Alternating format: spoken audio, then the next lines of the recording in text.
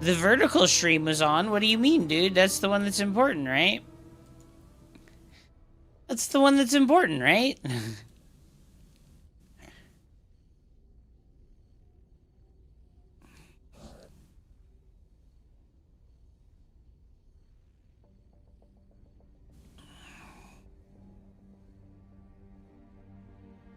More than 12 to 14 carriers with +2 becomes unbeatable. Blue team on a timer. I don't think so, dude. I mean, maybe with this battle mech underneath it, we make enough Thors, right? And then, like, we combo Thors plus carriers. I am Einstein WWE. I am Einstein WWE. Oh, okay. Well, be sure, dude. Go in the Discord. And down here, right, we have our general channels where we have the Tylenol enjoyers. Down here, we have the Starcraft discussion. Remember to put your replays in here, brother. I feel like today's going to be a slow day for the coaching because, unfortunately, like, most of my viewers that are interested in that are afternoon viewers. Most of them are afternoon viewers. Is what it is, dude. Yo, our boys got Psystorm on the way, dude. We need the Benadryl enjoyers and the Hatman seekers. I know, right? What the hell? Where are they at? Where are my Benadryl Hatman enjoyers at, dude? Mr. Darko Lost, welcome back to the stream. Upload the last one in chat. I know. He's supposed to engage new viewers. So it's not like he's cooking that hard on his writing projects. Well, he's just cooking hard on his debate projects. Who's my new viewer? What do you mean? It's Mr. Darko Lost. I did read his message. I just don't know what he's talking about. He's talking about Momo uploading his replay. Yo, these carriers are getting owned. Yo, Cure has 100 supply left. He got absolutely dumpstered on. And Rogue is attacking in multiple locations right now. And Cure is just getting absolutely shit on. Bruh, Terran player's dog. Dude. The truth is all the Terran players are dog. I am a physicist, and I was recruited by the WWE. Are you okay? Do you need me to call the mental health facilities? Mr. Darko Lost, if you're interested in some replay analysis and some free coaching, go ahead and join my Discord and upload some replays to the viewer channel.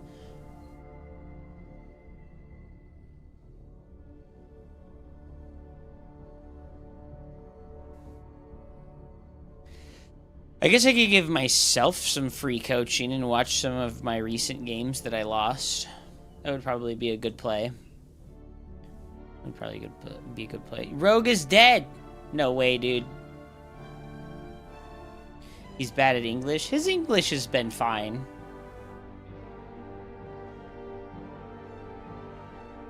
Watch me play a ladder game? Well, fucking upload it, bud. Dude, how did Rogue and Cure lose to these randoms? That's crazy. For a great defense against he uses Google Translate. Ah, okay.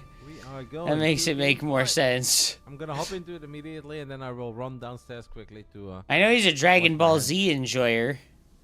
Right now, I'm basically. I know he's a Dragon Ball Z enjoyer.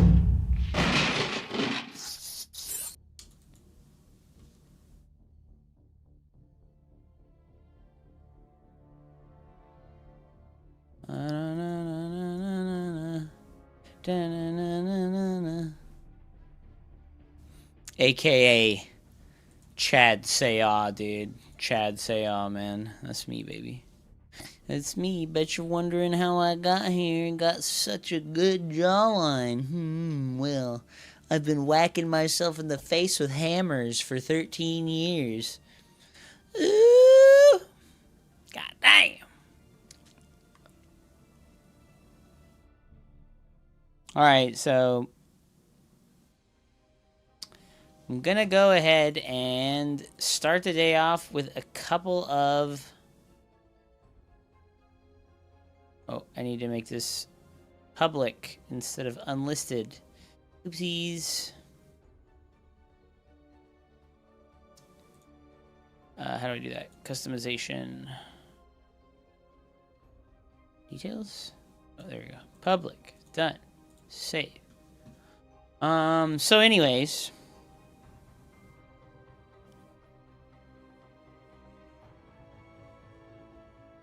Show me your big black hammer, daddy. Can you guys see the game? I was just seeing a black screen on my OBS. Can you guys see the Starcraft 2?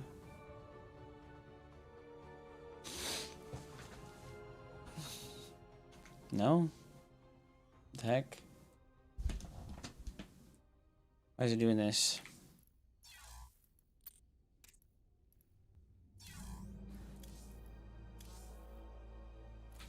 What the heck? Well, now you can see it. Why was it doing that?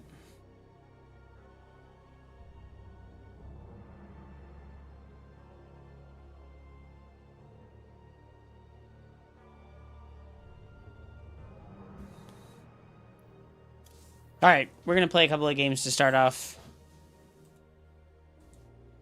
While we wait for some replays to accrue, hopefully. Hopefully we can wait for a couple of replays to accrue. If we don't get any people today, I mean, it is what it is. I've been trying to advertise the free coaching, but unfortunately...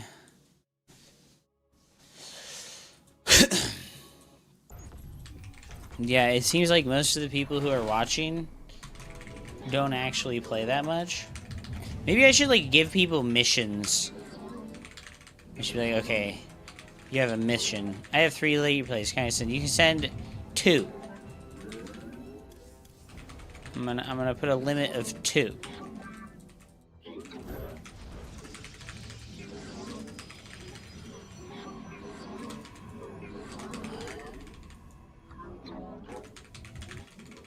Be careful. He's a dirt nasty Protoss barcode. Yeah. No shot, dude.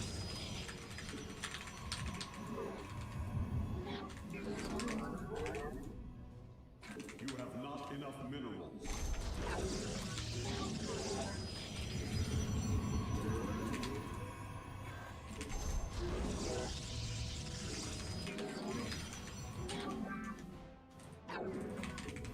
You declare with your mouth, Jesus is Lord, and believe in your heart that God raised him from the dead. You will be saved. Time is short. We are living in the end times. Jesus is Lord. I believe in my Lord and Savior, Jesus. Please, Jesus. Take me in thy hand. Take me to the land. Jesus man, Jesus man. Take me by the hand, Jesus man. This is a bot. You a bot, Tarek Ramadan? You a bot, bro?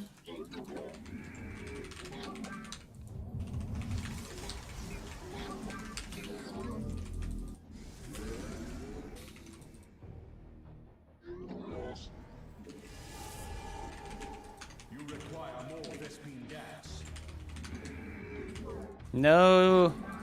Warp gate.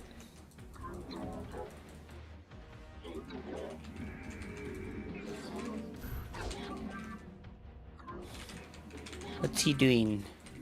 Nexus first? Okay.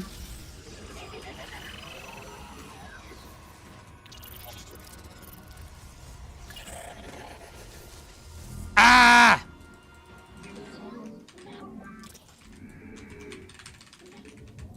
Okay, we're just trying to boost the workers here. I really hope I get to laugh my ass off at them one day. Yeah.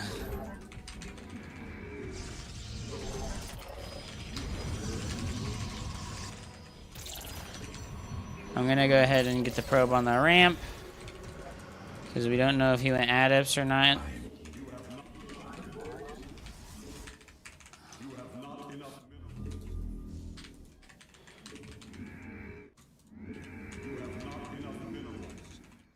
Assalamu alaikum. The hell does that mean, bro? What the hell did that mean? The skies.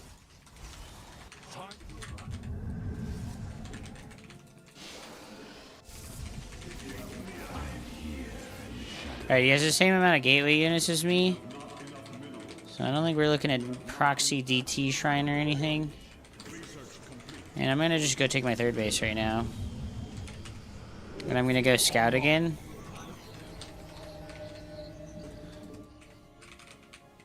To see if he's building more gateway units or not.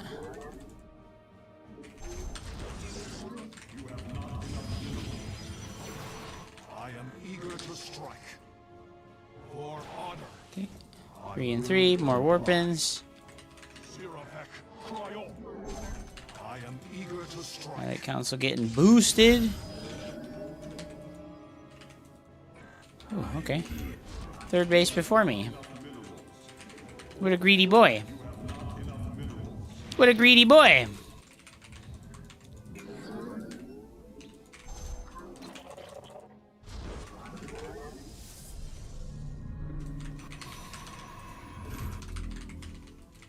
I'm gonna go ahead and make 2 adepts here.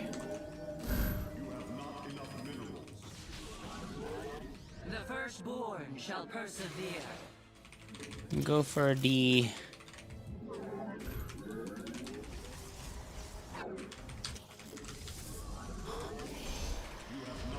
run by.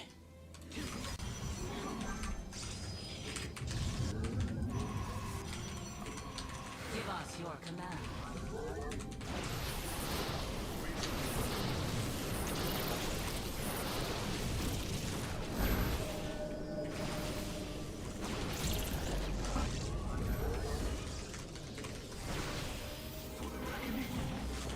Yes, Executor.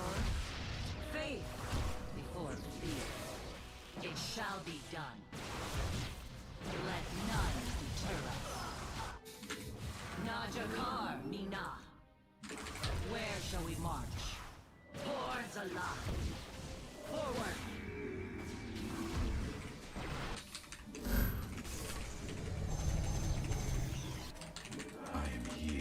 Okay. This wasn't bad.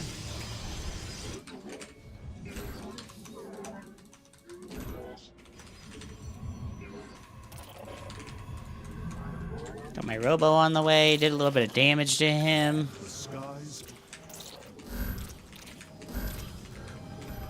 Let's remake our sentry here. And just keep chrono boosting the +1. It's the famous barcode guy. It is. What the hell? Did it already come from? Only one gas geyser? Oh, a DT shrine. Okay, okay. Let's go ahead and make our cannon since I have all my warp gates. I'm pretty sure. I'm missing 1 warp gate. Okay. Let's fix that right now.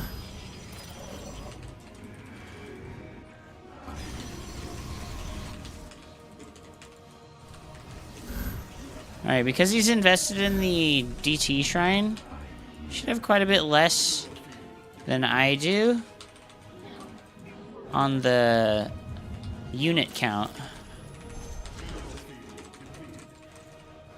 Wait. Set up the adepts again. Set up the adepts again. The firstborn shall persevere. Give us your comeback.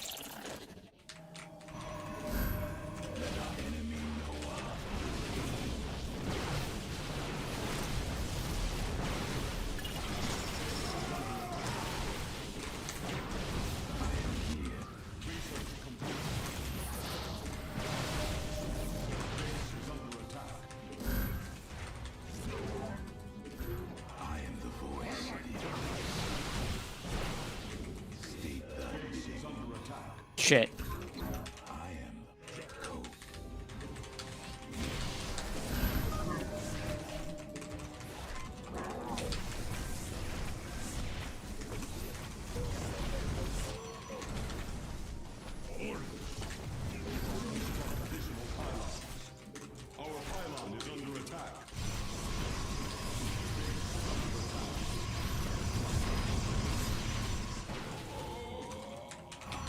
I lost all my fucking production.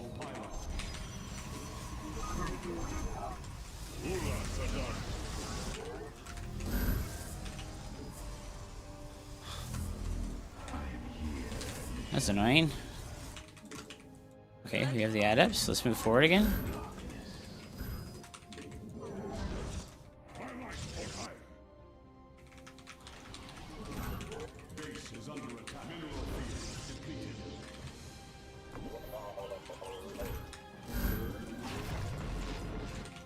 Ire shall be clear.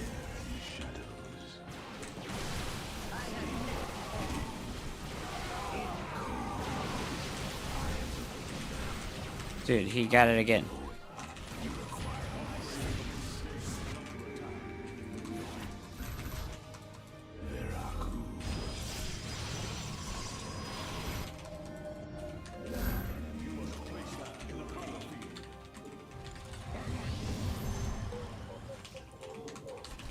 This guy's whole plan is just ha ha ha.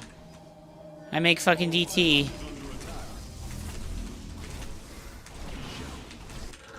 This guy's whole plan is just ha ha ha. I make DT. That's so lame.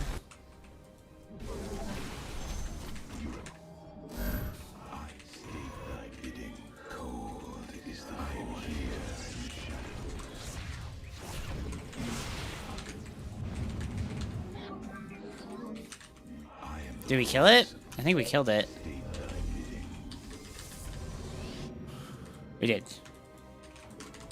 Let's go.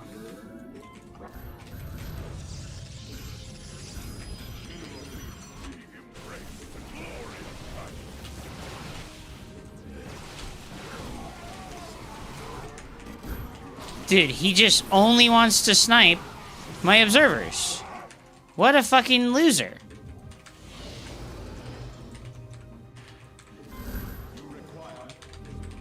This guy's a fucking loser, dude.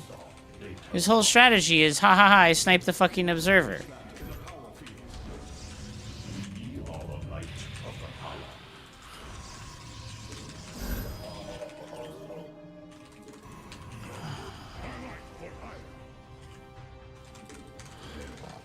Hello.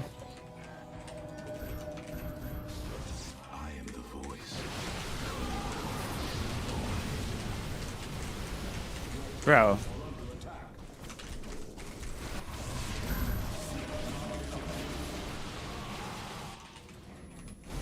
Bro. Is this guy for real?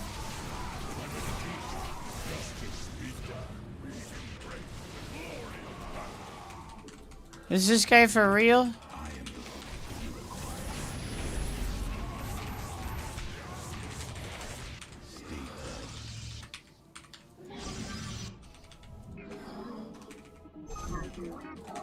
This guy's whole plan is snipe the fucking obs. What a fucking loser, dude.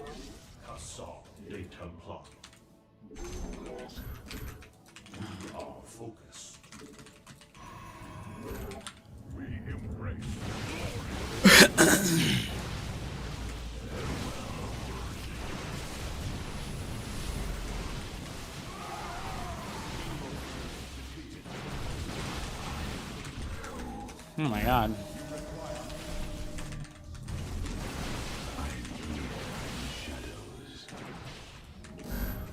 I'm just losing, straight up. I'm just losing, straight up, dude. Oh my god.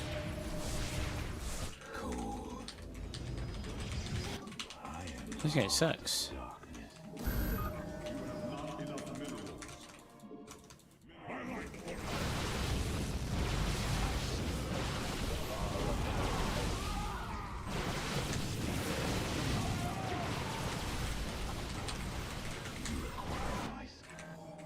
Oh shit.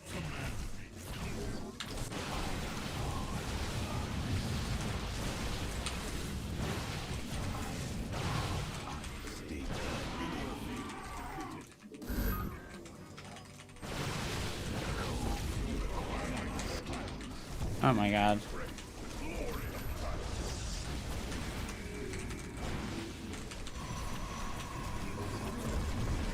Oh my god.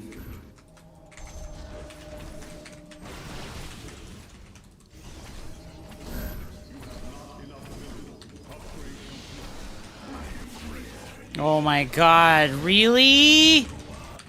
Dude, the whole strategy is just kill the observer forever.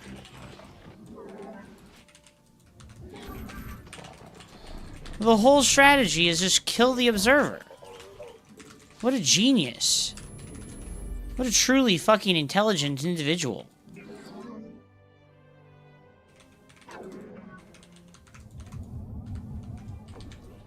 Oh my god, I fucking accidentally unhotkeyed all my next eye. Oh, we brought the prism over here. Holy shit.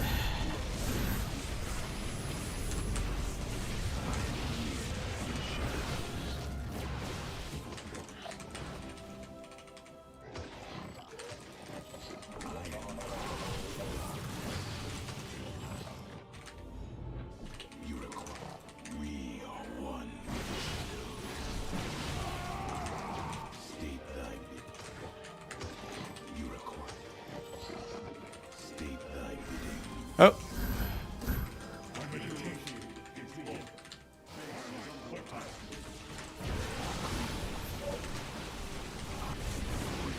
Well, his plan is to base trade instead of play the game with me.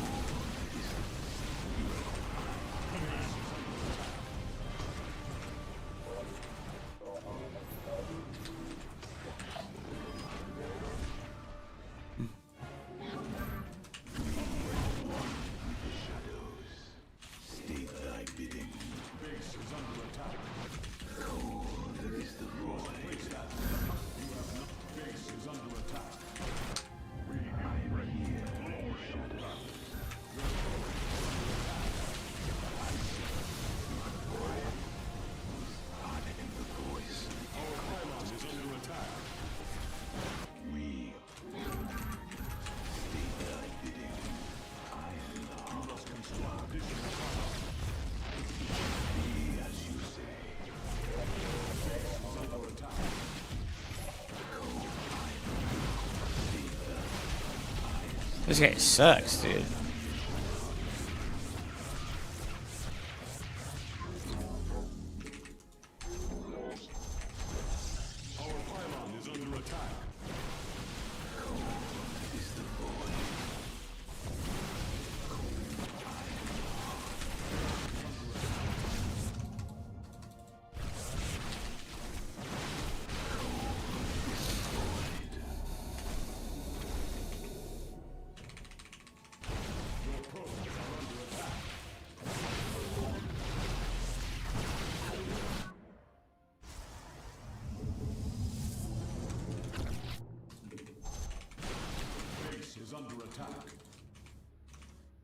Base is under attack. We move unseen. I am cold is the void. State thy bidding. It shall be as you say. Comes to all. Your warriors have engaged. Base is under attack. I serve you. I am weak. State the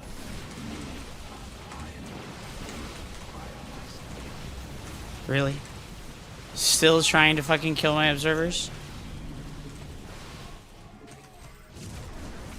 base is under attack. Cold. You require my skill. You have not enough minerals. I am the voice.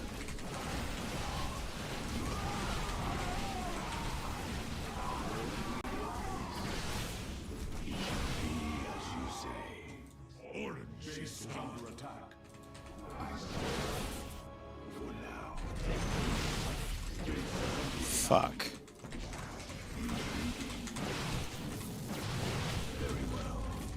Dude, this guy's the lamest player of all time.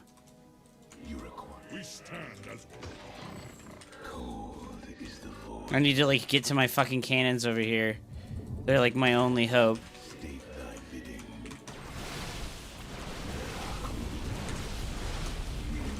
Unseen.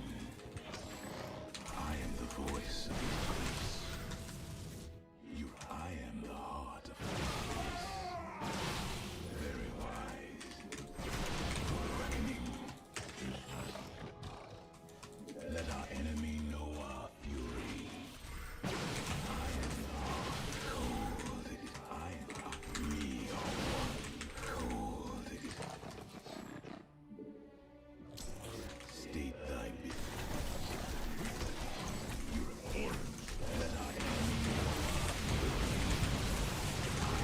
No!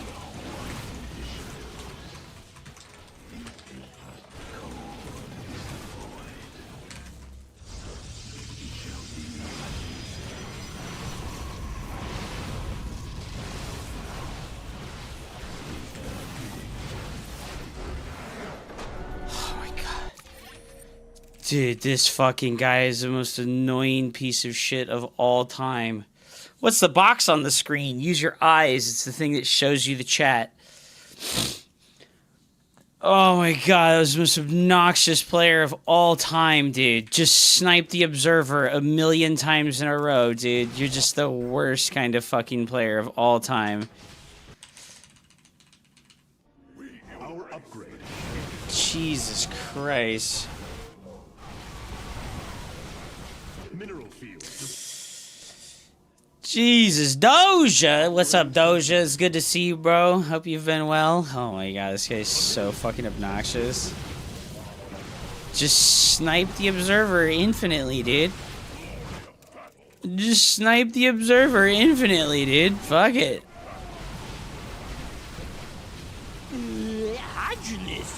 Juvia.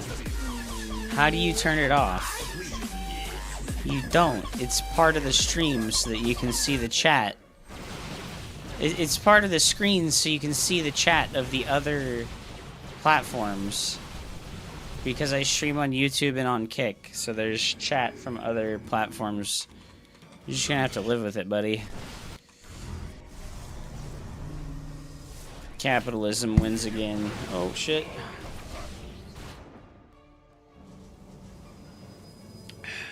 Build a Darkstrider and do the same thing to him. No, his whole strategy is this.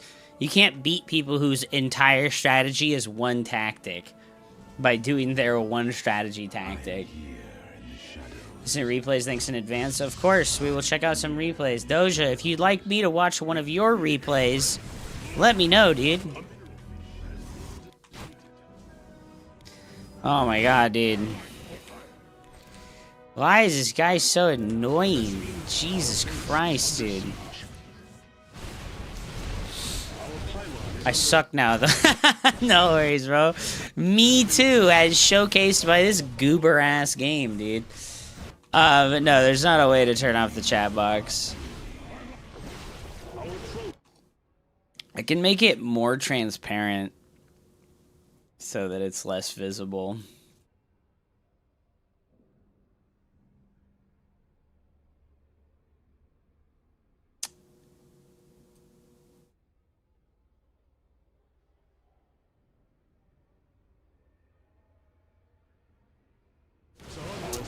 Thank you so much for the resub, Juvia. Welcome back to the dumpster.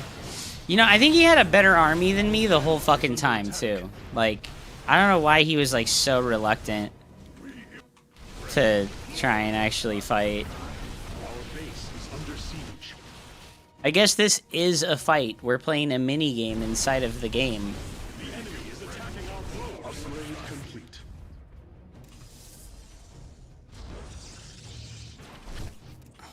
I just have way more buildings than he does. Dude, when did he get to, like, one probe? Where's the, like, one probe that he has with his army? Oh, it's right there. There's the one probe, dude. Oh my god, dude.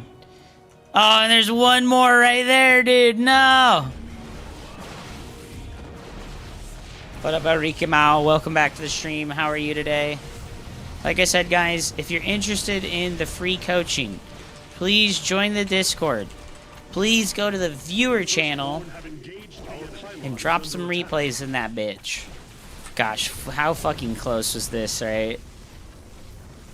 How fucking close was this? I can't believe that he got my observers here. It's just that he has fucking 5 and I only have 3. I can't believe how persistent he was about, like, I must snipe the observer. Oh my god, that's the most obnoxious minigame of all time, dude.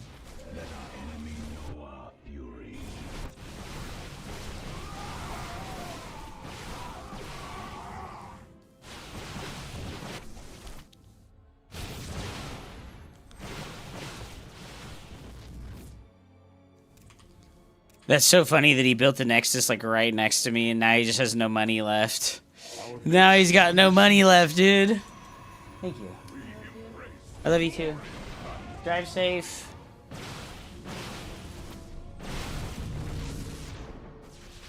His whole point is to play obnoxious styles, make you rage.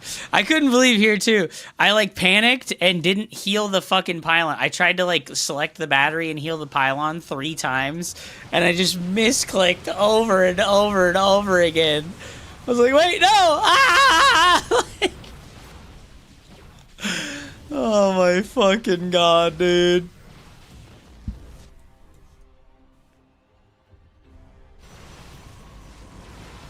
Oh my god, it was so close, dude. It was so close, dude. Ah, what a nail biter. Oh, fuck, man. That's crazy. What a fucking good first game of the day, man. EU server never fails, dude. EU server never fails. Always some goober ass shit going on.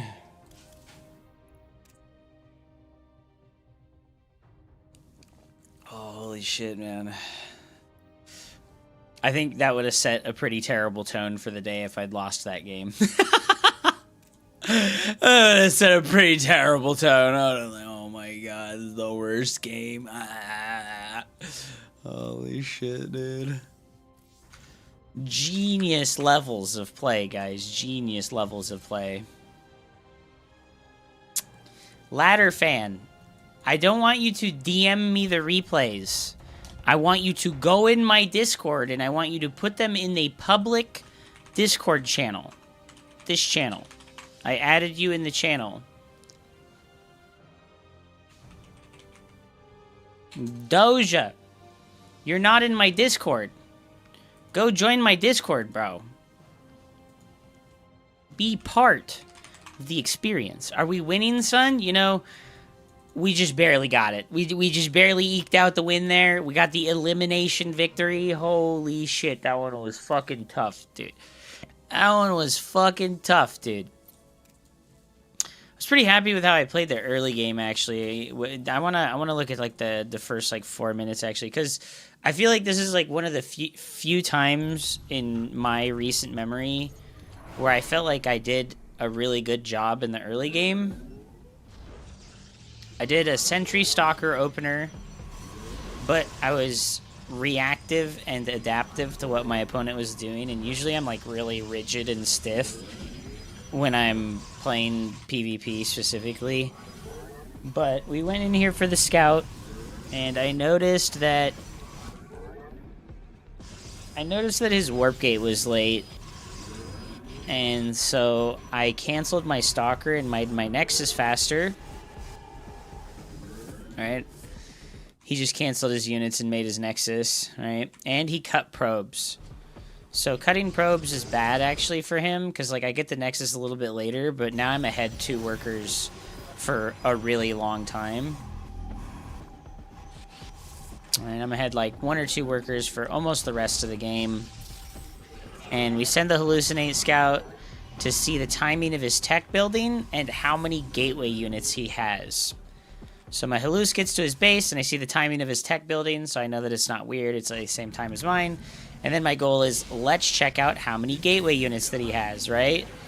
And I see that he has the same or more amount of gateway units as me, so I know he's not hiding anything, right? And then I send the next Hallucinate Scout, and I just get ready to build my 3rd base immediately. See, he's already building it, which is crazy, right? It's crazy that he's already building it. But I go ahead and build mine, and then we come in here with the Halluc again, and we get to see the follow-up. No extra tech, and a 3rd base. That means nothing super goofy, right? Because he can't afford anything that I couldn't afford because of what I'm seeing here. And then I go ahead and drop the Forge and continue to produce probes. And like I said, I've been ahead 2 or 3 probes the entire game. My probe production is just a tiny little bit better than his. He does set up this harassment on my 3rd base here. And you know, this is like a moment where like usually I falter and fail really badly when I have to like multitask, right? If somebody attacks me or I attack them, I don't get anything done. But I remembered to use the adepts, right? Like I'm here, I'm microing, and I'm like, wait a minute, my adepts. I'm like, wait a minute, my adepts. And so I select them and I shade them with the mini-map. I shade them with the mini-map. Were these hallucs? No. So, I'm getting quite a few kills here now. And I'm also fucking up and not building probes, but, you know. Can't have everything. You can't have everything. And now I'm ahead like 5 or 6 workers, which feels pretty good. And I'm going to start all my production structures before him. And then we go for our next hallucinate scout. And my goal here is to see what his tech is, right? I'm looking for the tech. I did walk right past the warp prism there and not notice it, unfortunately, just as there's just a lot of things to pay attention to. So I saw the DT trying to drop the cannons. The cannons have dual purpose. They help against Zealot run-bys later, too. And then I go ahead and just drop my 4th base. And like I said, I knew that because he was investing in the DT Shrine, he would have less units overall. So I knew that I would be able to harass him more. He did indeed snipe my observer here, and it was like at this point that I was like, oh fuck, dude. He's one of these guys. He's just gonna fucking try and snipe the obs over and over again. And then once again, I remember to send in the adepts. Free coaching day with the hoopsaya. That's me, dude. And it was at this point that I was like, man, this guy is super fucking annoying, dude. Like, I was like, man, this guy is super fucking annoying, dude. I forgot the adepts for so long, actually. We were putting out a lot of fires in my base.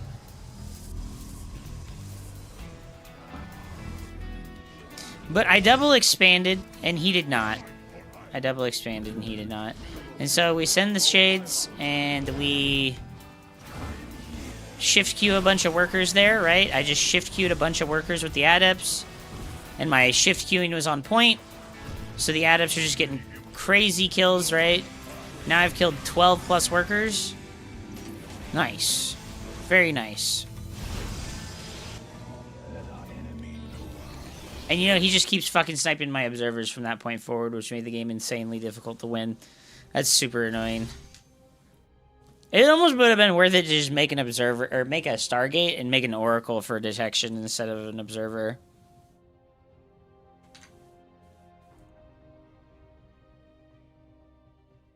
Okay.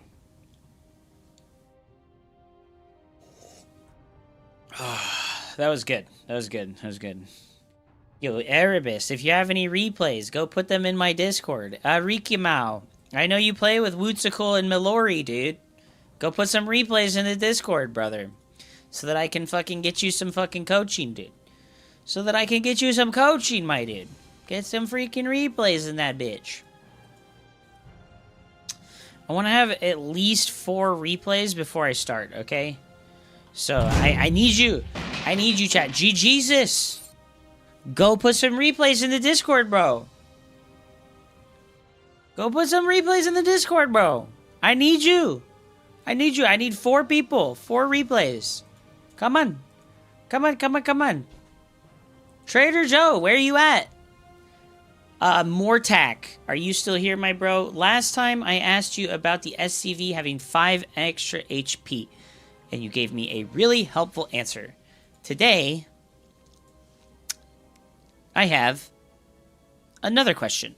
Why does the Colossus have a sight range of 10, while the Siege Tank has 11? I'm trying to understand the reasoning, but it doesn't make much sense to me. It seems like an unfair advantage. That does seem like an unfair advantage.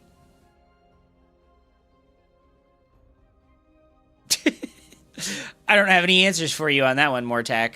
I'm sorry to say, man. That does just seem like an unfair advantage. The Colossus can move. The Colossus' upgraded range is only 9. Alright, let's go again, dude. Let's go again, dude.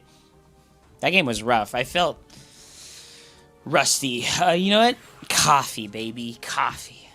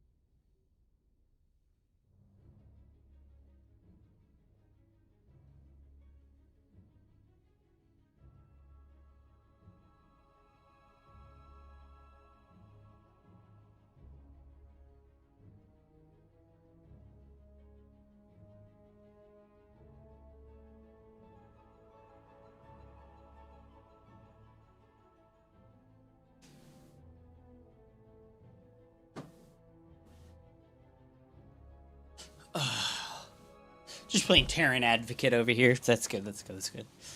Some units like Tempest and Siege Tanks are supposed to work with a spotter. Yes. Alright guys, you know what? There's a video I want to watch by the RTS Storyteller where he says why he's worried about Warhammer Dawn of War 4. Let's see the release of Warhammer 40k Dawn of War 4. And while I the just wanna trailers see what and he has early to say. footage actually look pretty solid, today I want to share some of my concerns about the game, why I am a bit skeptical, and what I'm worried we might end up getting at launch. First of all, everything I say here is of course subjective.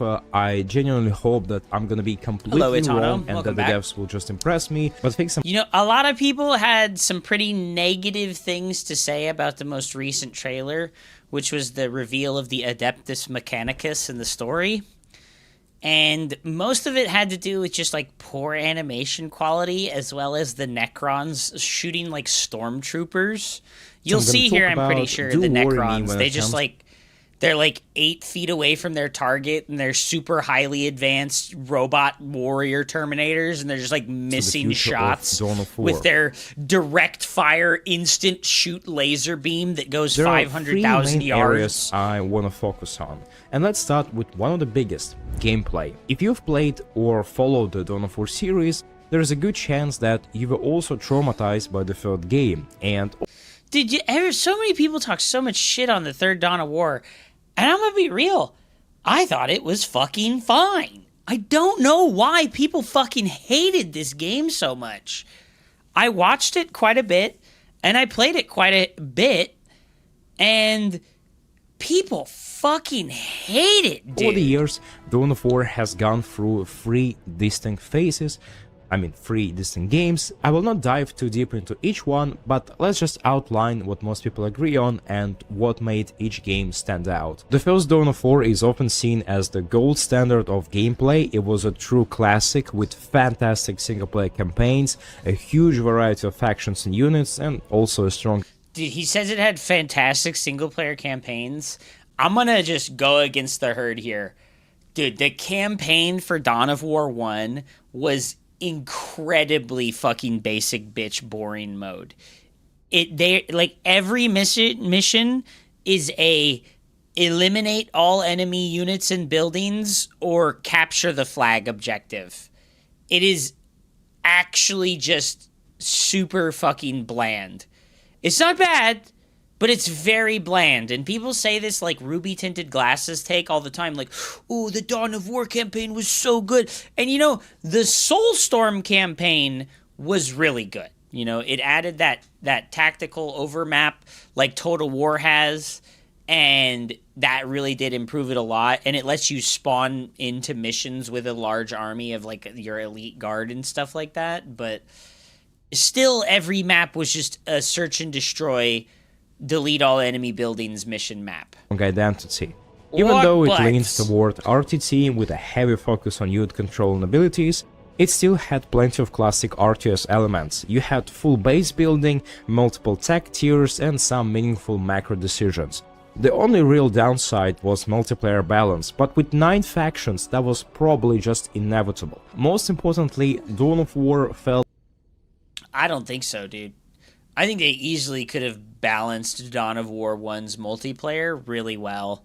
They just chose not to. like the proper Warhammer 40k experience. It was The brutal, Bane blade violent, shooting at the grimdark, frickin' and epic. orc A true war depiction boss. of endless war in this universe. Everything contributed to that. The visuals, the gore, the incredible sync kills, and also the epic and even slightly depressive and sync kills scary were so faction good. soundtracks. Dawn of War 2, in my opinion, was a logical continuation. I think it was pretty good. Of course, Well, on the show one me that hand, the Shameless gameplay was replay, dude. simplified, base building almost ceased to exist, army sizes were also a bit smaller. Okay, I do agree. You know, everybody talks shit about Dawn of War 3. I think Dawn of War 2 is the shitty one. Like, I don't know what the fuck anybody sees that's good in Dawn of War 2. Every unit moves at a snail pace. Every unit acts like it's a siege tank that just, like, slowly fucking moves around and has, like, really slow turn radius. Like, I have no idea what the hell the attraction to Dawn of War 2 is. I really don't think it was very good. And the focus just shifted even more toward individual units, which could now gain veterancy. It was still cool, and micro in the squads was fun, but I gotta say the single-player campaign was really phenomenal and just outstanding, especially the Chaos Rising expansion. I forgot to do something. Yes. What do you require? Did you text it to me? You didn't text it to me.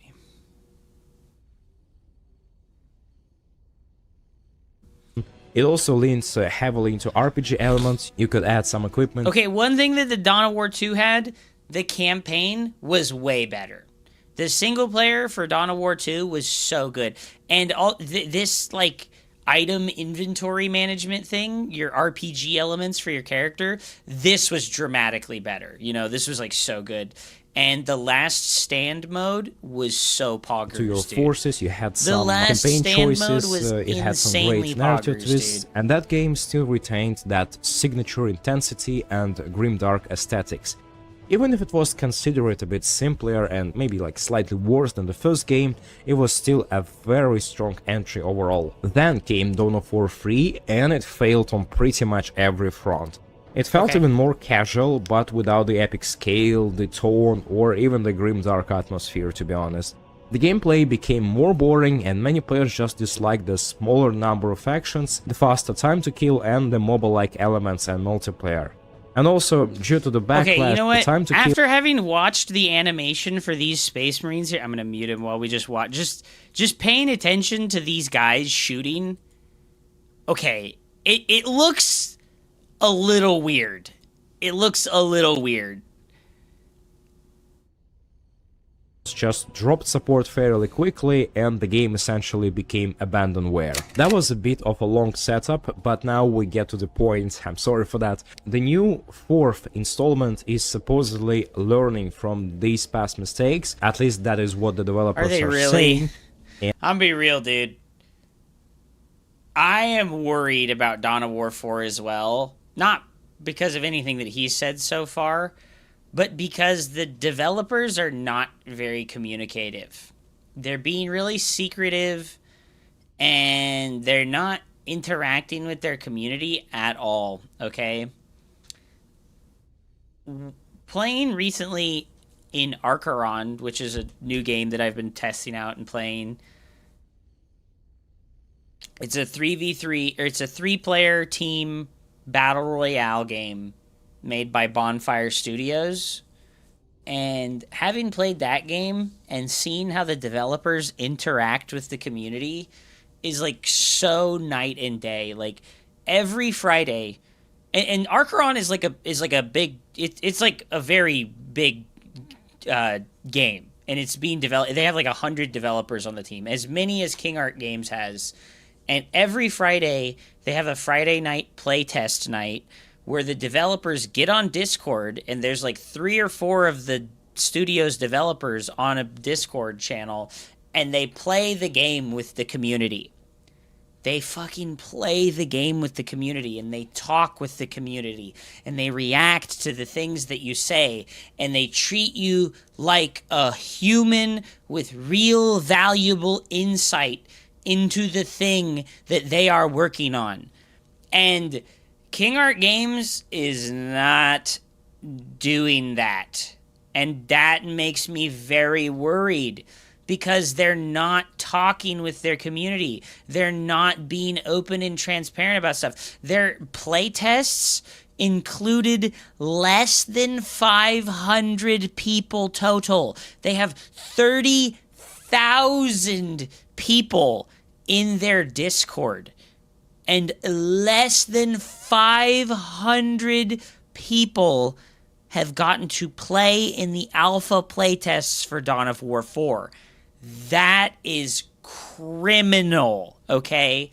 That's what makes me worried, is that these guys think that their shit don't stink. They're up in their ivory tower made out of fucking foreskin and fucking adrenochrome, and they're like, we're going to make the game how we want to make it, and these plebeian fucking gamers don't know anything. They've never developed a game. That's the vibe I get from them, and that's what worries me, man. And they are promising a return to the series' roots and to somewhat classic RTS design.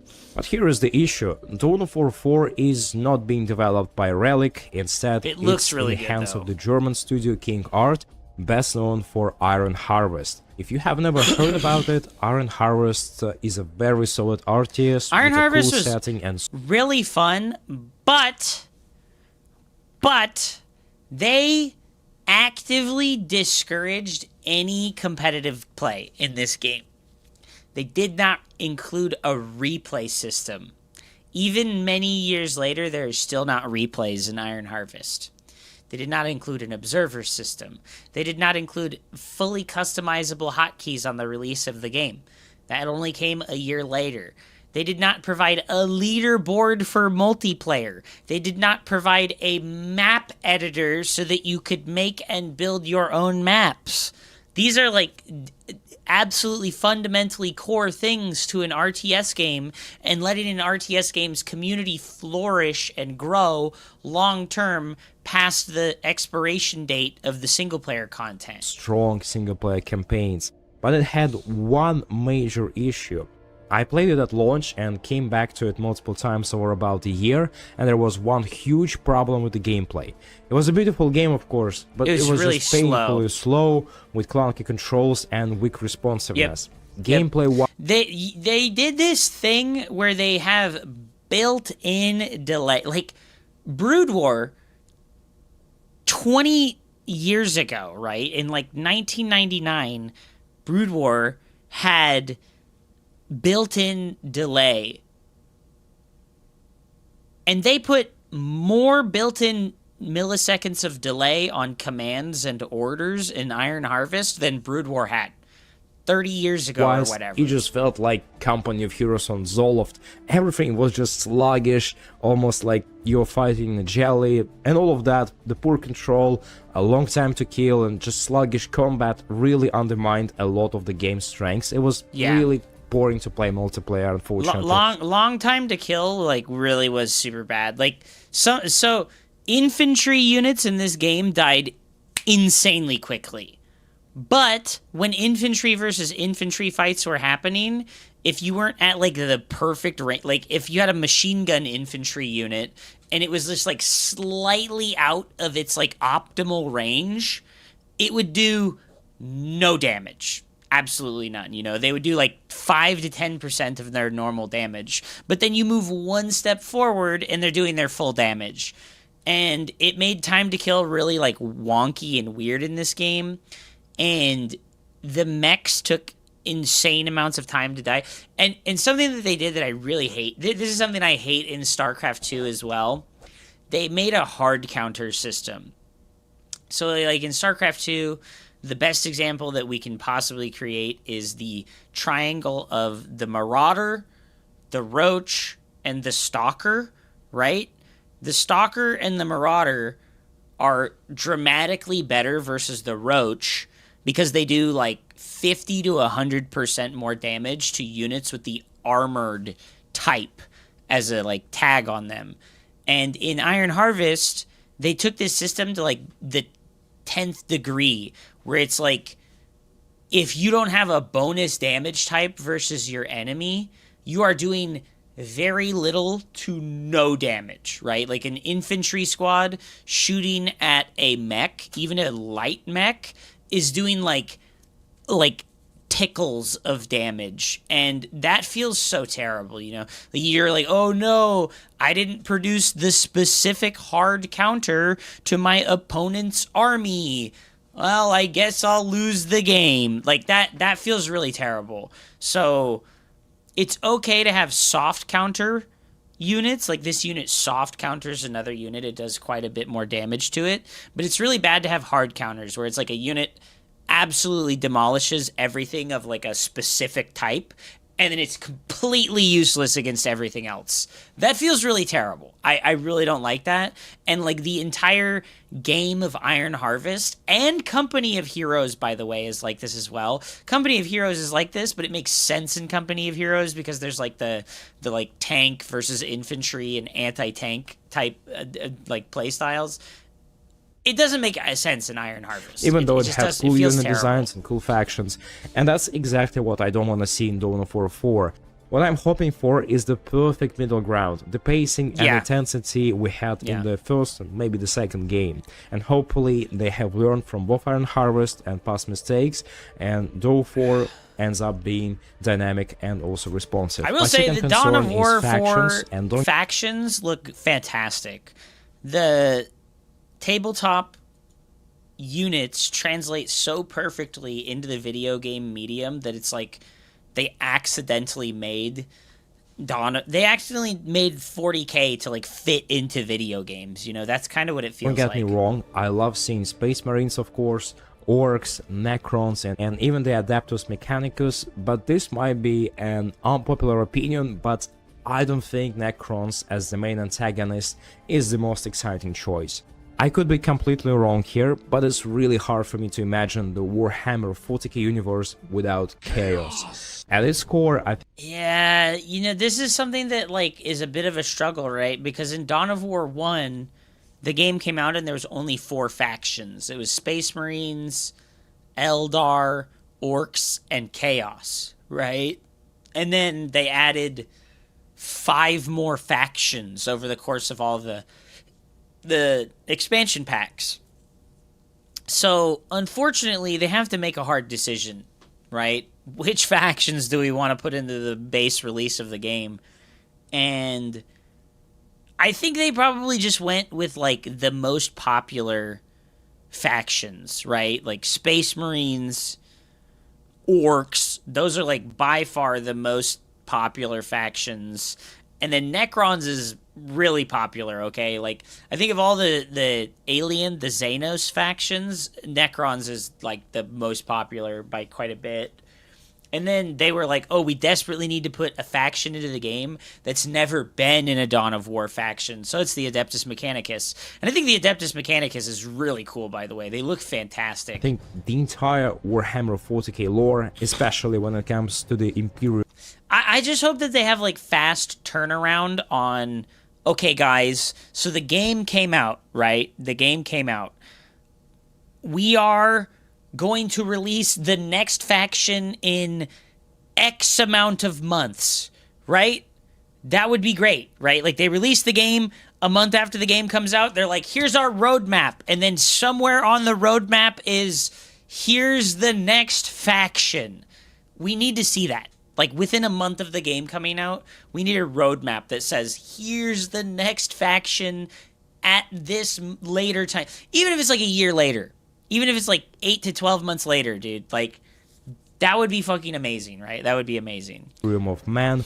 It is just built around the Emperor's 'Cause, yeah, where's struggle chaos? against chaos. And that's Where's what the Tyranids? Horus Heresy was all about. Where's the Conflicts Tau? with other factions just feel like side quests, while the war against forces of chaos is the true eternal conflict, and that's the ultimate final boss. Chaos as the central evil is just such a compelling concept. Compared to most sci-fi factions, I think the thing that's important to remember in Warhammer 40k is, so he's talking about the idea of like a central evil, right? I don't think that there's a central evil in the Warhammer universe, and this is like esports storyteller doesn't understand Warhammer. There is no central evil. Everyone's evil and everyone's bad. There is no good guys. That's the idea of this game. He's trying to fit the mold of Starcraft, where unfortunately Blizzard did the most oafish milksop type of storytelling, where they were like, and then the big bad appeared. Amon came about and he did this and that, and he is the big bad, and everyone works together to defeat him. There's no big bad in 40k, so I don't think that they need to have that kind of storytelling. It just feels truly unique. We can easily imagine the Emperor's legions crushing Xenos races, overcoming overwhelming odds, and just standing strong against advanced technology. It's all, kind of familiar, it's easy to comprehend, and it doesn't really intimidate you that much. But Chaos is just different. It's far more dangerous because it corrupts you from within. It eats away at the mind and soul of a space marine, pushes them towards immoral and ugly choices, and ultimately it twists them physically, warping both body and spirit while promising unimaginable power in exchange for devotion to the Chaos Gods. It's a threat that comes from everywhere in that universe, and that's an evil that can never be truly defeated, and that's why the Imperium is so paranoid about it. It's just the bitter irony that right after the Horus Heresy, the whole Imperium also became a much worse place to be in, with the Inquisition and all that comes with it. Chaos is also a reflection of human nature. It draws clear parallels to concepts like morality, temptation, and even some ideas of the devil and Christian ethics and symbolism in the real world. Well, technically the Tau and the Votann are good guys, but also the Tau brainwash everybody that they come across and, integrate them into their societies as slaves.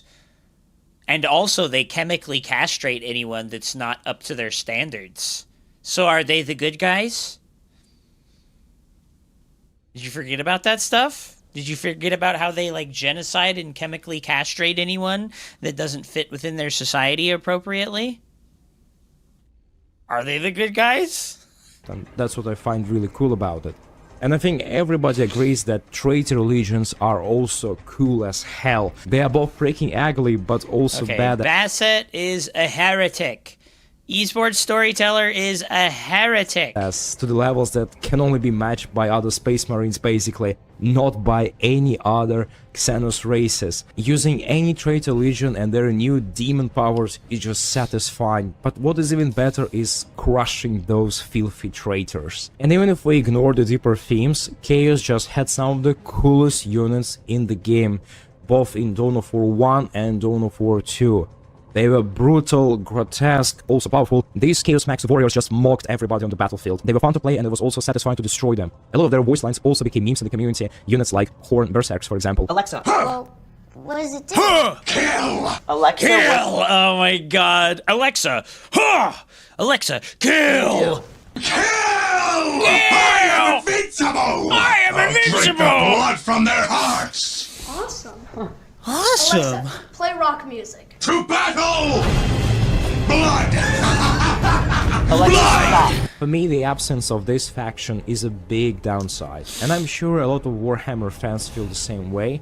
It's just really hard to imagine the game without Chaos. It's such a big part of the universe that video is 14 years old. Holy shit, dude. it's just weird to not see it in that game. Maybe it will be shown in the plot, maybe the developers are just hiding that as a plot twist. That would be really, really cool, but I think it's still not gonna be a playable faction, because I think if it was the case, they would. There's already quite a few Astra Militarum or Imperium war.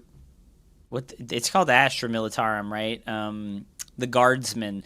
There's already quite a few Guardsmen units in the game, so I wouldn't be surprised if the Guardsmen were the first faction would have that they announced revealed. that. Maybe they'll add it later as DLC, but I think it's still disappointing not to see it at launch. And coming together with this, my third concern is the grimdark tone. I know that the developers have said that they are aiming to capture it, but so far we've seen very little actual gameplay. Most of what we have are CGI trailers. They look really cool, they look solid, and the voice acting already sounds promising. But I really hope that tone carries over into the gameplay CGI itself, looks really not just good. the cinematics.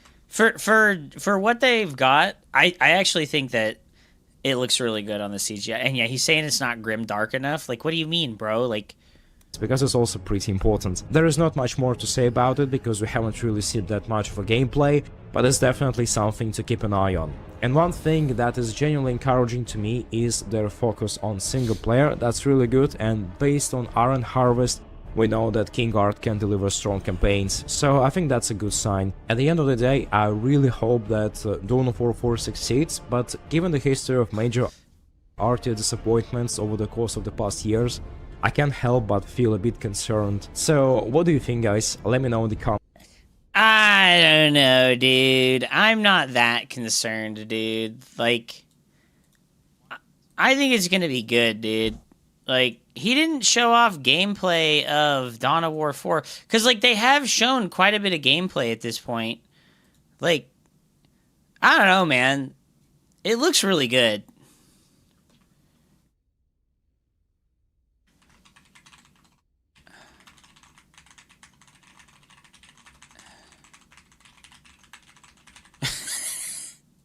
Your cup artist. This is going to be the best RTS game ever played. Oh my god.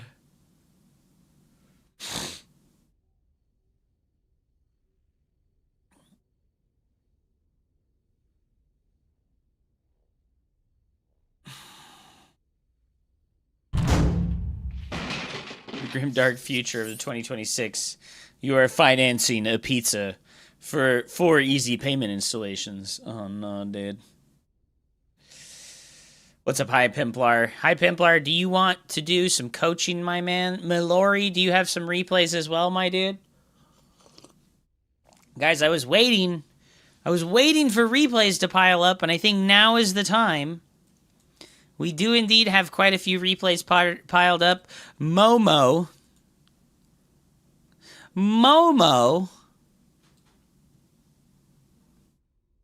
Are you here? Are you ready? Are you ready, Momo? Boobs.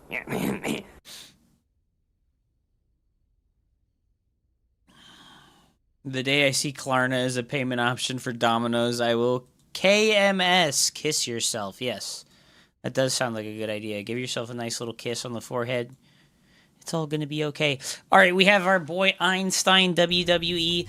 Anyways, the Dawn of War 4 stuff is cool. I'm really excited for the game. I am worried as well. It is what it is. And yeah, no, Grimdark is a great way to please 10,000 European 40-year-olds that won't play the game after, you know, like a fucking 6 months has passed, unfortunately. Oh, also, I need to go take that thing outside. I need to go take the thing outside. What was it that I need to take outside? Just put the empty fabric closet and gate room on the front porch. Okay. Hold on. 1 second. Scene. I fixed it.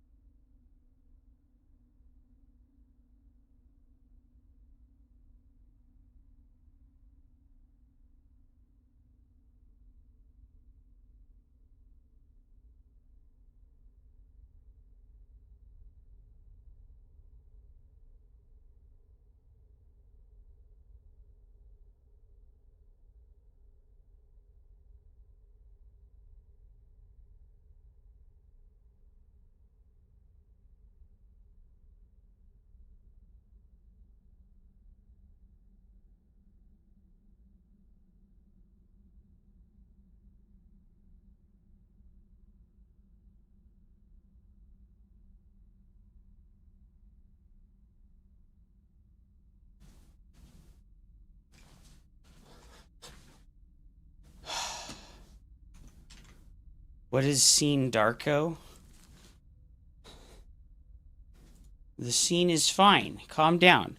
Guys, I can't get that thing outside. It doesn't fit through the fucking doorway.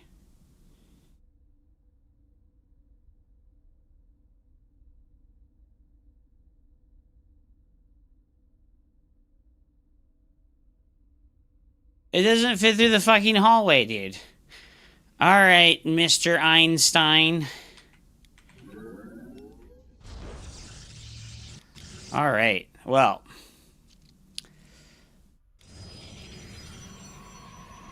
I'm going to tell you right now that your pylon is in the worst possible position. Because it's forcing your workers to mine inefficiently. So always build your pylon outside of your mineral line, okay? Oh, cool. Cannon rush. Hell yeah. Alright, well, here we go. There's a cannon rush. What would you like me to analyze for you here? Just on a real moment. What would you like me to analyze for you?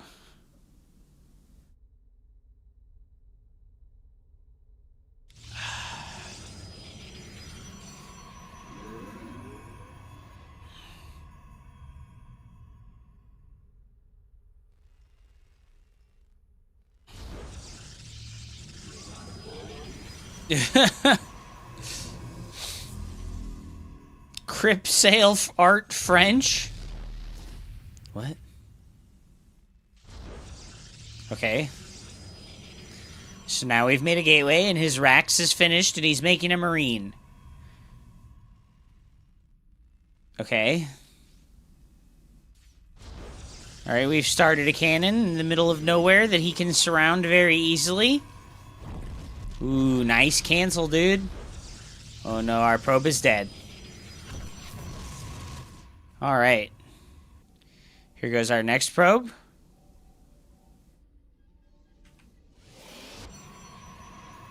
Alright, starting that gas geyser because our gateway's coming. Okay.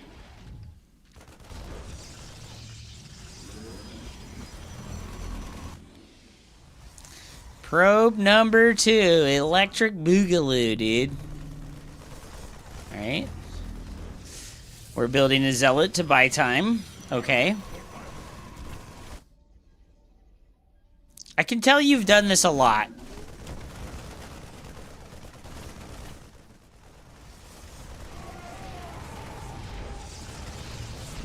Oh no. Our probe got trapped again, dude.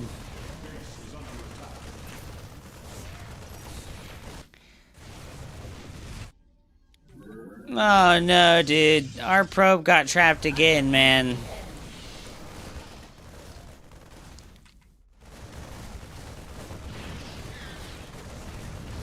Man, we've made 4 zealots and killed 2 SCVs. Oh my god, we got a stalker. You got a micro a little bit better so it doesn't take damage.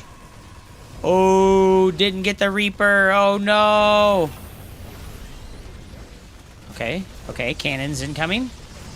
Oh, lost the stalker, dude. Bad micro. Bad micro, dude. Now we get the robo. Okay.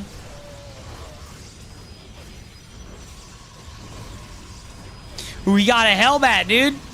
You just stand and fight? Did you know that stalkers are ranged units and you're supposed to kite? So when you shoot with the stalker, give it a movement command after. Shoot, move. Shoot, move. Okay, so you can stay out of range of his units if you shoot and then move.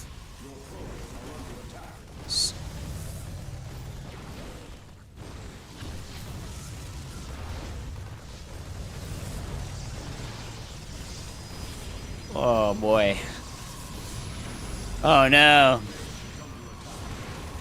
You need to focus fire the SCVs instead of the unit that the SCVs are healing.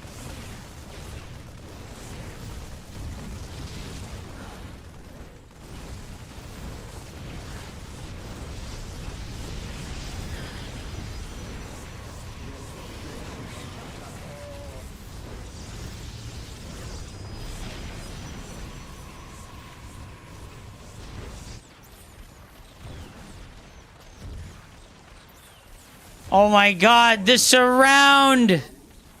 Oh my god, we almost got the surround! Alright, so we're super cooked, right? It's all ogre.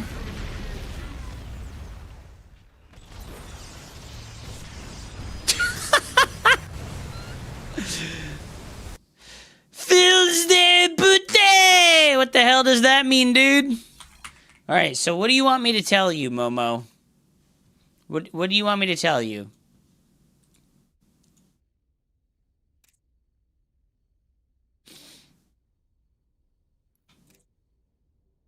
How do you ever lose a cyclone there?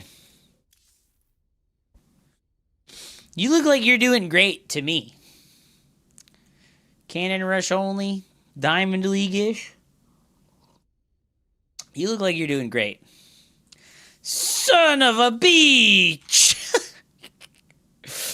Oh my god, bro. Alright, this guy's coming off my friends list because he's saying bad words. Sacre bleu. When I macro, I am cheesed. Okay, so why did you send me a game of you cheesing if you wanted me to give you advice on how to macro?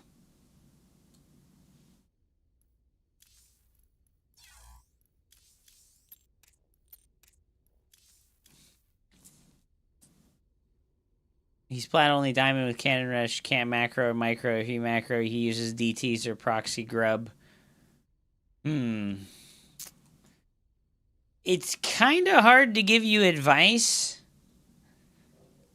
First of all, you just need a build order, my brother. My brother in Christ, you need a build order. I have a very nice video on the absolute basics with all of the most excruciating details of how to execute the early game of Protoss versus Protoss.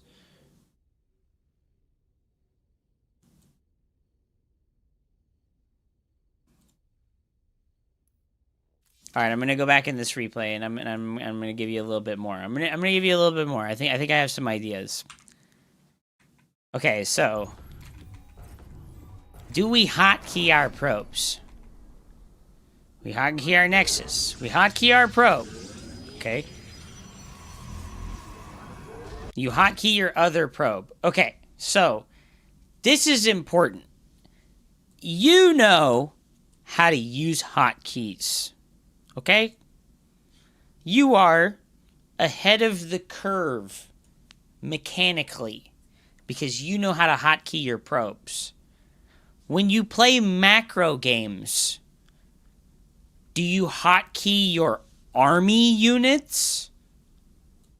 Do you hotkey your probe, your production structures like the gateway and the robo? Like right now, hotkey the warp gate so that you can build out of it faster.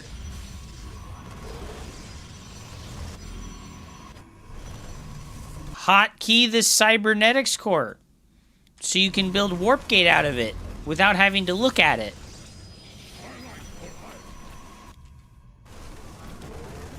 Just hit Diamond 3? Hell yeah. Where do I find these? The YouTube link that I just sent you. Okay, so if our probe hadn't gotten trapped here, we would have been able to build our tech building right now.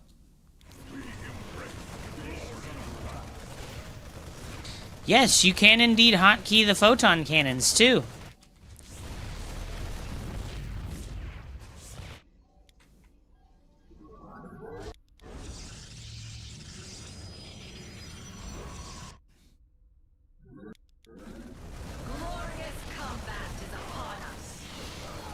Oh my god. Alright.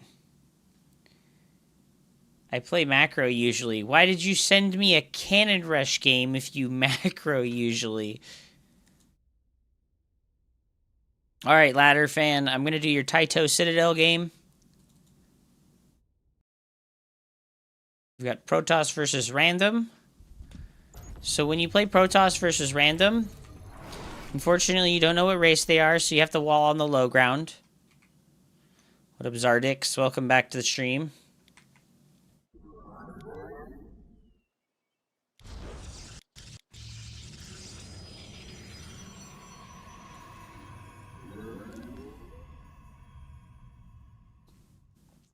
I will always pylon scout when I'm play versus random. Will always pylon scout when I play versus random. Because you want to know as quickly as possible what they're doing. Can anybody else see their probes?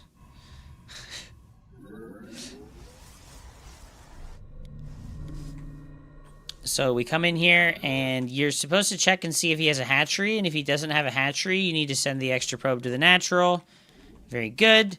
I would prioritize blocking this drone from building the hatchery instead of coming in here and checking to see what he's doing, okay?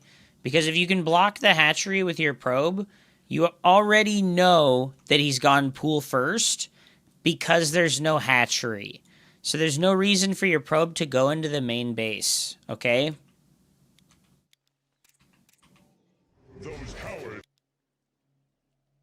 You should only do 2 gateways versus 12 pool.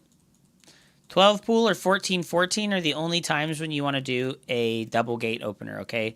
So there's 2 situations, okay?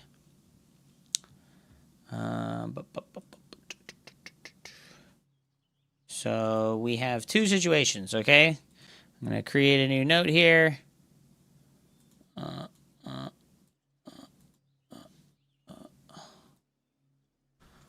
Create a new note. Pool first responses, okay?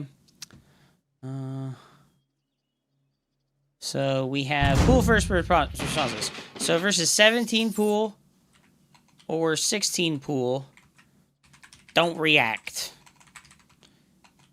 Go 19 Nexus, 19 Cyber, Pylon, Zealot, Gas number 2. Okay?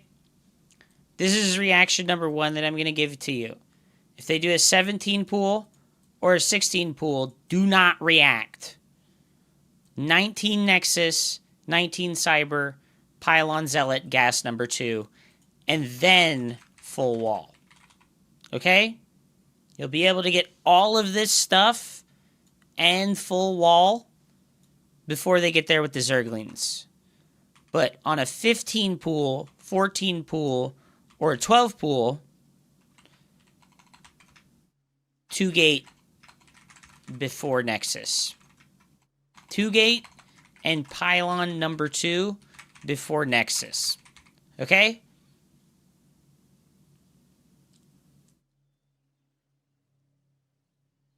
Yes, blocking the hatchery is more important than scouting the pool timing. So, what you're going to do is probe reaches their base.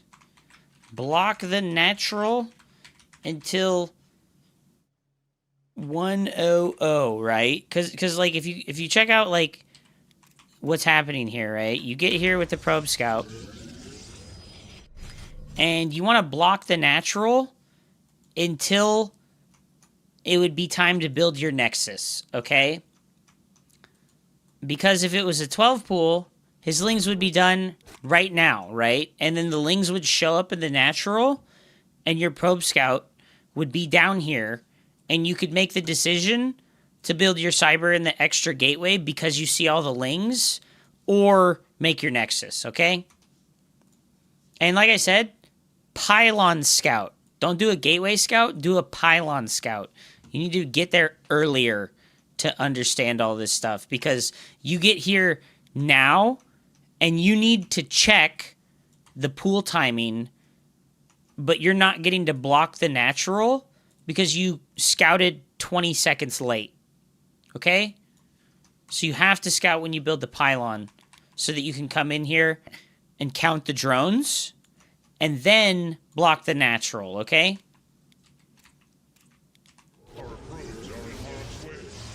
So you go double gas, and you lose your probe scout. This is like the ultimate sin, okay? So I think nothing else in this match matters other than your probe scout dying. If your probe scout dies, you lost the game because you don't know what they're doing. You don't know if he's going to pull all the drones. You don't know if he's going to drop 5 hatcheries. You don't know. You can't lose the probe scout. You have to keep the probe scout alive if you're going to play PvZ. Because when they go pool first like this, you cannot leave your base with the first gateway unit to go scout. So the probe scout has to be alive. Probe scout has to be alive. So it needs to leave their main before the Zerglings finish. Okay?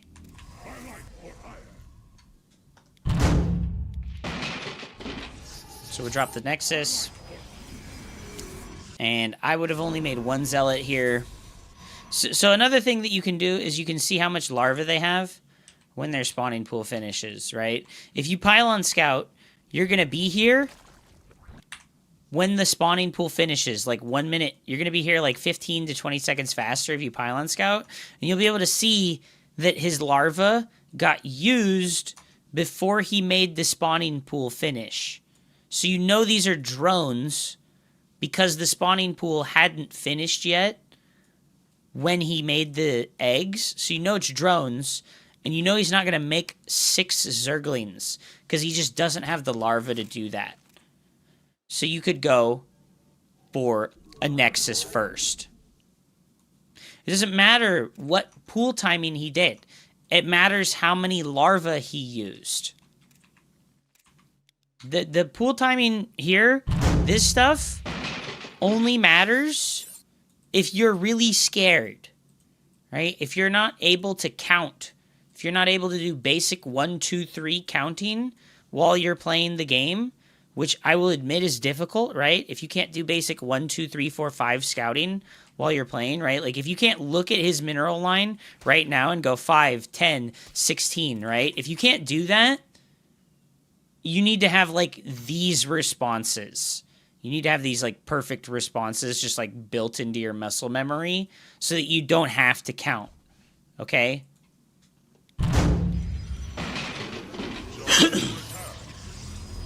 Because you're going to get really far behind economically.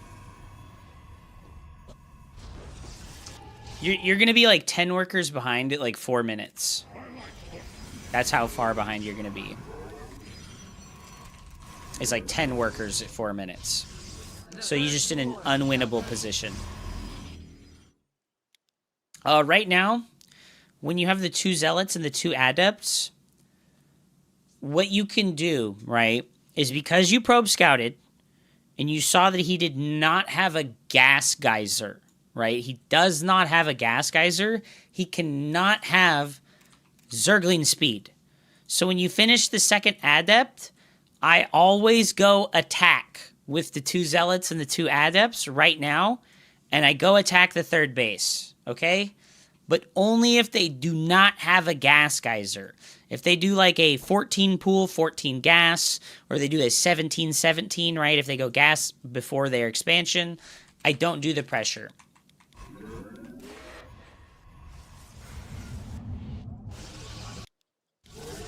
You're taking like a really long pathway to his base for no reason. Don't do this. Just go straight there. Just don't do this. Go straight there. Don't waste time.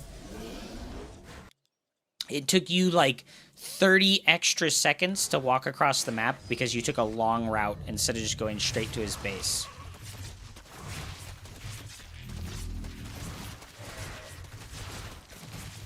Okay. That's fine.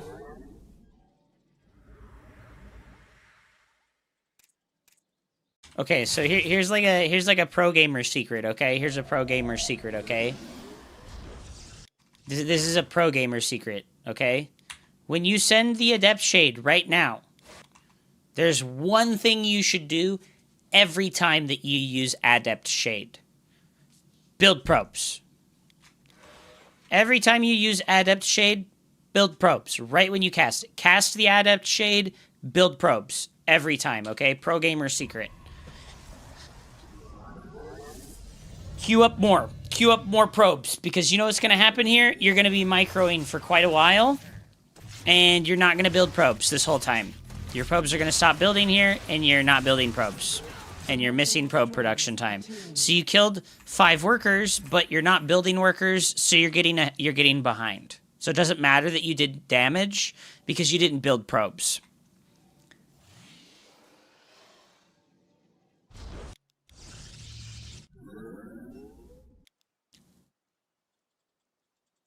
Well, you pylon scout, Miss Crimson, and then you'll be able to tell how many drones they have before they try to build the hatchery. Okay, here's another pro gamer secret. Okay? Your Oracle's coming in here. It's about to reach his base. Queue up probes right now. Queue up probes. Same thing. There you go. You killed it. Queued up probes. Good job. No, this is fine. Dimensional strength attuned. Okay, this is like the worst micro of all time. I'm going to teach you how to micro the Oracle right now, okay? This is important because, like, obviously you don't know what's going on here. So the Oracle and flying units in general, if you notice here, if you click directly behind the Oracle, it instantly turns around. But if you click here, it turns, right? You see how it turns? Right? You see how it turns? You want to find the spot directly behind it. There's like an angle. There's like a small angle behind the Oracle where when you tell it to turn around, it will instantly turn around. And if you do this, it doesn't lose its acceleration. Right? It doesn't lose its acceleration. Because when you tell it to shoot and then move, what's going to happen is it's going to stop moving when it shoots. So it's going to shoot. I see. It is destined. We interpret. So you need to practice this. The stars align. This is really important. I see. So that you don't get that turning motion. It is destined. The stars align. Because you waste a tremendous amount of time when you're doing that thing. Yes, you click behind the Oracle Extrapolating. so that it instantly turns, okay? Also, hotkey your Stargate! Hotkey your Stargate! We've talked about this, okay? We've talked about this. I did coaching for you. I said, hotkey your production structure. You are hotkeying the Nexus. So, also hotkey your Stargate. Okay? Also hotkey your Stargate. Don't not hotkey your Stargate. And so, also, I'm going to go ahead and just do the little example here for you. Right? So I'm going to cancel these probes. And what I'm going to do is if you look at the build time of a probe, it's 12 seconds, okay? Probe build time is 12 seconds. So if you warp in, and then you build probes, okay? And then you send the adept shade, and then build probes again, watch what happens when this finishes, right? Watch what happens when this finishes. The adept shade's going to finish, and your probes are going to finish, right? And then you're here with your adepts, and you're going to send the shade, and you're going to build probes again, okay? And now you have time, while this is moving, to do stuff. Okay? So we're here with our shades again, and we're going to shade, and we're going to queue up probes. And then we're going to go shift queue, shift queue, shift queue, and then we're going to look home, and we're going to build pylons. Okay? And we're going to chrono boost. And then we're going to come back to our adepts, and we're going to move our oracles with the mini-map. And we're going to shade, and we're going to queue up probes. And we're going to shift queue, and we're going to look away. Okay? Be comfortable with this. Shift queue. 1, 2, 3, 4, 5, 6, 7 shift queues. Look away. Pylons. Gateways. Warp in. Chrono boost. Look back. Right? If they die while they're doing the shift queue order, it is better for these adepts to just die, right? I'm going to finish this, and I'm going to go bop, bop, bop, bop, bop. And then I'm going to go home, and I'm going to hit this. And then I'm going to come back. And then I'm going to shift queue, shift queue, shift queue. And then I'm going to go back, and I'm going to warp in. Okay? And then when we come back, we're going to shift queue, shift queue, shift queue, shift queue. And then we're going to look back at the base, and we're going to build some more stuff, and we're going to chrono boost whatever the fuck it is that we look at. And then we're going to look again, and we're going to shift queue, shift queue, shift queue. Send the adept shade, queue up probes. Okay? Use shift queuing appropriately, and learn to control the oracles better. Something that can help a lot with this is the printf minute micro challenge. Okay, so you're going to go to the arcade, and you're going to type in printf. Well, I guess maybe not. Minute micro? Is it minute micro? minute micro challenges, okay? This is an arcade mode map made by Printf, and it's really, really valuable. If you're a sub-Grandmaster level player, this stuff will help you no matter what faction you are, okay? All of this stuff is valuable for every faction, okay? So what we're going to do here is, where's the Oracle one? So we have multiple of them, but here's the Oracle one, right? Episode 27 and 26 and 27. And the thing about this is that also Printf has a YouTube video series. And if you look up Printf Minute Micro on YouTube, he has a playlist of every one of these challenges.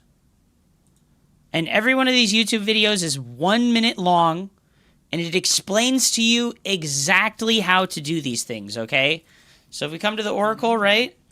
I see. The stars align. Our fates are one. Harmonized. Extrapolating strings. It So is I got 7 kills, right? I got 7 kills, and that's gold level. interpret. I see. The stars align. Nazutai. Extrapolating strings. Right? So I can't even do this right. It is destined. Harmonized. We interpret. Our fates are one. Harmonized. Extrapolating But strings. you can see how this puts you in a scenario where you need to practice this stuff, okay? Here's another one that's really good. Here's another one that's really good. Target fire kiting.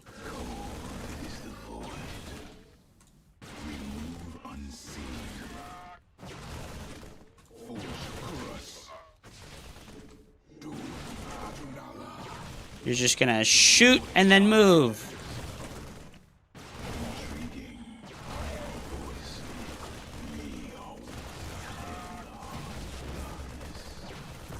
And I lost!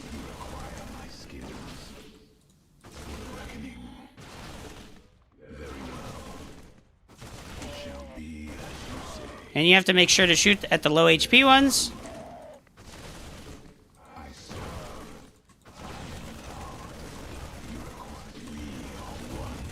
And I suck! And not even I can do it. Reset. Reset. Reset. Reset. Reset. You do it wrong? Reset. You do it wrong? Reset.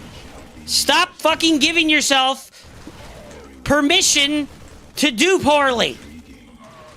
Stop giving yourself permission to do poorly. You did it wrong? Do it again.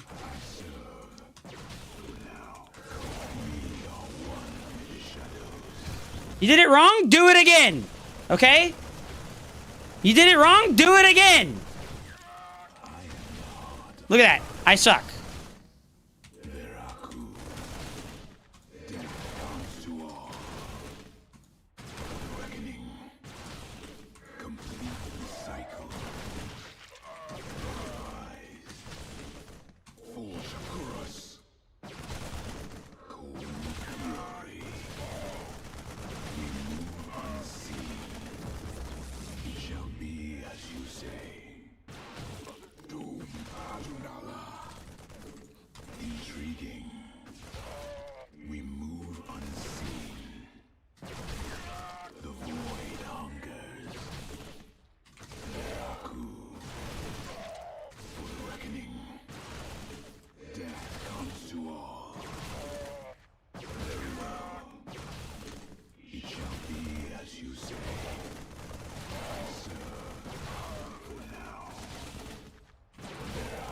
Oh my god, we got GM level. Okay? So, there you go. This is a fantastic tool. Do it, use it. I gotta dodge the disruptors.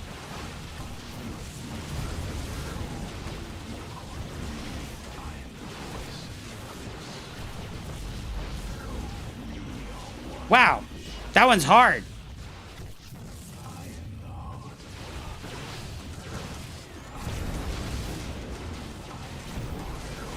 Can't do it. Too much ping on EU, dude.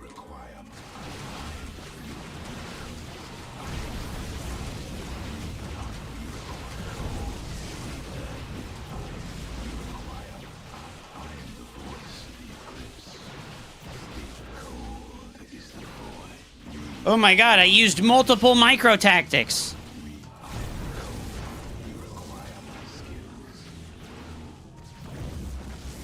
I used multiple micro tactics.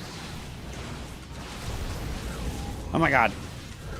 This is just so hard with fucking 200 ping, man.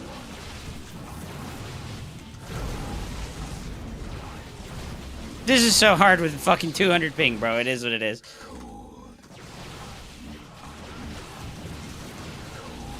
You can see the fucking delay.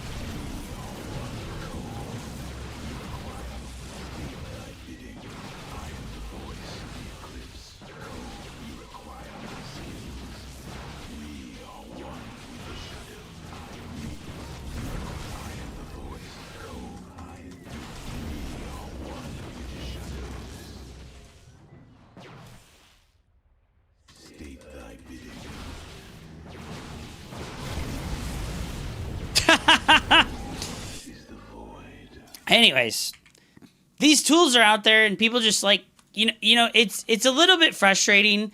I'm seeing like a very consistent theme, okay? I'm seeing like a very consistent theme. And this is important because like I'm trying to help you guys. I'm trying really hard, dude. I'm providing a service coaching that I charge $25 an hour for free for many hours. For like 5 weeks in a row, I've been doing this. And like every time I see the exact same problems. People just don't want to work outside of the ladder game. Okay? You need to do work outside of the ladder games to improve your skills in the ladder games. And what this requires is the ability to shut off your dopamine desires. Because what you want is dopamine. You're like, oh, I want to see the rank go up. I want to see the MMR number go up. I want to see the next league portrait next to my name. You want the dopamine of the rank up, right? But you don't want to do the research and the work outside of the ladder to improve. All right? The tools are there. You have to search for them and you have to use them, or else, you know, accept that you don't want what you're trying to get. Right? So hopefully that can like pierce the veil of your brain, right? Yeah, there's not one secret trick here that's going to help you be better, you know? Like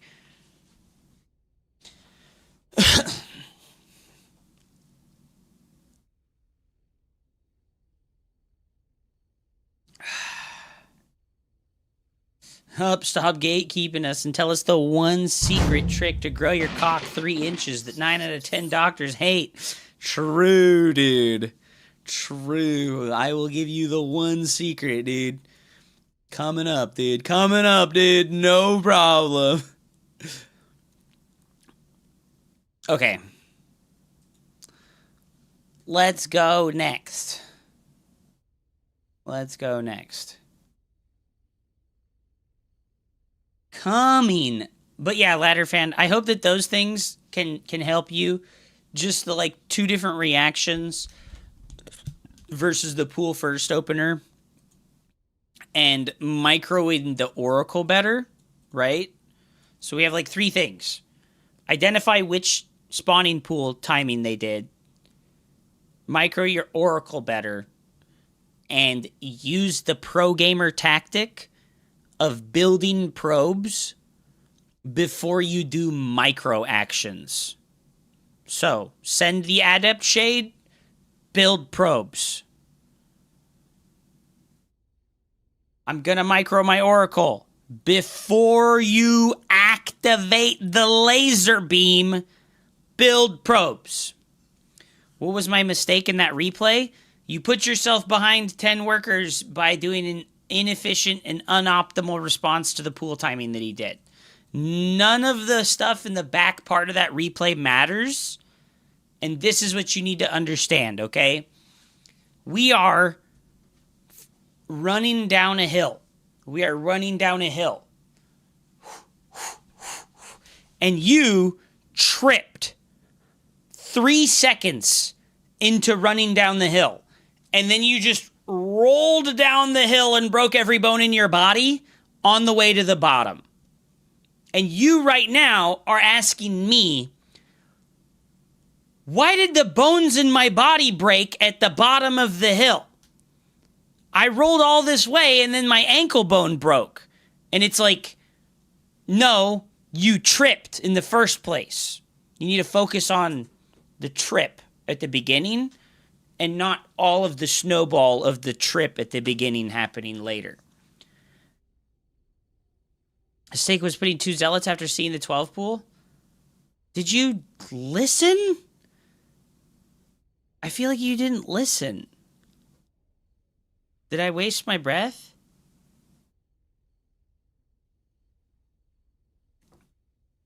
What was the mistake? Don't worry about the mistake that you made in that one game, dude. Worry about implementing the correct responses to the things that you see. Because the mistake you made it because you were ignorant of like what you should do to the pool response timings. Here's the pool response timings. It's right here. If they do a 17 pool or a 16 pool, don't react. Make a your nexus on 19 instead of 20. That part's really important. Make the nexus on 19 instead of 20. Make the cyber on 19 instead of 20. Make your pylon on 19 instead of 20.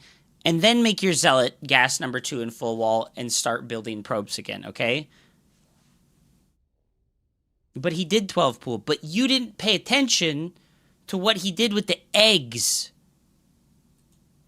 You didn't do it correctly because you didn't pay attention to the eggs. You could have seen that he only made 1 pair of zerglings. You don't have to be worried if the spawning pool finishes and he has 1 larva, right? Because how many zerglings can he make if he has 1 larva? Right? You need to pay attention to the eggs. The timing of the pool does matter. But the timing of the pool and the gas matter because of what they can do with the gas. Okay? What can they do with the gas? They can Baneling all in you, or they can do a Roach all in. Right? So that's why paying attention to this stuff is important. It's not about the Zergling all-ins, because you defend the Zergling all-ins by just making gateway units. Yeah, if you see only 1 larva, there's only 1 Zergling pair on the way to your base. Which means you don't even have to worry at all, right? You don't even have to worry at all. So pay attention to the larva and the drone count. Pay attention to the larva and the drone count. And hotkey your production structures. So this is like difficult because like you're asking me how to build a house, right? Like this is an analogy, okay? This is an analogy. You are asking me how to build a house. But you don't know that you need to use nails to get wood to stick together. You're like skipping the beginning steps of like how to improve. You need to like start, you need to like come back to step 1 of improving, which is like building a solid fundamental brick for you to stand on. You're like standing on quicksand instead of on like a brick and mortar base that's like solid. Like you're not using hotkeys effectively. You don't use camera locations. Your unit control is really suboptimal. And your build order decisions are like the last part before all those other things. Yeah, you're trying to fry an egg without cracking the egg open first. So like I said, don't try too hard to focus. Like, I remember when we did our coaching, and this is important, okay? This is like important, because like, I remember when we did our coaching, Ladder Fan, and I tried to tell you this then, and I'm going to tell you again now. Focus on the first 4 minutes of every game, okay? Until your Grandmaster League. Until your Grandmaster League, the only thing you need to focus on is the first 4 minutes of the game. What were the mistakes that you made in the first 4 minutes? What were the decisions that you made in the first 4 minutes? And why were they right or wrong?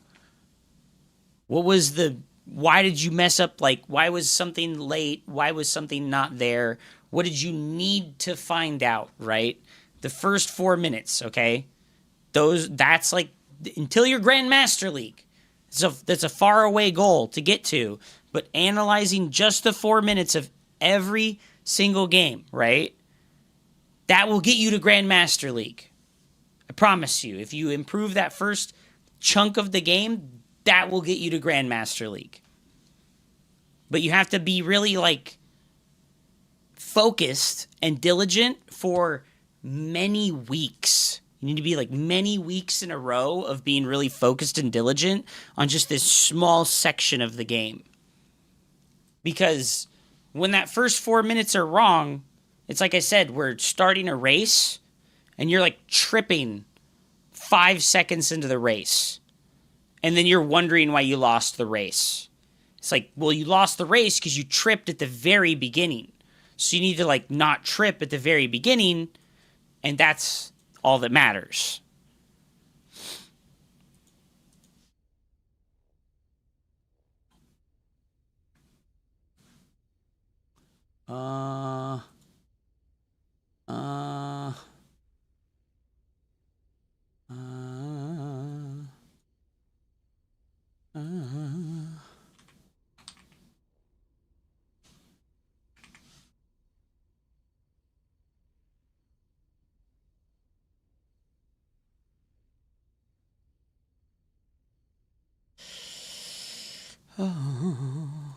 I hope that helps, dude. I hope that helps.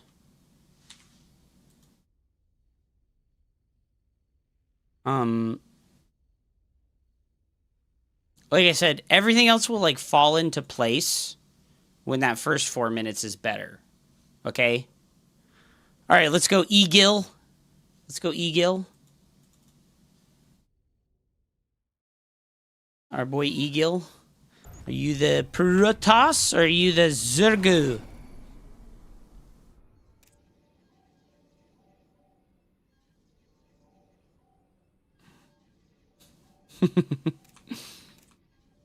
Protoss, okay.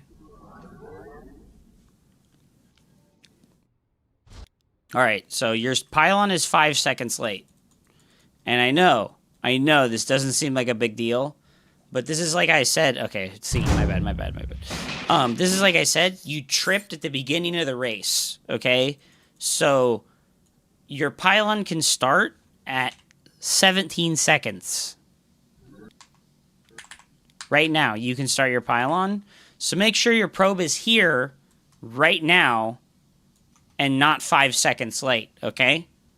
Don't trip at the start of the race.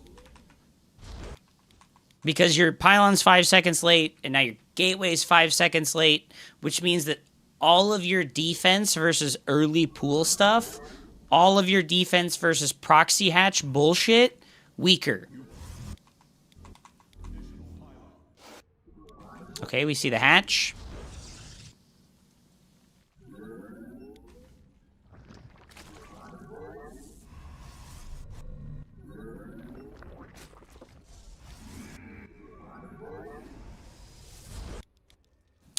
There we go. Supposed to do the Nexus on 20, so it's like 5 seconds faster. Okay. Okay, your Cyber has to come before these buildings. You do 20 Nexus, you cut at 20 probes, okay? And don't use this chrono boost here.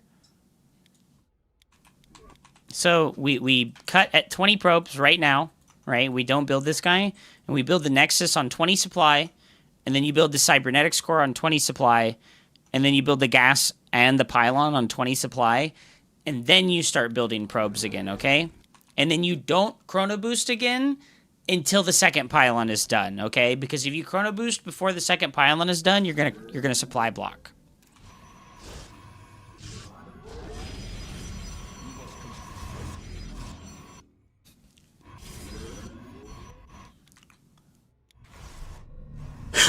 So as you can see here, because of the late cyber, because of the late gateway, now our Stargate is like 15 seconds late.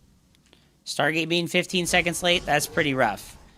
So this is like the first 4 minutes needs to be much better, right?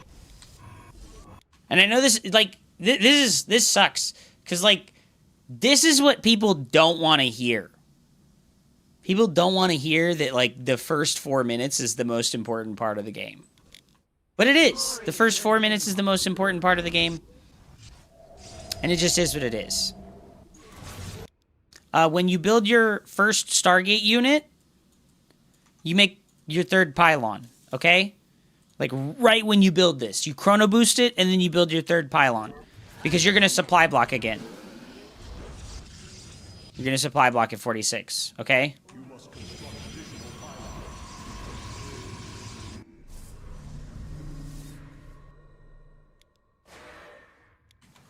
Okay, use the pro gamer tactic like I said. Use the pro gamer tactic like I said. Where when you use the adept shade, you queue up probes, okay? So we got our adepts here. And then we send the adept shade. And we use the pro gamer tactic. Where we shoot the shade and then we build probes. Okay? Always do that. Alright? It doesn't matter what's happening. It doesn't matter how much money you have. It doesn't matter if you have no money. Just do it every time. Do it every time.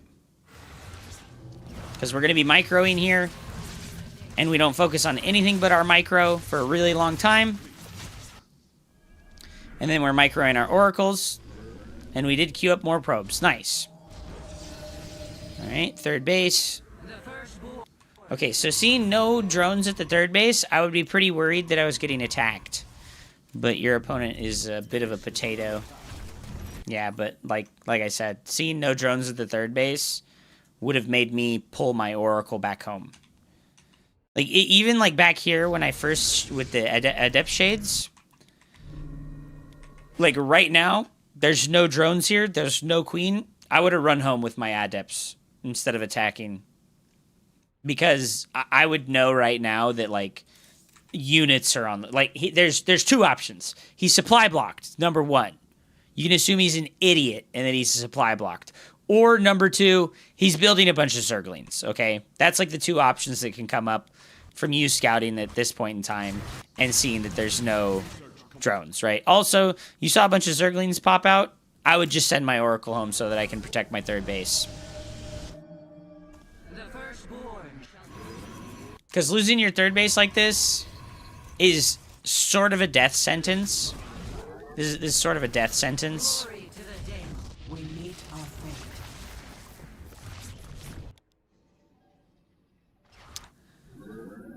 Yeah, you built your third base after the Twilight and the Forge. The third base is supposed to start when your first Oracle finishes. So if we can go back even further here, right, to when your first Oracle came out. It's like right now when your first Oracle is about to finish. It's like instead of building these, you build the second Oracle and your third base, okay? And then the Twilight and the Forge happens after your third base.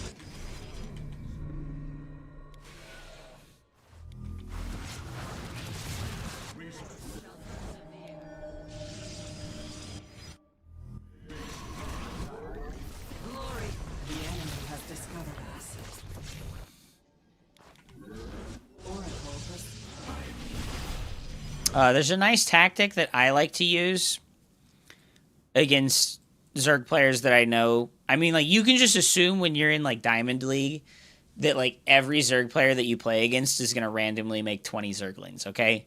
This is, like, a good assumption to make, is that every Diamond League Zerg player is going to make 20 random Zerglings. So what I like to do is I like to build a pylon in front of my Nexus. I put a pylon here and a pylon here so that my Adepts can stand in between the pylons and not get surrounded.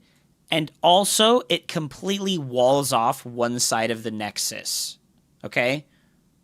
It also completely walls off one side of the Nexus so that when they run in with the Zerglings, they can't surround it as easily. I'll show that off after we look at the rest of the game. So we're going Blink Forge. And like I said, unfortunately, because your third base is canceled, look at how far ahead he is in the workers, right? He's going to finish these 6 workers, and now he's ahead 14 workers, okay? And you don't have anything... You're really not, like, ready to attack right now, so... And unfortunately, when you're versus Zerg, and they mass Zerglings, this is the counter to Blinkstalker playstyles. Mass Zerglings like this is the counter to Blinkstalker playstyles. So you're almost, like, countering yourself by playing a Blinkstalker style. So I would tell you that I think the best thing you could do to help you deal with Zerg players at this MMR better is that instead of playing Charge, right? Instead of playing Blink, play Charge or Glaives. Do like a timing attack with Zealots or with Glaives instead of with Stalkers. Because almost always Zerg players like this are just like spamming Zerglings for a really long time and then all-inning you with Hydralisks, right? He's on exactly 66 workers, which is 3 base saturation, and he's just going to only make units for the rest of the game, okay? Your Oracle's job right here, when you do remember to come back across the map with the Oracle, the job of the Oracles, come to the dead airspace, find out if he has a hive. That's the job your Oracles need to accomplish. Don't look at his third base. Don't look at his fourth base. Go in his main base. See if he has an infestation pit. See if he has a lurker den. See if he has a hive building. That's like the important information. Okay?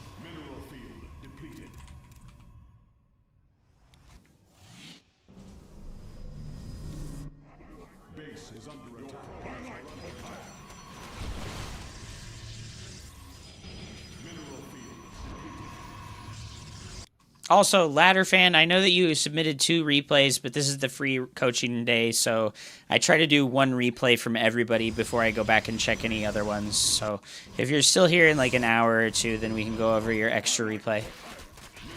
All right, well, this sucks. You saw that he had all the gas geysers, right? So you know that he's doing a Hydralisk all-in. So I would have not even taken a 4th base, and I would have just macroed on the 3 bases and made my army as big as possible. Force field! Force field! Force field! Force field! Force field! Force field! Oh my god! Okay. Fair enough. Fair enough. Okay. Oh, the Baneling's in your mineral line!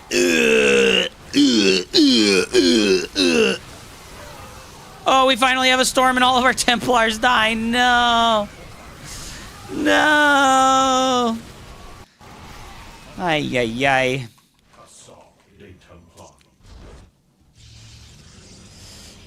Alright, I'm going to teach you a super secret anti-Zerg player no jutsu, okay? Super secret anti-Zerg player no jutsu, alright? This is important. Do this Adept harassment. Do the Oracle harassment. Do not make a Twilight Council, okay? So we go Oracle, fast third base... And then we do Robo Forge. Okay, we do Robo Forge. And then while we're saturating our third base, we go second Robo, Twilight Council, and then we go Mass Immortal Archon. Your whole army should be only Immortals and only Archons. Okay? And this is the anti-Zerg player no jutsu. that will cause every Zerg player that you play all the way up to like high Grandmaster level to absolutely cry their eyes out, okay? If you can get to like 160 supply of Immortals and Archons, you will just A-move every single Zerg player. What are you supposed to do against mass lurkers if you didn't play air? Immortal Archon. I'll show you right now. Because, like, a lot of people... Like, I've complained about this in the past, High Pimplar. But you can beat... You can beat Lurker Hydra with Immortal Archon, okay? You like, 100% can beat Lurkers with Immortal Archon. And I mean, like, I gotta show you because you won't believe me because I don't believe it as well sometimes. Sometimes I run into Lurkers and all my shit dies. But... It's important to remember that Immortals and Archons are, like, really good, okay? They're, like, really good against Lurkers. So if we get +2 attack, right? Like, that's an important breakpoint for damage is +2 attack. And then we have, like, it's like half Hydras and half Lurkers, right? Like, this looks like a scary army from the Zerg player. And the resource cost is very similar right now. So let's give the Zerg player, like, +2. And then let's give them the Hydralisk upgrades. But not the Lurker upgrades, okay? Not the Lurker upgrades. So we'll bunch up all the Lurkers. And we'll spread the Hydralisks on top of the Lurkers a little bit. And then we'll just A-move the Protoss player into... the Lurker.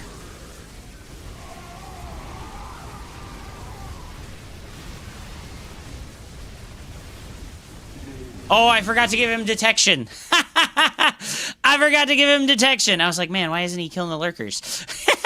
I was like, damn, this looks like all my games. Okay, so we'll get the Hydras out of the way. We'll put the Lurkers in a little ball because this is usually just what happens, right? Is all the Lurkers are in a ball. This is important too, right? When you engage, right? Your Archons need to be in front of your army, okay? Your Archons need to be in front of your army instead of behind. Because if they derp out like they were in the original fight, that's really bad too, right? I know this is looking complicated, but it's just because it's the unit tester and it's kind of annoying. So we have our Hydralisks, and we have our firing line of Immortals and Zealots and Archons. And if we attack into this, we're gonna crush. We're gonna crush, okay? I'm gonna just stutter step the Immortals forward so that they get to shooting faster. They just crush, dude. You just crush Lurkers with this army, right? Look at how bad that was. Now that we have, let's give the Zerg player evolved spines, right? Like, let's give the Lurkers the bigger range, right? So we put all the Lurkers back here in the corner, and we siege up, and then we put the Hydralisks spread out in front of the Lurkers, and then we get the Protoss player a little bit spread out, right? And then we just A-move in here.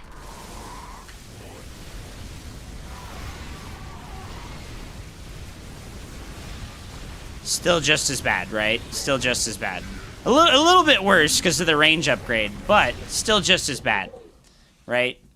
Immortals are good versus Lurkers. The problem that happens is when there's choke points, right?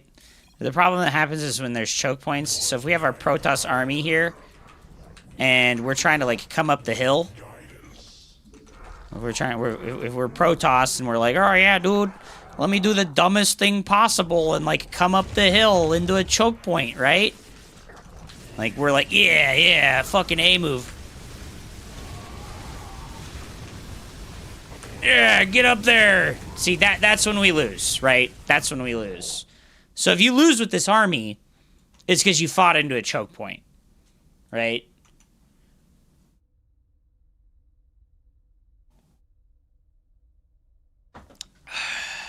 Don't fight up the choke point, right? And likewise, if I just, like, spread out here so that our army comes from multiple locations, we'll just, like, crush this fight. No, stop.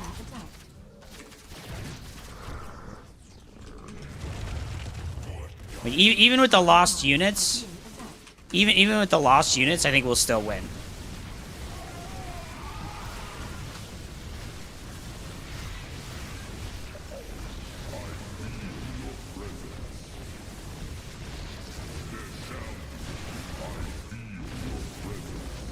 Okay, we lost. But, like I said, don't attack into the good defensive location. The other one that happens a lot is, like, they have a base, right? So if we're in, like, a pass like this, right? Like a corridor. And all the lurkers are, like, gooped up like this. This is when you don't want to fight. Don't fight here, right? This is, like, don't fight territory, right? Because, like, even if I put all the fucking Archons in the front... Like, look at how fucking bad it is, right? Go! Okay, even then,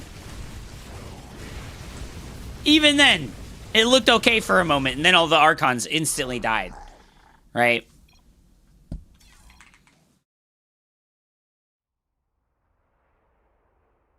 Also, Zealots are really good versus the Lurkers. We don't have a lot of Zealots there.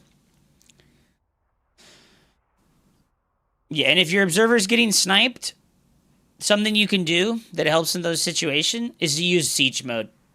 Use Siege Mode on the Observer, and it gives it, like, 15 range, so it'll be, like, way behind your army, but you'll still be able to see all the Lurkers and stuff. Or get an Oracle. Get an Oracle. That one helps, too.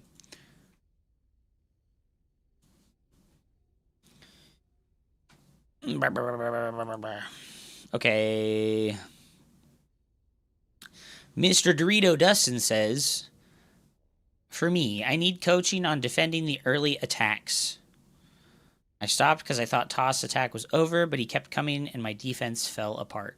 How do I get breathing room to attack or stabilize? All right, I'm going to tell you right now, the easiest way for Terran to get breathing room from Protoss is to shift Q a Liberator to their fucking mineral line, all right?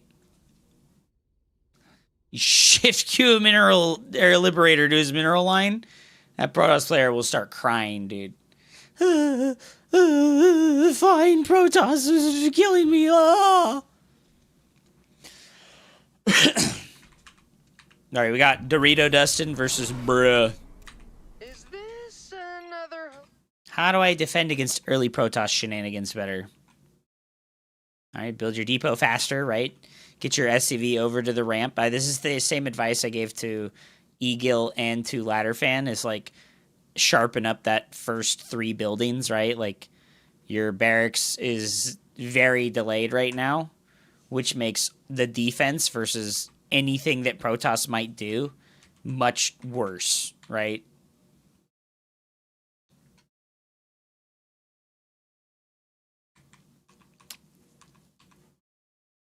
So orbital command, CC.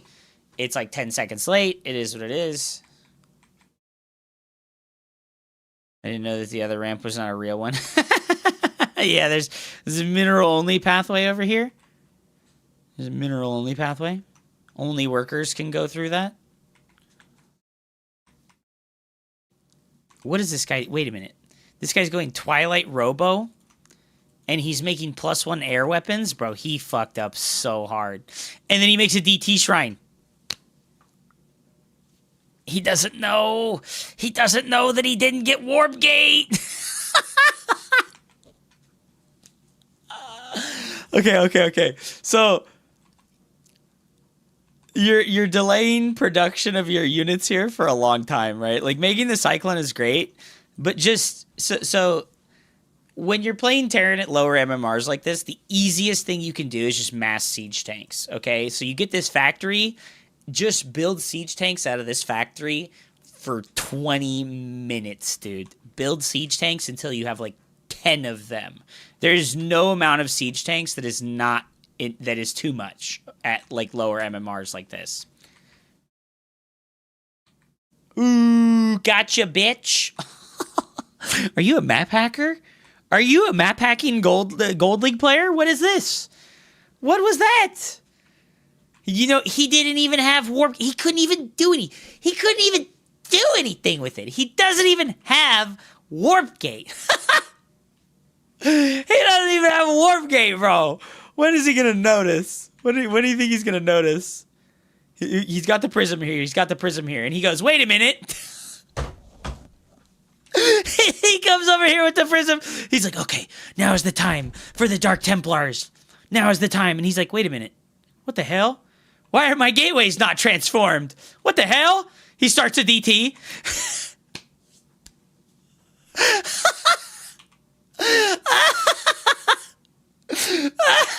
Bruh.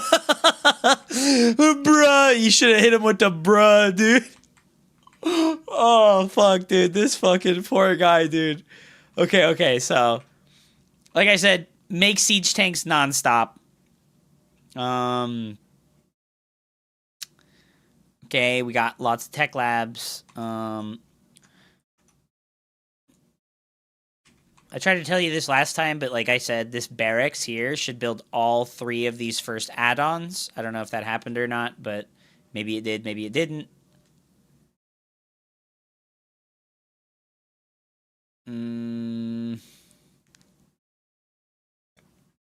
So here, the pro gamer tactic, okay?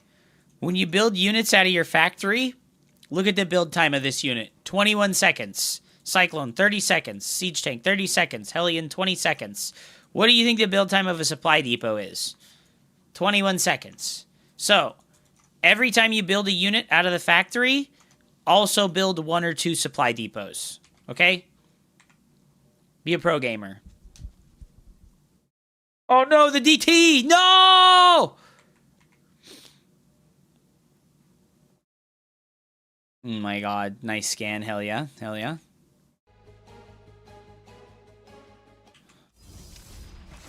Research complete. Oh fuck, dude. Oh fuck, dude. The bad guys are destroying your base. The bad guys are destroying your base. Start a missile turret. Oh god. My brother started. I like how he went triple forge too. He went triple forge to follow it up. Holy shit.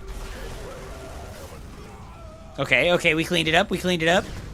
Oh, the Widow Mine alley-oops, the warp prism. Beautiful.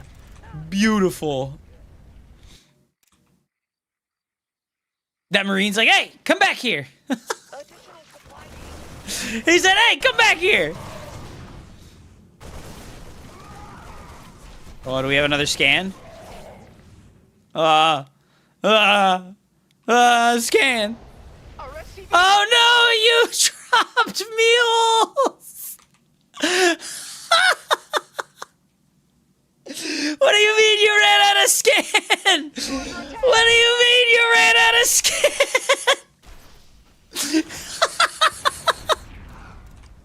Brutal, dude.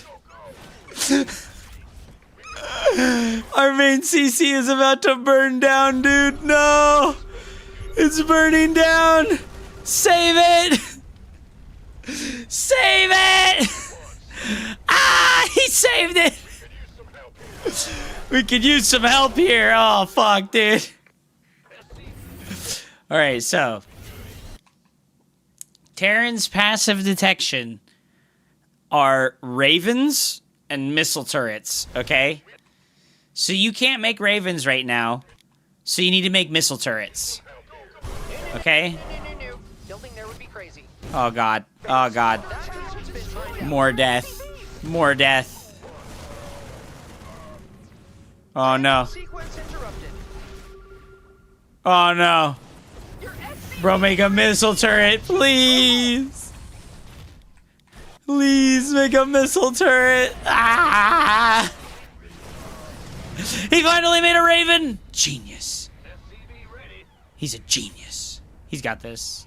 He's got this, dude. It's fine. Everything's fine, dude. Oh my god, the Protoss player is working on 333 right now, dude. He's working on 333, dude. Holy shit. Holy shit, dude. He's cooking you, dude. He's cooking you, dude. Oh god. Oh god, the 333 zealots. Oh fuck, dude. He just didn't stop, dude. Bad guys, stop hitting Oh no, dude. It's over. Well, I just finished Okay, making the so, kerosene popcorn. like I said, make siege tanks non-stop and make more missile turrets. One missile turret goes in every single middle line or mineral line, okay? And then you'll have detection, and you'll have anti-air units, and you'll have anti-warp prism stuff. That's a tough one, bud. This is a tough one, bud. I think the principle to never make a turret is honorable. Great honor upon your family for never making missile turret. What do I do if they just keep attacking? Well, you're going to have siege tanks, bro. You're going to have like a shitload of siege tanks. And because you're using F2, the siege tanks are going to be in siege mode, and they're not going to move when you F2, so they'll defend your base. You'll have defenses even if you're F2ing. You have lots of siege tanks. Mr. Darko Lost. Are you here, my bro? Let's do the game on 10,000 feet, because I like the 10,000 feet game.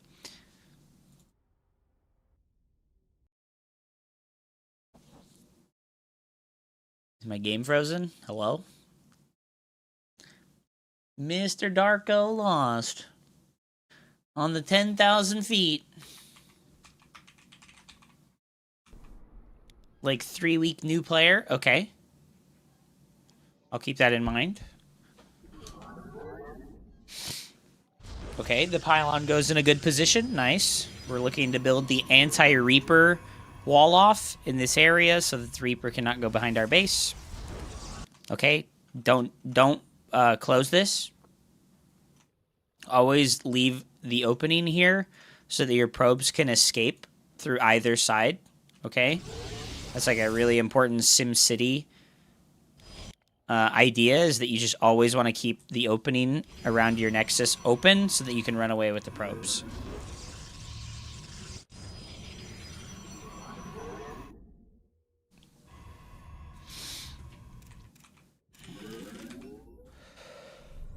Alright.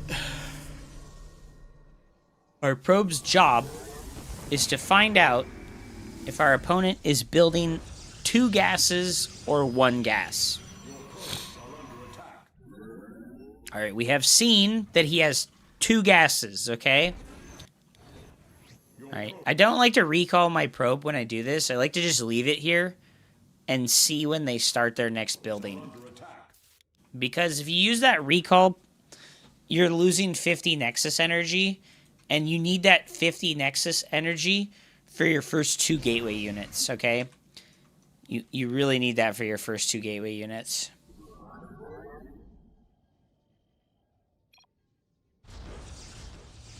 Okay, Nexus and Pylon on the low ground. And also, the reason why, right, is because the factory will always start before the Reaper is done. So if you leave the Probe Scout here, you will get to see the factory, okay? Where can I submit a replay? In my Discord, Mr. Bit. There is a channel called Viewer Replays. So Stalker, battery on the low ground because he's doing a double gas opener. Very nice. Get out of here, you dang Reaper. Very important to constantly build units out of the warp gate when you know that they do a double gas opener, okay?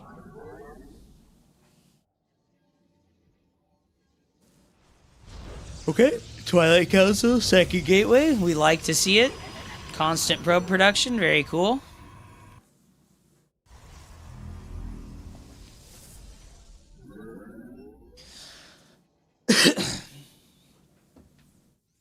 Alright, our Hallucinate sees the CC.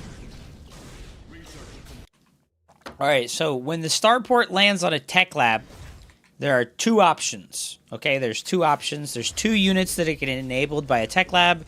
It's the Raven and the Banshee. Okay, so it's going to be important for you to send a second Hallucinate Scout here to find out if it's a Raven or if it's a Banshee, okay? That's what your second Hallucinate Scout is for. It's finding out what their actual units are. Okay, and this guy, being an absolute fucking gigabrain Chad Chin genius, has chosen to make a Liberator instead of a Raven or a Banshee. Okay, he's fucking got brain damage. Alright. Alright. Fair. Fair. Alright, unfortunately here, your battery was just a little bit too far away from your mineral line, so it wasn't able to heal your probes there. I think that a good rule of thumb is to always have the battery touching the Nexus, and then it'll be able to heal the probes versus like Hellions and Marine drops and stuff like that. Alright, unfortunately we didn't send our second Hallucinate Scout. We used a Guardian Shield, so we don't know what the follow-up is from him. But our probe production is looking good. Okay. Very nice. Charges on the way. And unfortunately, our boy is doing a battlecruiser opener. And we don't know because we didn't send the second Hallucinate Scout. Unlucky, dude.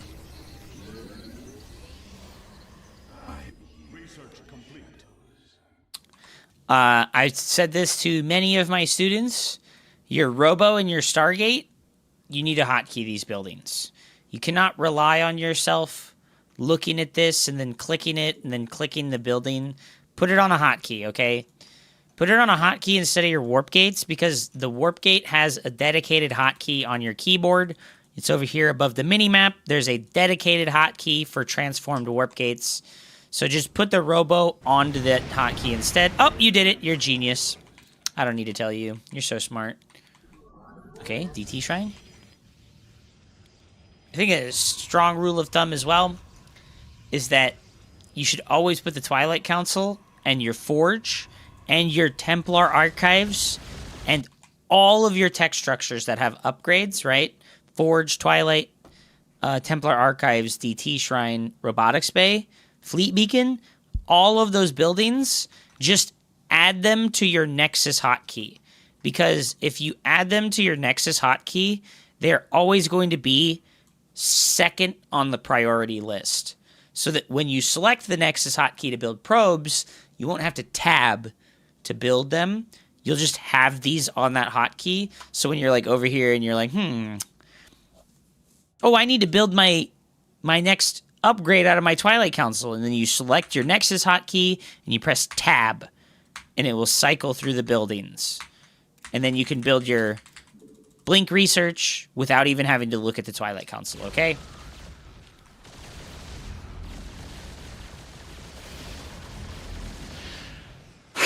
I like to put the Twilight Council on like a completely different hotkey entirely, so that like when I want to chrono boost it, I can like double tap the hotkey for the Twilight Council and then chrono boost it when I want to.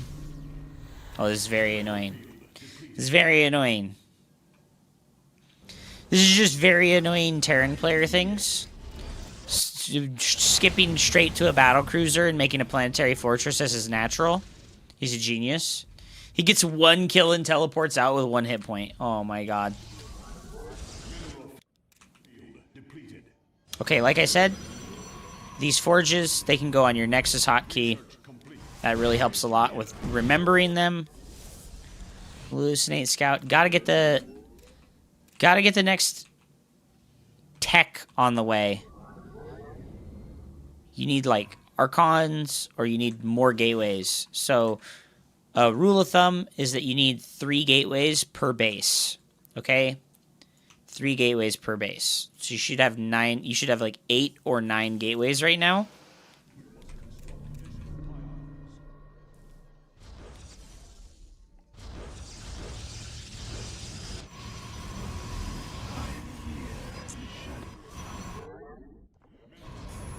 All right, we're going to triple expand. Okay, we're a macro player. Hell yeah. Big money. But really, you just need to go kill this guy. Your army is, like, way better than his. Oh, God. Oh, God. Not like that. You gotta blink the stalkers. You gotta blink the stalkers. When the stalker gets low hit point, you blink it away.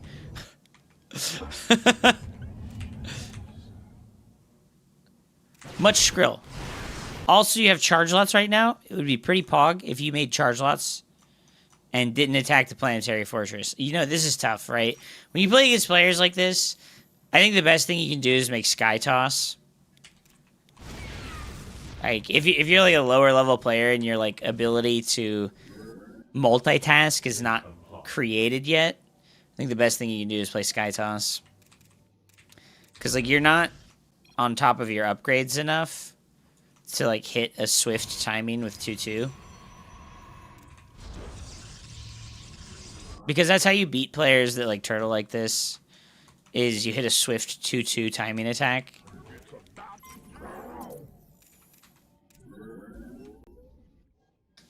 Oh, you keep looking at the forges but not using them. You keep looking at the forges but not using them. Ah! Oh no. You don't use army hotkeys, so you can't split your army and deal with both of these at the same time.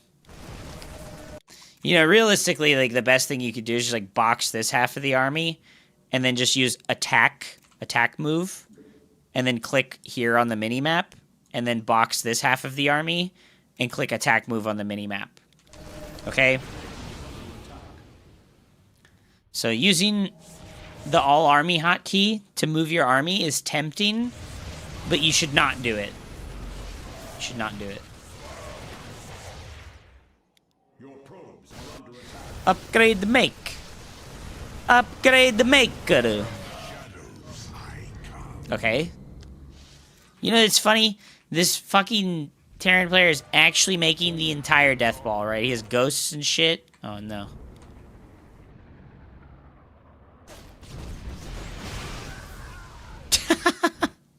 What a dickhead. Alright, so you just don't have the upgrades going, unfortunately.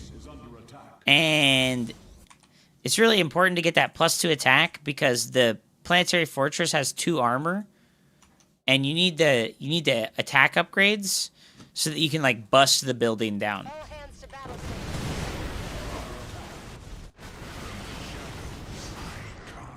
Alright, I'm gonna be honest, this looks fine for you. This looks fine for you. Oh, the DT? The DT intercept? The DT intercept? Oh my god, they fucking murked half his army. Oh god! Oh god! Oh god! Oh god! That was a fucking Hupsaya Tola move, dude. You just fucking Hupsaya Tola'd yourself, dude. You fucking were promised 29 virgins. And you were like, I will have my virgins!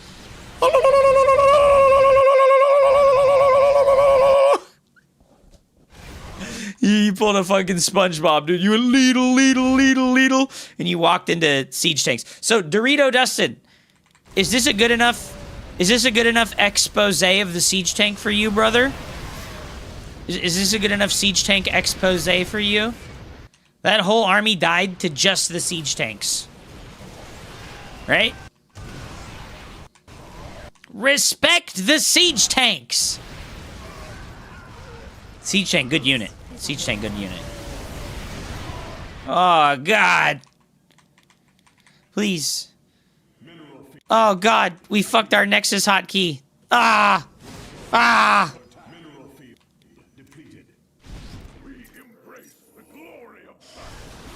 We also had no zealots, yes.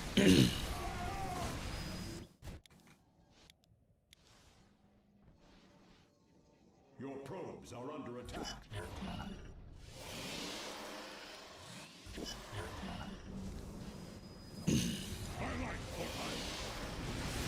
All I do is F2, F2, F2, F2, F2, F2, F2, F2, F2. Oh no, he made a lib. We don't have any stalkers. Ah. Fucking Ree. Dude, he doesn't have fucking... He's only got the 1 command center, and he has used the 0 mules the entire game. Holy shit, dude. Are you kidding me? With the 0 mules? Our pylon is under attack. Your probes are under attack. Alright, well. Bro, this is me when the Protoss player forgets to use his double forge for 20 minutes.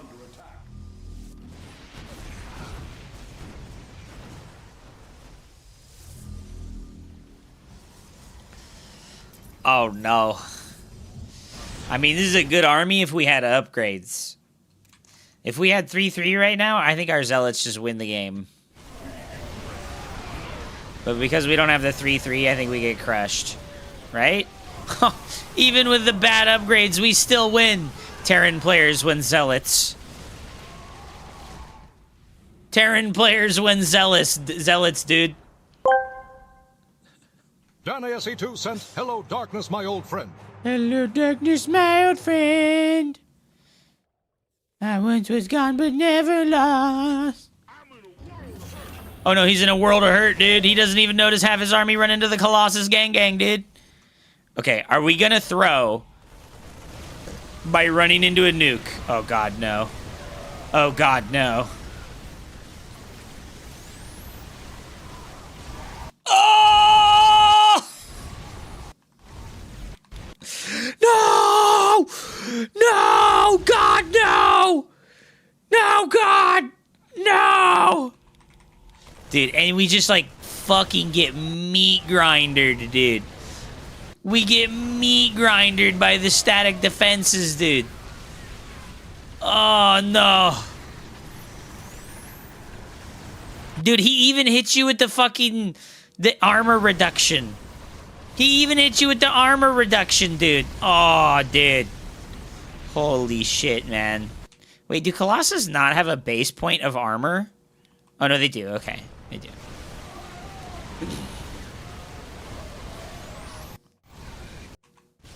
I'm just kind of surprised that nukes don't insta-jib Colossus. I'm actually kind of surprised that nukes don't insta-jib Colossus. They have HP left over.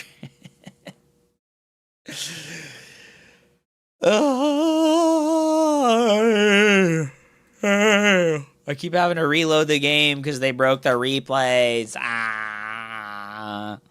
Toss broken as per usual, dude. Can't believe Colossus don't die to the nuclear missile instantaneously. God. Nudes. Nudes. Nerf Colossus. Too much hit points. It's true, dude. They just have too much hit points. It's not fair. Bro. I'm still off on the fucking Dorito Destin replay, dude. That was fucking tough, bro. Alright, Erebus Black. So, if I had to give, like, 3 tips to a brand new StarCraft 2 player, number one would be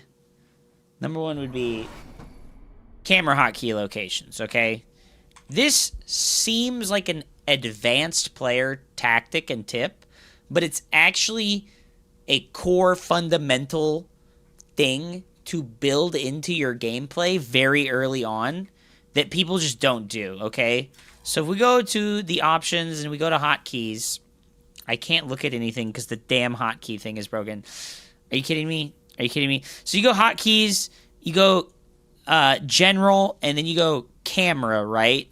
And then you'll be able to find can't create location, and you can change them to whatever you want. I change it so that pressing shift plus an F key will create a camera location, okay? So then when I press F1, it looks at my main base. And then when I press F2, it looks at my natural. And then I make 7 of them, okay? I make 7 camera hotkey locations, and I do this all right at the beginning of the game. So when I want to build a new base, I can select a probe, and then I can camera locate to the natural, and I can build the nexus. And then when I want to look at my buildings in my main base, I can camera location, and then I'm looking at my main base. And if my robo is in my natural, I can camera locate to my natural, and I can look at my robo and chrono boost it, okay? So I think this is like the very first thing. Before you even do normal hotkeys for like units and buildings, I think you should make camera locations. This is like a very powerful, core, fundamental, mechanical skill that you should build your entire gameplay around, is camera locations. Okay? Number 2 would be camera movement, okay? Most people use edge panning, okay? So you have your mouse and you want to move your camera to the natural base. If you built your camera location muscle memory, you know pressing F2 will make you look at your natural base, okay? But let's assume that you don't have a camera location on the spot you want to go to. Let's assume you want to move your camera to the northwest location, right? What do? You bring your mouse over here to the corner of the screen and you edge scroll. You do the slowest, most sloppy, inaccurate camera movement possible with edge scrolling, okay? I'm here to tell you, there's a thing called camera drag. If you click the middle mouse wheel button, you can change this button, by the way. It does not have to be middle mouse wheel. You can change it to any keyboard hotkey. You watch what happens to my mouse. It's invisible. Where'd my mouse go? Wait, why is my camera moving? It's because camera drag, okay? Camera drag is very, very, very accurate and very efficient. And it's separate. It's separate from the move speed of mouse scrolling. I put the camera drag scroll speed very high because you want to make tiny movements, right? I tap my camera drag button and I move my mouse a little bit and I very accurately moved my mouse and my camera to the place that I want to be. And guess what? My mouse is still in this central area in the middle of the screen, right? I want to tell this probe to go to the natural. I select him. I tell him to go to the natural, okay? Camera drag is the best camera movement option in the game, all right? If you're using edge panning, if you're doing this, guess what? You're wasting a tremendous amount of mouse movement to do this, right? Because you must always want your mouse in the middle of the screen, all right? You must always want your mouse in the middle of the screen. And camera locations help you do that. And camera dragging helps you do that. It helps you leave your mouse in the middle of the screen. Edge panning takes your mouse away from the middle of the screen, so you have to like move your mouse out of the comfort zone, touch the edge of the screen, and then move your mouse back to the comfort zone, which is the middle of the screen. So that's tip 1 and tip 2. And yes, except when it's bugged. Yes, there is unfortunately a glitch with camera drag that can happen, but it's very contained. And if you're a Linux user, it'll never happen. Linux gang gang. Okay, so that's tip 1 and that's tip 2. Tip number 3 is fundamental as well. And it's being able to use the mini-map appropriately, okay? So, Shameless, right, the player we're watching right now, he sent his probe across the map. All the way across the map. Do you think he, A, grabbed his probe and then edge panned all the way across the map so that he could patrol here? Or do you think he, B, selected the probe and then clicked the mini-map? Do you see, like, the difference in how this worked, right? So even with camera drag, right? Camera drag is for short, small movements, right? Camera drag is for short, small movements while you're in fighting or when you're, like, trying to place a building appropriately. But for big movements, the mini-map is where it's at for camera movement, okay? So, like, I want to look over here, bam, all right? I want to look over here, bam. And there's, like, a very simple exercise, and also I made a cool video about this, right? I made a cool video about this on how to multitask. And what you can do is you can click the mini-map, and then you click on 2 or 3 individual things. And then you click the mini-map, and you click on 2 or 3 individual things. And then you click the mini-map, and you click on 2 or 3 individual things. And you just do this over and over and over again, right? So you'll be playing a normal game, and you'll build a probe, and then you'll click on a random spot on the minimap, and you'll click one or two things, and then you'll camera locate back to your main base, and click on one or two things. And then you'll click on the minimap and click on one or two things, and then you camera locate over to your natural and build your pylon. Okay? And my multitasking guide goes over that. So those are like the 3 tips that I think are like the most important for like basic brand new beginners. Get good at moving the camera before you do anything else. Before you get good at using hotkeys for your buildings and your units. Before you get good at build orders. Before you get good at anything else, get good at using the camera, okay? So that's my 3 tips for brand new players, all right?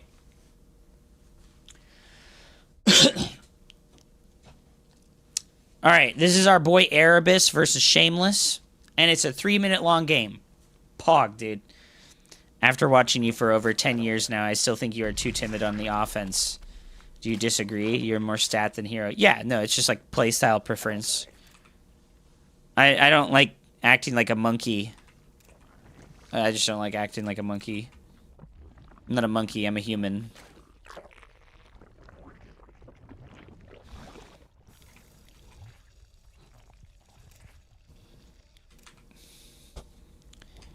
Being aggressive is random. Being aggressive is handing the keys to the kingdom to the fucking trash compactor.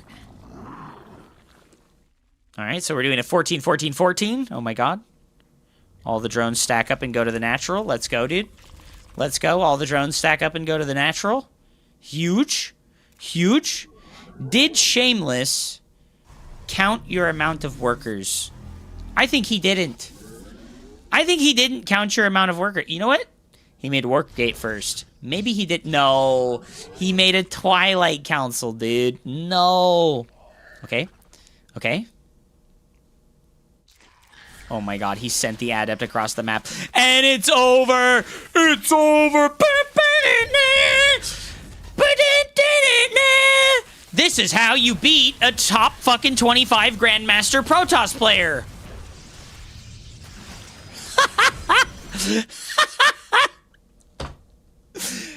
Beautiful. Well,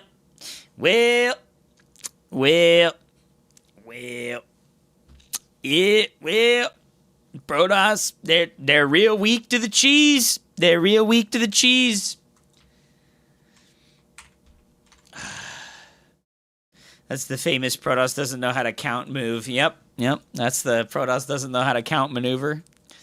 Yep.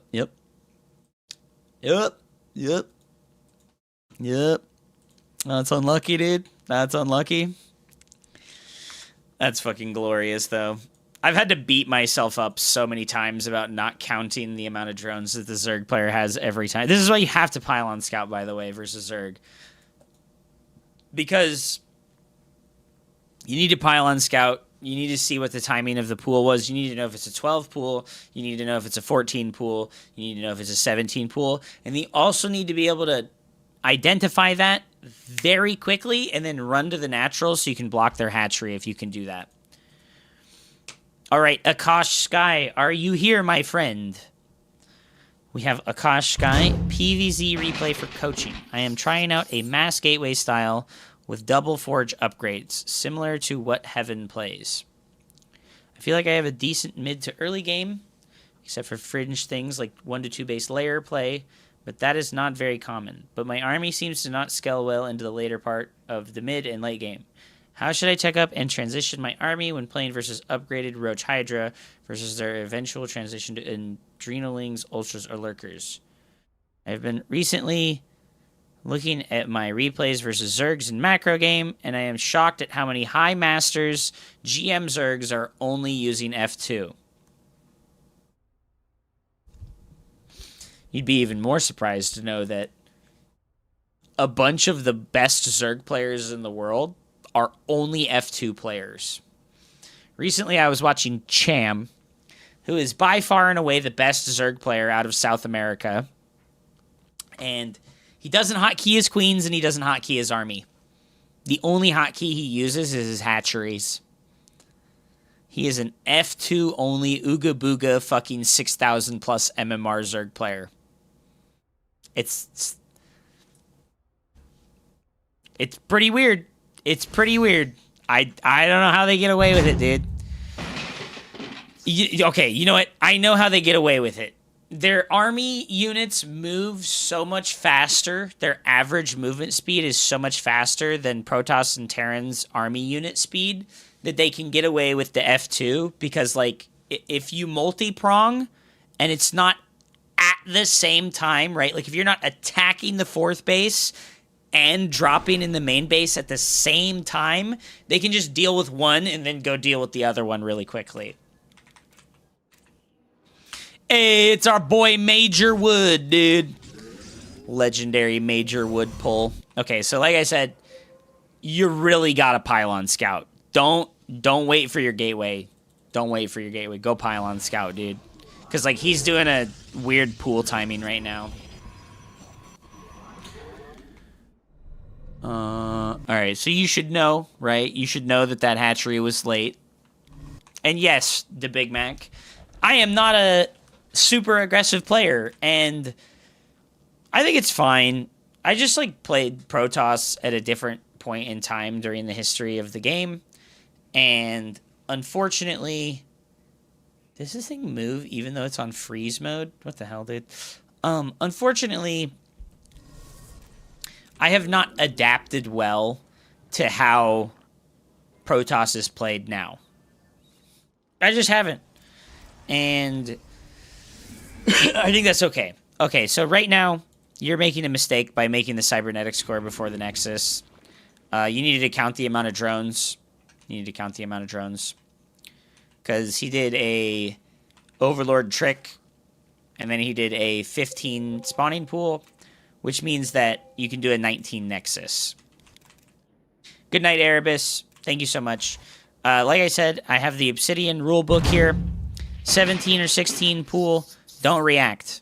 19 Nexus. I'm going to include 15 pool, no gas, all right? If they do a 15 pool with no gas, do 19 Nexus, 19 Cyber. Pylon Zealot, gas number 2, full wall. And then you will indeed be able to wall off before the Zerglings get to your base. Especially if you pay attention to the larva count, okay? You can come in here and you can see he's not saving larva to make 6 Zerglings, so you don't need to be worried. You just don't need to be worried. See, you can, like, see right there that he, like, delayed. He only built 1 egg at a time. That means he made 2 different decisions, and one was a Zergling and one was a drone, so you don't need to be worried, and you can do the 19 Nexus instead. Okay, this is fine, though. I think this is fine. I think you're going to be fine. You have to make the second pylon before the gas geyser, which really sucks. This is going to delay your tech a lot, right? Is a gas geyser being later. Not full wall in until the last minute is fine. I think this is fine. I don't even think you needed to do the second gateway. So you should know, Akash, right? You're like a high Masters player. You should know. You scouted that his gas geyser was late. You know Zergling speed is not going to finish until like 3 minutes. You don't need to finish this wall until around 3 minutes, okay?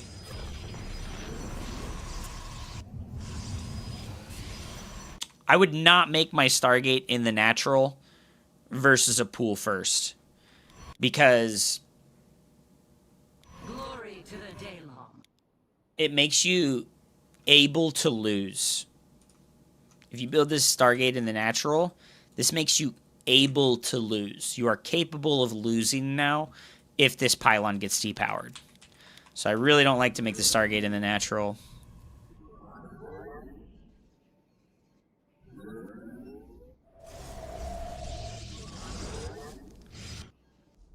Alright. Super fast third base.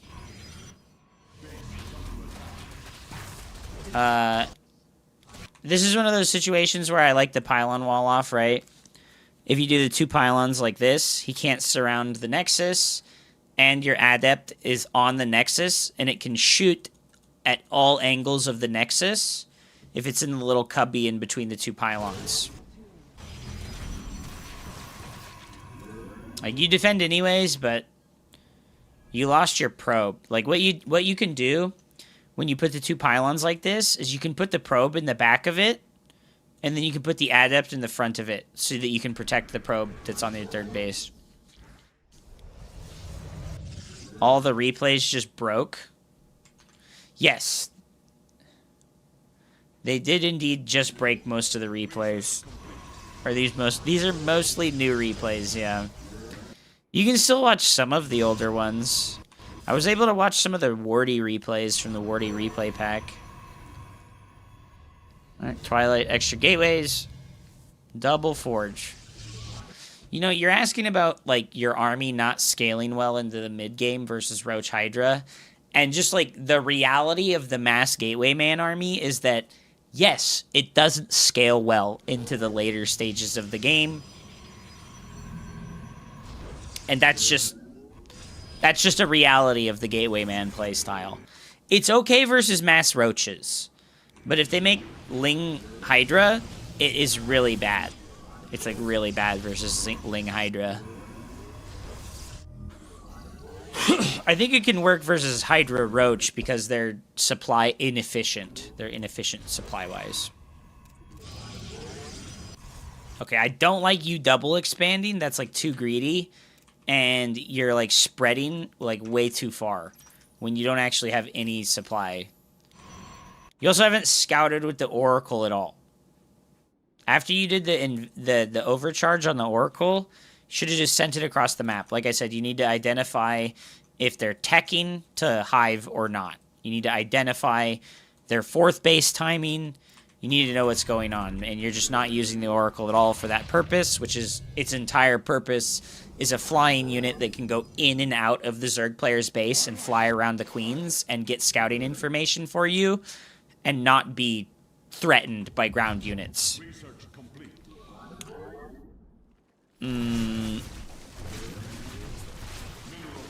Okay.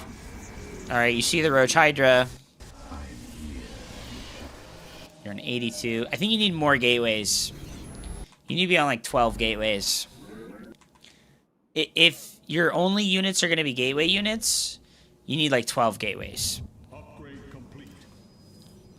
Because you're just not going to be able to build your army supply as quickly as you need to. Okay, you're just going to abandon this base. I guess this is why you double expanded, because you're like, well, I will be able to just surrender the base, and that is totally fine. Also, yes, Major Wood is an F2 only fucking Ooga Booger. This is Star Talk with Neil deGrasse Hupson.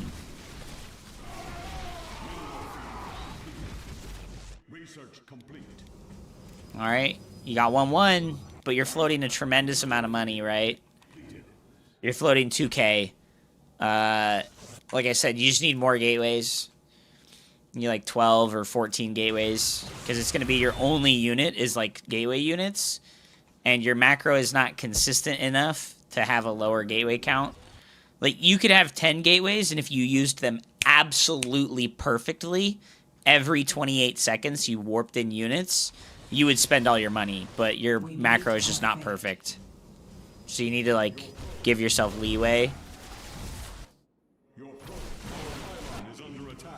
Also, why are you not just fighting this army?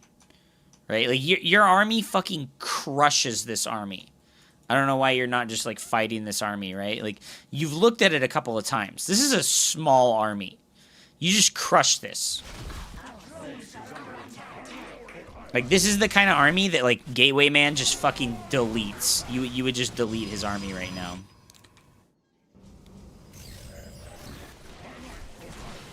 Warp in.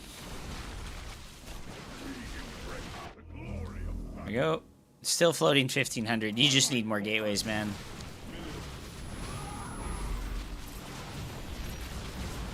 Oh, I don't know about sacking for the base. I don't know about base trading to begin with. I think you should just kill his army. I think the strength of the Gateway Man has been lost here. As soon as, like, 10 minutes hits, it's like you're all downhill. Your army strength is all downhill. So instead of base trading in these points in this early game here, you should have just fought his army straight up, and I think you just beat him. Like, if you'd only taken the 4th base, and then concentrated all of your efforts on buffing up your army strength as much as possible, instead of, like, 500 minerals over here, you make 5 zealots, right? You just delete him. He just dies. So this isn't, like, the gateway unit army being weak. This is you, like, overextending on the macro and not, like, being confident in your army being able to fight. And you're making too much static defenses.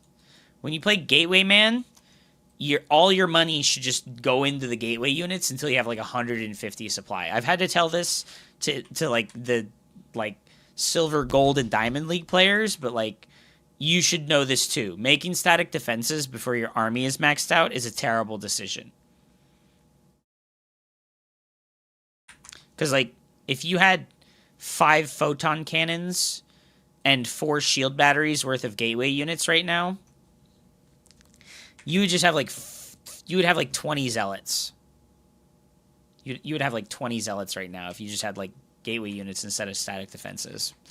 And you just crush him, right? You just like absolutely crush him. So you're like missing your biggest point of strength here. And you're also just not warping in, right? 2,000 minerals floating, no warp-ins.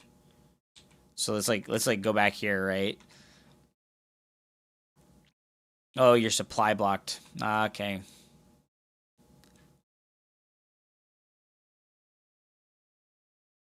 So that was like a really long time where you just weren't able to make units because you were supply blocked. And then when you did warp in, it's like you have 11 gateways and you're spending a lot of money, but you still have 1,500 minerals floating. Feels bad, man. As for like transitions, I think it's just got to be Storm, right? Like, you don't want to transition into the Robo. You just want to transition into, like, Storm. So, when you get, like, the 4th base, that's when I would make the gas geysers here on the natural so that you have 4 gas geysers total. And then you can drop the Templar Archives. And then spend all your minerals on Zealots. And then when you have no minerals, spend all your gas on Archons and Templars.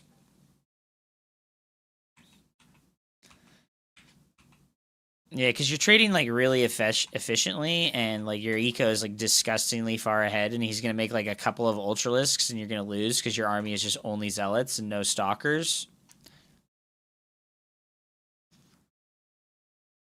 Like, you got to remember that, like, Stalkers are good against Ultralisks when their upgrades are low. Because Stalkers get +2 to their versus armored damage when you get an upgrade, right? So they've gone from 18 damage at +0 to 22 damage at +2. So you're at +2 right now, so your Stalkers do 18 damage a hit. So if you have 10 Stalkers, you can do 180 damage to an Ultralisk with 1 volley, right? So it's only going to take you like 3 volleys to kill an Ultralisk with 10 Stalkers.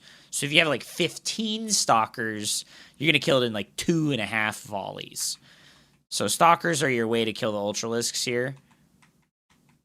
Yeah, I think that his transition into the Stargates is bad because he has Hydralisks. I think if you're going to transition to anything, it should be like Archons and double Robo. Who's winning? I'm winning, baby. Oh, yeah, and Zealots cannot fight Ultralisks. Zealots just cannot fight Ultralisks. They just can't do it because they double strike.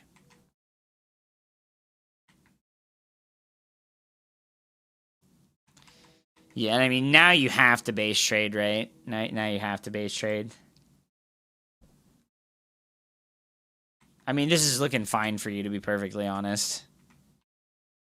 Those Ultras had a little snack. Oh, no, they're having a little snack over here, too. Yeah, see, like I said, Stalkers are pretty good versus the Ultralisks.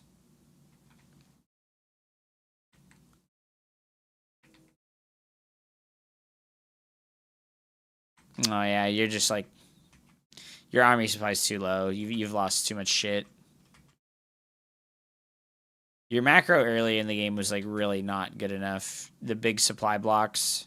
I know you like lost the Nexus and lost pylons, and that's why you supply blocked, but even still, just need to, you know, it's got to be better. It's got to be better. Yeah, like look at how much you lost compared to him. I think if you're just more confident in this earlier stage at like actually fighting his army, like right, like I said, you overbuilt static defenses when you needed to be warping in, right? So like the couple of shield batteries are okay, right? One shield battery and one cannon here is okay, but like look at you warp in, and you still have warp gates that haven't been used, and then you build static defenses. So, like, just build units instead of static defenses, always.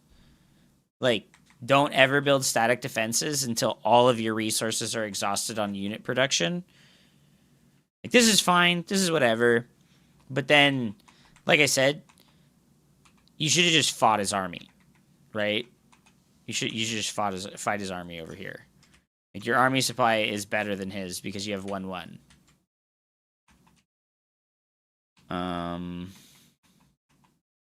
Yeah, you would just crush his army here. I know you're probably like worried and scared, but also like you have the Oracle and it has full energy. And you haven't used a single stasis ward, right? If you had stasis ward here, then he just runs into it and he loses half of his army supply because he's not like on top of like sending a singular Zergling forward. And stasis ward, yeah, I think you should really make more than one Oracle. I think you should always make 2 oracles at the lowest amount. I think if you're gonna play Gateway Man like this, you should make like 3 or 4 oracles. Because having stasis wards and having constant map control with like Envision when you're playing like this is really important. Because like you should know that this army is coming across the map. Because you should be doing 0 activity with the Gateway units right now, and like all of your activity should be with the Oracle. Like, between 6 and 7 minutes. Between 5 minutes and 30 seconds and 7 minutes and 30 seconds, you should be using the oracles to, like, constantly, like, drop in visions, find out what his tech and his main is, see when his 4th and his 5th base starts. And you just do no activity with your gateway units outside of making more of them. Because, like, yeah, like, look at his army. It's 8 roaches and 7 hydras.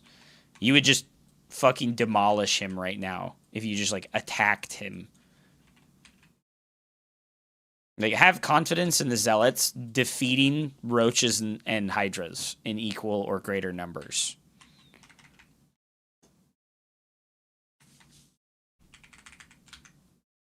But yes, make multiple oracles. They're good. They're good.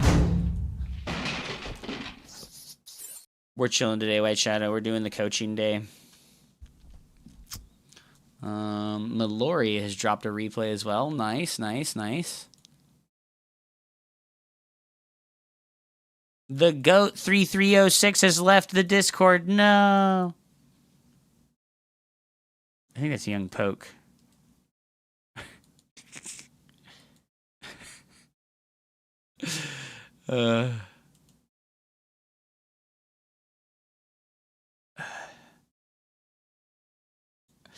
Motherfucker, dude. Motherfucker, dude.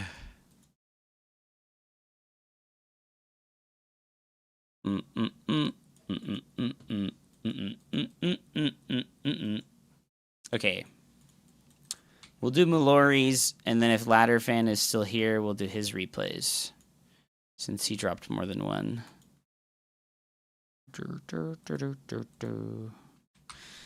Fucking broken replays. Blizzard, why? Blizzard, why? They just fucking break the replays every time they do a patch, man. They just break it every time, man.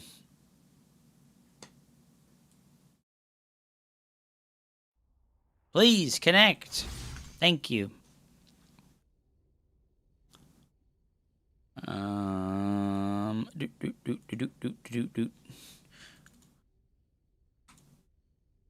Is it gonna work? This is just gonna be one of the ones that just doesn't work.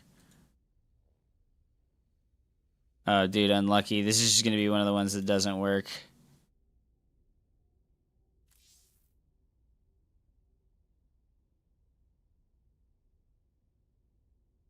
Yep, this is one of the ones that just doesn't work. Unlucky, Mallory. I'm sorry, bro. Are you using the replay fix? No. I don't even know where you... I don't even... Who made it? Where do I get it? Oh my god, Musti is fucking banned and blocked. I played it recently too, really. My fix for replays breaking. Vanilla replays will mostly work fine, especially on, otherwise you will need to already have the map and mod data downloaded. Okay. And downloading Hyper One's malware. I'm downloading Hyper One's malware, dude.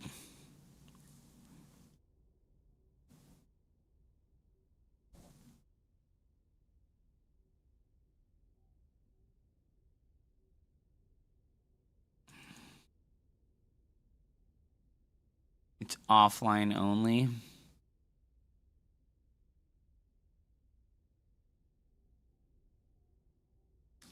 It's gonna get 3,000 karma. Damn, bro. Damn. That's pretty rough, dude. Like 2 days ago? Really? Why didn't it work then? I think that was like pre the patch. What if I switch? What if I log out?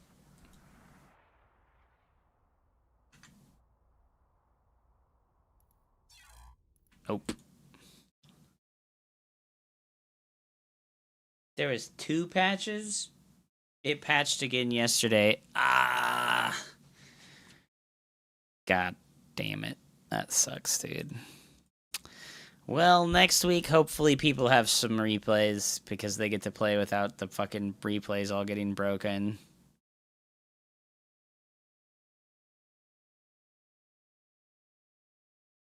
I had a replay yesterday. It broke those.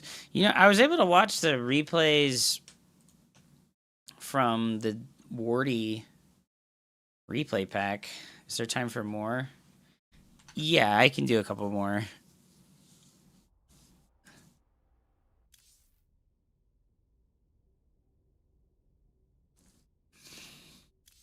Let's go see if the replays from the Warty things still work. They probably don't. They probably don't. I can invite you. Yeah, add me in game and invite me to it. We can do that. Will these ones load? Because I wasn't even done looking through these. That's so shitty, dude. It will. It'll load the old one. Why will these ones load the old one? Oh, there it is right there.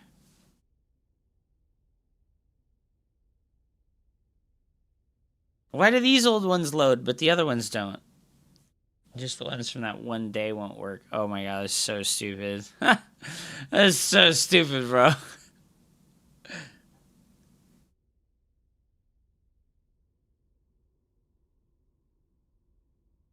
Let's get some Iron Harvest coaching. You know, I was top 50 in the world at Iron Harvest, Forehead. I was pretty good at Iron Harvest. Just saying, dude. Just saying.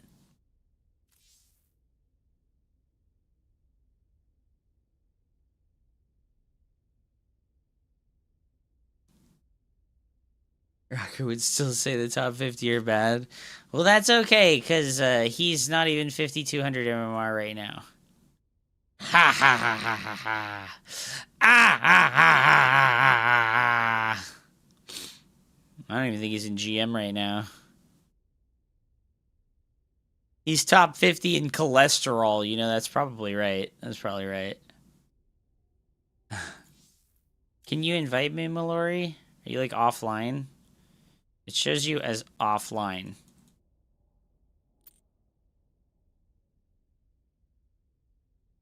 Do you remember the Jimmy Neutron-sized head guy who was #1 gray goo player? Really? Is that real? You passed me? I didn't pass you. Oh, you mean on ladder. Dude, I don't remember that at all. Destiny actually played Grey Goo?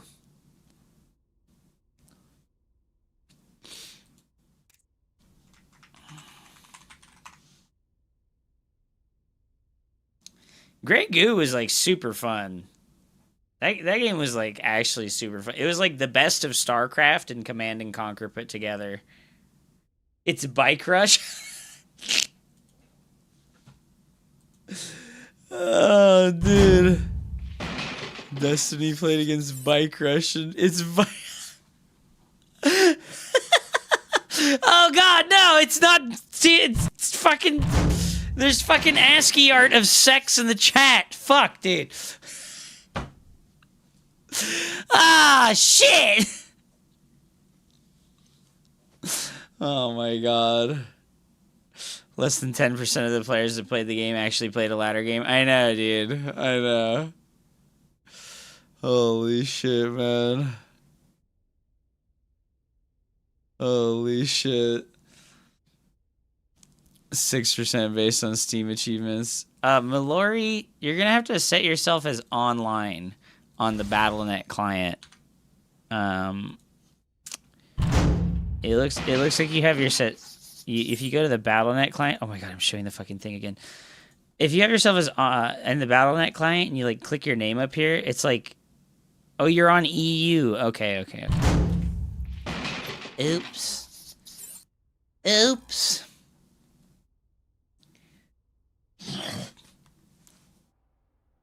Fucking egghead ass looking fucking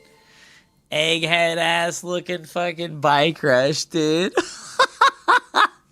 I'm gonna send him that.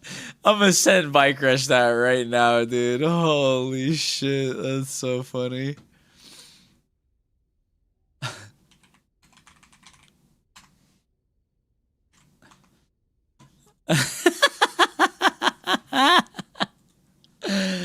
Oh my god, dude. That's fucking hilarious, dude.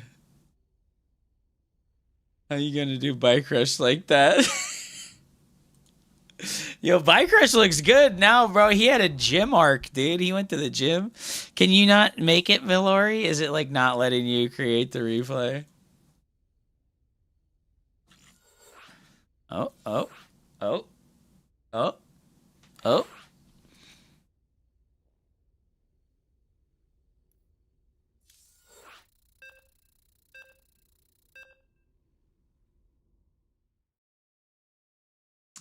Why did it work here, but it didn't work when why wouldn't it let me open it on the fucking desktop? Okay, one second. It's not this one? Oh, okay.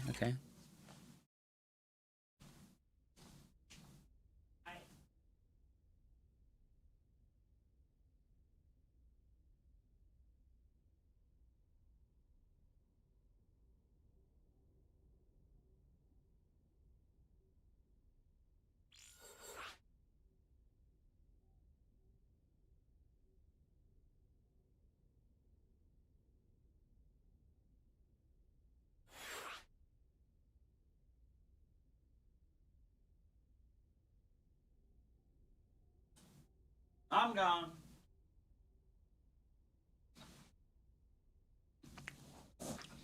Did you get the Hyper One replay fixer? No.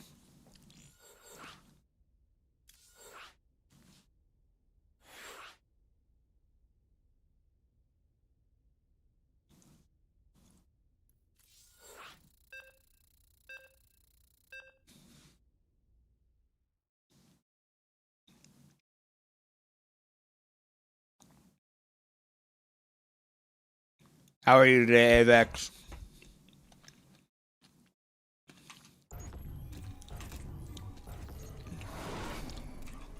I have Young Mallory versus Ling.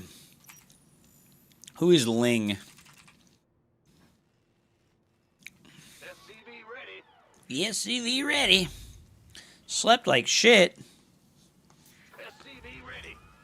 I'm sorry to hear that.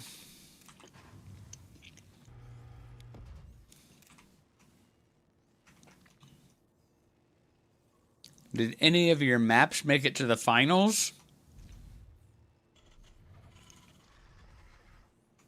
I haven't paid attention to the Team Liquid map contest. I'm gonna be real. I got 5 out of 5? Damn, okay. Poggers. I'm gonna just take full credit for this, for coaching you on your maps. You know, remember when I coached you on map design like fucking 8 months ago? I'm taking full credit for this. It was all me.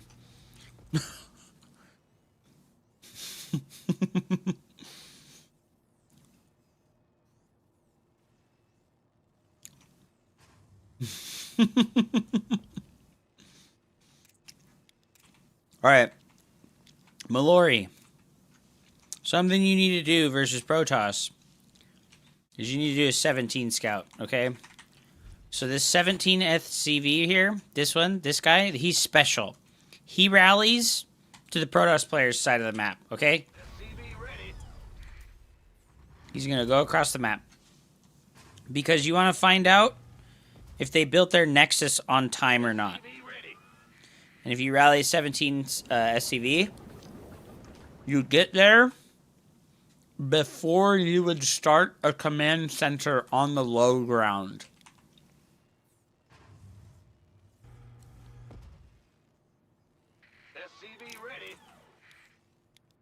I've been strong-arming people about how Protoss should handle walls at the third. Alright, because you're going to build your command center on the low ground. And if it was a proxy gateway, or if he had like chrono boosted a zealot out, that fucks you up pretty bad.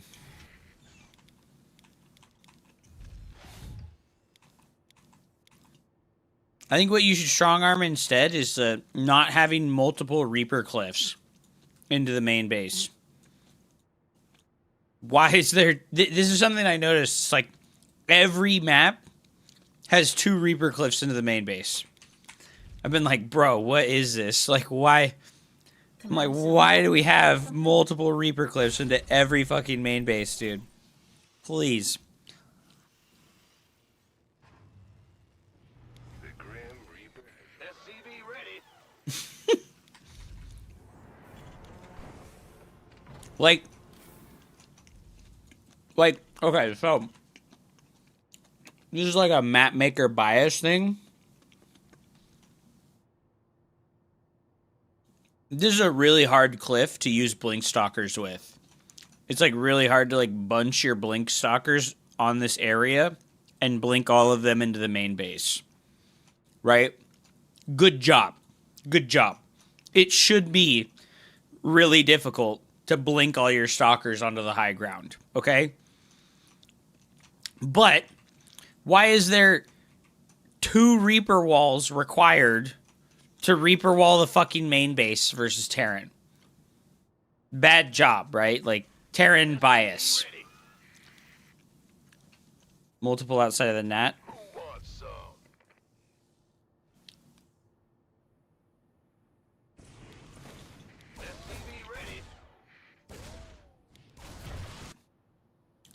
And here's the other thing that's actually important. The reason why the Terran players bitch and moan about there only being 1 Reaper cliff is when you're able to, like, put a pylon back here, and then you put Gateway Cyber, and then the Reaper jumps up, right? And the Reaper can only see so far. So if your pylon's here, and you have it full walled, and the Reaper can't get in, you can build your tech building back here, and the Reaper can't see it. This is what the Terran players bitch and moan about. That is when they can't see your tech building. Alright? So if you make it so that they can see the tech building when they actually come up the Reaper cliff, that's what would make them not bitch and moan so hard.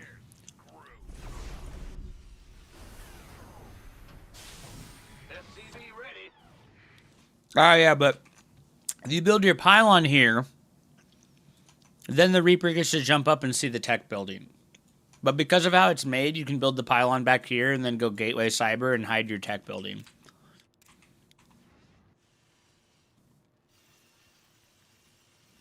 add-on complete. SCV ready. My god. The Reaper and the Adept kissed in the middle of the map.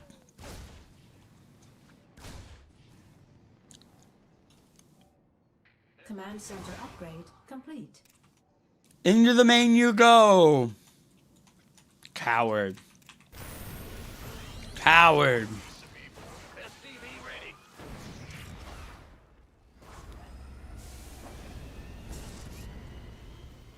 SCV ready. The water push mechanic was totally fine, dude. Alright. Super fast third base. I think you should have made Raven, dude. Okay, so this is like... You're building add-ons with your tech buildings. Instead of building add-ons with your barracks. So I've tried to tell a couple other Terran players this, but like... A really simple thing to do. Don't make add-ons with your factory and your starport. Make units out of these buildings, because they're your high-value units. And then make add-ons with your barracks instead. In my head, I want to be greedy. No, you want to do a timing attack versus Protoss.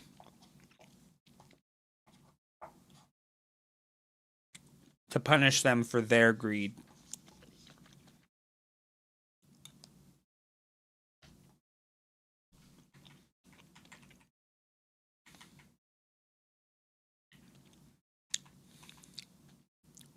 I actually think this map's really cool. But, yeah. I think the water push mechanic is just, like, not that interesting. Like, really, it's like too...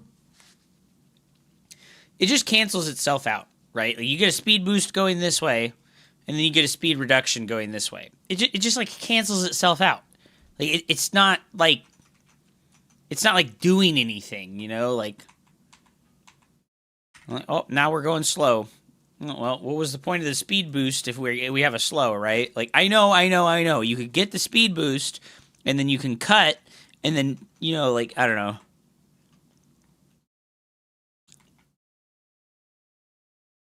Yeah, but as soon as you become aware of it, and you're like, I can't retreat through the middle, it'll just have no effect ever again.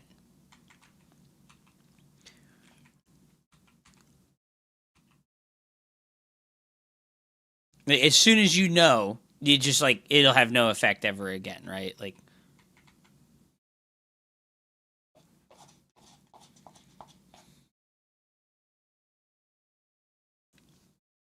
Okay, but... Here's the thing, right? If you're like, okay, I'm gonna walk to his base and get the speed boost, and then I'm gonna cut this way, look at how much longer you have to walk. You have to walk, like, a shitload of extra distance. So you, like, get the speed boost, and then you have to, like, walk a super long extra distance to get to their natural, right? So it's like...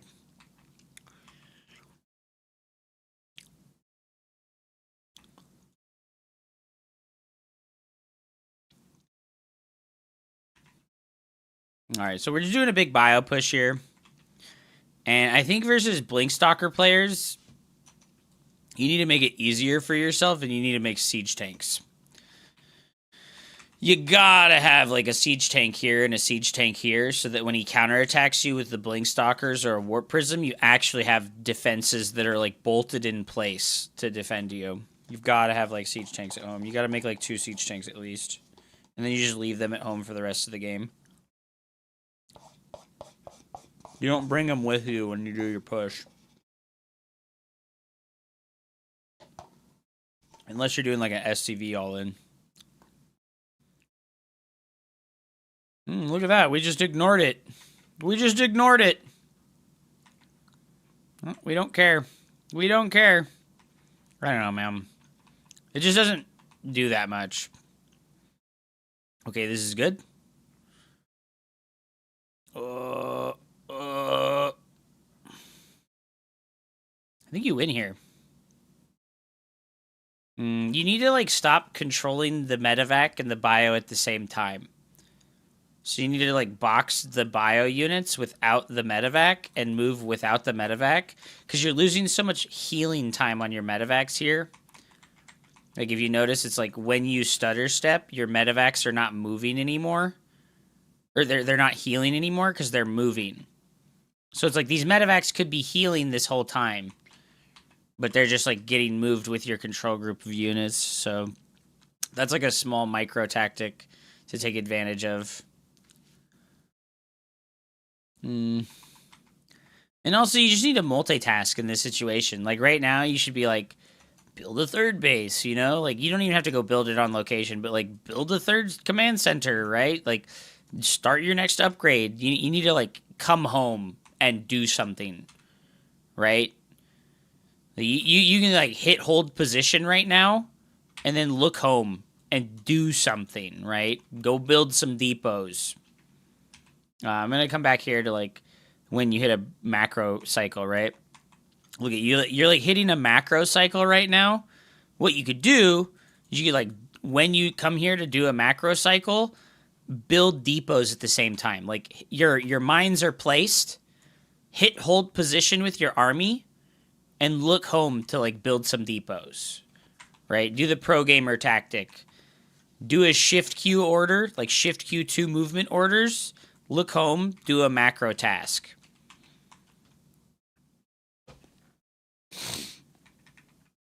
Because you're going to supply block for like a really long time here. And unfortunately, you have a lot of units queued up. Like, you have a lot of units queued up. Like, you have 10 Marauders queued, which is 1,000 minerals, which could be an extra command center and 5 extra barracks instead.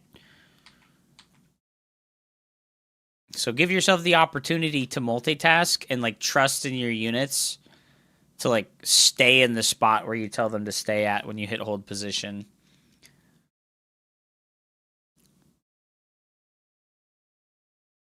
Also, I'm not trying to say, like, the push-pull mechanic here is a bad thing.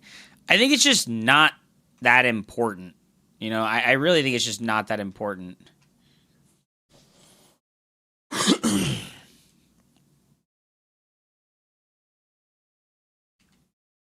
Yeah, like I said, you're just like too locked in, right? You're like too locked in on the micro. You haven't like built a depot in so long. You've been hard stuck at 126 supply for like 3 minutes. And then like you land mules, but like do one more thing. Right? Do one more thing. When you land the mules, build like 2 depots. You can like do those things together, right? Like when you look home finally here, remember to like do something else too. You look home here, drop the mules, build a depot or 2, or like build a command center.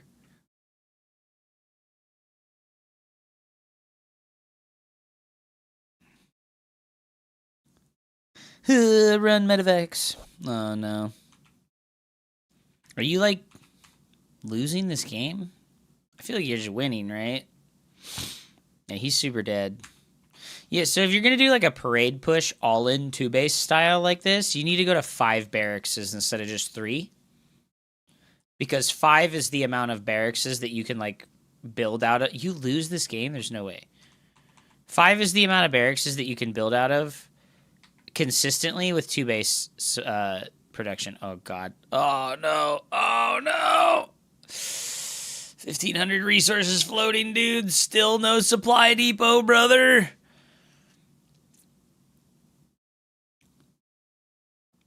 Oof. No extra upgrade on the way, right? Like, you never got +2 attack, +1 armor. You could have started +1 armor a really long time ago. Damn. Yeah, so we go back to, like, 6 minutes, right? I feel like your first, like, 5 minutes are looking pretty polished. Right? Your first, like, 5 minutes looks pretty polished, but you're not using the starport and the factory to make units. You're using them to make add-ons. And like I've said multiple times for Terran players that I've watched, this first barracks should make 3 different add-ons, right? It should build the first reactor, right? So you make your Reaper, and then you make your factory. Your method is hard. I know it is. It's more difficult, but you have to do it. You make your marine, and you want to make your factory next to the barracks, so that like right now, you can start your react. And like, there's nothing to do right now, so this isn't hard. This isn't hard. This part here, early in the game, this isn't hard. Okay, you can make your reactor right now with the barracks, because there's nothing else for you to do right now. Okay, you did start the reactor, so not hard, right? And then we look back home, and what have we got to do? What have we got to do? Don't do anything with the Reaper. Just patrol right here. Just patrol. You don't have to do this. You don't have to do this. You don't have to do this. This isn't necessary. You don't have to do this. Look home, and then factory goes on the reactor, okay? Because you're going to build the factory next to the reactor. You don't have anything to do right now, right? You're making your thing. So here's why you think this is hard. You think this is hard because you think you need to do something with the Reaper, and I'm here to tell you, you don't need to do anything with this unit. You don't need to do anything with this unit, okay? There's 0 things you need to do with this unit. Yeah, I know. Every Terran player is like the dying, thirsty man in the fucking desert, and he's like, killing a probe is like infinite water being poured on me while I'm fucking dehydrated. I need to kill a probe. And it's like, no, stop. Put it down. Put the needle down, okay? Put the needle down, all right? Put out the fucking cigarette. So starport. Okay, so if you're going to do this, right, this is fine, right? What you're doing here is fine. And making more Marines is fine. But after you get the 2 Widow Mines out of the factory, it shouldn't make an add-on. It should go land on an add-on, all right?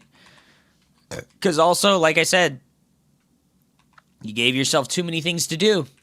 You gave yourself too many things to do. Look. Okay, this is painful. This is painful. Look at your APM right now, 400.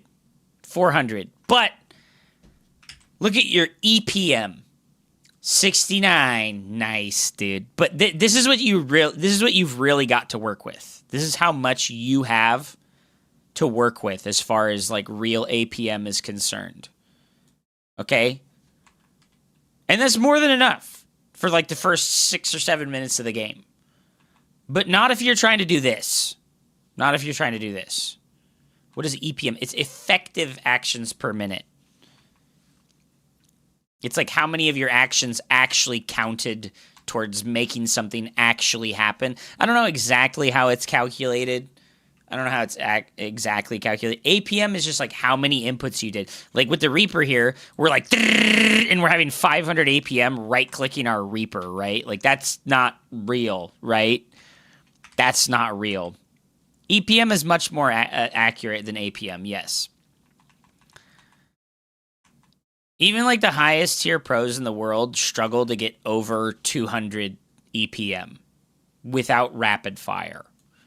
Rapid fire still affects EPM because of how it works, but like even like the highest tier pros in the world are not going over like 200 EPM. I think even like Brood War pros almost always are not over 200 EPM. They're at and around 200-ish. Like that is like actually like a pretty hard human limit is like 200-ish EPM. And if you really think about it, 200 is crazy. You're doing like 3 different independent things every single second.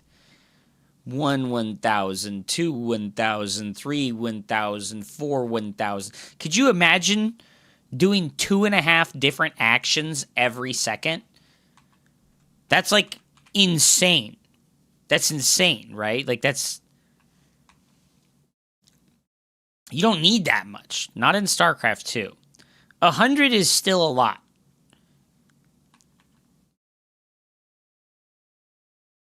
$100 is a lot more than people think it is. So yeah, like I said, like you need to like It's like tough, but like this like thing you do with the starport and the factory is like important, okay? Because it like sets you up to defend better and to attack. Yeah, Cyril has like 210 to 250, but he also uses rapid fire. So good to remember, right? Also, Milori, like I said, look at your EPM right now. It's nothing, right? You're just like switching back and forth between the command center and the barracks. Do something useful with your EPM. Practice accuracy. Like you have the command center here. Are you using camera locations? You should be, right? So when you build an SCV and then go click, click, click. And then camera locate to your natural and go click, click, click. And then camera locate back to your main and go click, click, click. And then camera locate back to your natural and go click, click, click. And then camera locate back to your main and go click, click, click. Practice your accuracy. Look at your barracks and go click, click, click. Look at your base over here and go click, click, click.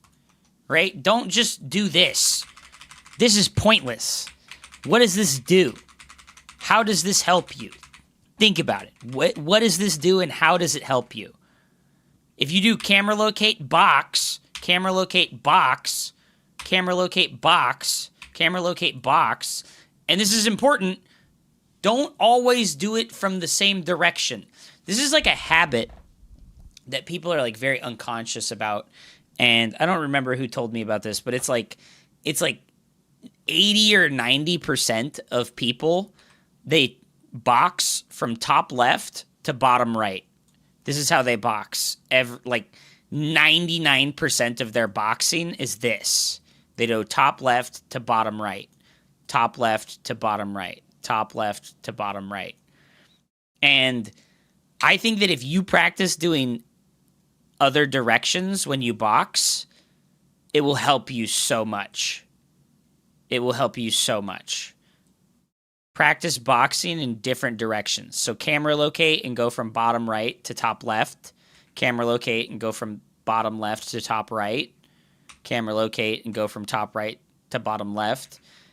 Practice doing it in different directions and practice doing it with your camera locations. So camera locate, box in the non-standard direction.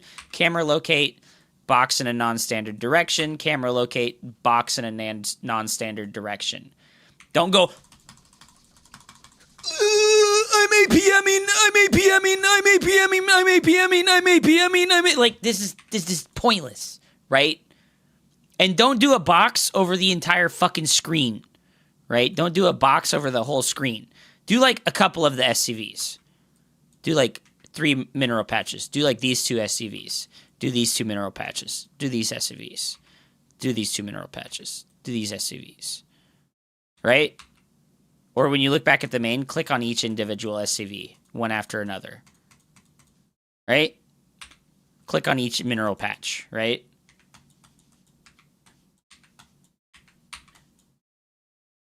Practice clicks are important. Yeah. Like if you've got the command center selected, look down here in the natural and click each one of these mineral patches. Like right click to get the rally point. And if you miss, guess what? Your accuracy sucks. Come back to the main, let the SCV finish, and then do it again. Okay? Anyways, let me go ahead and you can just watch here, and I'll show you one more time how it is that I do the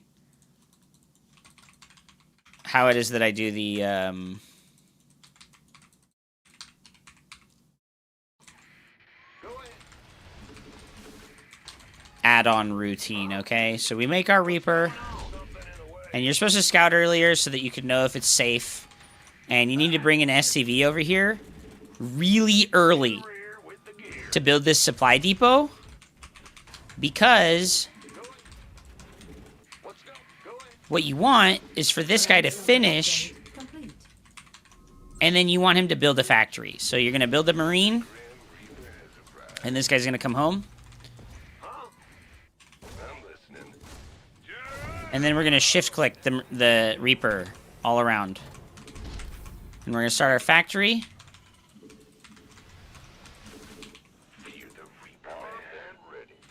And then we're gonna make our reactor, okay? This guy's gonna come back and he's gonna build our bunker now. Okay? And this guy's gonna make our gas geyser. And then we're gonna come in here. And we're gonna sit here. And if we get shot, we don't go up. If we do get shot, we run away. Okay? But otherwise we come up here. And we try to check. And we go, oh, okay, leaving. Don't look again, okay? Don't look again. Fill your gas geyser up. Add-on complete. Lift. Go build a tech lab. I don't have anything else to do right now. Insufficient vestment gas. I don't have anything else to do right now. Starport. Insufficient Hellions. vestment gas. Right? Now I can go build. I can go play with my Reaper. Now I can go play with my Reaper. I need my next depot.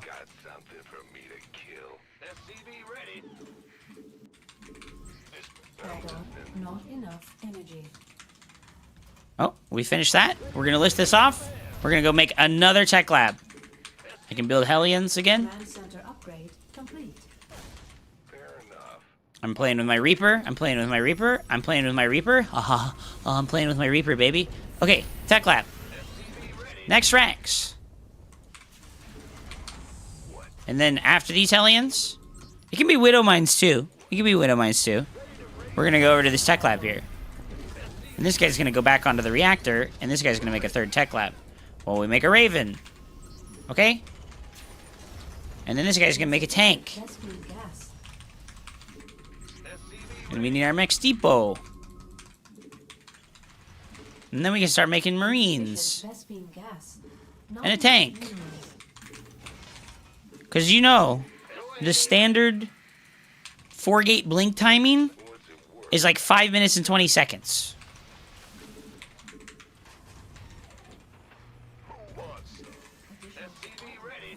We need our next depot. We got our Raven. This guy can lift off and go make a tech lab now. And this barracks can go onto that tech lab. I don't have anything else to do right now. I don't have anything else to do right now. Right? We can control this if we want. Once this stuff is done. Additional insufficient vestment gas.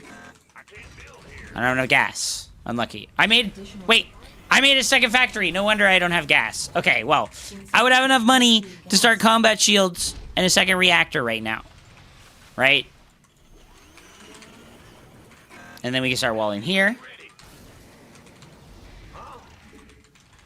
And then we could get stim. That was supposed to be a Rax. Yes. I was like, man, why don't I have gas right now? And then we just only make Marines. We only make Marines. And we can make our eBay block. Our eBay.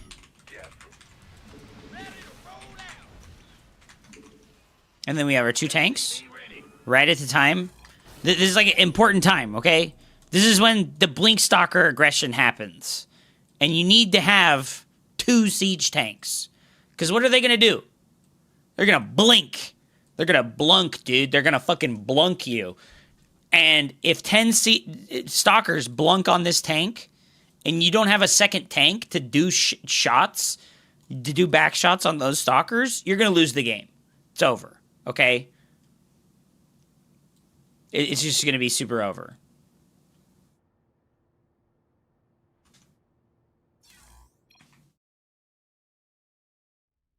I won't let you down, baby. Of course, of course.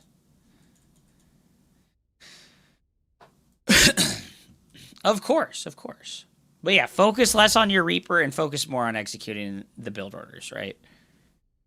What, you mean right-clicking on the map 6 times per the same action isn't a good representation of multitasking speed? Absolutely not.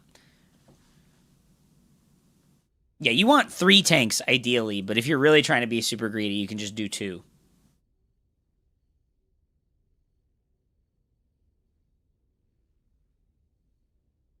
Because 3 is like, you have 1 in your natural, you have 1 on the ramp, and then you have 1 in the main, and it's like all 3 of them cover each other. And then when you go take your third base, you just go move all of them to the third base so that you can protect it from like zealot run-bys and stuff. What's up, Exquisite? Welcome back. There is an arcade game on... There is an arcade game on EU that is not on NA for some reason, and it's this one right here. Made by Xcrypt. Multitasking Practice Legacy of the Void. I think this is by far the hardest one. I think this is like by far the hardest multitasking game. Also, it's really hard because I have 180 ping on EU.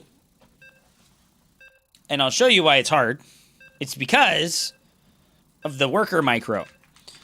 There's like a little platform in the top of the map where you have to micro a worker nonstop. And it's very small. And they don't let you shift queue or orders. So I put it on normal mode. So we're on normal and we can shift click that. And now we have to control this drone. And we can't go over a certain amount of... We can't go over a certain amount of minerals. And if we get hit one time, we lose the drone. If we get hit one time, we lose the drone. And then we have these things. And we have to go pick up cows.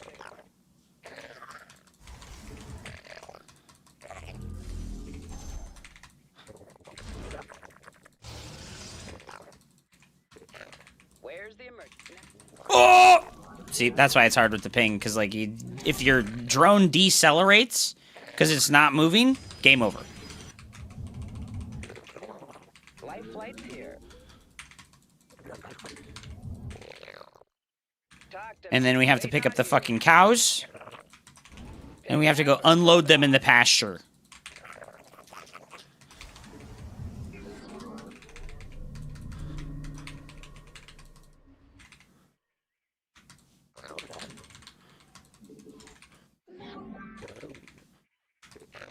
Now what? Let's go. And then you only have so many lives. Ready for pickup? Where's the emergency? Talk to me. And then this has you practicing object permanence on the minimap. Because you have to, like, remember the individual controls here for the medevacs that are on the minimap, looking for cows. Oh, keep moving. Life flight, now what?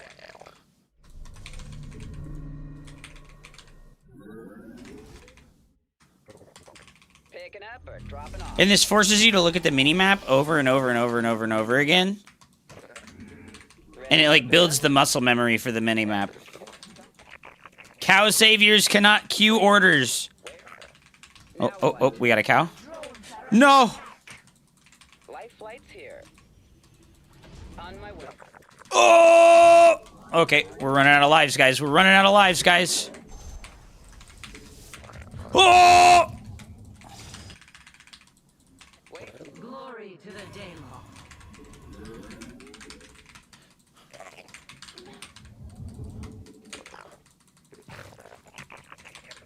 It's tough, dude. Serve with pride. Oh! Oh! Unload! Unload! Oh! Oh! And then we're trying to do a build order too. Ready for pickup? You have not enough minerals.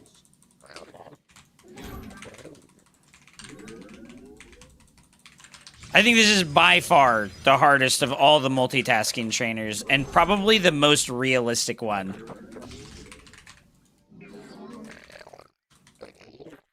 Now what? Picking up. What is this? Ire shall be reclaimed. No!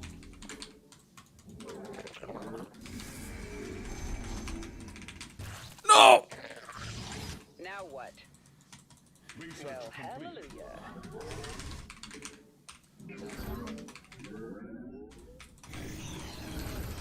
And then you just instantly lose the game if you float over a certain amount of resources. No!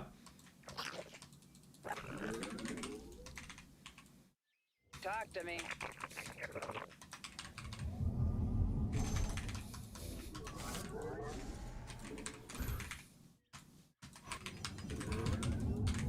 I'm here in the shadows.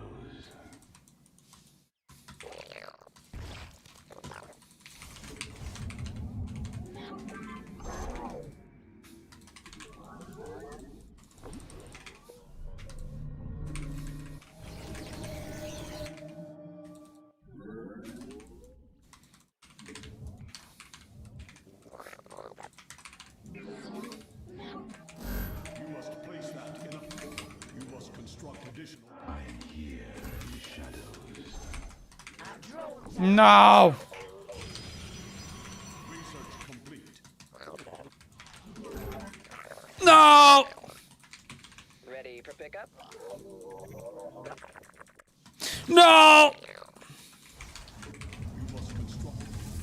You must place that in a power field. I'm here in the shadows. In the pie. 5x5. No! Dude, I only have fucking 9 lives left, dude. I'm a cat. Talk to me. Waiting on you. Picking up or dropping off? Oh, oh, oh. I'm here in the shadows. Understood.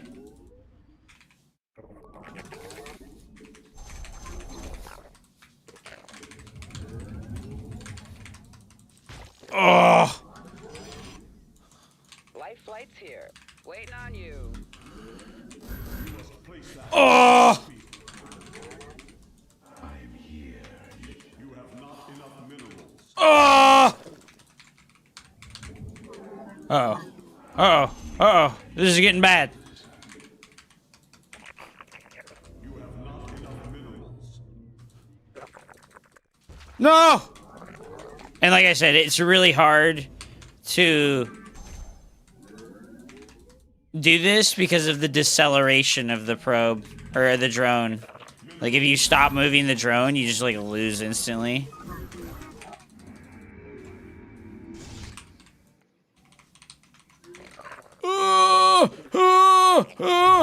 You must construct additional pylons. You must construct additional pylons. No!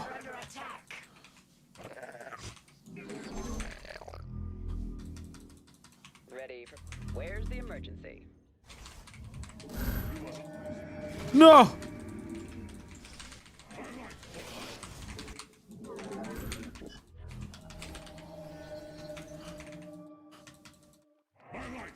Can the drone attack the SCV? Absolutely not. That would defeat the purpose. Upgrade complete. Oh, okay. No! Oh, fuck! Oh, 1 life left, guys. 1 life left. Only 1 life left to live. You have not enough minerals.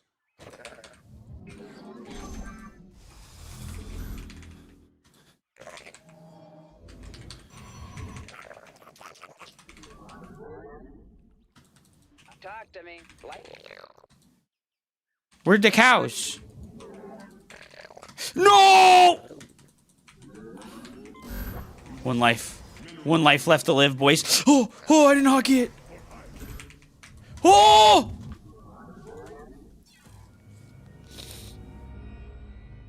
No! No!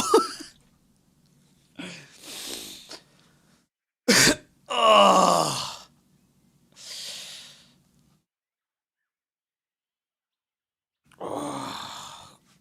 That's the hardest one, though, by far. Like, this one's, like, really good.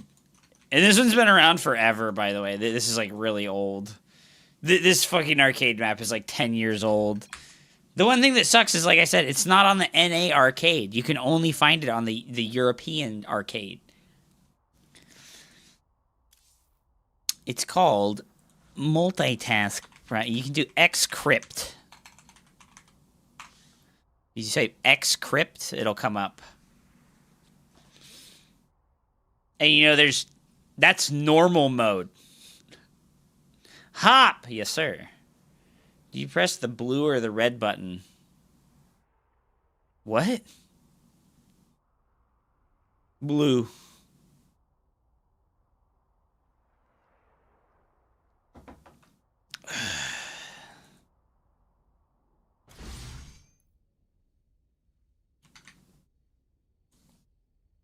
That one's fucking hard, though. That one's hard. PVZ versus Annihilation. He went for weird 2-base layer tech that I did not know how to properly play against. Okay, Akash. We'll do one more replay, okay?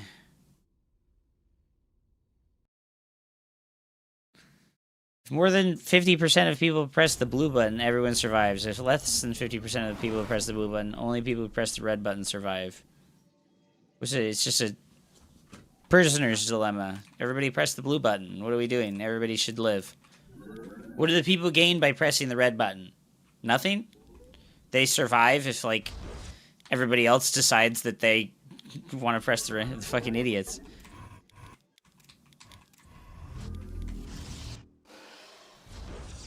Alright. It's asking if you have a duty. Yeah, you have a duty to press the blue button to protect stupid people.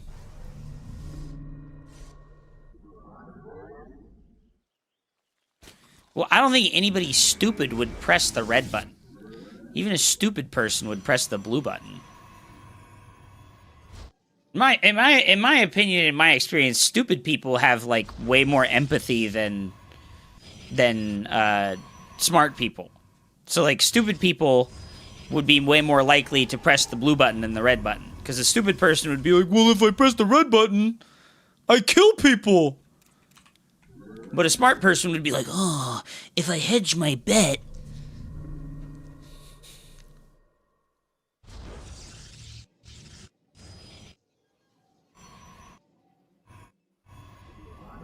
But if you press the red button, you don't die either way, right? So, only somebody who's smart, you know?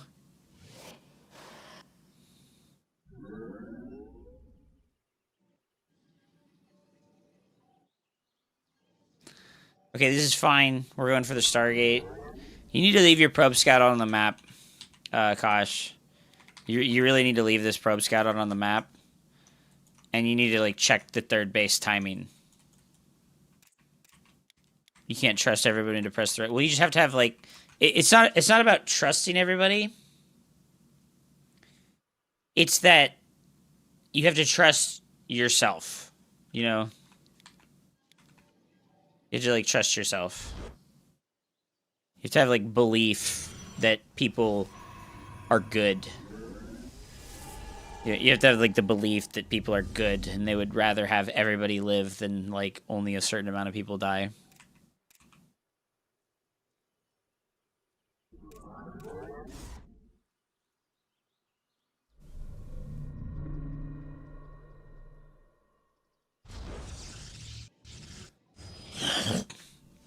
I didn't even know what the question was when you asked me blue or red. I just chose randomly. I didn't, like, choose based on the question. Because I didn't know the question when I answered, so.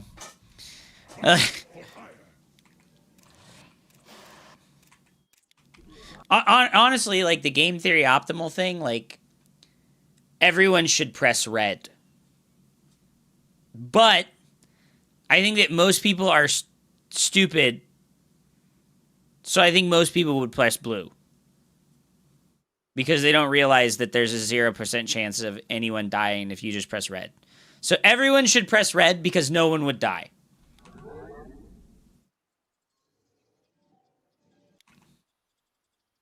No. If you think about it, because there's no consequences for pressing red unless people press blue. So if people had enough thought to do it, they would just go, okay, I'm going to do the thing that has a 0% chance of me dying, and everybody else should realize that red has a 0% chance of dying as well. So everyone should press red. But, you know, like, if we want to believe in goodness and collective, like goodness of humanity, everyone should press blue because it's like a leap of faith for each other.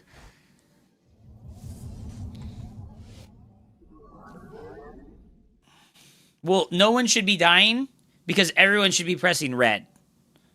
Because if everyone pressed red, nobody dies. But if 50% of people, if 49% of people choose blue, those people all die. Right?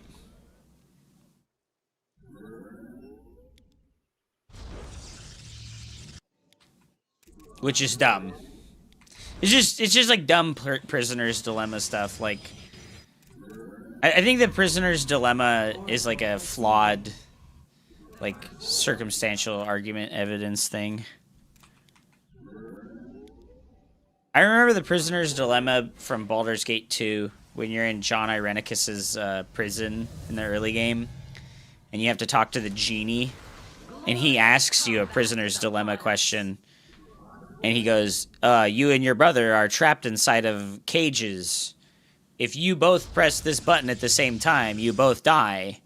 If you press it and he does not, he dies, but you live. If he presses it and you do not, then he lives and you die. What do you do? It's like the answer is, like, you don't press the button because, you know, like, you both die. If one of you dies... When does this happen? It's literally in the very beginning of the game when you talk to the genie that you unleash it right after getting out of the thing. You, like, walk through that hallway where there's all the traps and the dead shadow thieves, and there's, like, the room with all the crystals in it, and there's an ogre magi. No, there's just a genie. There's a djinn. And then you talk to the djinn, and, like, based on how you answer... He does different things. Like, he spawns gibberlings if you're a coward, and he spawns an ogre magi if you're not a coward.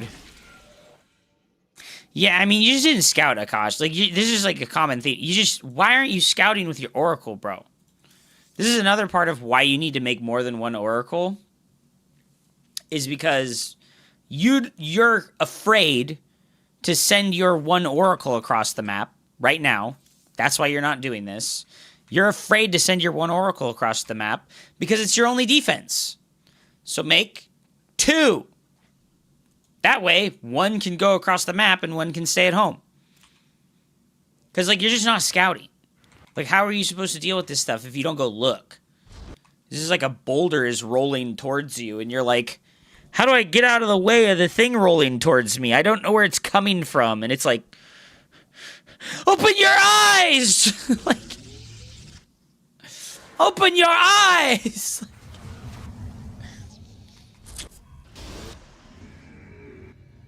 Honestly, what you're doing is almost a blind counter to a swarm host, by the way. Mass expanding is like a good counter to swarm hosts. Because, like, yeah, you're going to lose this base, but, like, fucking... I mean, you could save this with the battery. You could have saved that with the battery, by the way. This is another part of, like, you always want the battery in range of your Nexus. Because you can, like 16 locusts isn't enough to kill the Nexus through a battery. Like, if you had the battery, you're going to give your Nexus 300 extra shield points, and it's going to live. Yeah, you absolutely would have saved it if you had used the battery on the Nexus, so... Try to always have the battery in range of the Nexus. And then, like, this is fine. Like, the thing is you gotta make Blink Stalkers. Zealots, Zealots are okay, but you gotta go counterattack, like, immediately. Like, right now, you have all these extra gateways, and... you're gonna warp in, but you warp in Stalkers, right? You warp in Stalkers when you have charge lots because, like, you're panicking. But just, like, having the presence of mind to, like, make the units that you had the upgrade for would have let you just, like, walk across the map and go murder his mineral line. Just remake your Nexus, it's fine. Just be Nomad Protoss. Like, the cooldown of a Swarm Host is, like...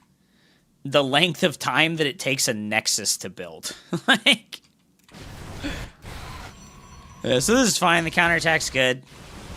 Kill the Infestation Pit so he can't make more. Kill the Infestation Pit so he can't make more.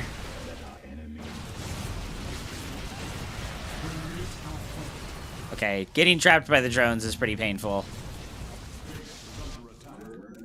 Getting trapped by the drones is pretty painful.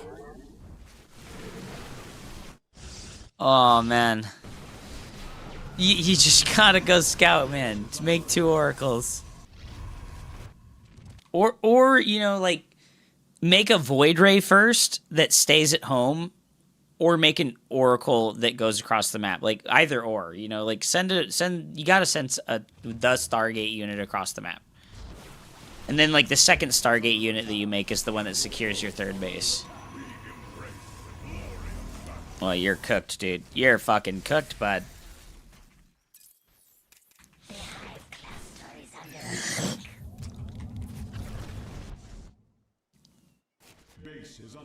The Void Ray is great at defending if you make static defenses.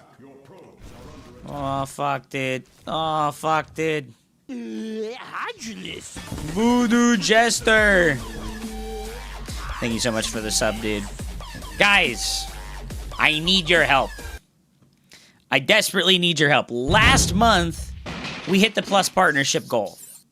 And unfortunately, I got a 7-day suspension, which kind of cooked us on getting the plus partnership goal, because you got to get this for 3 months in a row. If you can afford a tier 1 sub right now, please help me. Please help me. This is like massive for me, okay? I wanted you to watch this after the game. Oh god, what is this? What is this? Hey, bro, yeah, welcome to the baseball stream! It's time! Get hype, it's the baseball stream! I've been talking about this for a long time! You know the stream where I shove a baseball up my ass! Hey, guys! Oops, wrong link? What?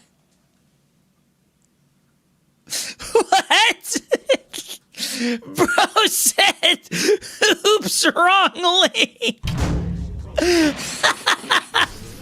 Oh, fuck, dude.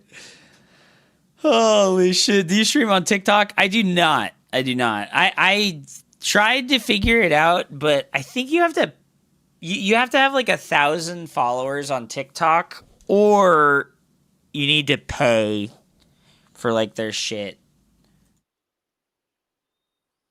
But yeah, Akash, like, scout instead of not scouting, and don't be so greedy.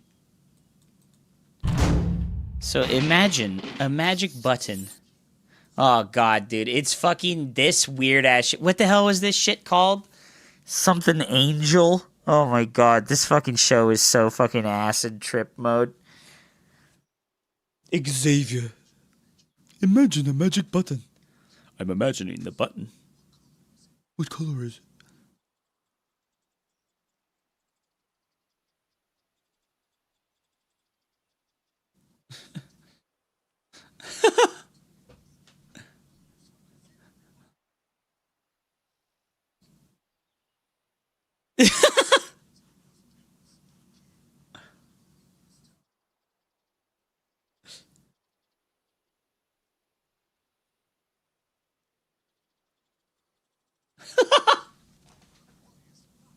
Listen, there's a buttons. It was pills. Don't care. It was I'm pills. up for me Don't this care. time. What color is the this button? time. Ugh, fine. It's red. fine. I pressed the button. You don't even know what it does yet. And I pulled the trolley lever. There's no lever bias for action. Just listen.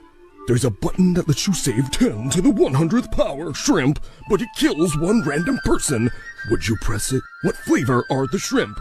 What flavor are the shrimp? You know, garlic, Old Bay, Korean barbecue. You're saving the shrimp, not eating them. Saving them for what? For nothing. Saving them for they get what? to live their lives. What? Just doing shrimp stuff? Yeah. How long do shrimp live? It depends on the species. 1 to 2 years, and then what happens? They die. That seems like a waste. How is that a waste? They get to live full lives. Weren't you just telling me last week that bees live in perpetual agony and we should commit insect omnicide to free from the suffering of the flesh? Wait, why do bees live in perpetual agony? Yeah, but that was last week. This week I read a new Substack post with a math equation on it and believed something totally different. It's called updating your priors. Okay, well, here's my updated prior. I press the button, let the shrimp live for a year, and then I eat them. What? All of them? You can't eat 10 to the 100 power shrimp. I freeze the leftovers. You would need a freezer bigger than the universe. Really? Yes. 10 to the 100 power is more than all the atoms in the observable universe. Okay, then I have a freezer bigger than the universe. You can't just... No, wait. 3 freezers, 1 for each flavor. One you for can't each just flavor. make up 3 freezers. Why not? It's a hypothetical. Yeah, I hypothetically have 3 big-ass freezers. The point, you get to throw out a big-ass number of shrimp, I get to have some big-ass freezers. Maytag freezers. The point of the hypothetical, I've always been a Maytag man. The point of the Maytag hypothetical man. is to interrogate our moral intuitions. Yeah, well, the only thing I want to interrogate right now is a Red Lobster menu. I don't think you're engaging with this in good faith. Wait, I got a new hypothetical. A counterfactual even. Counterfactual? Oh, really? You know what I would have done differently if I knew you were gonna hit me with this mouth-watering supper time supposition? What? I would have had breakfast this morning. Fuck you. Fuck you. Oh my god. Oh, so imagine a magic button. I'm imagining the button. What color is Only it? button. Oh my god, bro.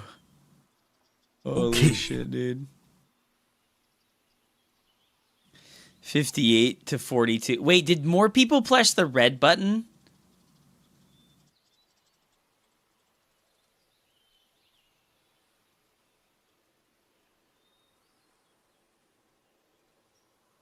Dude.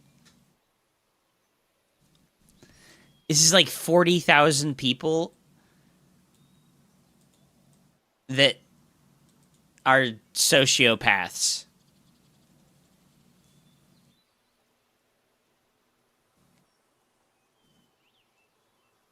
There's like 40,000 people that are just sociopaths.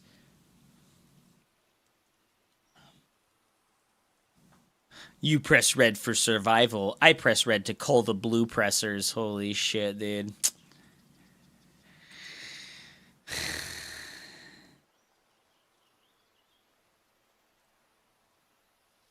If you press red, you always survive. Also, if everyone presses red, everyone survives. This is kind of like how I'm thinking. Like, the problem is like, people are stupid. You know, like, people are stupid.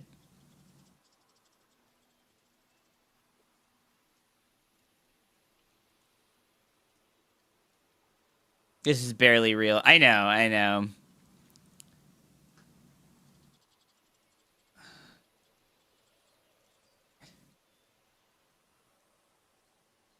You have to accept it as a non-priori truth that all people generally act in their own self-interest.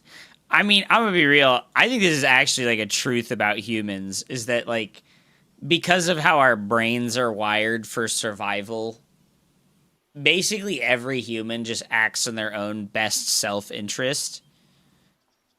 Even if they say that like they're pressing the blue button for the survival of everyone, it's like, you just, I don't know, man, like, you think that more people being alive would be better for you.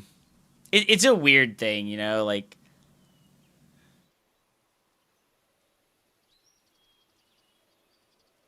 it's been going on since the Greeks, yeah.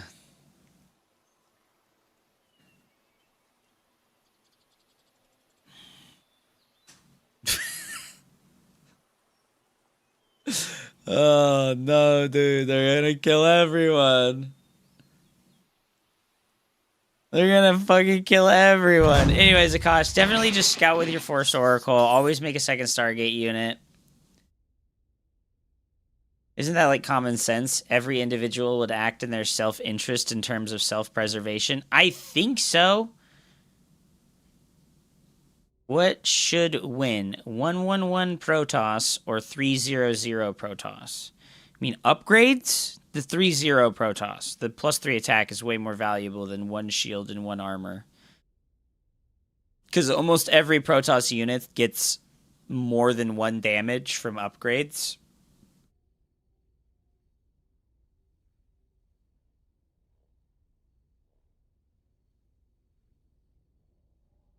He would not be saving cats from house arrest. Well, the humans are crazy, dude. Humans are crazy. They don't act logically and they don't think real.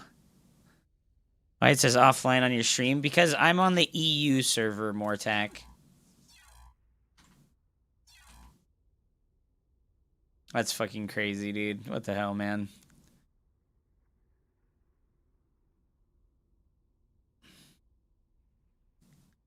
That's fucking crazy, dude.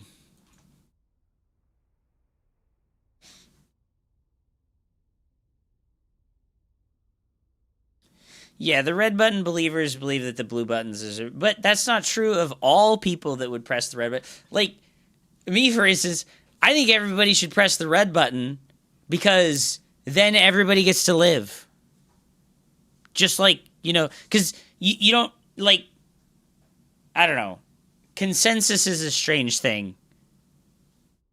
Why not just press the blue button? Because what if 50% of people... Because then there's the chance for non-cooperation. If everyone presses the red button, nobody dies. If 51% of people press the red button, 49% of people all die. So it's like everyone should press the red button because then everyone lives with 100% certainty. But if you press the blue button, there is a chance that you and everyone else who pressed the blue button dies. Yeah, the idea is that if you really wanted to live, everyone would press the red button. Because there's 0 chance of dying if you press the red button. What do you get from pressing the red button? Literally, you just get to live. If you press the blue button...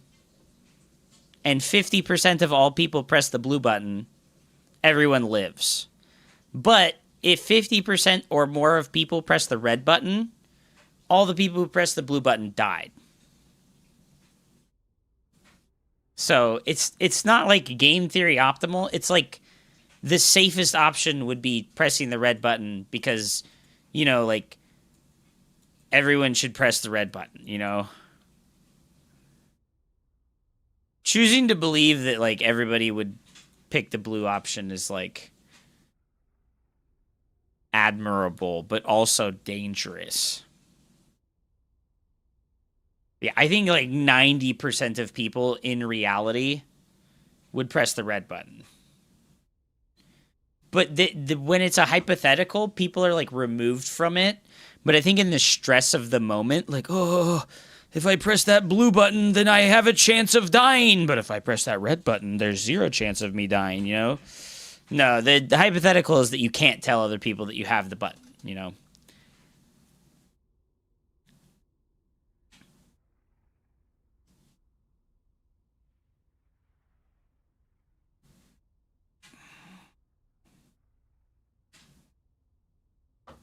Everyone lives if they press the red button. Press the red button.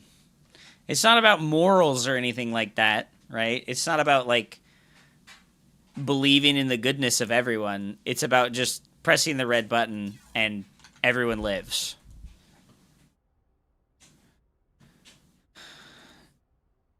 Did that guy, Cannon Rusher, send you a replay of him versus me?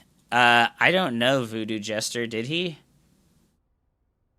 Would you care to critique my gameplay? Yes, sir. But first, we're going to do more tack.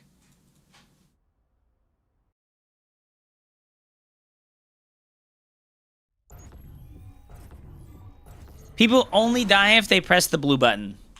There's only death involved with the blue button. People only die if they press the blue button. Press the red button.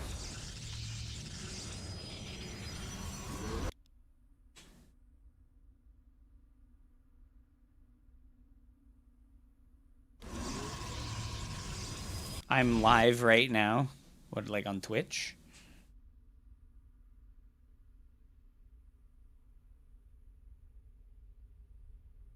Are you playing Warzone right now? What do you mean?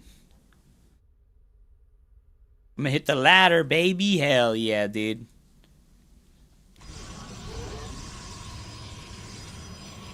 What is your position on suicide? Is it justified in any situation?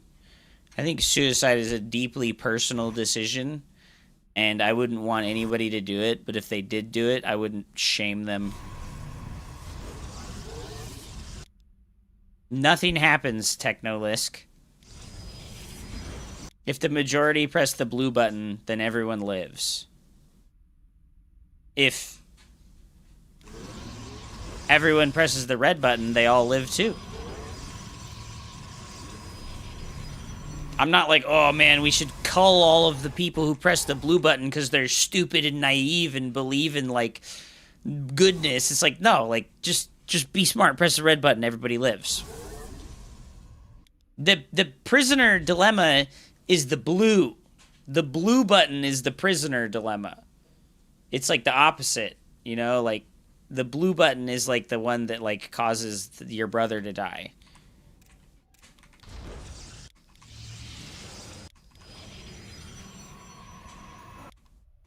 The red button is what you would press if you thought everybody was smart.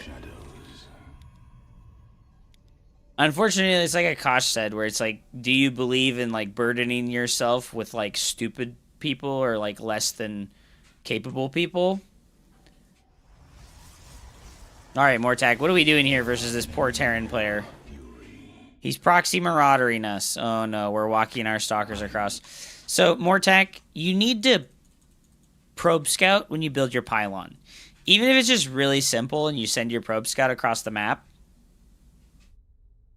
then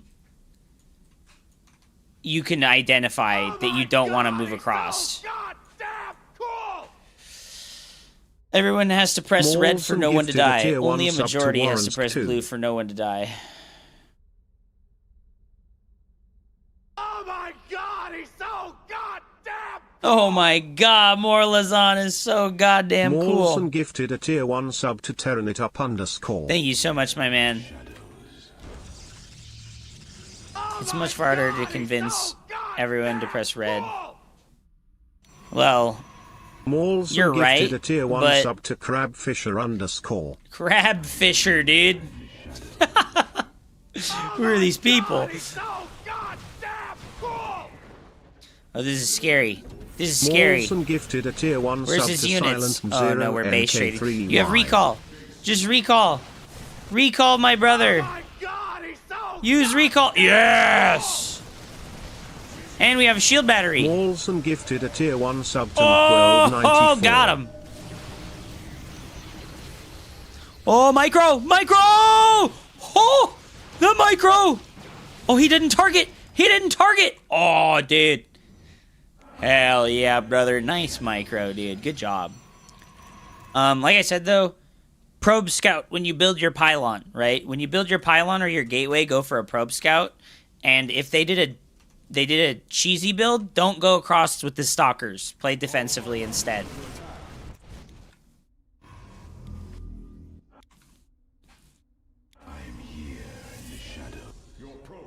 Why are you guys asking me these philosophical questions? What is going on here?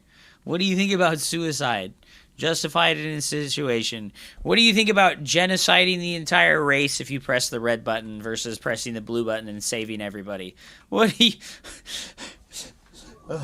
What the hell, bro? I don't know. I would press the blue button because I just believe that, unfortunately, many humans lack survival instincts, and they would press the blue button because they believe that, you know, like, people would not want to kill everybody, so they would press blue, but instead, you know, like, you could just all press the red button and nobody would die too. Like,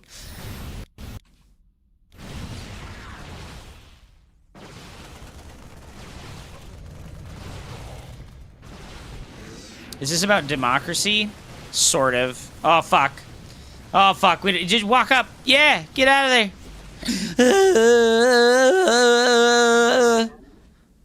We don't have blink. The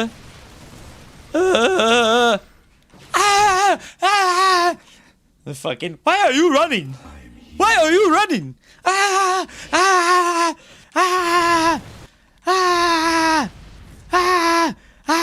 the Terran plays, why are you running? You're like, chicken dance music going on right now. Why? Oh God, Beautiful. Why are you running? Why are you gay? Thank you so much for the gifted subs, Morlazon. I appreciate that greatly, my man. I hope you've been well. I'm sorry to hear you're on the night shift. Don't stay there too long. It fucks you up. It fucks you up, dude. Does a turret in the mineral line make mining less efficient? If you place it poorly, yes. If you place it, like, here, like this, it should be fine. Because turrets have, like, a smaller, like, outer hit, but like they're the same size as a shield battery or a cannon, but they have like a smaller hitbox. So you see how like the probes are like walking around the shield battery here? They wouldn't do this with a turret because they could like walk past it better.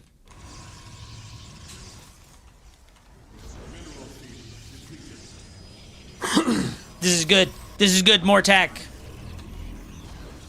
The battery does indeed slow your economy a tiny little bit, because as you can see here, your probes have to take a long pathway to go back and forth from the minerals, instead of just walking straight line back and forth.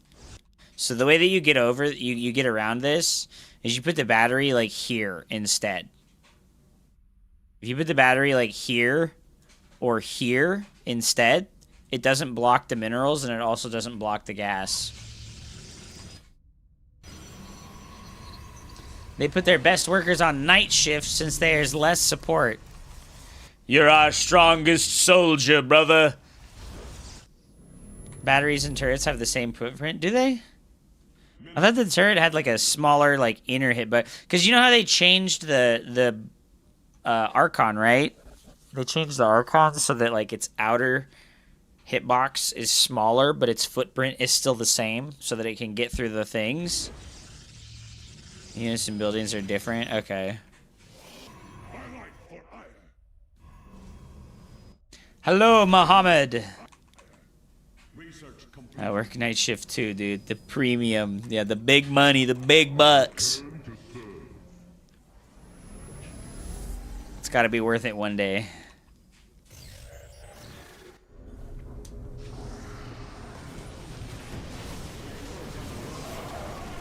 Dude, use a force field. Oh, why did we do the Dorito Dustin strategy and just look away from our fight? Bro, get him. Avenger has been defeated. Good job. Remember to pylon scout. Send your probe across the map. See if he's building his shit in his base. Go home. Make a decision about whether or not you should move across the map or not. Very nice. Advice for a Protoss defending early Oracle attacks on the mineral line. You need 3 gateway units. You need 2 stalkers and a sentry, or 3 stalkers to keep an Oracle from killing your probes. Don't build a shield battery. Have units there instead. And then build a cannon later when you have all your production. Because if you build the shield battery, it defends you against the direct attack of the Oracle. But it doesn't defend you versus the... Excuse me.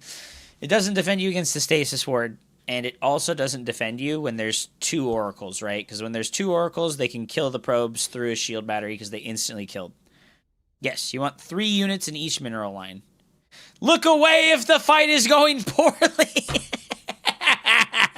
It's a fucking... That's a lot of zealots. I can't look. I need to go make some depots or something.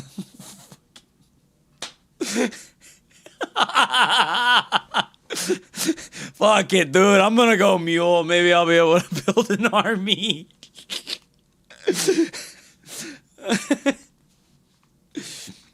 Oh my god. I used to close my eyes when I ate wake up TPs. It made me upset. That's fucking crazy, bro. Holy shit. I should have 35 mile and scaled 3 mountains with a 0 sleep. You okay, dude? I took an hour and a half walk yesterday, and I took an hour walk the day before, and my hip joints hurt. Am I cooked? Am I too old? Yeah, of course, dude. That was good, Mortak. That was good.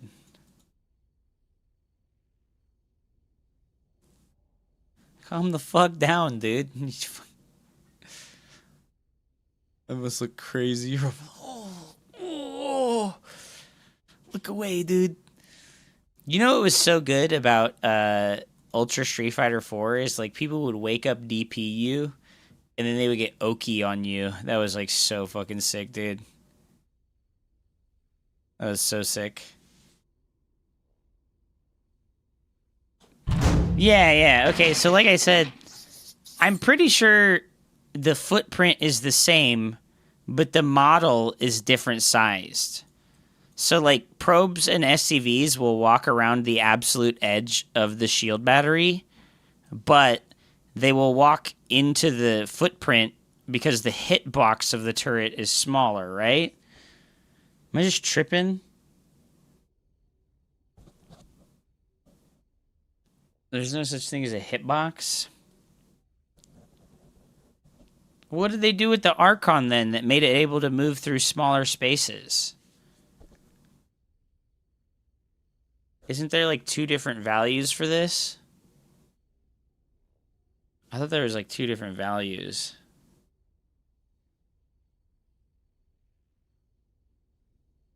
There's a footprint thing you can change.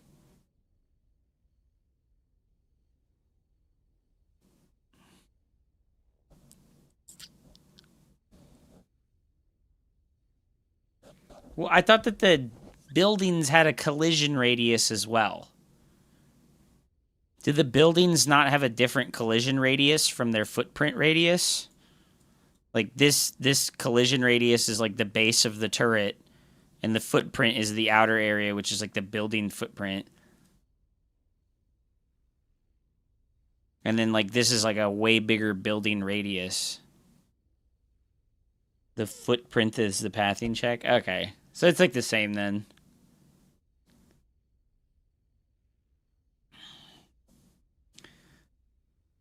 We had to crawl up on our hands and knees and grab onto tree roots at the top. Hell yeah. Sounds like you had a good time, Joseph. Ken wake up DP, left, right, 50-50 throw. Shimmy. Holy shit. Bait tech throw. There's a new Starcraft player, Winter, told me to just A-move before fights, and it made my Terran get stuck in Diamond, but my advice to other low APM Terran is just pre-split before fights. I just pre-split my army before the fight. That's a good... I mean, that's a fine... that's a fine decision, you know? Like... Pre-splitting is good. No, for sure. Pre-splitting is better for Zerg than it is for Protoss or Terran, but it's really important for all three.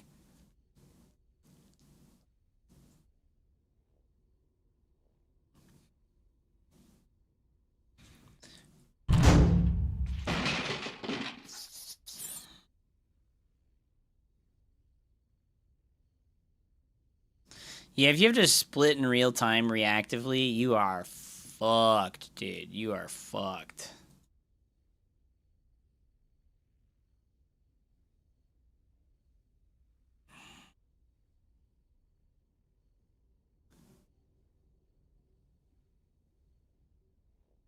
Yeah, because if you're splitting, you're losing a lot of DPS, right? You're losing a lot of DPS if you split.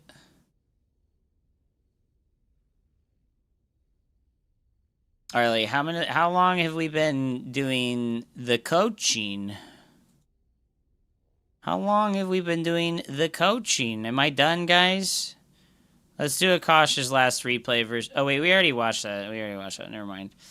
I think we're done with the coaching, chat. I think we're done with the coaching. We've been on for 4 to 5 hours now, so we're good. Guys, if you enjoy the coaching, please drop a subscription on your boy. If you want, I will do it more next week. Thank you guys so much for watching. I appreciate you.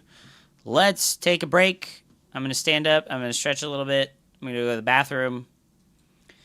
Then, when I come back, we'll do some ladder games.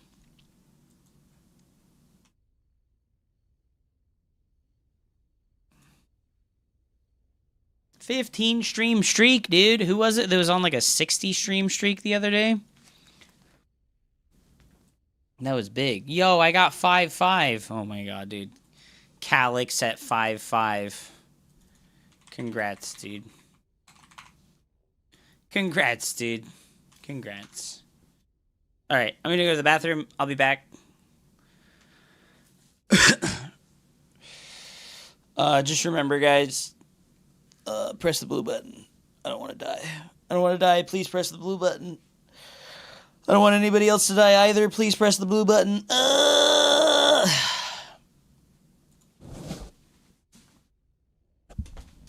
I pressed the green button.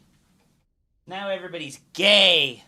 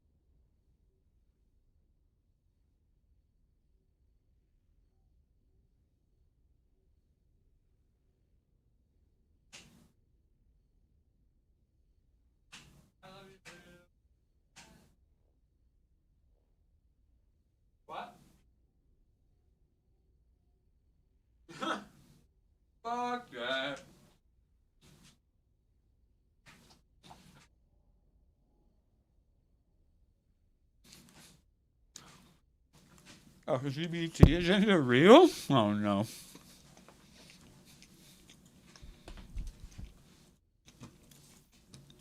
All right.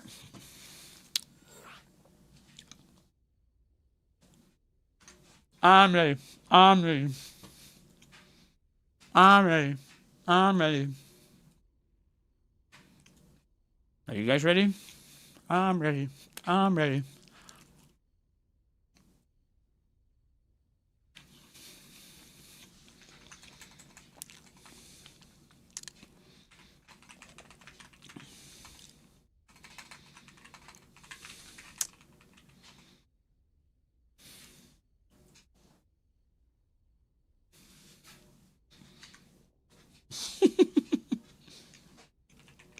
You have a boyfriend?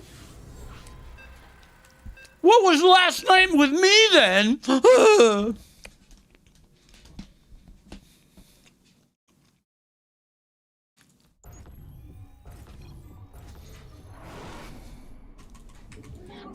May Raja Gal light the path to victory.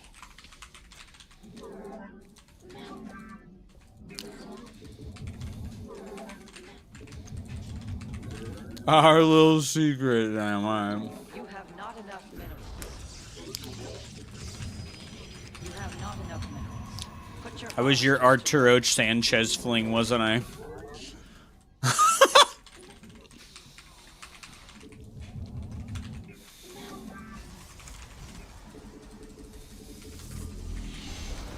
Hello, Jaguares.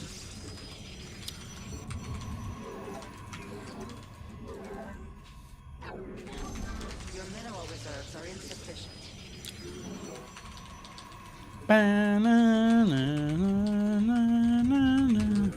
It is pretty wild he got arrested. Well, he posted revenge porn and you're generally going schizophrenic mode on social media. We'll get you fucking owned. And figure out what it means.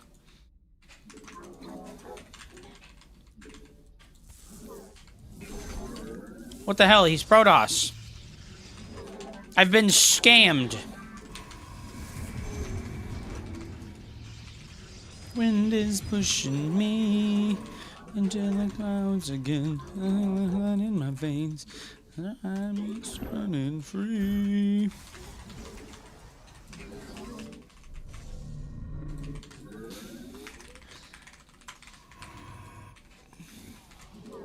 I thought he was Protoss, dude.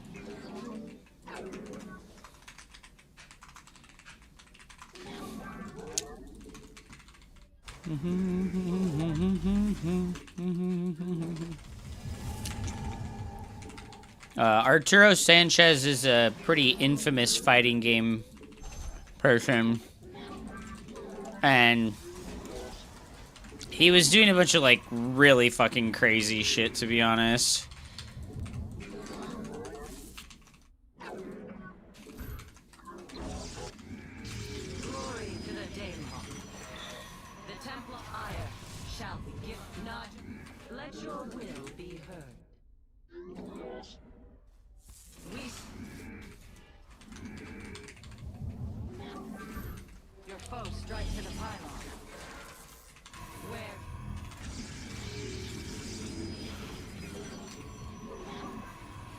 Yes, Executor. You've not enough Vespine gas. You must harvest more Vespine gas.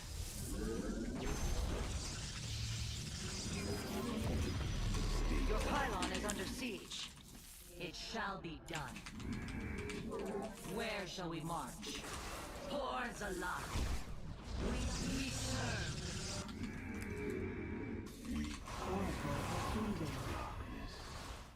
An Erodine.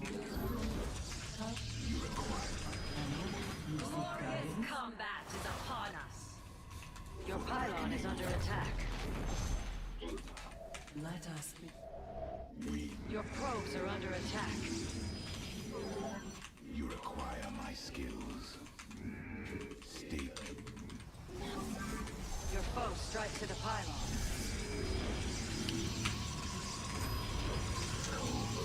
You have not enough minerals.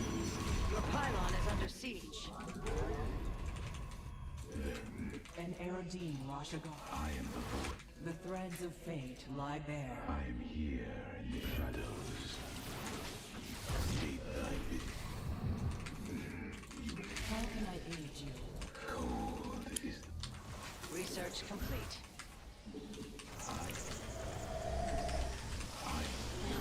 The enemy is destroying your probes. You must defend them. You must construct additional pylons. I am here in the shadows.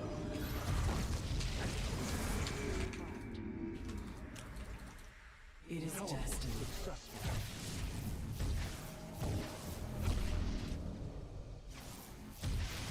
Harmonized. State the I. The threads of fate. Your base is under siege. You have not let this transgression go unpunished. I am here in the shadows. Let our enemy know our fury.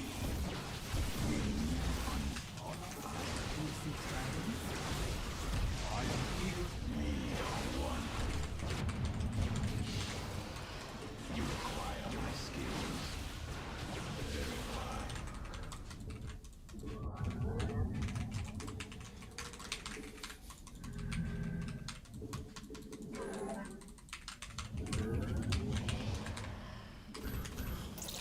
An Eldeen Rashagar.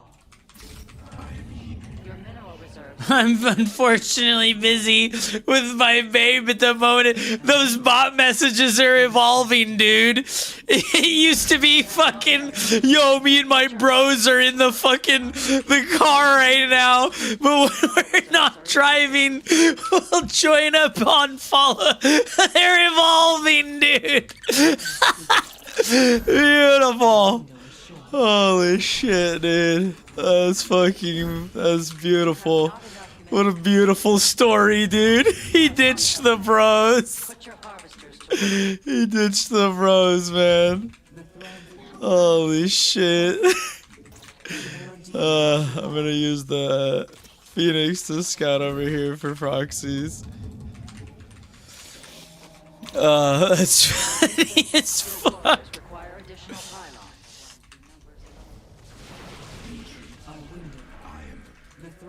Cold.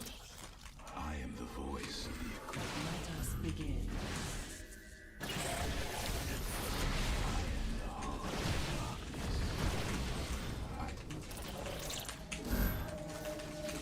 Insufficient. You've not enough energy. You've gathered all available minerals from a cluster.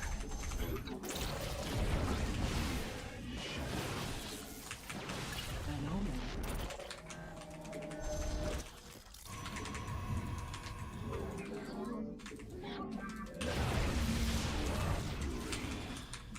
You've insufficient supply. Warp in additional pile. Your mineral reserves. A mineral field has been depleted. I am here in the shadows.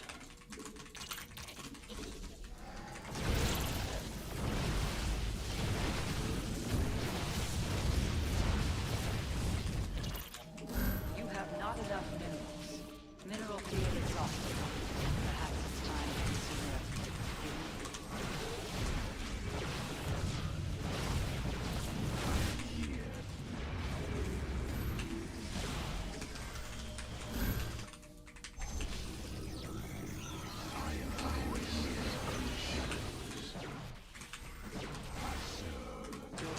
You have not enough minerals. Put your harvesters to work. You have not enough minerals. Your mineral... I am here. The enemy has discovered us. We. I am the heart of darkness. You require my skills.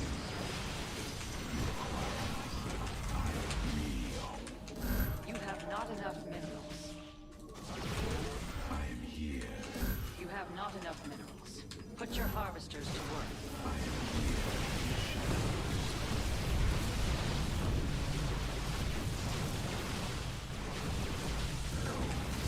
Thy bidding.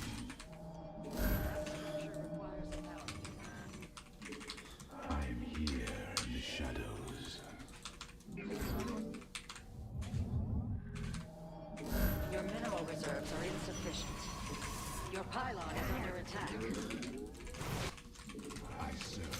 Man, I feel like really weird and off mechanically. Warfield inaccessible.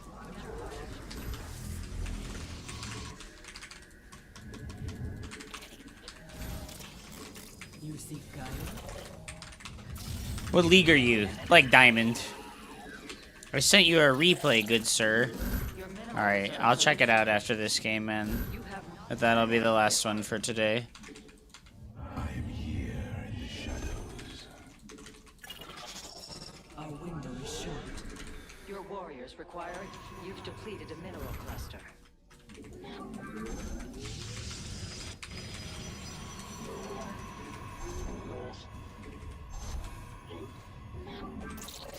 An omen. Harmonized. You've insufficient supply.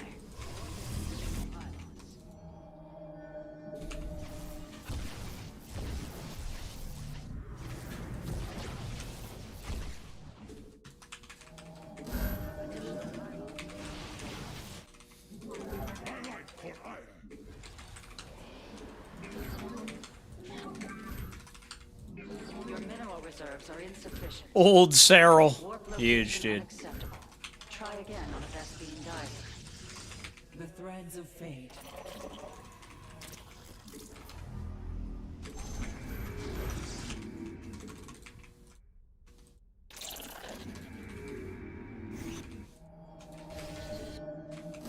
You must construct additional pylons. You cannot warp at that location.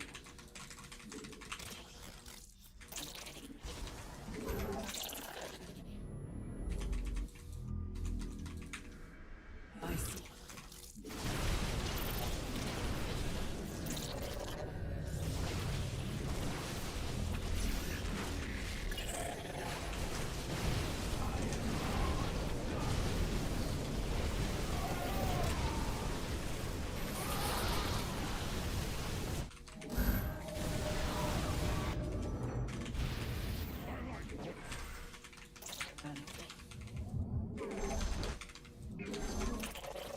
Let our enemy know of. Let us be.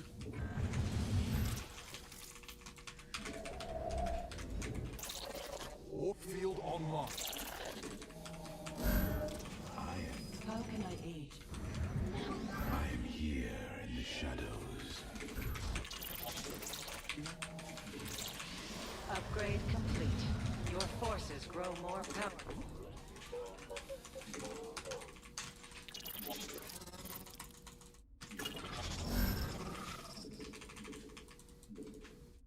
I am here in the shadows. You have not enough minerals.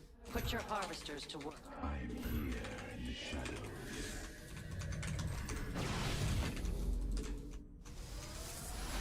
We are the blade. I am the voice. Command. I am here in the shadows. Meditation. Mineral field exhausted. Perhaps it's time to consider a mineral.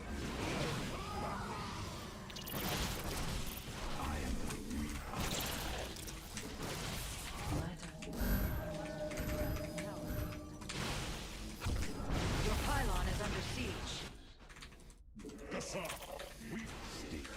You require.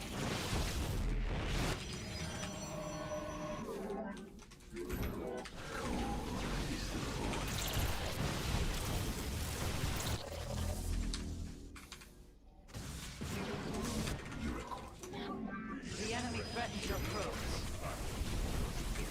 You must construct additional pylons. I am here.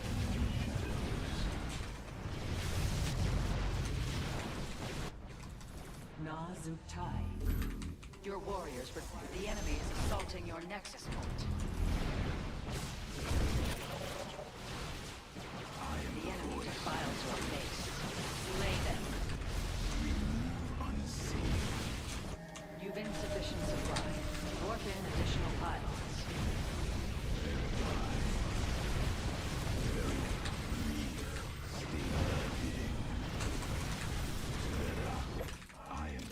Your probes are under attack.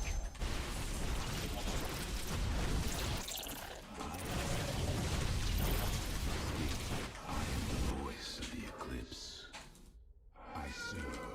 Cold is the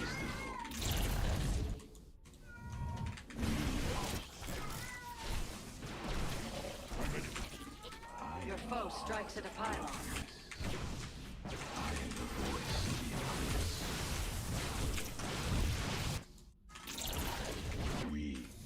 The enemy is assaulting your nexus point. Warp field inaccessible. Map location is invalid.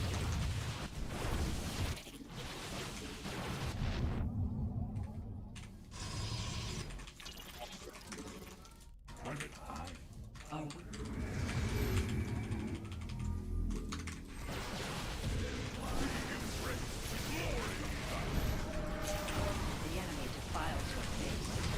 Lay them.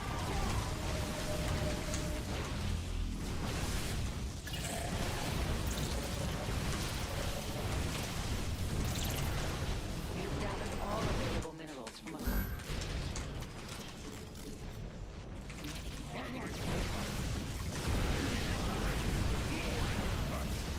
Your base is under siege.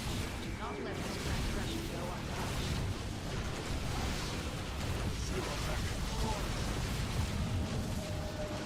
How do the Terrans say it? GG.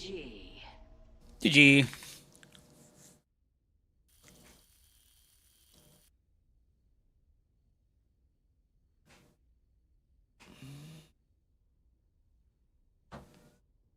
I've been trying Proxy Robo.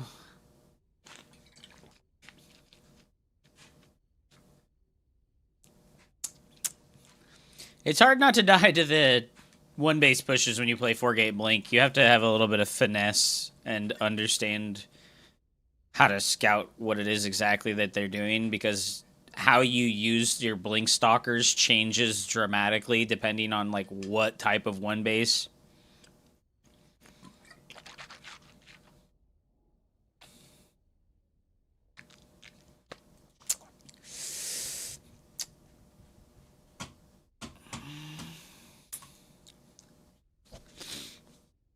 The Zerg APM is also dramatically inflated by spamming movement inputs when you have like Zerglings.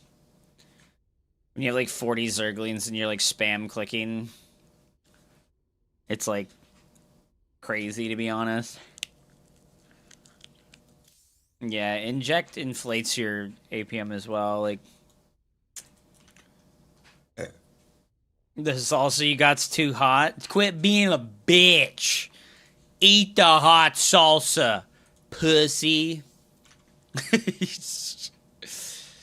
Jester Voodoo, you have DM'd me this replay. And what I need you to do for me is I need you to join my Discord. And I need you to go to, right? You're going to join the Discord, and you're going to see the welcome screen. And first off, you're going to hit the stream alerts button, okay? Hit the stream alerts button so that you can get alerts about the stream from the Discord. And then you're going to scroll down to the viewer replay area, and you're going to put your replays here.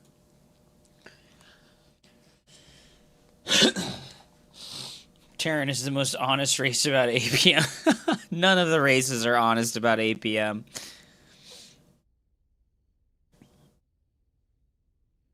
Oh my god! Nemism!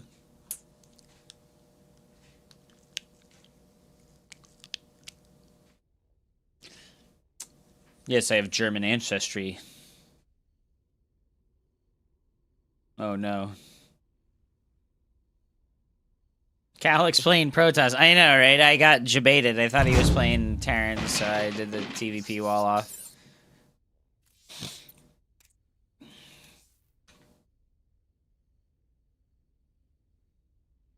Voodoo. You just linked to the DMs you sent me, Pog, dude. Am I the only one who wants to see Claude or Chet? Well, didn't you see The AI thing, dude? Didn't you see the AI thing? Played Starcraft 2 in like 2019? Alright, it's Mr. Samsonite versus Old Cyril. I'm gonna go ahead and watch the game from your point of view. And we're gonna see what happens. Alpha Star doesn't count.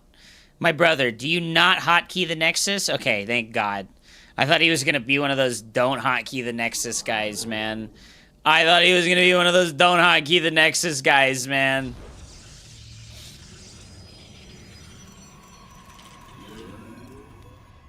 Teach me, Master Jedi. The new age of LLMs. Okay, so when you play versus Zerg, it is very important. Your first pylon needs to get built in your natural base, and you need to create a wall off in your natural base so that you don't get overrun by Zerglings.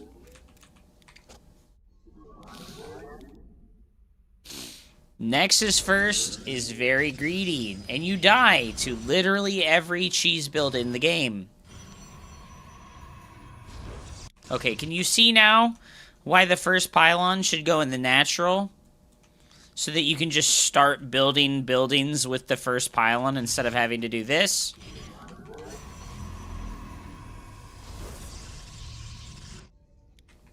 This is wild, dude.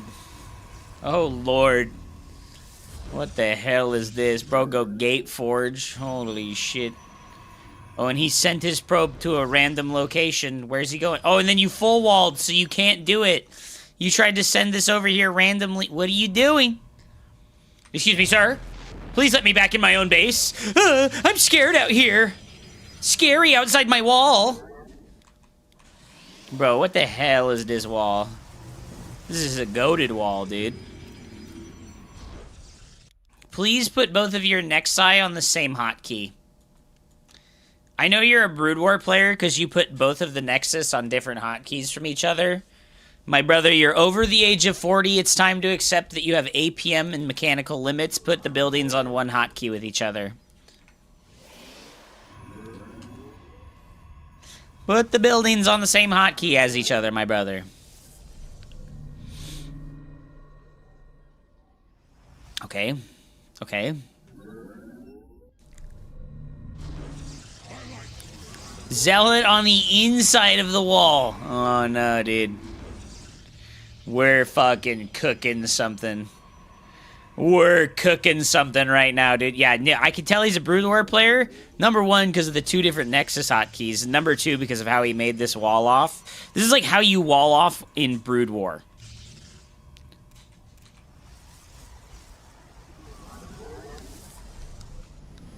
Alright.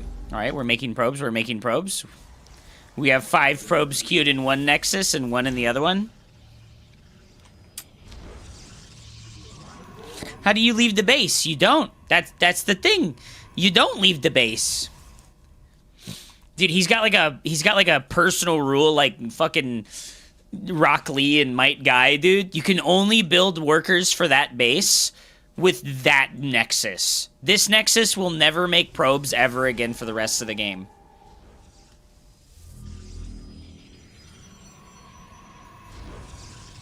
This Nexus will never make probes ever again for the rest of the game. I'm gonna keep an eye on this.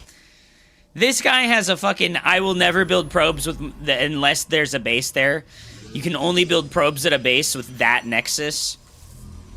Brother.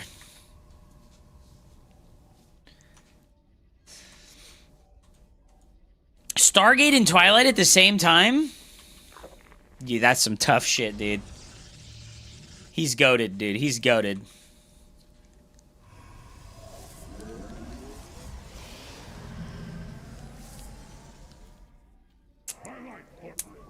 Mr. Samsonite, why will you not use the Nexus in the main base? What is wrong with the Nexus in the main base, Mr. Samsonite? What's wrong with this Nexus? Why can't you use it anymore? Bruh. What are we doing? This is the build. Dude, no, he did. He's like role-playing. Are you like role-playing right now? You're only allowed to build probes for that base with that nexus, and you're only allowed to build probes with this base with this nexus? Are we role-playing? Is this a joke? Are you am I a joke to you? Dude, I like how we made this Stargate, and we're making oracles and charge and DTs. Let's go, dude.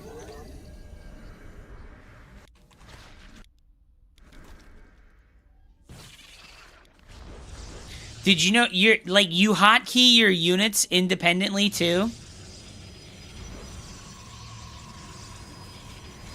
You hotkey your units and your production structures?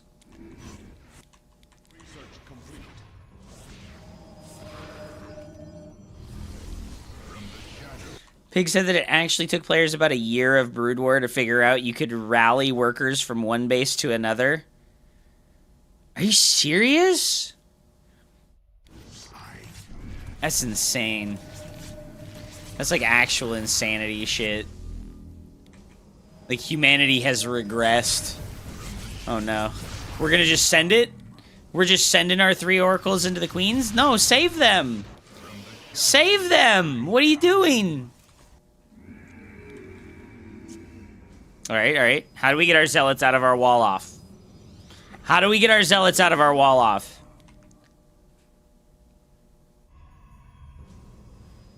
We don't? We just leave them? How do we get our zealots out of our wall off, Voodoo Jester? Oh my god, the DTs. The DTs. What did we... I did get him! Get him!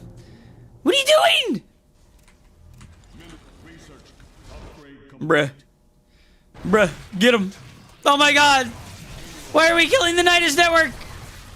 What is the point of killing the Nidus Network? Oh my god, kill the Spire, yes! He just makes another one instantly.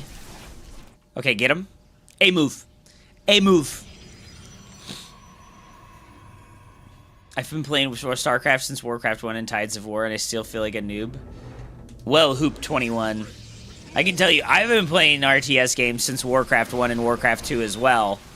And I still feel like a noob as well. Get him! Oh my god, we got crushed, dude. We got crushed. How did we get crushed so hard? Well, he does have 80 workers, and we have 45.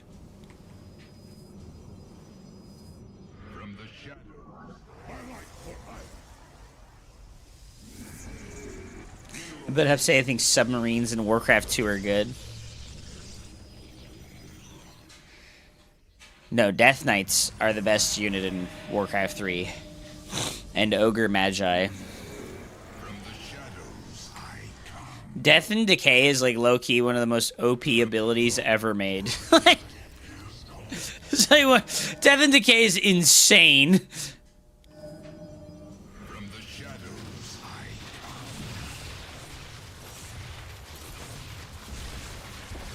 I can't believe this is like Platinum League, right? And both players have hotkeys for everything. Well, you don't anymore because all your shit died. But like, this is Platinum League and people have hotkeys for everything. And then there's like Grandmaster players and Master League players that like don't hotkey anything except their Nexus or their Hatchery. I don't get it. No, in Warcraft 3 or Warcraft 2, the Death Knight has Death and Decay.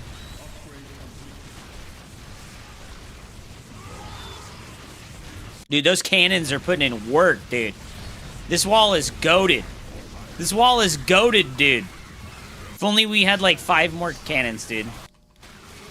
Yeah, it has haste and summon skeleton, dude. You know, Samsonite, this was fine. Just remember that when you're playing PvZ, okay, I'm gonna just go through here, right? I'm gonna go through like the absolute. Oh, hold on. Let me put that music on pause, and I'll do this for like YouTube. This is gonna be the absolute most basic PvZ opener possible. You're gonna send a probe to the natural immediately, right after starting your first probe. You're gonna send a probe to the natural, and then you're gonna make your 14th probe, and then you're gonna be down here to build a pylon, and then this probe's gonna go straight across the map. And then this probe, the 14th one, you're going to rally him down to the natural. And you're going to build your 15th probe. Oh my god, I didn't set my camera hotkey. And then you're going to rally back to your minerals, okay? And right when your pylon finishes down here, you're going to make a gateway. And you're going to tell this probe to mine off the minerals in the natural. You're going to build your next probe, and you're going to chrono boost, okay? And this guy that's coming back is going to build your first gas geyser. And then he's going to go back to mining. And your probe here is going to see one of two things. One, there will be a hatchery. Two, there will not be a hatchery. Okay? And your reaction is going to be very simple. If there is a hatchery, you're going to make a nexus. Okay? You're going to go to 20 supply of probes, and you're going to make a nexus if they have a hatchery. And if they don't have a hatchery, what you're going to do is also very simple. You're going to keep building probes, but you're going to make a second pylon in your main base, right? You're going to make a second pylon in your main base, and then you're going to send a probe back down to the natural, and you're going to build a full wall, okay? This is only if they do not have a hatchery, okay? So you're going to make your second gateway, and then what you're going to do is you're going to come into their base with the probe scout. And you're going to shift Cleo around a big circle, and then you're going to make your cybernetics core. Okay? And at this point, you're going to see one of two things in the main base. You're going to see that they have a gas, or they don't have a gas geyser. If they do not have a gas geyser, you can build your nexus. What the hell was that? If they don't have a gas geyser, you can build your nexus. If they do have a gas geyser, you're not going to build your nexus, and instead you're going to make your second gas geyser, and you're going to rush a Stargate as quickly as possible, okay? Fill up your gas geyser there, and you do need to make a zealot and chrono boost it, okay? So we make our zealot and chrono boost it, and then we keep making probes, and then we're going to leave. We're going to leave with our probe scout after that first scout, because you want to leave before Zerglings come out, okay? Very important. Leave before Zerglings come out. So we're going to go ahead and we're going to fill up our gas geyser. And we've got our zealot now. And we'll make one adept, okay? We'll make one adept. And then this probe out on the map, I'm going to put him on a hotkey, okay? And he's hanging out over here. And we're just building probes. Building probes, building probes, building probes. And we can chrono boost on this gateway unit again if we remember to. But then what we want to do is we want to make a Stargate, okay? And a shield battery. Remember, this is if there's no hatchery and if they have a gas geyser. And then we're going to make a second adept and our next pylon, okay? And now we're going to come back in and scout. We're going to come back in and scout with our probe, okay? And what we're going to see here, hopefully, is whether or not they're making drones or if they're not making drones, okay? So you're going to come back in here at like 2 minutes and 40 to 3 minutes, right? And you should be able to get here before a second queen is finished. So you should be able to come in and look at their mineral line with the rescout of the probe. If they don't have any drones, you need to keep making units. If they have drones, you need to cancel the unit and make your nexus, okay? Right? So that's the reaction versus a gas opener, right? A delayed hatchery with a gas opener. And then your first unit out of your Stargate is going to be an Oracle, okay? It's going to be Oracle. So you're going to Oracle, Chrono Boost, and then when it's finished, you're going to use Energy Recharge. So you use the Chrono Boost on the Oracle, and then you save this 50 energy to use the Energy Recharge on the Oracle so that it can have 50 energy. And this is like the easiest that your defense is going to get against all of the early game cheese stuff that Zerg can do against you. Okay? So I'm going to go back here. I'm going to go back. And I'm going to change it up, right? I'm going to change it up. So we're going to imagine that I got here and there's a hatchery, okay? We get here And there is a hatchery. Okay, I have to go back further than this, unfortunately. I have to go back further than this. Okay, so let's just zoom through this really quick. So we started up, and we're going to send a probe to the natural, right?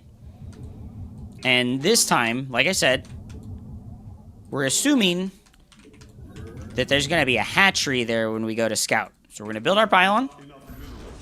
I'm going to send it to the natural.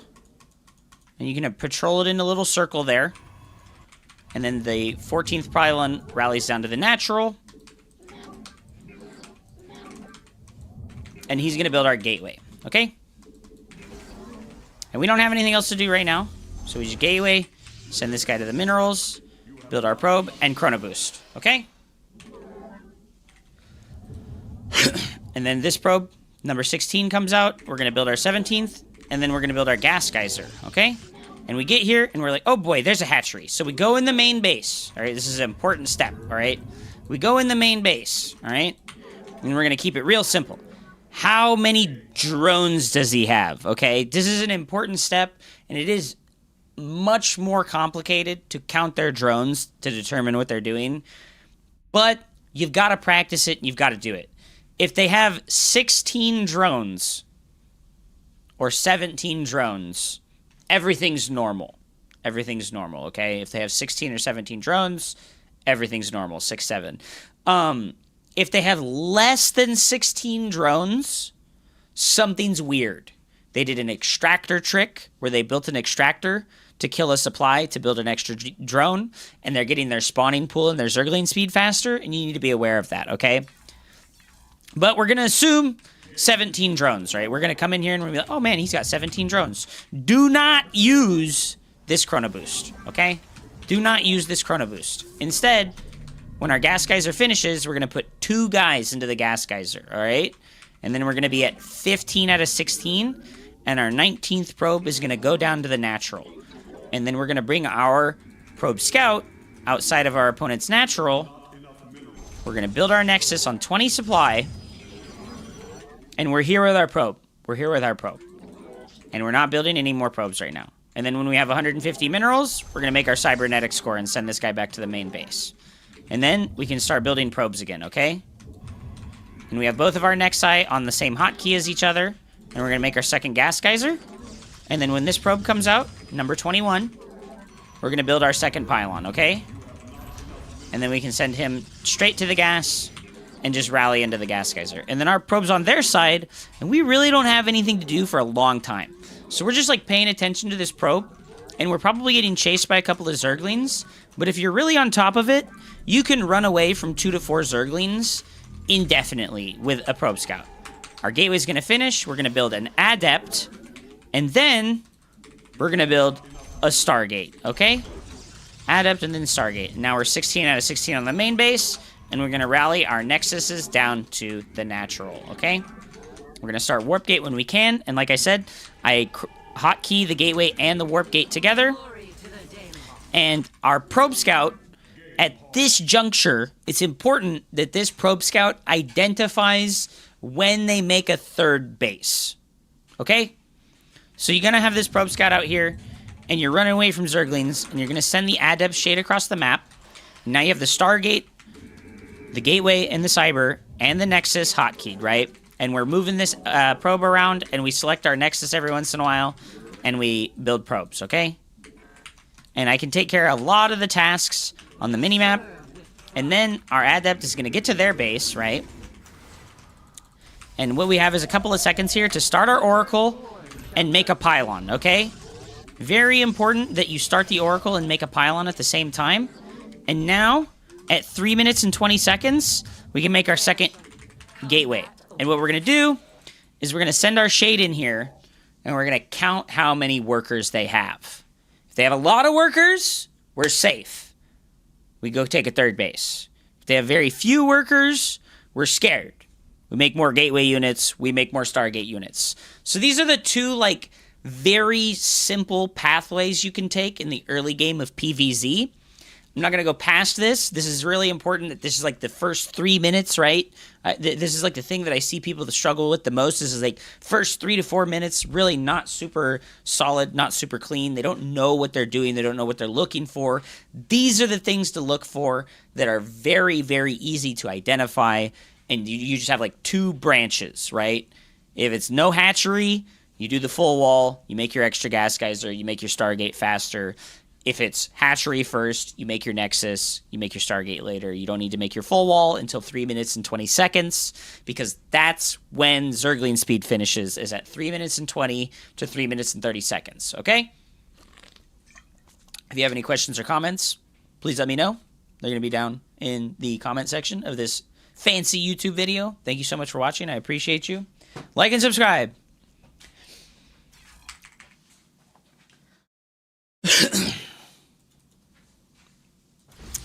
All coaching below 4 Gold League is showing someone how to do an opener. I think that's actually not true. I think all coaching before Gold League is teaching people how to use their mouse and their keyboard. Like, if you're in Gold League, you just, like, don't even know how to use your mouse and keyboard, man. Like, straight up. I would say this game is, like, 90% opening. Yeah, at higher levels of play.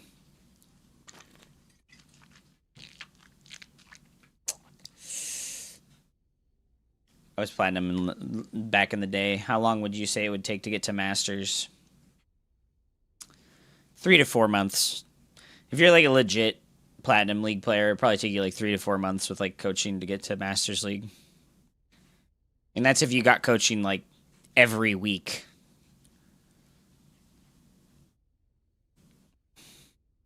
I just beat a Terran with a cannon rush. I'm proud of you. Well done.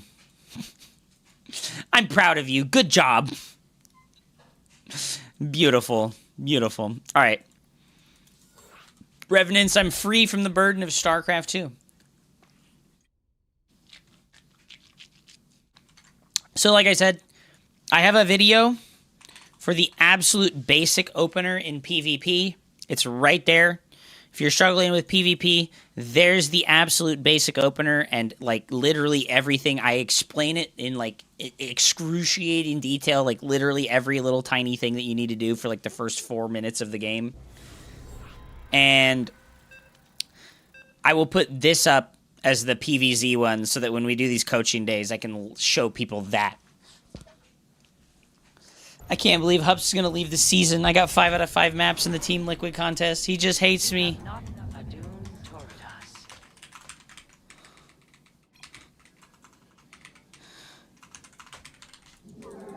So this is PvP.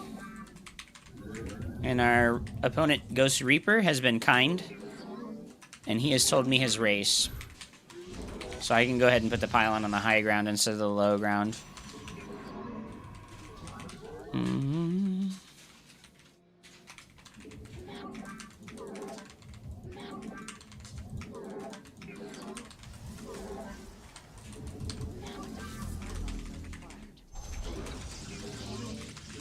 So we'll go for a Gateway Scout in PvP, because we don't need to scout that early. When you scout on Gateway, you can get to the opponent's base before they can start a Nexus, no matter how they do it.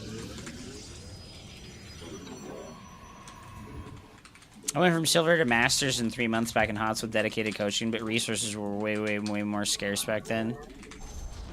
Yeah, it kind of depends on what you've got going for you as far as, like, learning is concerned.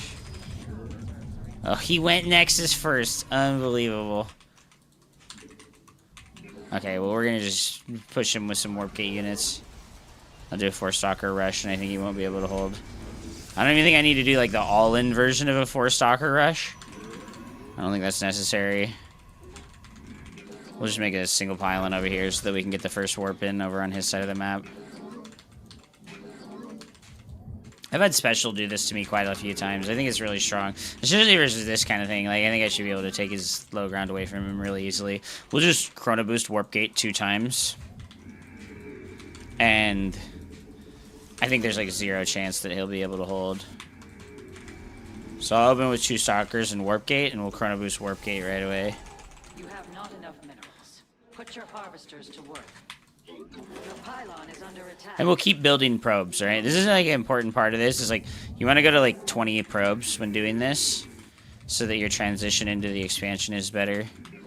And I also need a third pylon since we're continuing to build probes. I actually messed up by not getting the third pylon on time. Explaining what I'm doing comes at a cost. You've insufficient supply. Warp in additional pylons. That's okay. Let's look at the next probe. And as you can see on the faraway patches, I have 3 out of 3 instead of 2. And then we'll make a gateway here, and we'll come back home.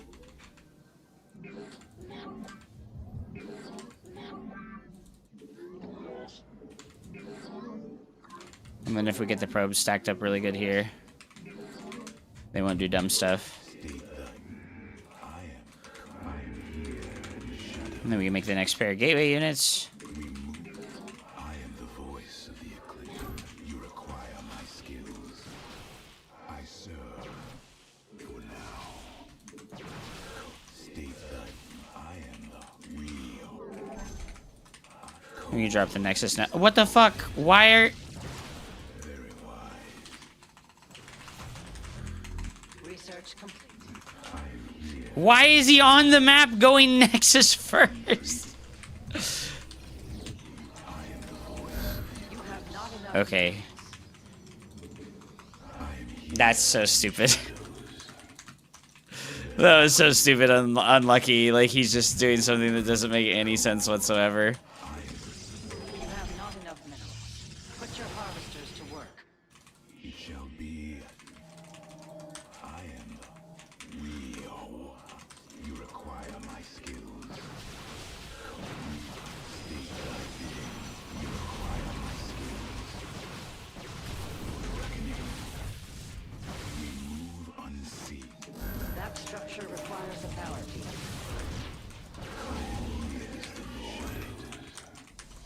Very well. I am the voice of the eclipse.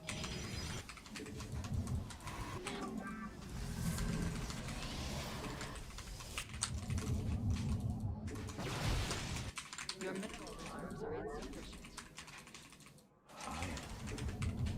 Alright, so I'll make some adepts now to try and slide into his main base with the shade. Because we are still behind on workers pretty bad.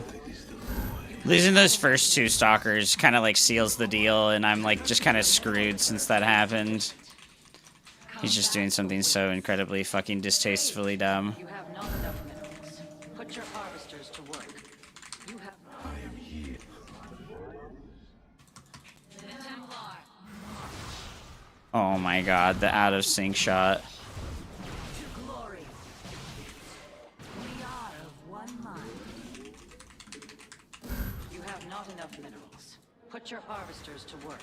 I am here in the shadows. I am.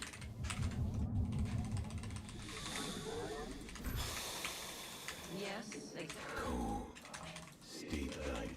I Let your will be heard. We serve. Let your mineral reserves are insufficient. Glory to. I am here in the shadows. You have not enough minerals. We serve with pride. Oh my god. Dude, this is just like so unreasonable. Ire shall be reclaimed. Najakar, your research has completed. It's just so unreasonable. It's just what he's doing is just unreasonable. It doesn't make any sense, you know, like. State that we are one with the shadows.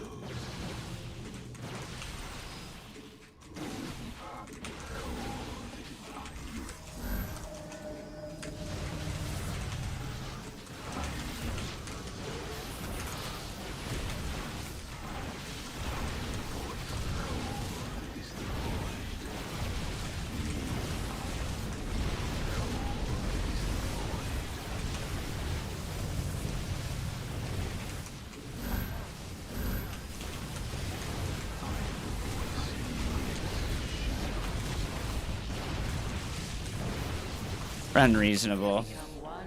It's just so unreasonable. What he's doing here is like unreasonable and doesn't make any sense. This doesn't make any sense whatsoever. Like, he should never get away with this. I should just proxy robo and win the game. I can start my robo right now and just win the game. This is stupid. Please don't ever do that to me ever again.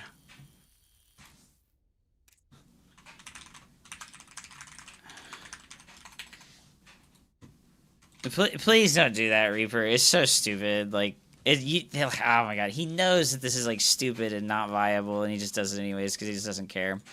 All right, I don't want to say anything because he'll just get fucking mad. Whatever. Proxy Robo, one base all in. Every single Protoss player that tries to play greedy, none of them are good enough to hold it off. They're all fucking really stupid and bad, and they like have no clue what they're doing when they try to hold one base all ins. As showcased by my opponent moving out of his base with 2 stalkers when I'm doing a 4 stalker opener. Doesn't make any sense whatsoever, but it's fine. He's on fucking 30 workers and just robo all-ins me.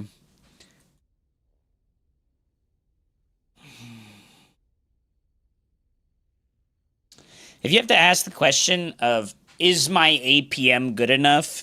You don't even know what you're talking about at all. Queue up, Reaper. Go, dude. Go. Queue. Don't dodge. Don't dodge, man. Don't be a pussy and dodge, man. Just queue. Just queue, dude. Fuck, man. He's gonna dodge. Holy shit. Maples, tell him to queue. Tell him to queue. Oh my god, he fucking logged off. Oh, you're such a shithead. Oh, what a fucking asshole. If you think that APM is ever the thing holding you back, then you just like don't understand what APM even is for. May Raja go light the path to victory.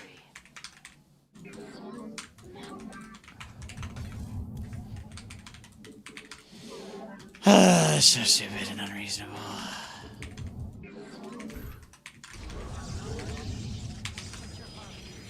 Hard not to be tilted after a game like that. Yeah, it's a PV team.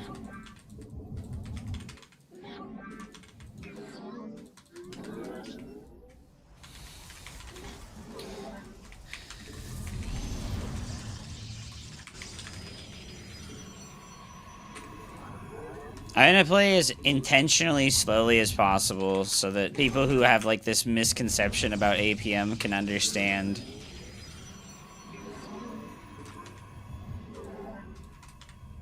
Like, APM is just fucking fake bullshit until you're like 10 minutes into the game.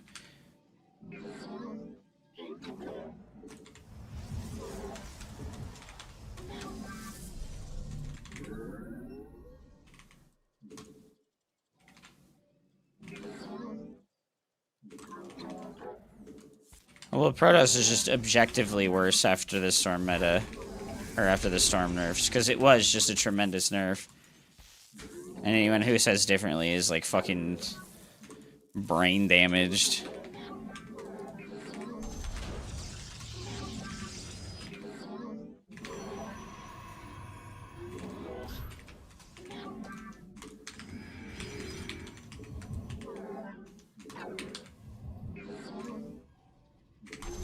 The enemy threatens your probes.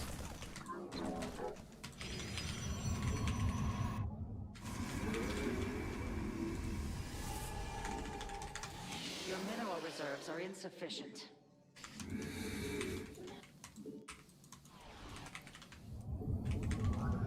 Yes. When one of the races is forced to play like a spammy, like, tier 1 army composition, it's pretty bad.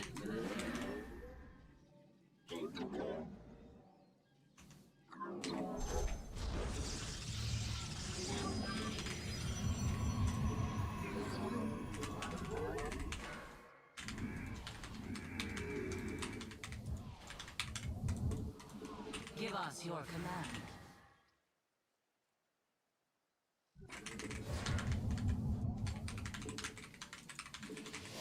The firstborn shall persevere. Where shall we mark? You have not enough. Yes, Executor. It shall be done. Your mineral reserves are insufficient. That ability requires more energy. He's just not building units.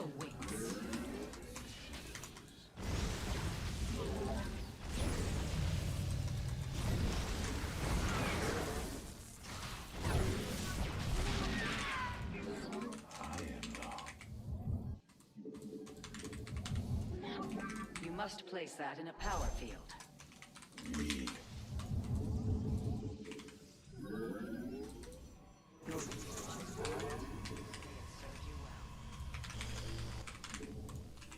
A power field is required.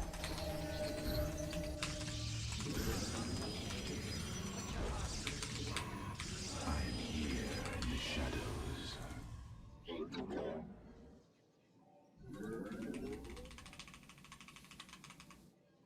How bad is it that you can't get inside? It's not. What's he hiding from me? He's one basing. He didn't have a CC. He's coming to attack me. It's really simple. I'm gonna make extra gateways and I'm gonna make lots of stalkers. And I'm gonna kill him.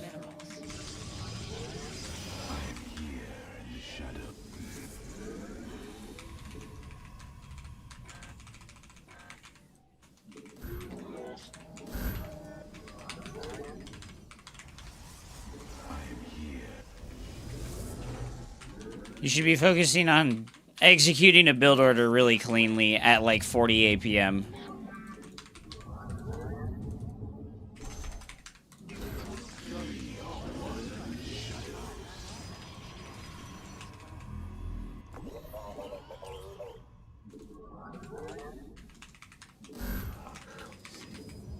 The enemy is destroying your posts. You must defend them.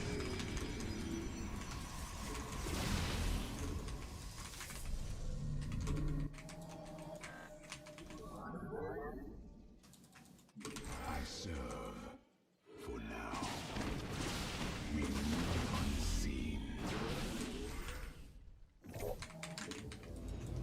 I am.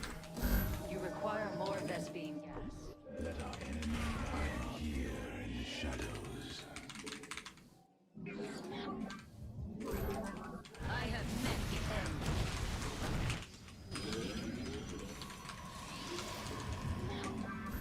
We.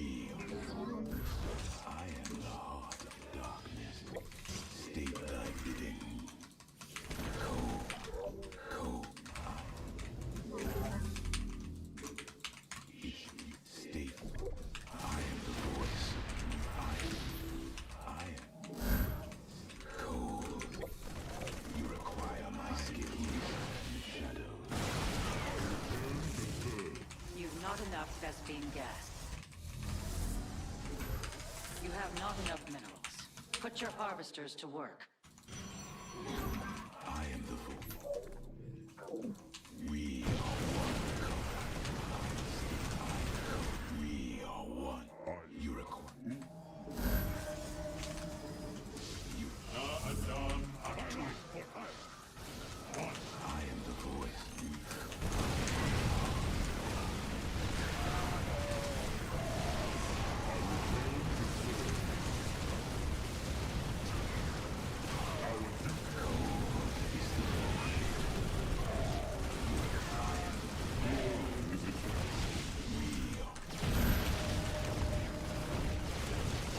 Witness the might of the Nerazim.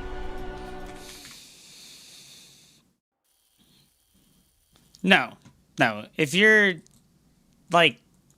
like sub 5,000 MMR, you should react to nothing. You should have a really good build order, and you should absolutely fucking just execute it with no regard for anything that your opponent is doing.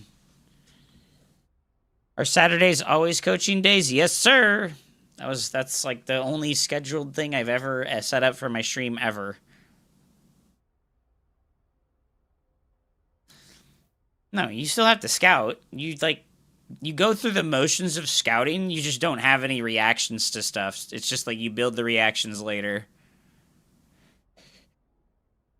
How you doing? I'm doing okay, Nimism. I'm just chilling.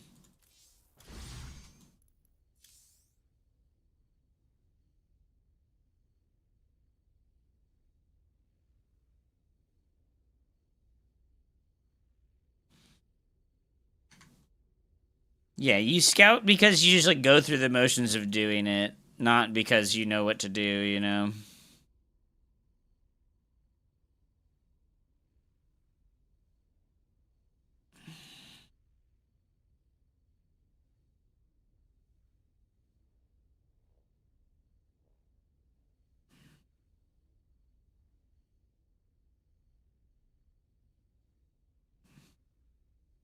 Long stream, eh? Well, we did start really early today. We started pretty early today, dude. We did 4 hours of coaching, so... I guess we did like 5 hours of coaching.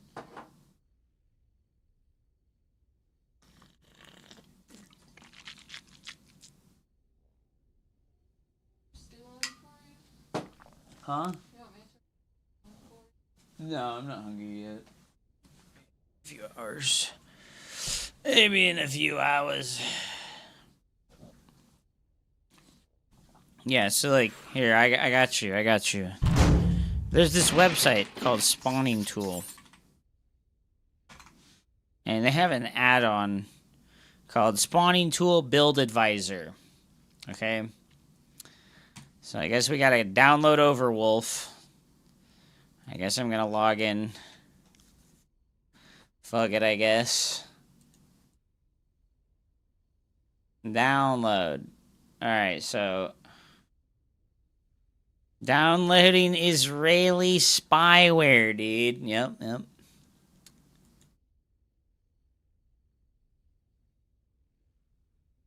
So we're gonna install Overwolf, okay? And this one's big because what it does is it puts an overlay in the game, okay? It puts an overlay in the game. What's happening right now? Why isn't it working? Is it like broken? Hello? Why it no work? Do I already have it? No. Do I need to download Overwolf separately? I think I need to download Overwolf separately, huh?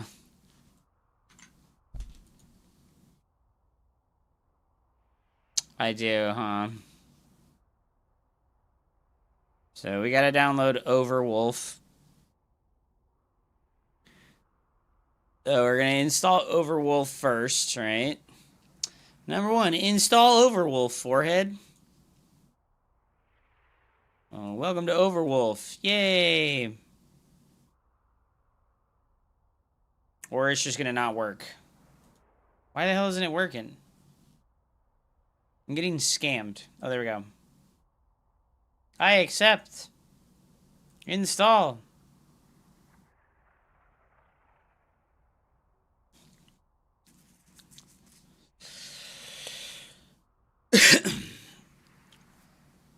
So, what this does is it enables you to come to Spawning Tool here. And what you can do is like choose build orders based on matchups. So if we go to PvP only, we've got a Hearthstone's Proxy Robo all-in. We've got safe default PvP Stargate opener. You kind of want to just go for something with a lot of views. We got Overwolf installed now. This takes much longer than I thought it would.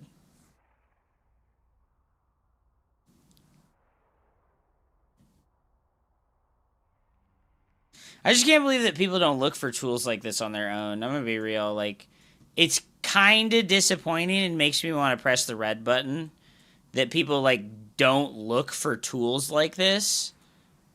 So, the name of the tool is Overwolf. You get the Overwolf app from their app store. And then you get the Spawning Tool Build Advisor apps. Set manually.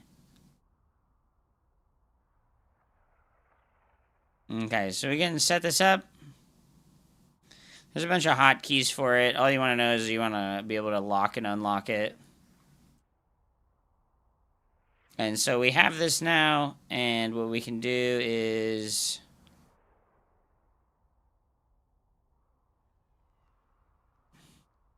There it is. It's a little tab there. So we open the spawning tool build advisor.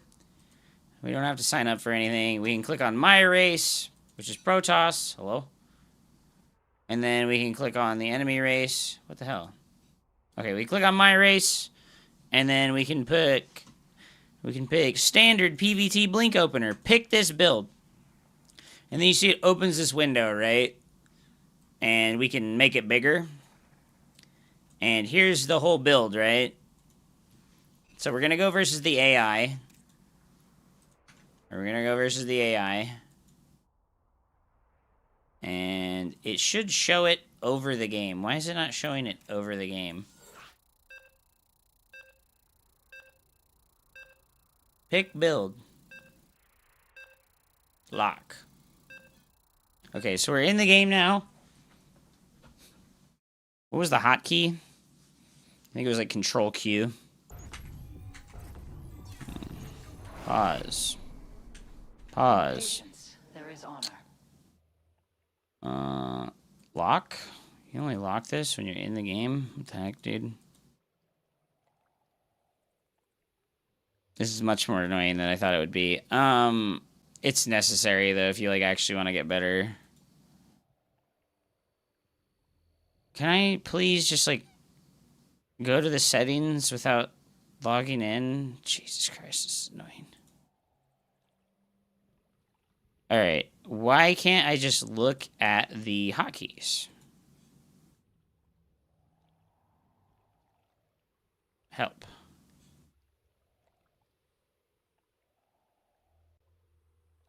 I can see now why nobody bothers with this. This is a tremendous pain in the ass. So, anyways, you're going to have this fucking thing. F6 is pause and play. So you're going to have it over here on your other monitor, okay? You're going to have this on your second monitor, okay? And then when you press F6, it's going to pause it. Alt-Q, lock, unlock.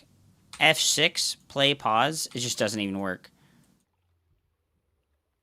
It just doesn't even work. Why does it just not even work? The battle resumes. Torridas. It just doesn't work. Why does it not work?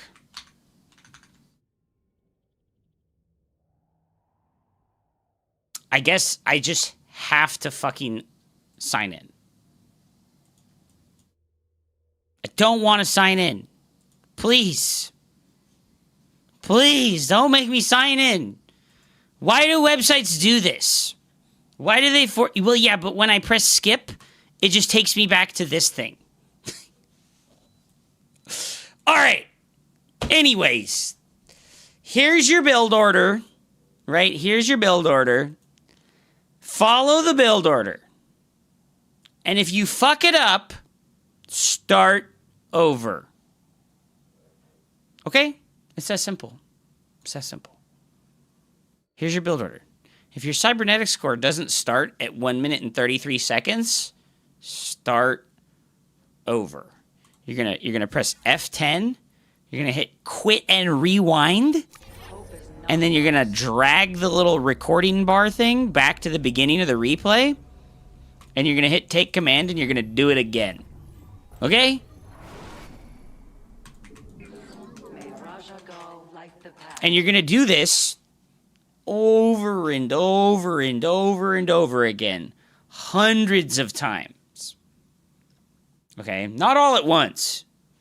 Not all at once. You know how I did it? I set a goal for myself.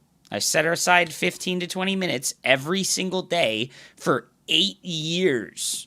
I set aside 10 to 15 minutes a day, 20 minutes a day, every day for 8 years. And I practiced build orders. That's the reality. You're asking what it takes to improve. This is the reality. And you still suck.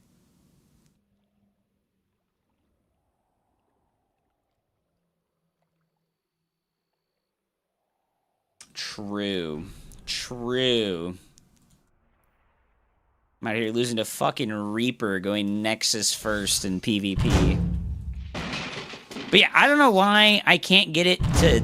it's supposed to, like, be in the game. Like, it's supposed to be, like, an overlay over the game. I don't know why it's not doing that. I don't know why it's not working as an overlay over the game.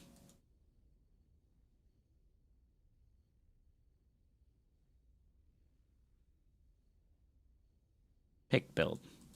Yeah, it's not like going over the game. It's supposed to, though. I don't know what I'm doing wrong. Oh, it wants me to fucking sign in, dude. I don't fucking remember my shit. Oh, Phantom. I already have a fucking thing with their website. I just don't fucking remember it.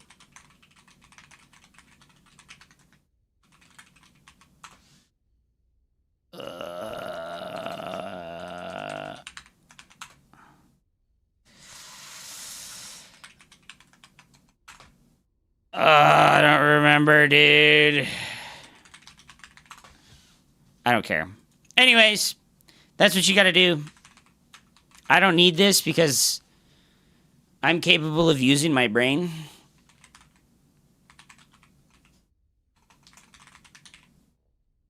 I'm capable of using my brain. And what I do is I just have my handy-dandy obsidian here. And then I have all of my notes here, and I have all this shit written down myself. And then I just open the game up, and I practice the fucking build. But for those of you with fucking dopamine depletion burnout, you're gonna need this shit.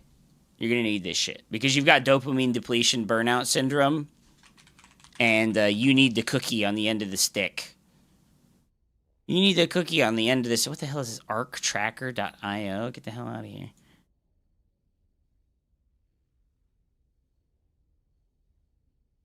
No, I don't want to share feedback. They, like, automatically installed some shit for me. It's called ADHD. I've got ADHD too, bro. I've got ADHD too, bro. Next excuse.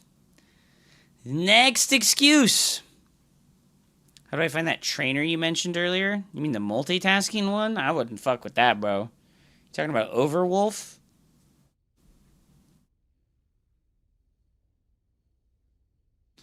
It's on the Spawning Tool website. You go spawningtool.com, the lotv.spawningtool.com, and then you get it on Overwolf, right? It'll take you to the Overwolf thing, and you gotta download Overwolf itself, and then you can download it. How would you describe ADHD to someone who doesn't have it?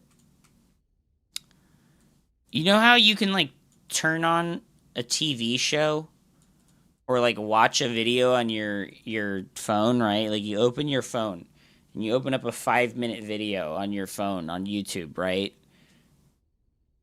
And you can watch the whole video without getting distracted. I turn on a video on my phone to watch it, and then 45 seconds into the video, I'm checking my notifications and I'm opening a different app. I'm like, ooh. Who sent me a fucking thing? Ooh, YouTube video. Ooh, ooh, ooh.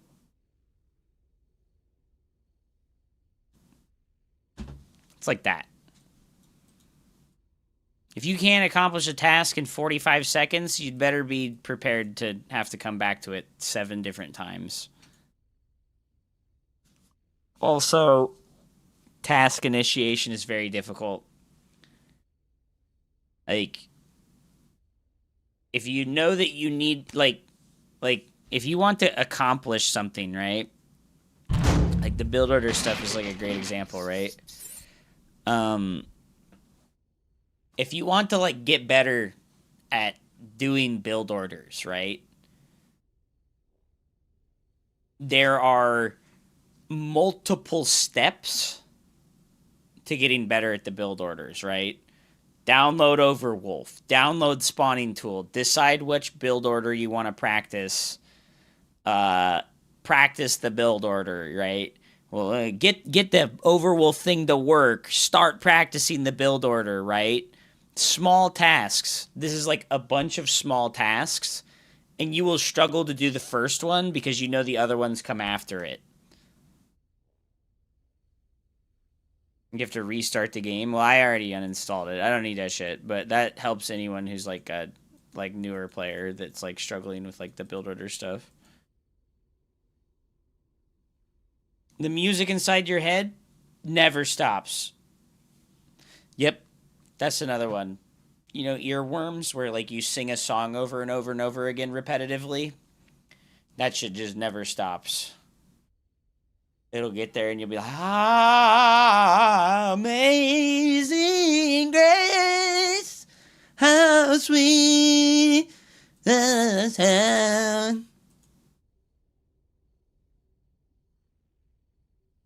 It's a lot of things, though. Fuck you. It's a lot of things, though. It's not just one. So, disorganization. You have like a really hard time organizing things. Forgetfulness. Executive functioning, right? Like, so activating yourself to like accomplish something is very difficult. Emotional dysregulation. So if you get upset, it's really difficult to stop being upset, and you just get more upset. If you're really happy, it's really hard to get out of the happy mode. It kind of is like manicness. Time blindness and time perception. It's like when you have ADHD, it's like it's very easy to like forget that time is passing, and you just get stuck on a task, or you get stuck doing a bunch of random things over and over and over again, and you don't realize that like time has passed. And difficulty sleeping is another one. There's like a lot of research on delayed sleep cycles with your circadian rhythm. ADHD people are much more likely to have a delayed circadian rhythm. And that means that you'll sleep later, or you'll sleep longer, or you'll sleep less but more often. Would ADHD help or hurt? It's not good. ADHD is a bad thing.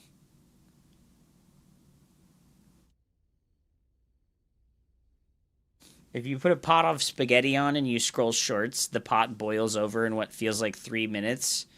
But if you go to fold laundry, it feels like 10 minutes have passed, but the water is barely boiling. Yeah. Yeah. You're like, oh, man. Like I have this one all the time. I'll put something on the stove, and I'm like, I'm going to just let that heat up. I'll come in here, and I'll do something for like 2 minutes, and then I'll be back out there. And then 15 minutes later, Mecha Shiva's like, hey, asshole, you forgot the thing on the stove 20 minutes ago. And I'm like, huh? Oh, again? Again? Number 57 in this month? Like, that... It's so bad. It's so bad. I know you don't call me an ass. Yeah, again? Like,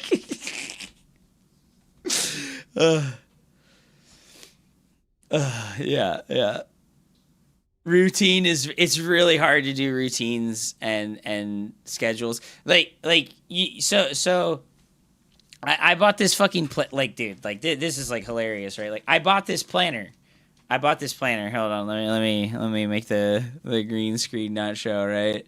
I bought this planner, or someone bought this planner for me, right? And it's supposed to be real simple, right? You like write down like your day, right? You have your tasks for the day, right? You have your tasks for the day, and then you have like your like appointments, right? It's important things. And then tomorrow I will do, and then I'm grateful for, and then here's how many glasses of water you have, and then here's like notes that you can write, dude. Look at my shit. Look at my shit. It doesn't make any sense. Like nothing that I write down sticks, right? Like I write down shit. It's like I barely wrote anything that time, and then I barely wrote anything, and then I started writing more.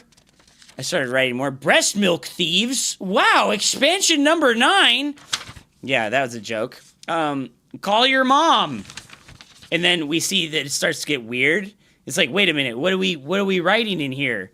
It's like, what are we writing in here? And it's all just like nonsense. It's all nonsense. And the schedule changes every day instead of being the same every day.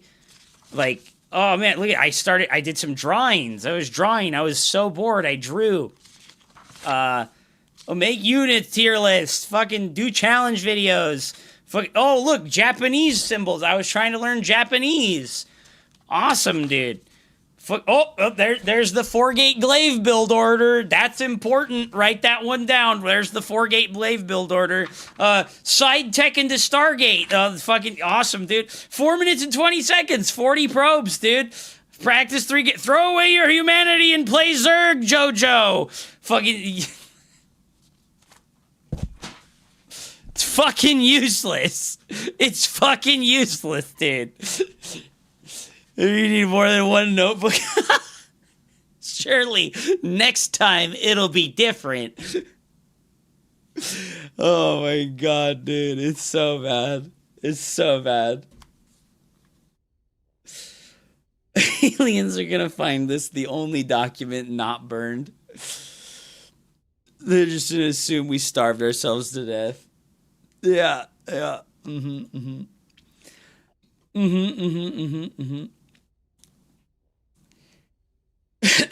Can we watch you play a game as Terran? Sure. Sure. And you know, then in like OG Cardo said, it affects everyone that has it differently, because what it is like the front of your brain controls like emotional regulation and decision-making gatekeeping, right? Like that's like the front of your brain, like the basic of it is that like that controls emotional regulation and decision-making gatekeeping, and that affects everyone in wildly different ways. Like some people might have ADHD and they don't have any problems with like doing normal tasks, but like some people have ADHD and they can't get their laundry done more than once every 3 months, you know? They're like, man, I don't want to do my laundry. I'll just buy another pack of underwear, dude. I don't need another laundry the day. This is fine.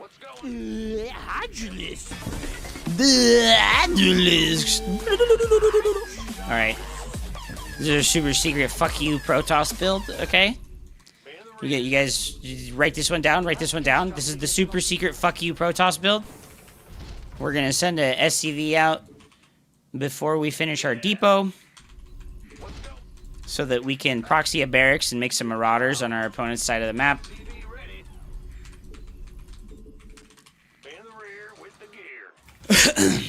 Hup diagnosed me based on my last replay. Executive functioning and decision making. We're gonna proxy another barracks over here on this side.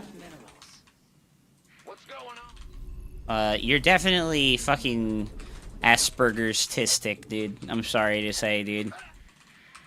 That guy was fucking you hard. True. So we're gonna go ahead and make our second depot here when we get the monies. And we're gonna make Marines here one at a time. Make our orbital command. Hey.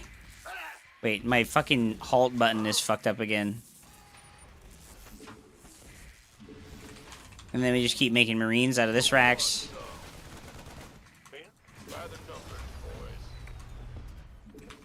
And then we make a tech lab here. Harvest more Vespine gas. Your command center has been upgraded.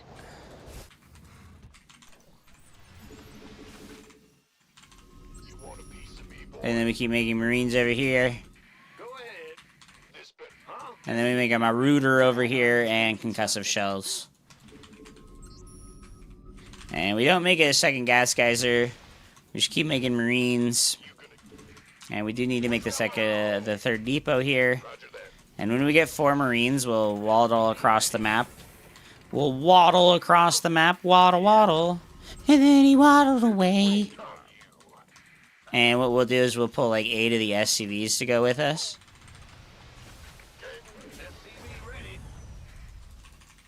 You've insufficient supply.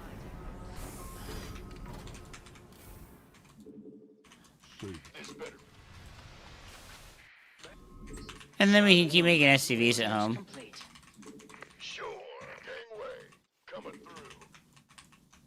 And unfortunately for him, we're going to be able to catch the Adept here.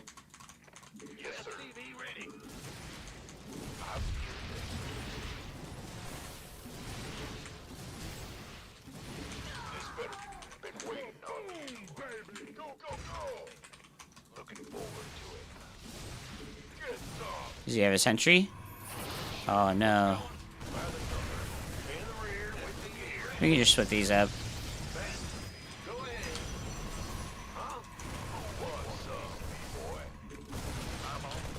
Okay, we just send these home. This is fine. Oh! Oh, he abandoned the ramp! He abandoned the ramp with the sentry!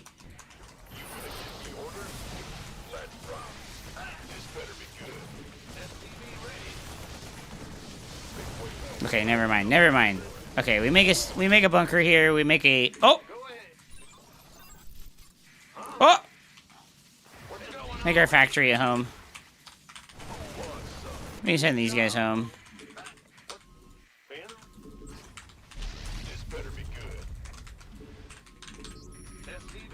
Make our second gas geyser.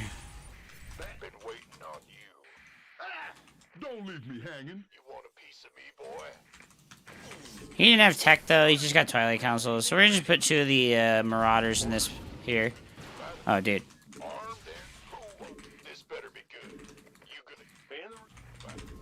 The enemy threatens your base. Make tech lab there. Make combat shields. This better be good. Been waiting on you. Bad news? Make a tech lab there. Make a starport.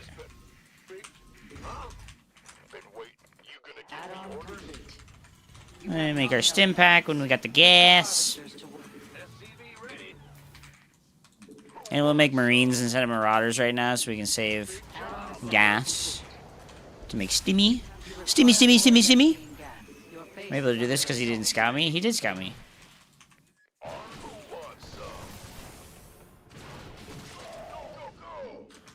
Okay, we're gonna just sell that and we're gonna come home.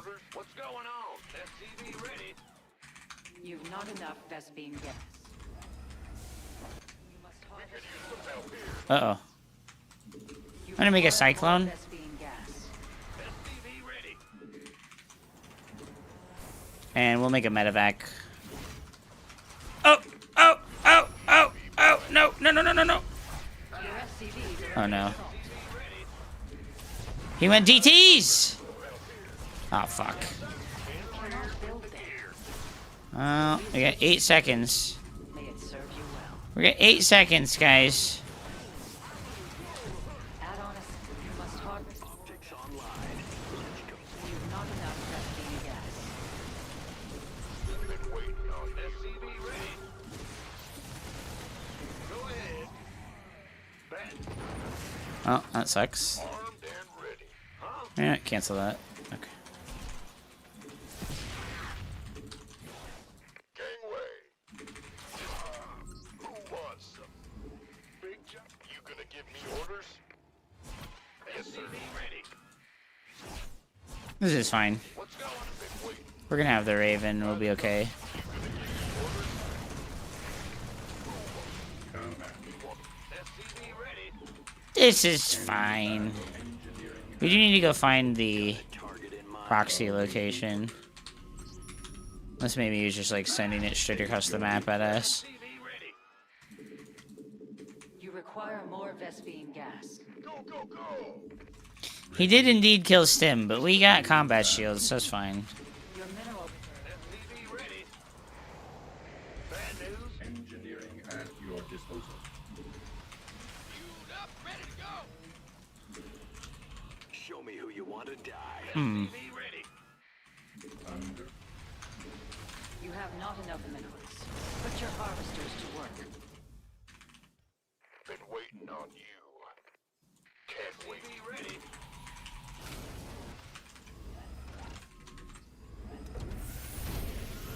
You have not enough minerals. Gangway coming through. Nah, this looks good to me. Ready for service. State your. You gonna give me orders? Command. Who wants some? Awaiting orders. He's still wasting shit on the DTs. Battle. Your mineral reserves are insufficient. Building location.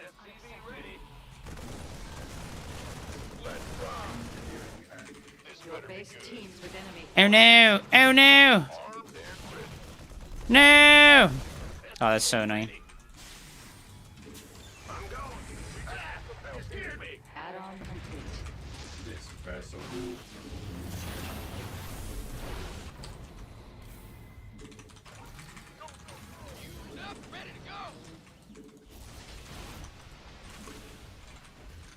You have not enough minerals.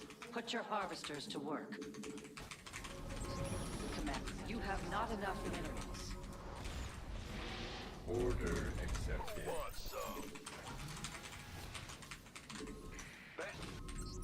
Go ahead. SCV ready. SCV ready. Let's go see if we can land some. Ready for dust off. Oh no! My army's fucking goofed up. Understood. Oh no. You've gathered all available minerals from a cluster. Order acknowledged. Under. Uh oh. I don't have stim still. Fuck. You've not enough Vespine gas. Ready for service. System prime. Awaiting. Ready for dust off. Your army is under attack. Alright. Got a few kills with that. Big job, huh? Bad news. Been waiting on you. Ready. Make a little wall in front of our base now. You gonna give me orders? Make a little wall. Nice little wall of China. Protect the Terran Ready for dust. conglomerate from further Protoss aggression. You must harvest. Make our third CC too. Engineering at your disposal.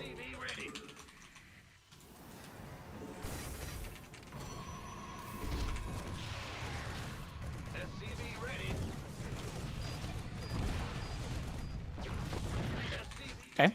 This is bad for him. And like I've described before, when you're in the low ELOs, siege tanks are king. Did I ever get stim? We're working on it. We're working on stim. Let's make some siege. Let's make some libs too. I'm cool with the libs. Mineral reserves are insufficient. And I really need some turrets on the outside of my base because we know that War Prism's coming. Unacceptable.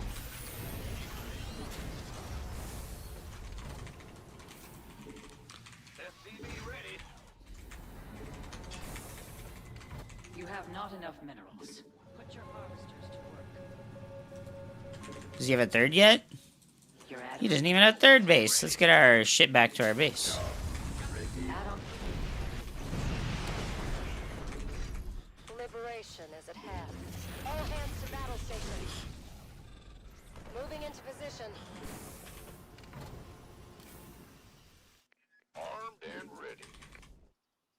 Wait. We're returning fire. You require more Vespine Oh. gas.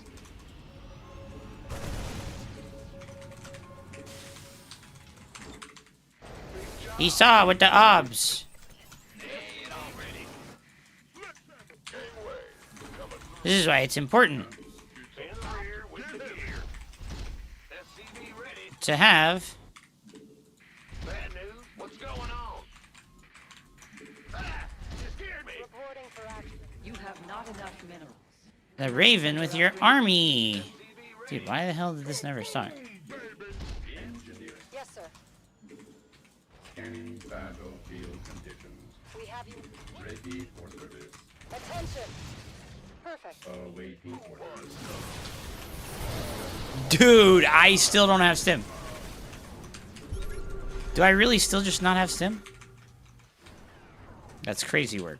How do I still not have stim? I guess I just never fucking started. It is what it is, guys.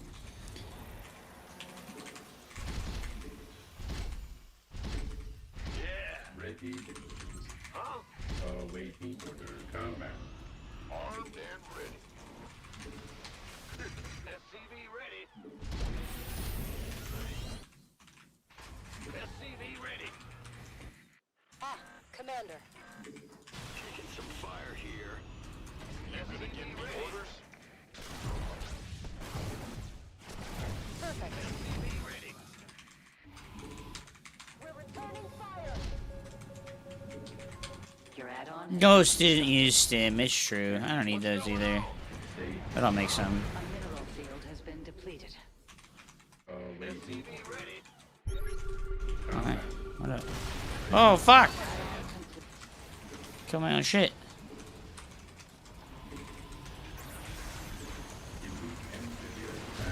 I lost my command center hotkeys somehow? Building location. All hands to battle stations. Oh. Yes, sir. You have not enough. Your mineral reserve. Reporting for action. Yo. scanning back. State your request. Standing. Upgrade. Get the Marines behind the Marauders! Oh, it's a good thing disruptors don't kill anything anymore. Your research is complete. May it serve you.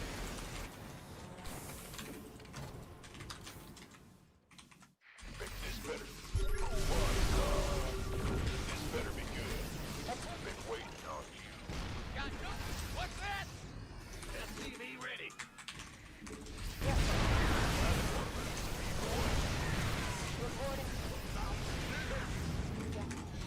Ow!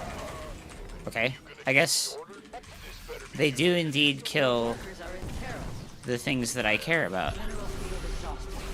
Perhaps it's time to consider a hidden base.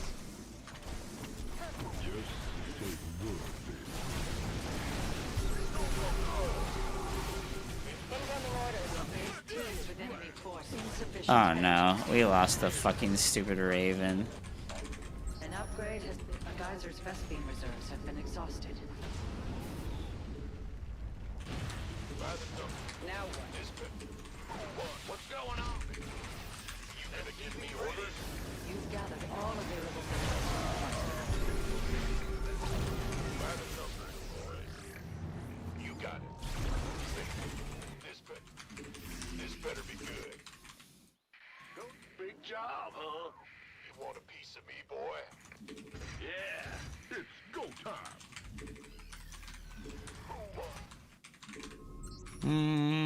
Terran is miserable. I don't know why anyone wants to play this faction. I feel it. By the numbers. SCV ready. Scared me. Go, go, go. I don't know why anyone wants to play this faction, dude. Your mineral reserves are insufficient. You've depleted a mineral cluster. Let's have a blast. Talk to me.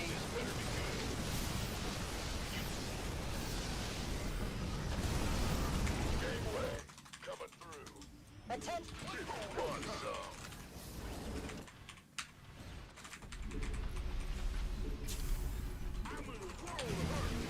Oh boy.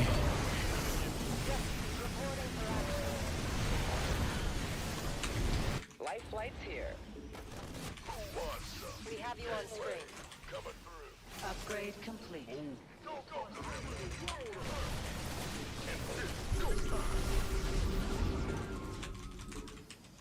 Been waiting on. How can we help? Who wants some? Ready.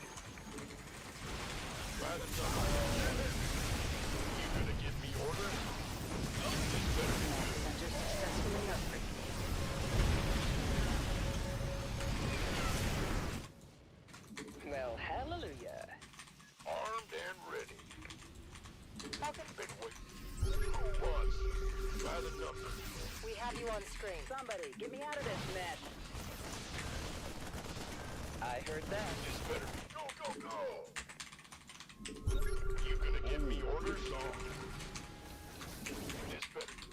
Who needs ghosts, guys? You should make libs and bio. Been waiting on. Get heavy. SCV ready.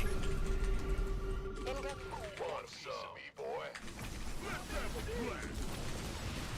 You gonna. This better be good. We read you.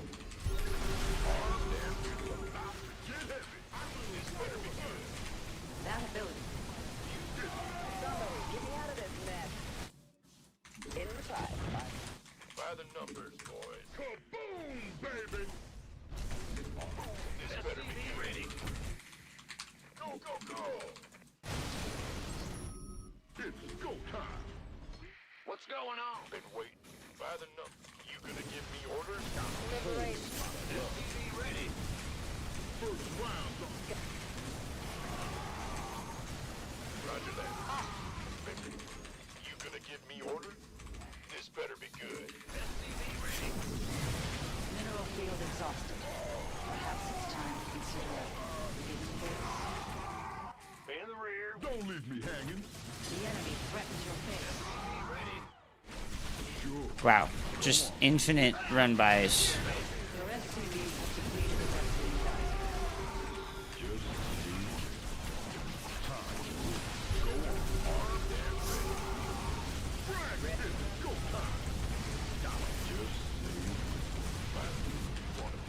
a mineral field has been depleted. All hands to battle station. Oh my god. This better be good. Now, Need something liberated? An upgrade has been completed. It's go time. Been waiting on ready. Big job, huh? You gonna give me orders? Upgrade complete. ready for duck. You SCV ready. Gangway coming through. You want a piece? Kaboom, baby! Aye, aye, sir. SCV ready. SCV ready. Armed and ready. upgrade complete. Your SCV ready. You've gathered all available minerals. SCV ready. Who wants some? SCV ready. Let's have a Insufficient energy. by the numbers, boys. Huh? Gangway coming through. SCV ready. You have not It's go time. put your harvesters to work. You've completed a mineral cluster.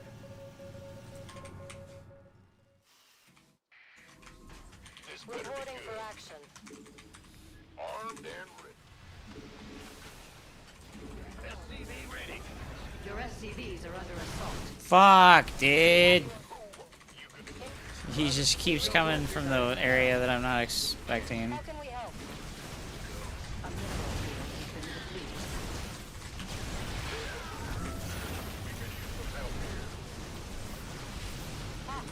The enemy threatens your base. Attention!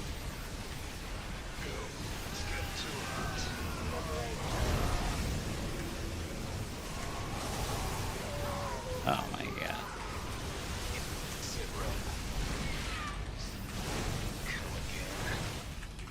Amazing.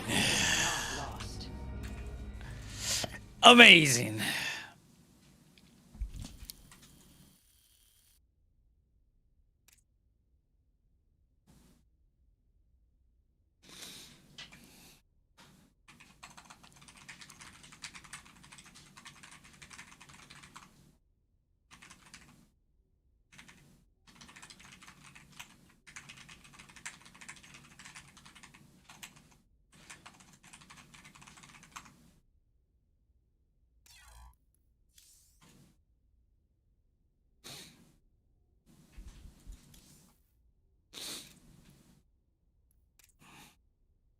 Did that guy just, like, get on to snipe me?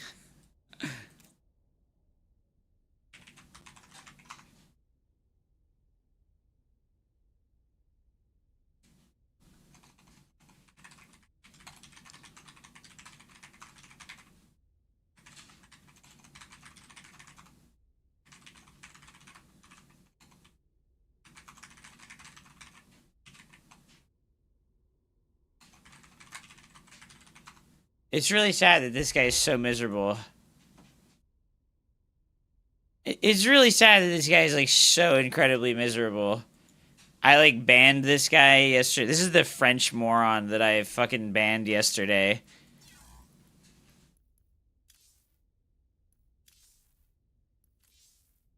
I don't think any of these people play anymore.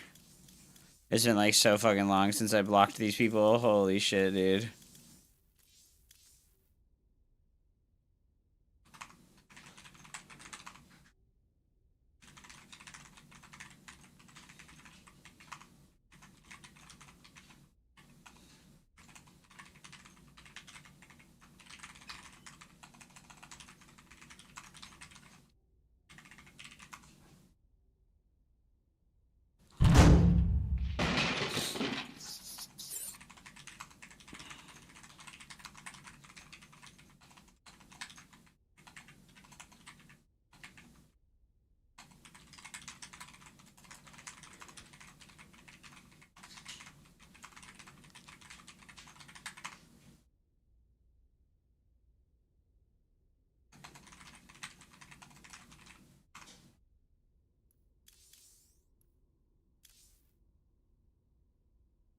What insane cope. This guy just said that he's a 6K player. Like, bro, when I played him yesterday, he was 4,900. It's just some, like, middle-aged French guy with, like, no prospects in life that's been hard stuck 5,000 MMR for an incredibly long time. Yeah, see, he's like, I'm 6K, actually. No, you're not, dude. You're 5K, dog. Look at you. Look at you. You have fucking... You have hundreds of games played, and you peaked at 5,200. And then you say you're 6K. Why are you so upset, dude? I think I got his rematch after all. No, he didn't. It was just a random person that I played against. This isn't like some malicious person. He's just some random that I was playing against. This guy's just like... hate watching the stream after I banned him, blocked him, and he's like fucking being a miserable pisshead. It's like, damn, bro. I'm saying Ruff was right about the Balance Council. I can't say anymore. I'm sorry, I'm in danger.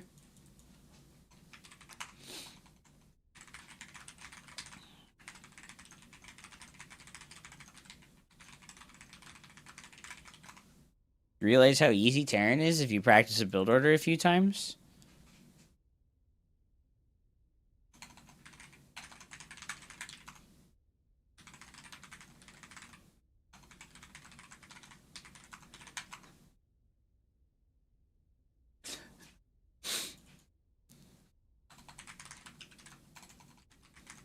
Fatty McFat, dude.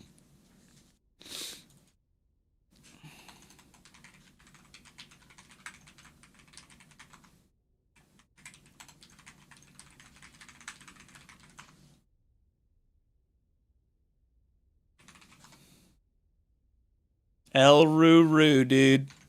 Fucking El Ruru, dude. Oh my god, what a baby. What a baby, dude.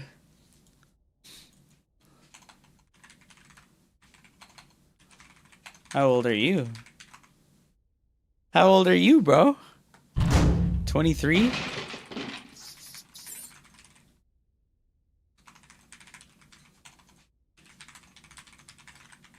He acts like a child. It all makes sense now.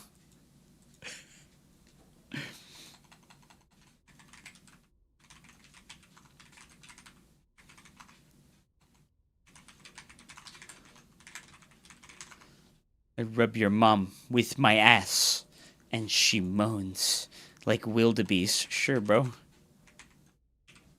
You're manlit.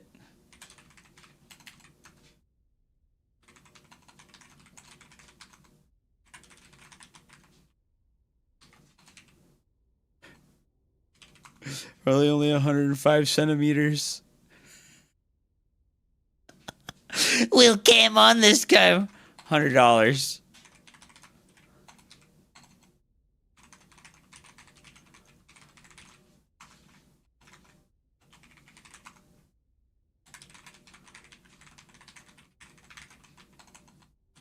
Unless you're poor loser EU bitch. 100 USD. Yeah, that's the French guy that I'm talking about. He got onto an alt account so that he could fucking rage at me. He's so dog shit, by the way. Like, look at these defeats that he's taking. This is only like 7 months ago. He's just losing like back to back to back. Bro, you're dog shit. He lost back to back to back. Oh my god. And then he loses to fucking alt account. Oh my god. Ruffle, bro, thinking my NA account is serious? Damn, bro.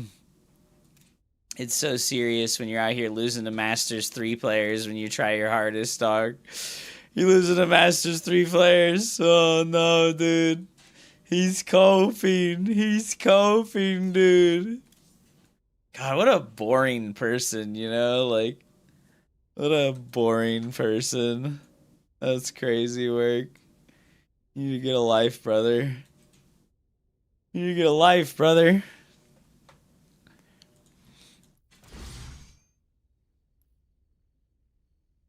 Let him get into your skin. I'm not. It's fine. I think it's funny that he went out of his way to, you know, circumvent the block and the ban by getting on a new account. And it's like he's hate watching the stream, and it's like, it's sick, bro. Sick, bro. Good job.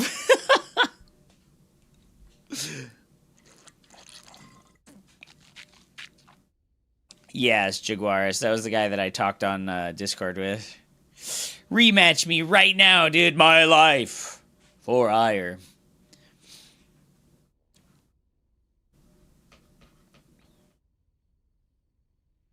What's up, Done Hire? Welcome back to the stream, dude.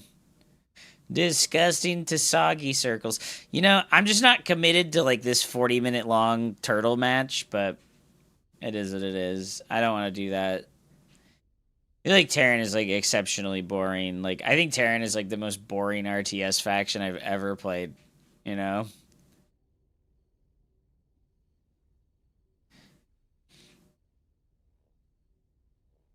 Hero has his VODs from streaming behind a subwall on Africa. He streamed. Did you know that Classic streams on YouTube? And you can go watch all of his VODs for free? I think Classic is like a much better player to copy playstyles and build orders from than Hero.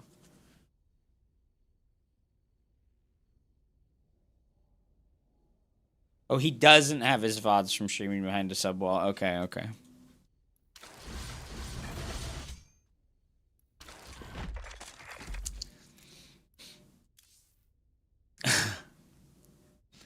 That's so funny. That guy's such a troll. I was getting goblined on. I was getting goblined on by this fucking douchebag fucking French guy.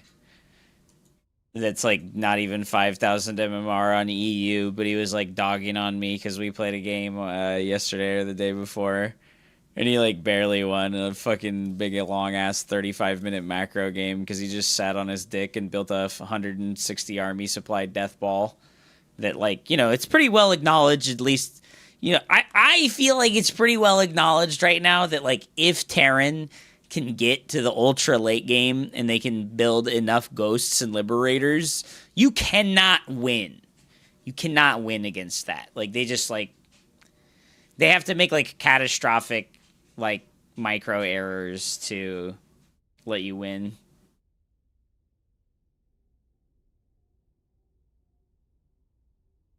The proteins look like they scramble around the map a lot, Lamau, dude. French, enough said. I know, dude. It is very strange how I have so many negative impressions of French people because of, like, my shit through Starcraft 2. That's, like, honestly fucking funny as fuck. Like, So many fucking negative impressions from French people, dude. Very funny, to be honest. Very funny.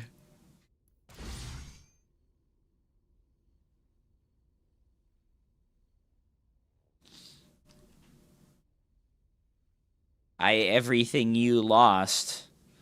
Everything I lost. Did I ever tell you I played PUBG with Todd back in the day? Oh god, he is like fucking everything you never. Dude, this guy's name is in Sanskrit on my YouTube channel. I wish I knew what he was saying. He's having a time, dude. What the hell does that even mean? Or is that like Cyrillic? What is that? What is this? What is this? What is this? It's Arabic? Yeah. He's got some fucking doodle bobs fucking hanging out as his name, dude. He's comes through. He's like, what? Yes. Hell yeah.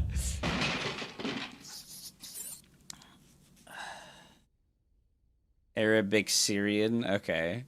Versus Blinkstalker or Oracle Pressure. Do you like Zerglings or Roaches? It's got to be Zerglings. Roaches are really bad against the Blinkstalker Pressure. But only if the Protons player is, like, really good. Zerglings are, like, really good against Blinkstalker Oracle. But you have to get a big surround. And you have to, like, outnumber them a lot. The Maurau and Warhammer fan 222. Welcome to the stream, guys.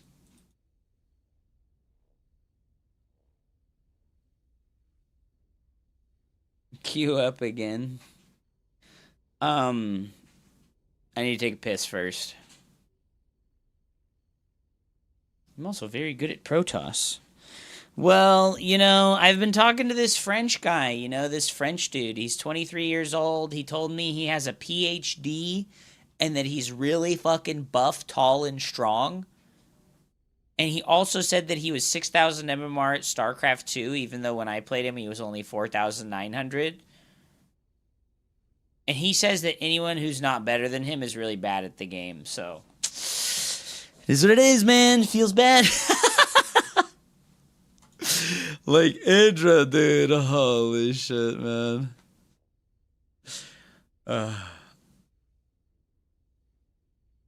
It's not just you, man. Even in school or corporate, French are the worst. Yeah, it's super weird. Like, I know French people that aren't that bad. You know, I know like I've talked to French people that I've been like, oh, this is great. This is fine. You know, like they're not crazy. They're not super fucking racist. Like that's like the number one. It's like I feel like I have talked to so many French people that are like incredibly fucking racist, and it's like, are you okay? Like are you okay, bro? Like.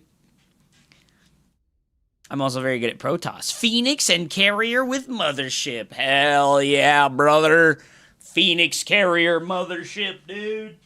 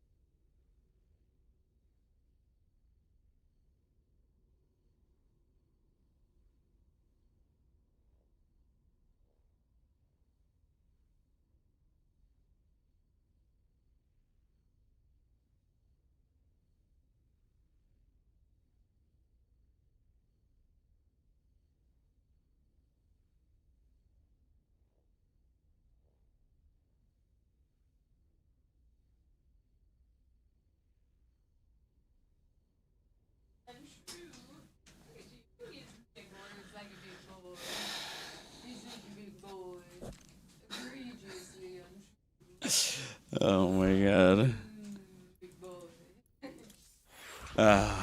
You know what? I want to play more Terran, guys. I want to play more Terran.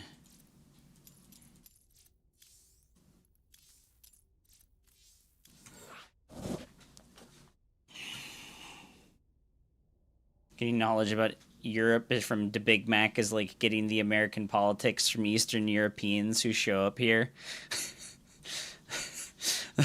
That's kind of true. That's kind of true.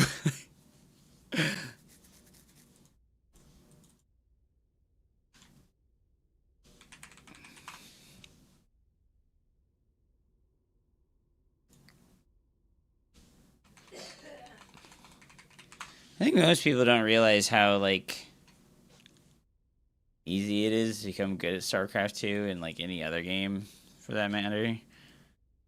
It's not about, like, it's not, like, difficulty, you know? It's just, like, time investment. Like, you just gotta play a lot. You'll get there.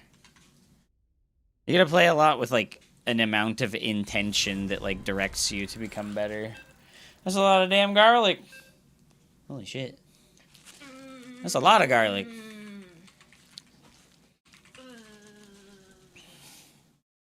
You'll never guess what I'm making with it. Honey garlic? Finally? Are you gonna finally make some honey garlic again? It's finally in season.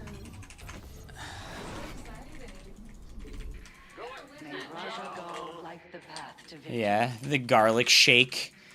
The garlic shake gives me all of the power to win the TVT.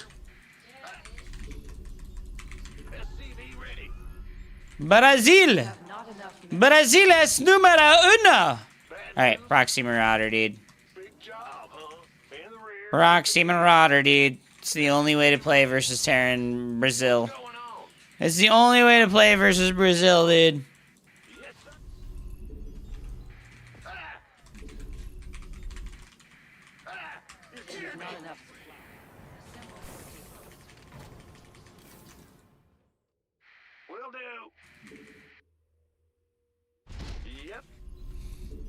What's going on? Bad job, ready. Ben, bad news. Woo-hoo. Ben, what's going on? Making a necklace out of garlic would get rid of you. Oh no. SCV ready. Go ahead. Ben.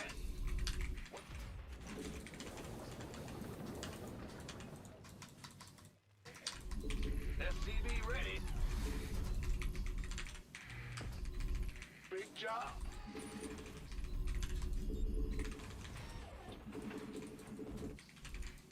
SCV ready. Big job.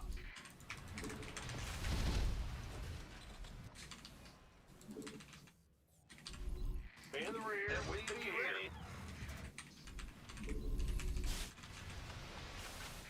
Ah!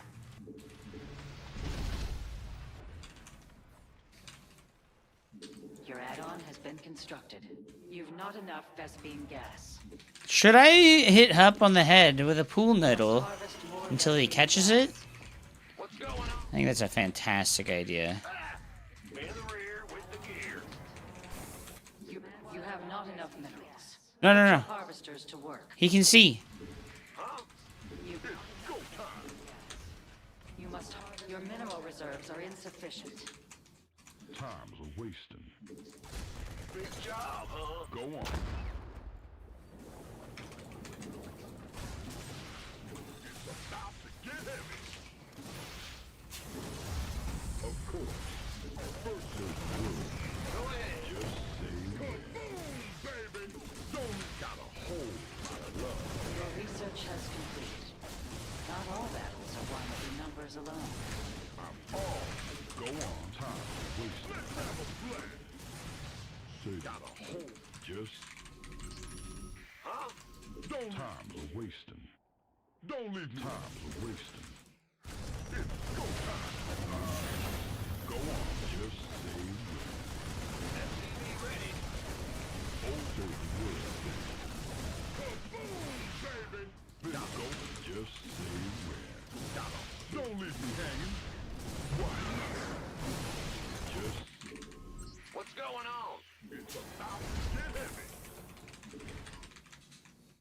You have not enough minerals. Your mineral reserves are insufficient.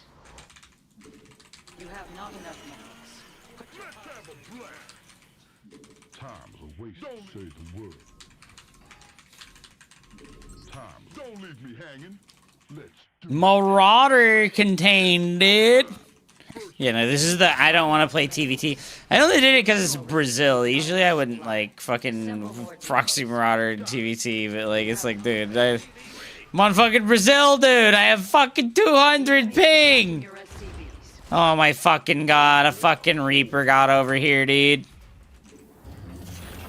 Oh, holy shit. Big job, huh? Yep. Bad news. Got a whole lot of love. SCV ready.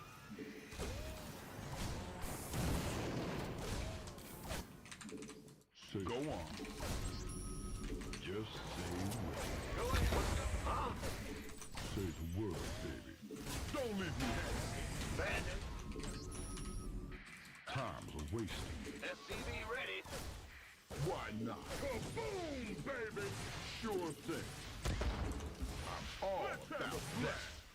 Let's do this. Big job, huh? SCV ready. You must construct additional supply depots. Well, What's going on? not getting the... We hang out a whole lot of love. Time. Just You've say insufficient when. supply depots. SCV ready. You've Not getting the CC supply block to me. depots. Research complete. Believe it.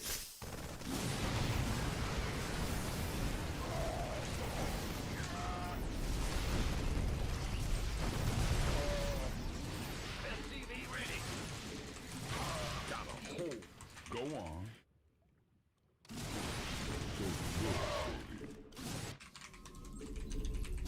Time. Don't leave me. It's about to get heavy. Bad news. SCV ready. You think TV... He made medevac, so no Banshees incoming. Go ahead. Just save time to wait. SCV ready. Oh, it's on. Believe it. Your command center has been upgraded. You have not enough minerals. SCV ready. Add-on complete. Got a whole lot. The failed push out of him. Yeah, that was funny. SCV ready. Put your harvesters to work. Big job, huh? Your mineral reserves are Alright, insufficient. where you going? Sure. Go on. SCV ready. Got a hole.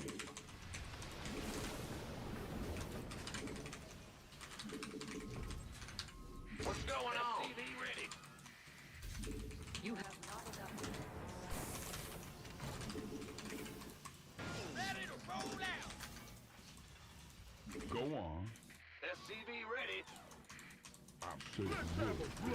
I need to make a Vikings at home. In the rear. Time's a wasting. Your workers are Oh, fuck, dude. Ready. Your research complete. Let's roll. Just Mineral field exhausted.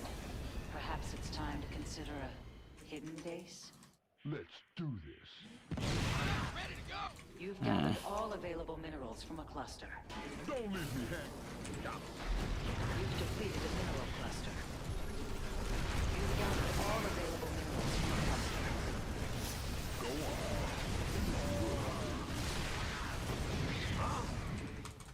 Yep. Yes, sir. Ready to plunder. You've not enough energy. Your mineral reserves are insufficient. A mineral field has been depleted. You have not enough minerals. Put your harvesters to work. SCV ready. We'll butter my biscuit. You have not enough minerals. Oh, fuck me, dude. The enemy is attacking your SCVs. Your SCVs are under assault. SCV ready. It's go time.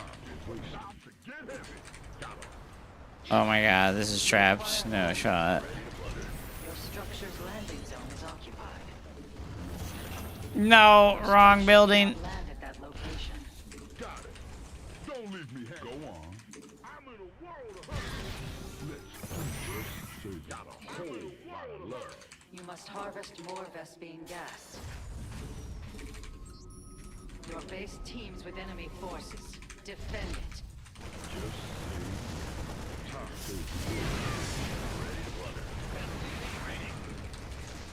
SCV ready. Don't leave me hanging. You've not enough. Let's have a blast. Go on. SCV. You require more Vespine. Your base is under assault. Got a hole. Just say Mineral the word. field exhausted. Perhaps it's time to consider a hidden base? Made for battle. Time. Add-on assembly complete. Ready to plunder. You've not SCV ready. You must harvest more Vespine gas.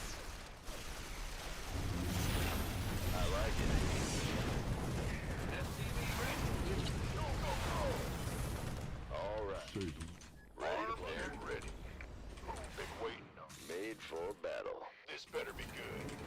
You require SCV ready.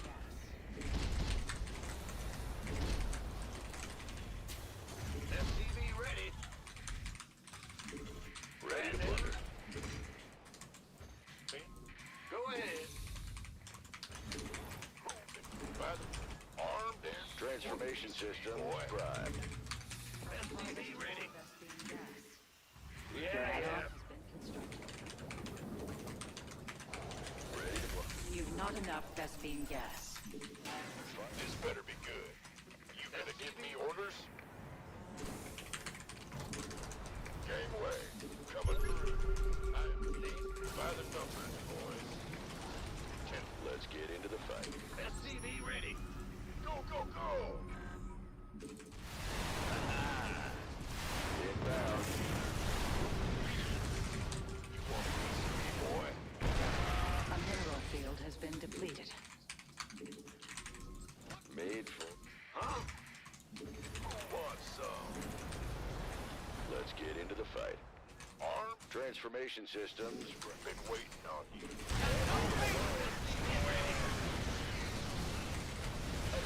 Let me go.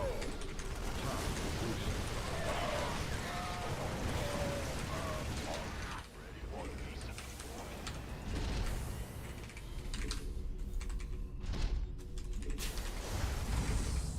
ready to roll out. Bad news. This better. Go, go, go. SCV ready. SCV ready. Go ahead. Armed? You gonna give me No, no nuclear missiles incoming, my dude. ready to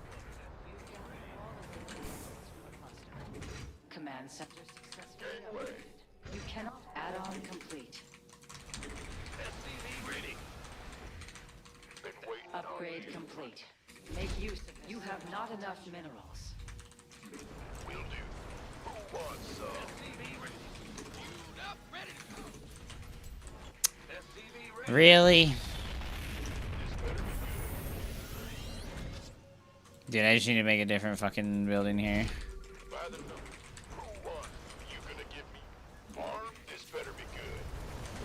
Who wants some? Been waiting on you. You gonna give me ready? Want a piece of me, boy? Go, go, go! By the numbers. Gangway, coming through. Add-on assembly completed. Bad You news. cannot build there. This better be good. Gangway. That ability requires more energy. SCV ready.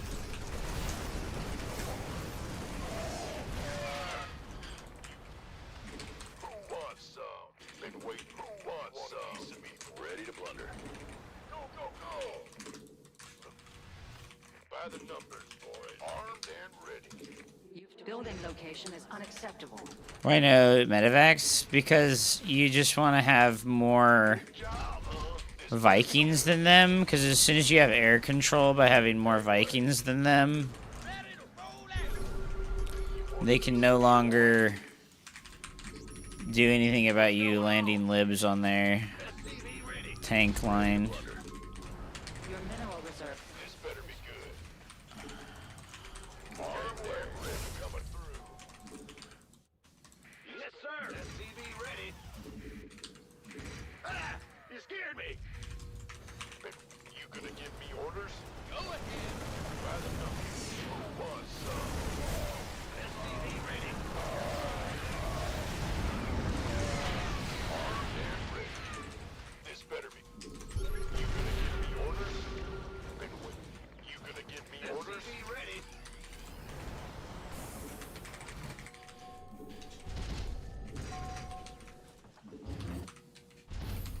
Building location is unacceptable.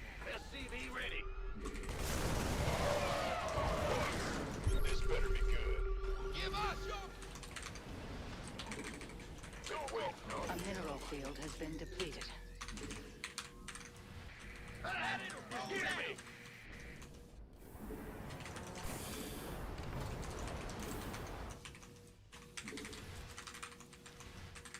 You gonna give me gangway coming through. Add-on complete. What's going You on? cannot build there. In the rear with the gate. Huh? Go ahead. Upgrade. Want a piece of me, boy? SCV ready. You have not enough minerals. Put your harvesters to work. You have not enough An upgrade has been completed. Building location is refinery offline. Mineral field exhausted. Perhaps it's time to consider. Your command center has been upgraded. Why not? Who wants some? That's fine. You gonna get this better be. Been waiting on them alone. You can use some help here. Let's get into the fight.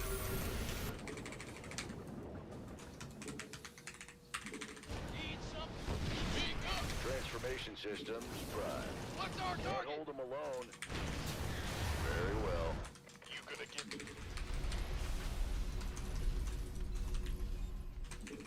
Go, go, go! Who wants some? This better be good. Been waiting. In the rear with the gear. You want a piece of me, boy? Gangway, coming through. Who wants some? Why, this better be good. You've depleted. You want a piece of me? Your mineral reserves are insufficient. SCV ready. Can't hold them alone. Orders. Transformation systems. Your add-on. Ready to plunder.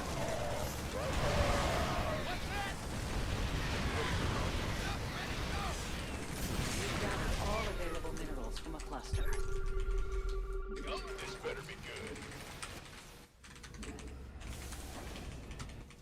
Armed and ready. Refinery offline.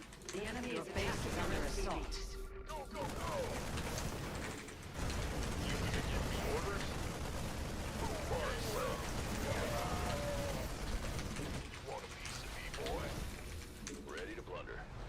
Gangway. Your base teams with enemy forces. Defend it. This better be good.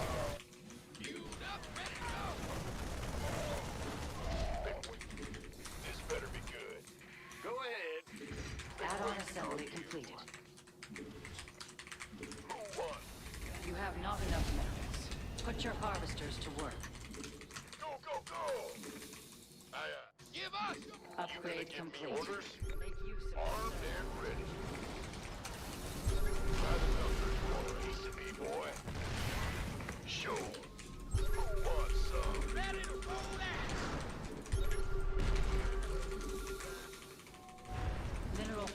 exhausted.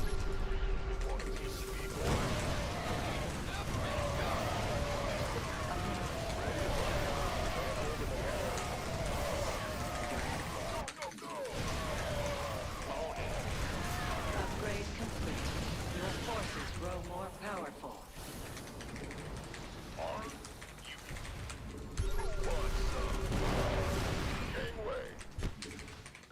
An upgrade has been... This better be good. You've depleted a mineral cluster. This better armed and ready. Give us your best shot! You gonna give me your... You ready for war? Boy. Orders? By the numbers. What's our target? What's that? Mineral field exhausted. Perhaps it's time to insert.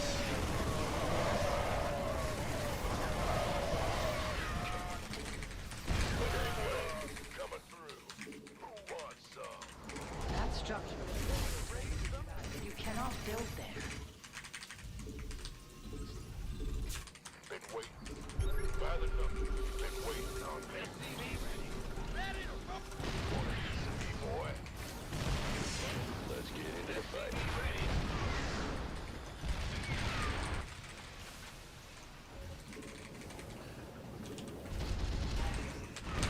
Ready to plunder. Armed and ready. Yep, ready to go. Who wants some? Go, go, go! You gonna give me orders? Your command center has been... Go, go, go! Been waiting on you. Get it. Been waiting on you.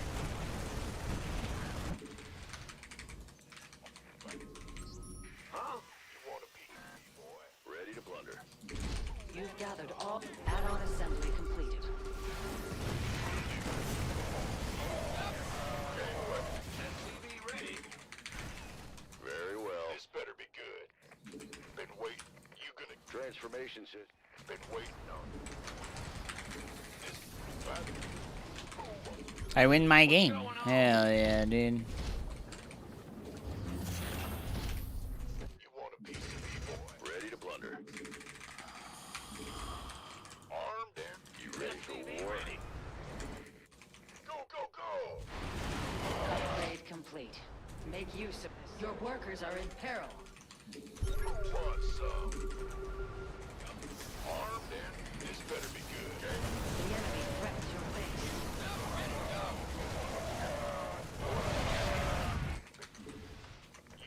By the numbers, boy. We could use some help here. Ready to plunder. Who wants some? You've depleted a mineral. A mineral field has been depleted.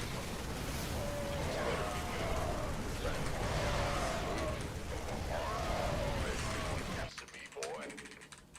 Wide. Been waiting. You've gathered all available minerals from a cluster. Go ahead. Mineral field exhausted. Perhaps it's time to consider... Can't hold them alone. Who wants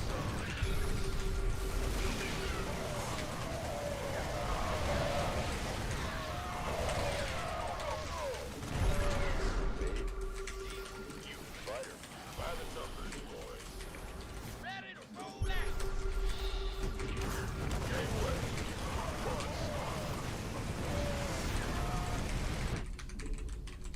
We can use some help here. Queued up, ready to go.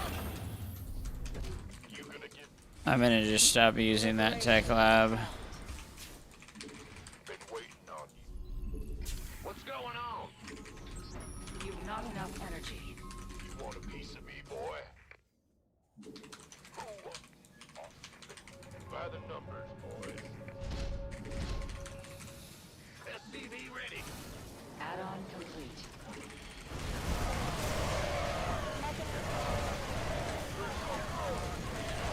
A battle for the legends. Dude, this is like the most chill, like easy mode play style is Siege Tank Marine. Like this is like mono battling. It's like really fucking This is why I don't like TVT, because this part of the game is, like, so boring. It's just, like, so boring. It's insane how fucking boring this part of the game is. Like, tanks are just stupid. Liberators are just stupid. Like, they're just stupid and bad.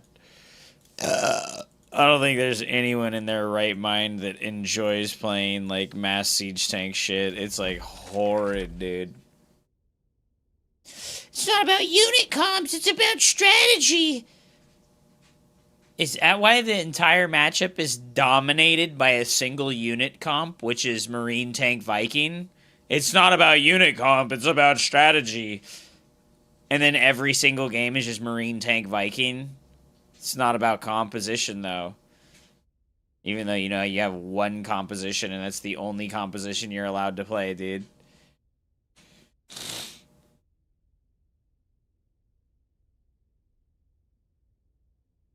TVT is good, dude.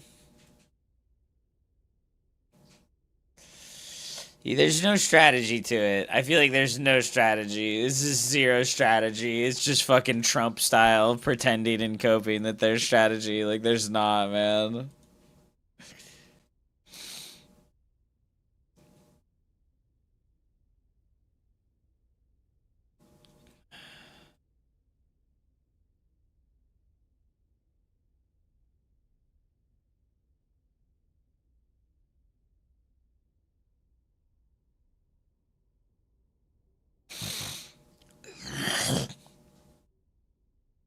You wouldn't get it. True.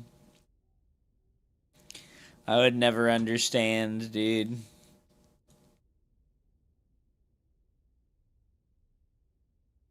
But yeah, Code Muncher, you just don't make medevacs because whichever player is just like spamming Vikings has air control, and it's like if you're making medevacs and they're making Vikings, they just kill all your medevacs and you run into siege tanks, you know, like.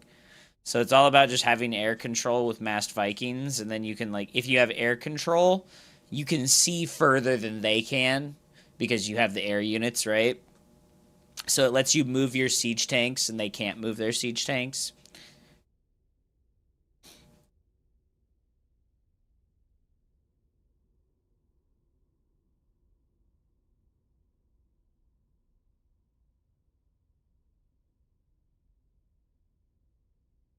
Operation Seawall.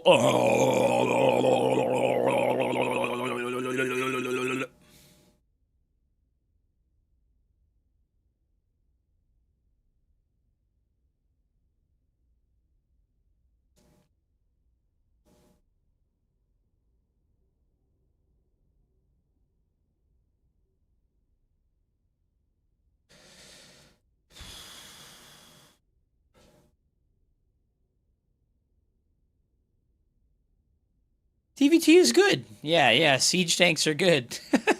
I agree. Siege tanks are really good.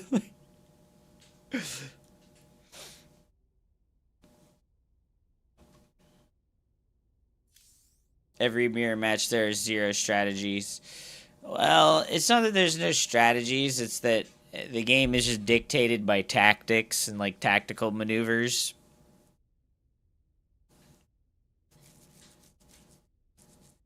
The only hype moment I've had of TVT is when I was playing Ground Mech versus Ground Mech, lost all my shit, made 4 Thors, and killed 39 Vikings. Hell yeah.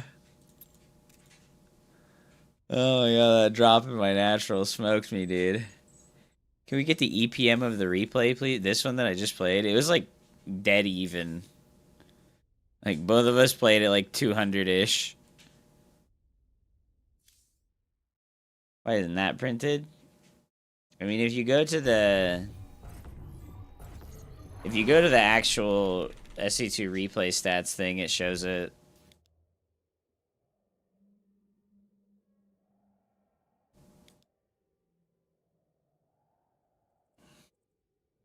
Play a Terran game where you make a nuke or two? I think I'm all Terraned out, dude. I've said this so many times, but, like, I just think Terran is the most boring faction I've ever played in an RTS game, and I fucking hate playing Terran. It is seriously miserable, dude.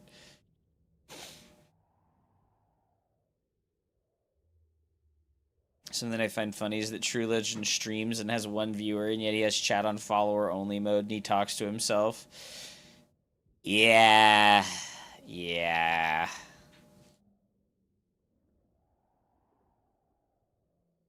He's pretty delusional. He's pretty delusional, dude. You know, I think the main thing for me, for Terran, is, like, I just really don't like the macro cycling. Like, cycling the barracks, factory, and starport over and over and over again is, like, so fucking annoying, and I hate it so much. Like, I just really, like...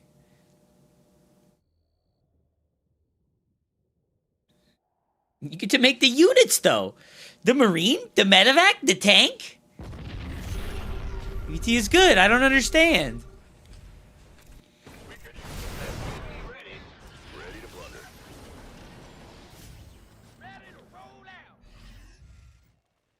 I'm getting this. Mineral field complete. Add-on complete. High fidelity music snobs. The hell is this? We could use some help here. Command center up. You wouldn't understand. Oh my god, dude. Ready for dust off. Additional add-on. Upgrade complete. Marine, make tank, make medevac, make Marine, make tank, make medevac, make Marine, make tank. Yeah, it's not... It's not fun, dude. Like, it's really not fun. Like, I hate Terran macro, dude.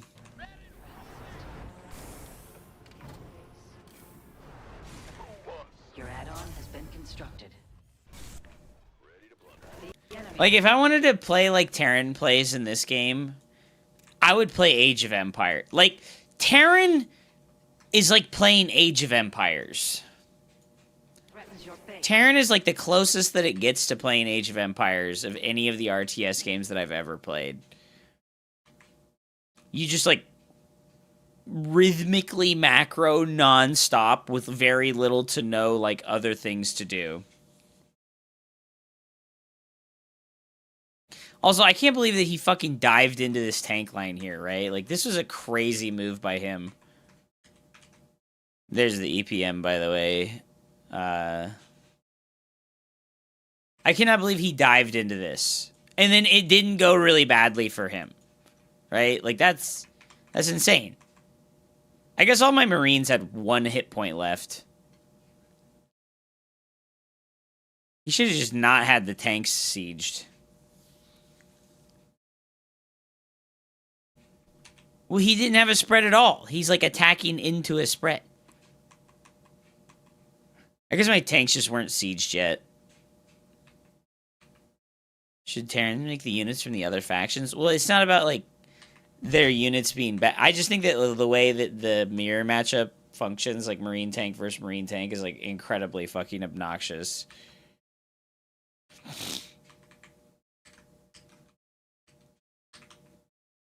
All your Marines are off to the left. Fair. And honestly, I'm surprised the Vikings didn't do better here.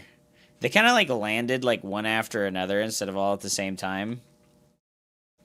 The mirror matchup is the best one. PvP, dude. By fucking a literal country mile.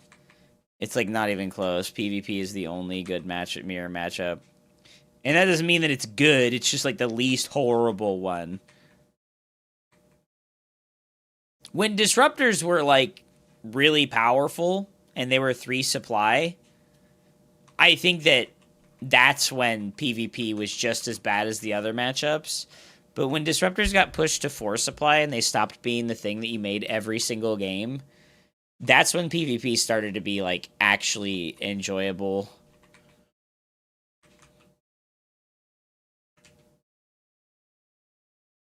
Another assassination Trump? Wait, are you serious? No way. Reddit. Was there another assassination attempt on Trump?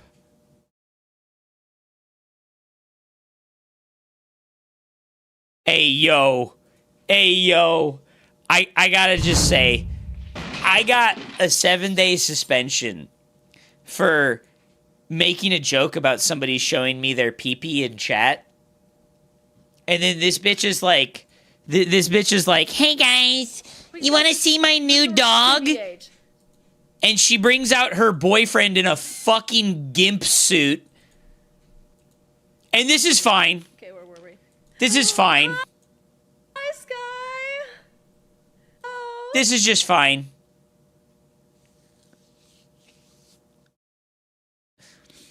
Asking about pee-pee? No, no, no, no. Showing off your fucking disgusting boyfriend in a gimp suit? Yes, yes, yes, yes. Oh my god, dude. Bring out the gimp. Oh my god.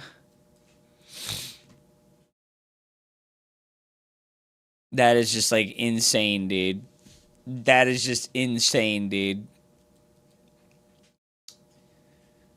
It's hard to see someone else living your dream.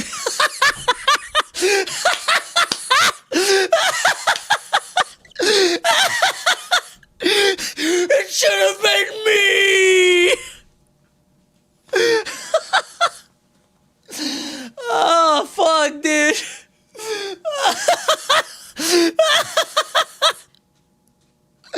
Oh, shit, dude. That should have been me. The things I would do to be in his spot, boy. Holy shit, dude. Oh my god, bro. This is some true performance art, dude. Oh my god. That's a lot of words for fancy wank, dude. Uncomes. Oh my god, dude. I just can't even, dude. What the fuck? Yeah, yo, they raised $19.5 million for cancer fighters. Oh, that's actually legendary, dude. I've like literally never heard of these people ever, dude. There's a political emergency. But it's not on Reddit, dude. It's not on Reddit. He fires the entire National Science Board, POG.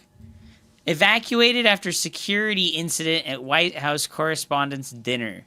No signs of injury. Okay, so our boy said, oh, Trump got us. They tried to assassinate. There was an accident. There's a security incident, dude.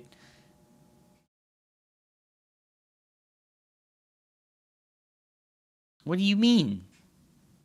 This is 30 minutes ago. I can't believe this. Fires the entire National Science Board. Are you fucking serious, dude?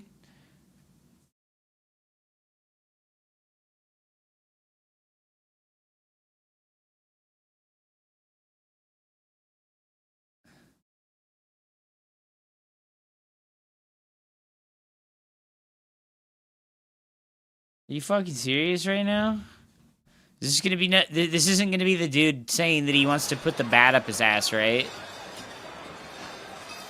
Evacuated?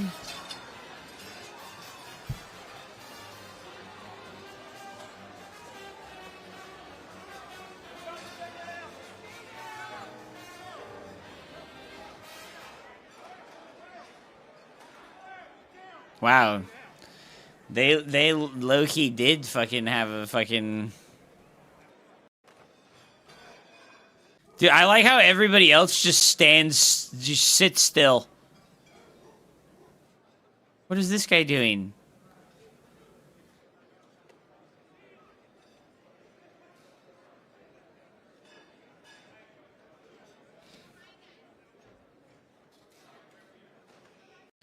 Well, that's fucking crazy, dude.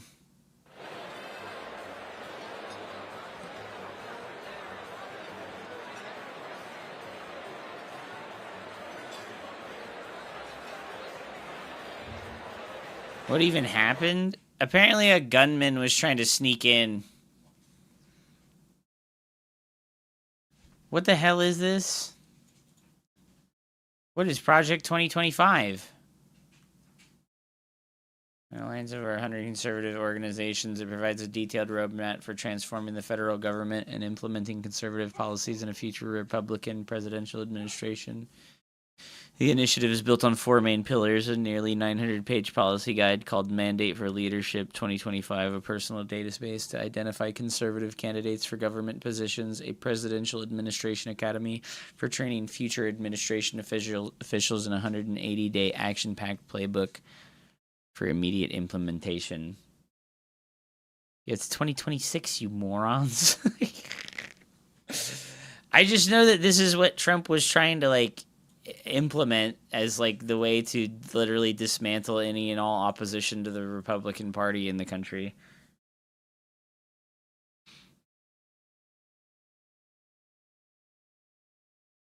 Supporters argue that Project 25 provides clear, actionable plans for efficient governance,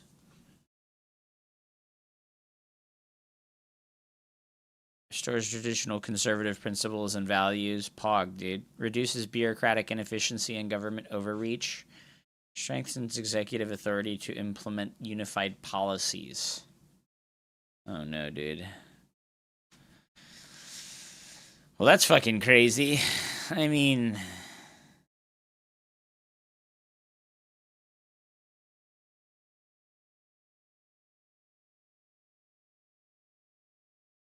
How could they stage another shooting, dude?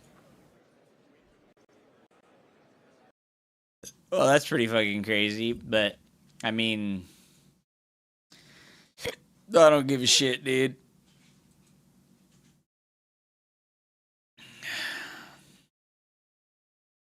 It's not on Reddit, bro.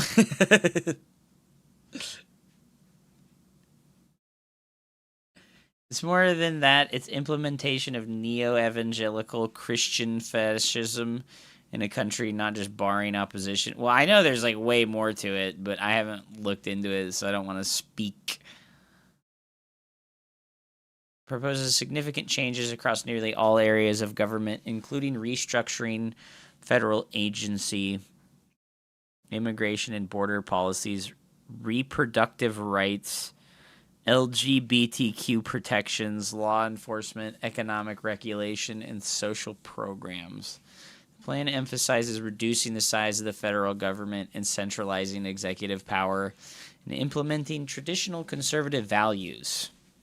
POG, dude.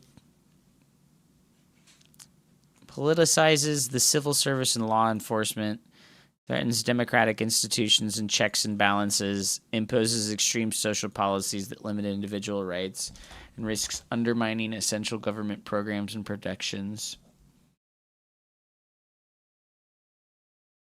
It's 50% completed, dude. POG.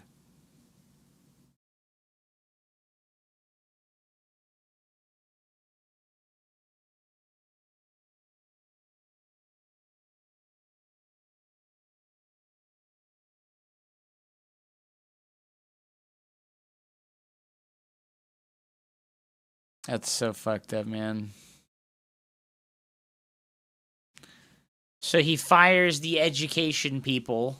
He fires the science people. He fires half the government. Reproductive health. Holy shit, dude.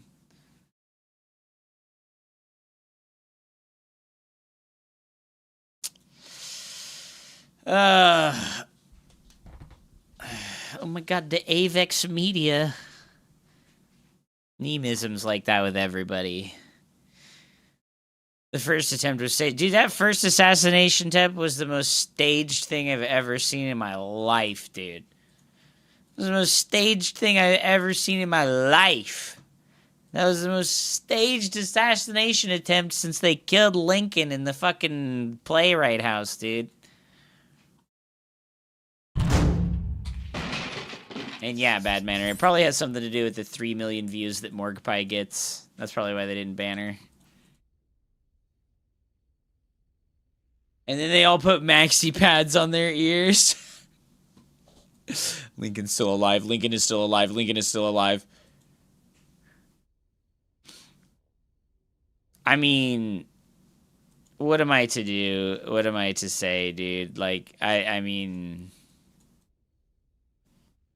Trump era overtime exception. Does this like actually link to like what these things do? A federal judge in Texas on Monday became the second to strike down a Biden administration rule that would extend mandatory overtime pay to 4 million salaried workers. People thought this was a bad thing. People thought that paying people more overtime was bad. Are the people retarded? That fucking video of the Saudi Arabian president dude being like, "Well, the people are retarded." It becomes more relevant like every day, dude. Like, the people are retarded. No, don't pay people more. Don't pay people more. He wasn't a president, he was a cult leader. Ah, okay. It would have required employers to pay overtime premiums to salaried workers who earn less than $1,000 per week.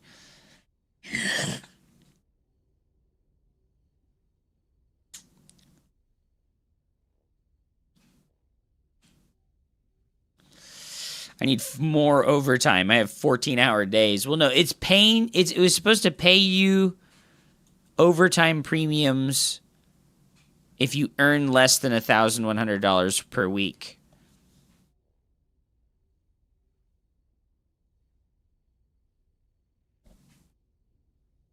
How are you making less than $1,000 per week if you're working 40 hours? Or wait, now how are you making $1,100 per week if you're only working 40 hours? How much were they getting paid already?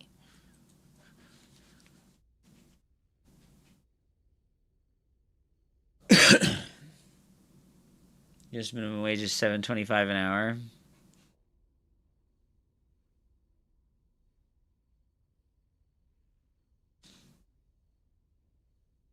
That's crazy. Abandon the redefinition of sex to sexual orientation and gender identity. The authority vested in the President of the Constitution across the country, ideologues who deny the biological reality of sex have increasingly used legal and other socially coercive means to permit men to self-identify as women and gain access to intimate single-sex spaces. From women's domestic abuse shelters to women's workplace showers. This is wrong. Efforts to eradicate the biological reality of sex fundamentally attacks women by depriving them of their dignity, safety, and well-being. It has a corrosive impact not just on women, but on the validity of the entire American system.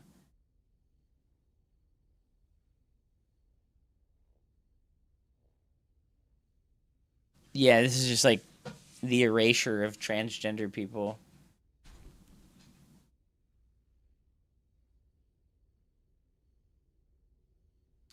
Sex is not a synonym for and does not include the concept of gender identity. Women or woman or girls shall mean adult and juvenile human females. Female means a personal belonging at conception to the sex that produces the large reproductive cell. Male means a person belonging at conception to the sex that produces the small reproductive cell.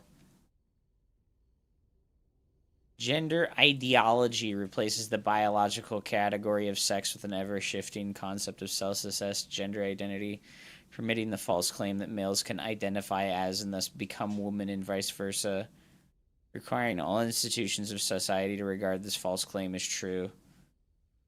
Gender ideology includes the idea that there's a vast spectrum of genders that are disconnected from one's sex. Gender ideology is internally inconsistent in that it diminishes sex as an identifiable or useful category, but nevertheless maintains that it is possible for a person to be born in the wrong sex body. They put the sperm meeting an egg under a microscope and there was a flash of light when that happens. Something to do with the zinc. What?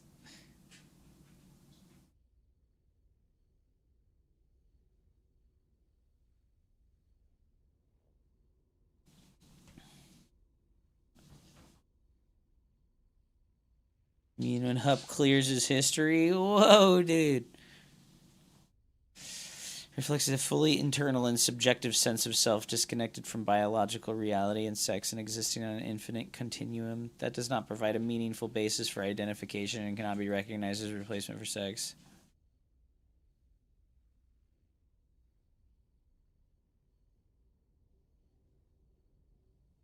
Recognizing women are biologically distinct from men. Within 30 days of the date of this order, the Secretary of Health and Human Services shall provide to the U.S. government, external partners, and public clear guidance expanding on the sex-based definitions set forth in this order. Each agency and all federal employees shall enforce laws governing sex-based rights, protections, opportunities, and accommodations to protect men and women as biologically distinct sexes.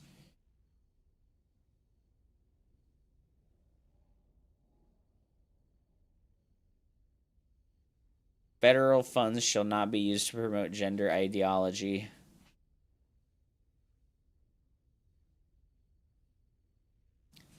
There's gender identity-based access to single-sex spaces, for example. Legally untenable and has harmed women.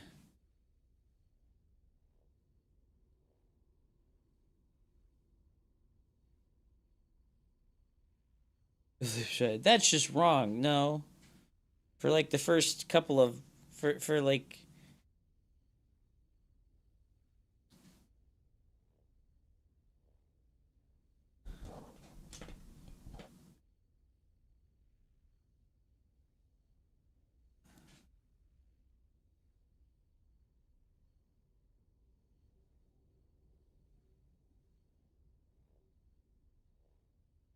that's just wrong. Let me use AI. Oh no, dude.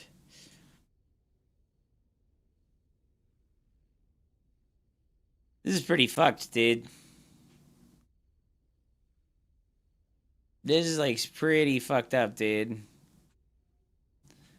Indefinitely curtail USRAP refugee administration or admission.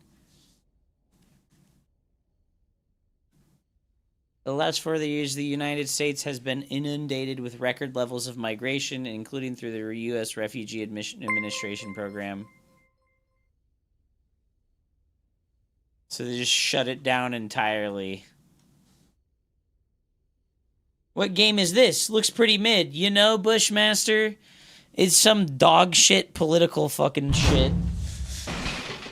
Ah, dude. I mean, like...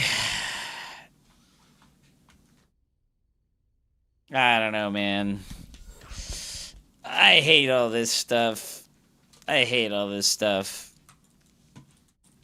Thanks for the $2, brother. Appreciate the super chat, man. Big W, dude. Big W. I don't know, man.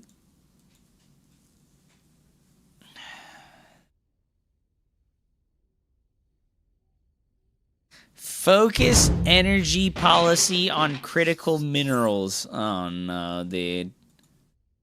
This one's probably so terrible. Abundance of energy and natural resources that have historically powered our nation's economic prosperity.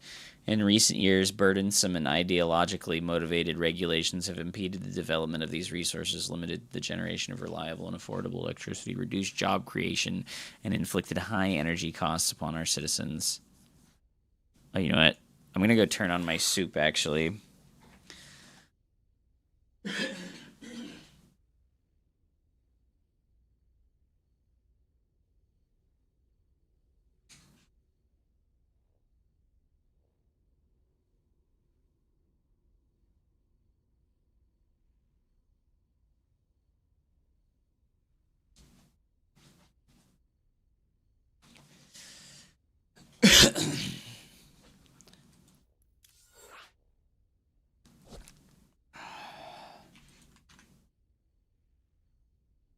Playing Terran isn't any harder than playing Protoss or Zerg. That's just cope that people say to, like, make themselves feel better about being dog shit.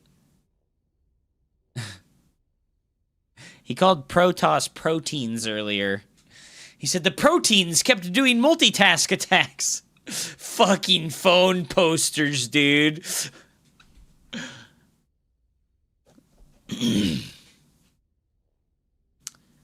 Impeded the development of these resources, limited the generation of reliable and affordable electricity, reduced job creation, and inflicted high energy costs upon our citizens.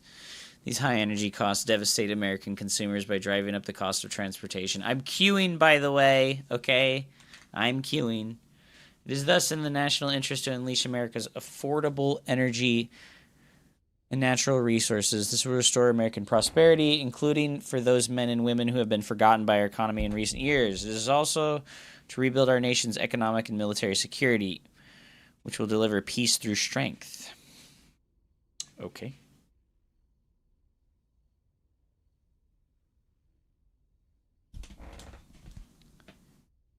Yeah, I think all of the races in StarCraft 2 require the same level of skill to play, and it's just like super cope to believe otherwise. To encourage energy exploration and production on the federal lands and waters, including on the outer continental shelf. This just like... What the fuck, dude? This is like, yeah, dude, let's drill oil in the ocean. Hell yeah.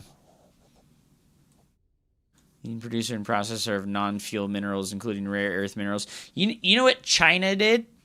China went super hard on solar energy. I think they made, like, the best decision possible, and they went, like, super fucking hard on solar energy. I don't know any of the specifics, but I know that China just, like, they just dumped, like, billions of dollars into transitioning as much of their infrastructure to solar energy as possible. Just get military preparedness by ensuring that an abundant supply of reliable energy is readily accessible. Oh, yes. You think Snake will actually play, or is he gonna just leave? Xel'Naga is the easy mode race, dude. You just build the Xel'Naga super weapon, and then you just win the game, dude. It's so bullshit. I'll check out more stuff after we play the game a little bit. This is a StarCraft stream. You know, I wouldn't be opposed to doing, like, politics stuff, but... You know, I looked at what Destiny did, you know, like... He showed off his Obsidian and, like, the framework of stuff that he has, like, created to learn about this stuff, and it was honestly, like, crazy, like, how much research and time he's put into all that stuff. And this Sion is to go even further beyond. Even further beyond. Thank you so much for the raid, dude. I appreciate you. That's fucking huge, man. Anyways, like I said, Destiny showed off his notebook for like his notes for like politics and debate tactics and stuff like that, and I was just like, damn, bro, like this guy went insanely hard, and I was like, that's like, it's a lot of work, and it made me realize how little effort I put into what I do. I was like, damn, like I could put a similar amount of effort into what I do and receive tremendous benefits and boons. Put your harvesters to work.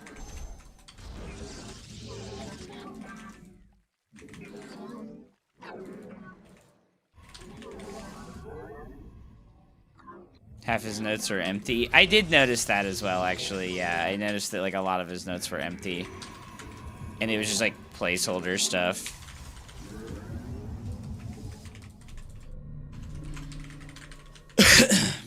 But it doesn't matter. It wasn't there to be impressive.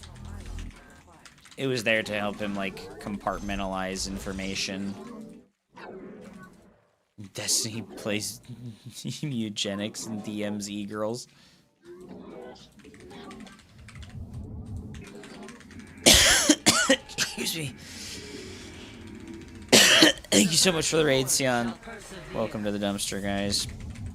I'm Hupsea. We're playing a PvZ against my favorite Zerg player. It is Snaky Poo.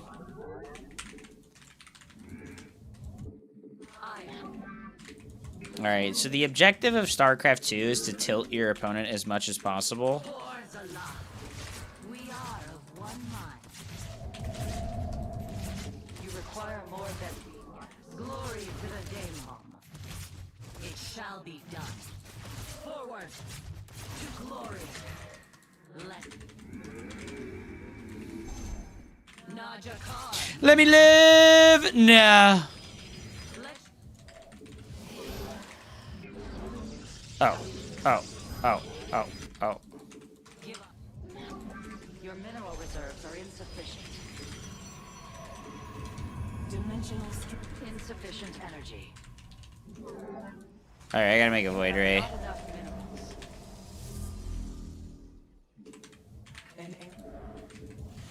Our window Where? I'm gonna make 2 batteries too.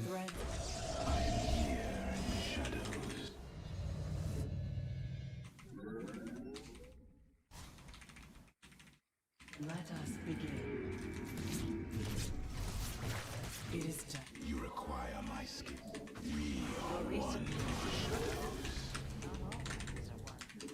Make our Twilight Council now. Let's go make our 3rd.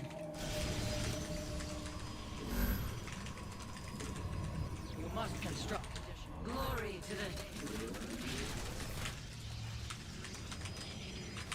You've insufficient supply. Oh, I can't actually get out. Okay. Are under attack. The enemy has discovered us. The enemy is destroying your glorious combat is upon us. I'm gonna just leave the void ray over there. How can I? Oh. Warfield inaccessible. That location is invalid. I have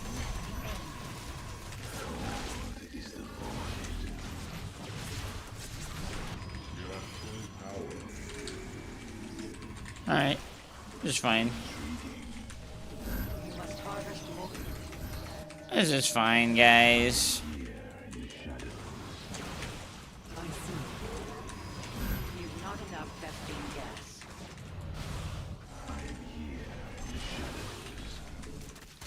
I have met the enemy.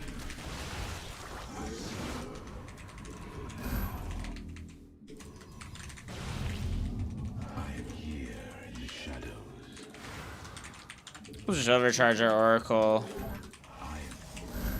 I think this is a pretty big waste for him, to be honest. I'm gonna just take this right now. Because we full walled, right? We full walled, so I'm gonna just go take this.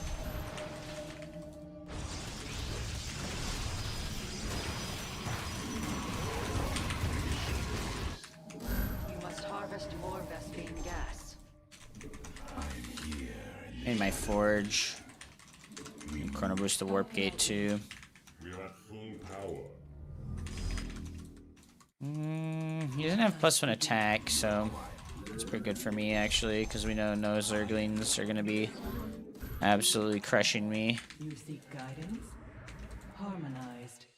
Extrapolating strength. Okay, that's pretty bad for him actually. Your mineral reserves are insufficient.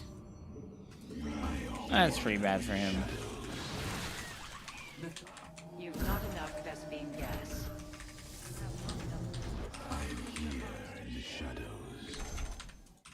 Your research is complete. May it serve you well. Okay, we go now. We leave the void ray to protect You this. have not enough minerals.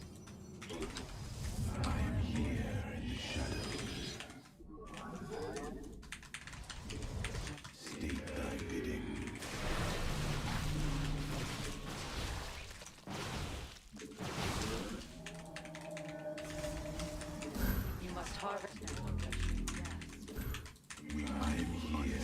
Need more gateways. Mineral reserves are insufficient. You have not enough minerals. Put your harvesters to work.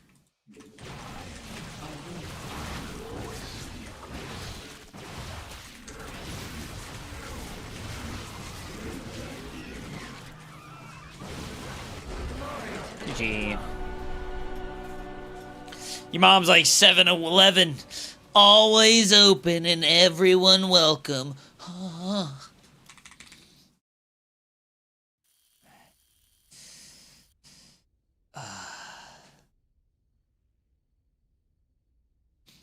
This scene is well known for being Wikipedia smart. He's not great at what he does when he held up to scrutiny.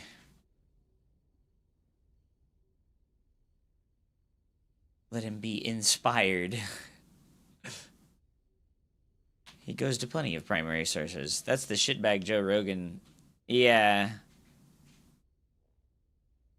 Wikipedia is like a pretty like valuable learning resource. Like you're not gonna get wrong information off of Wikipedia for the most part.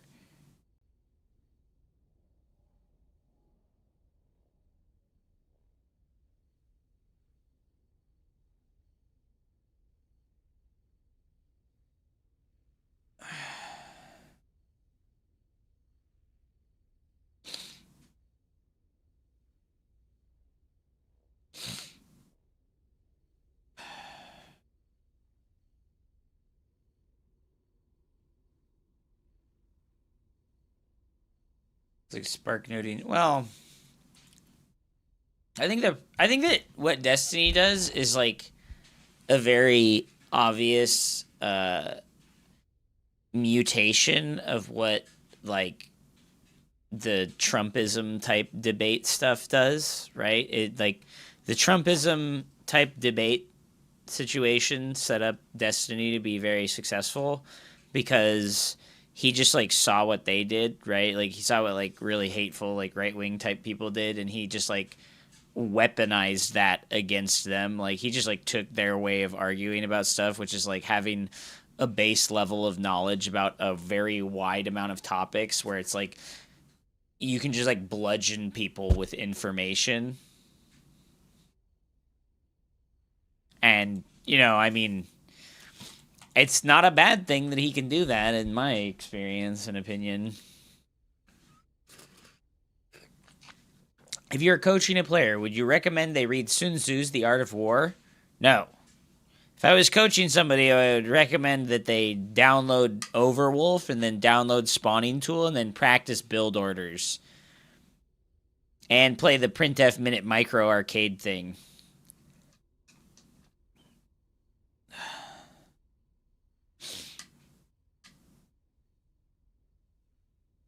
He didn't contest that you met him. He contested how deeply you probed his ideas and understandings of things.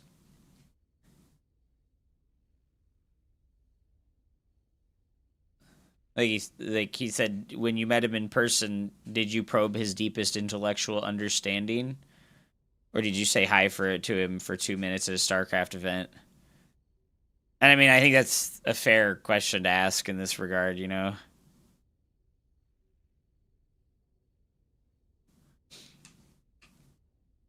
I was watching another Twitch on stream and they insulted StarCraft, but the thing is, I didn't think less of StarCraft is the irony. Yeah.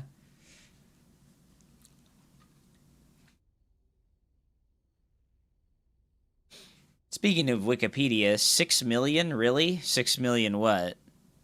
Oh, wait, are they, like, asking for, like, $6 million to continue running the website? Have I read Sun Tzu's The Art of War? You know, I bought it, and I read, like, a couple of the passages, but then I realized that it was just, like, a lot of flowery stuff, and I was like, okay, this isn't really that interesting. What are you talking about, JDM? Is Wikipedia asking for $6 million to continue running the website now?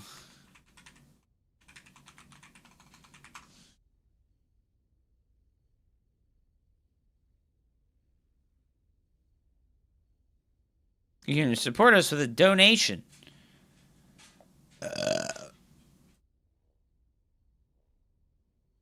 No? What the hell are you talking about? He's the Ben Shapiro of neoliberals. I don't think it's good to just, like, color someone as, like, a opposite carbon copy of another, like, talker.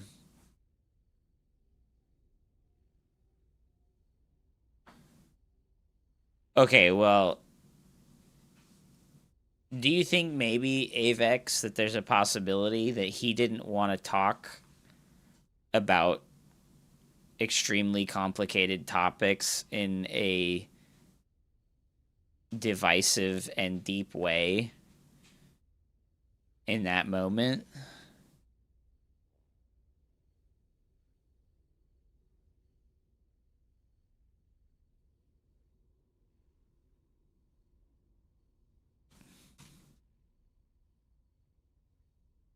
whatever. I'm not defending him. I don't know your personal interaction with him, but I think that if I got to meet somebody one time and talk to them for an hour, it would be fairly difficult to judge their level of depth of understanding on like topics that I did not also specifically know super deeply.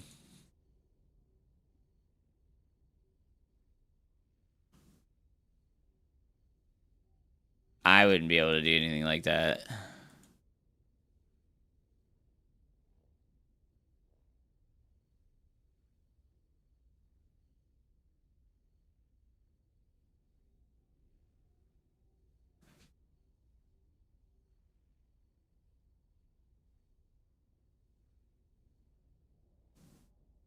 Also, people have the ability to gain knowledge and skills. Yeah. Yeah. Yeah, I think that, like I said, like I think that Destiny has done like a tremendous amount of work in the last 10 years that solidifies in my mind that like he's not trying to just be like a intellectual masturbator.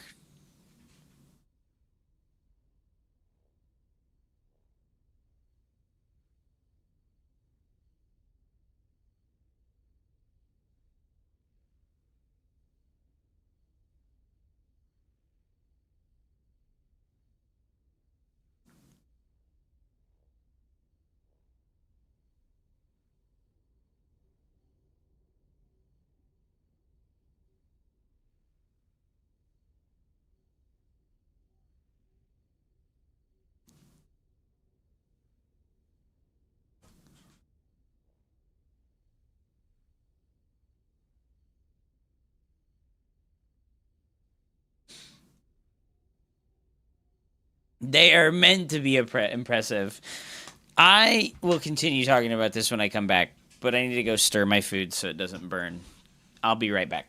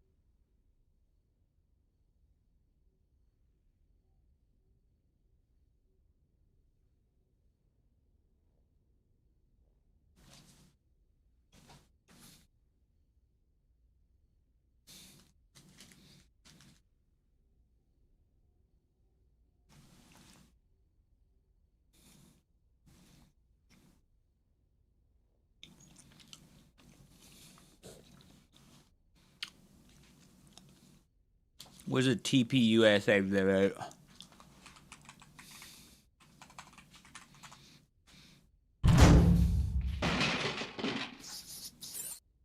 Is this the Charlie Kirk YouTube thing? This is Charlie Kirk's YouTube, right?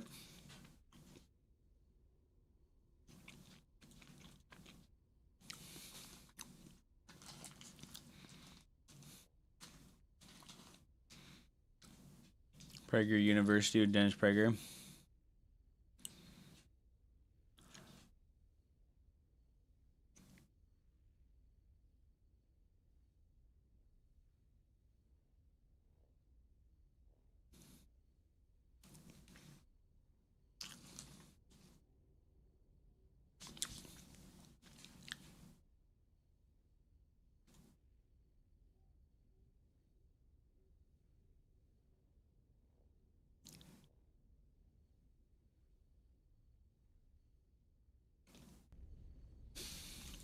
Okay, I'll just say, I don't think I remember a single thing I've ever watched of Charlie Kirk where he, like, yelled over somebody or tried to, like, bulldoze them by talking super fast. Like, that's, like, one thing I don't think I've ever seen him do. Do you feel proud of yourself for debating college kids who are unprepared to speak in front of an audience like yourself? Hold on. You're 30 years old. We can agree you're 30 years old, right? Do you think that's a little bit silly? Are you a voter? I am a voter. I'm a registered voter. I vote and you vote. So I'm talking to voters of this country that will determine the future of Western civilization. That's what I'm doing here today. Yeah? Wait, hold on. How is it any different than a professor talking to you? Than a professor talking to you? Who are you? Well, important enough for you to come up to a microphone. You create a company that's like close to being a fascist, and then like. Okay. How am I? Sorry. Let's go through this. How am I a fascist? No. Dude, like you. Can you name one thing I believe that's fascist? You believe that like you on. Oh no. This poor Asian kid. Shit. Don't boo him, let him think. But I'm such a bad fascist, I let the people who disagree in open mic to talk to me for 2 hours. I think that this would be an easy question to answer as well, because he did have like a bunch of like ultra conservative fascist type points of view. And like unfortunately this is just like a fucking young college kid that's like totally unprepared to like bring stuff like that to the forefront. Hours uninterrupted. Okay. I'm an awful fascist. I'm more like a free speech liberal of the 1970s, not a fascist. But I just want to say Turning Point USA is a evil company that was funded by thousands of fracking companies, and that No, it's not thousands, but we do have... He believes that we should be able to watch public executions. That's very fascist ideology. Some frackers that give us money. But yeah, and then all it is making the rich more rich. Fascism to fracking. That's all it is. That's all it is. Okay, again, I don't know, bro. I'm not like deep enough in it. And this is, this is exactly why I think what Destiny does is pretty like impressive. Like regardless of like what it is that he does, like. If Destiny was asked that question, he could have listed off 10 things about Charlie Kirk, right? Like, he could have, like, listed off that, and that's why, like, I think Destiny is, like, I don't think he's cool, but I think it's, like, admirable that, like, he takes up, like, the counter to these things, like...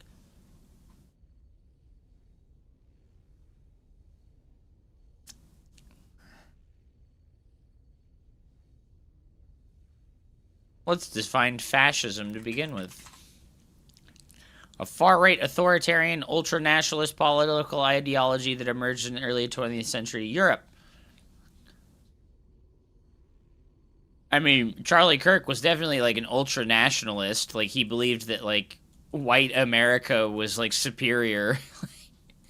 Like, he definitely, like, had that, like, white America is superior type shit.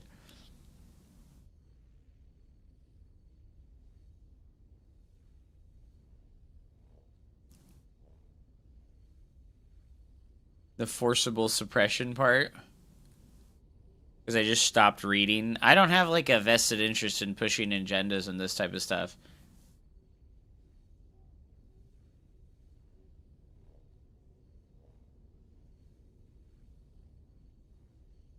What is a good example of fascism? In the case of Nazism, this involved racial purity and belief in a master race. Such demonization has motivated fascist regimes to commit massacres, forced sterilizations, deportations, and genocides. Yeah, Charlie Kirk believed in Christian nationalism.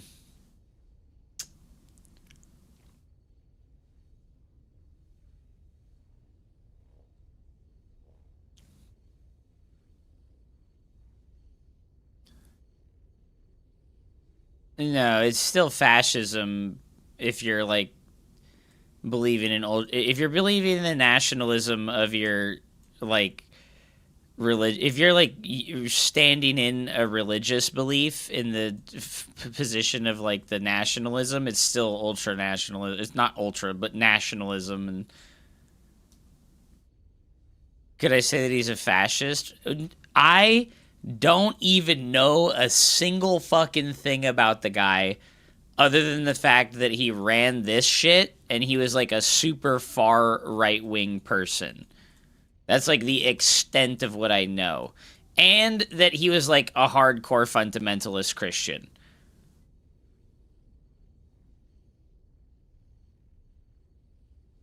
That's all I know about Charlie Kirk.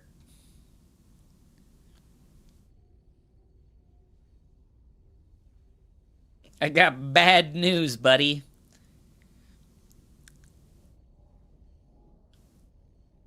Hold on. Was Charlie Kirk fascist?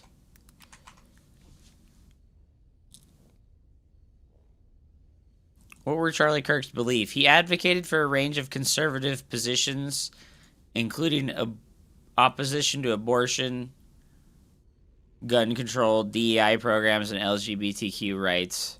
He aligned with the Christian right and advocated for Christian nationalism. I mean,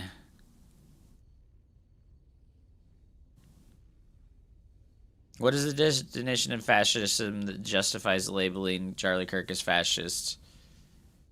2025 definition of fascism that justifies Charlie Kirk as a fascist. The traditional definition derived from World War II era figures like Mussolini, Franco, Hitler, and Bandera doesn't seem to apply to present-day leftist usage of the word fascists.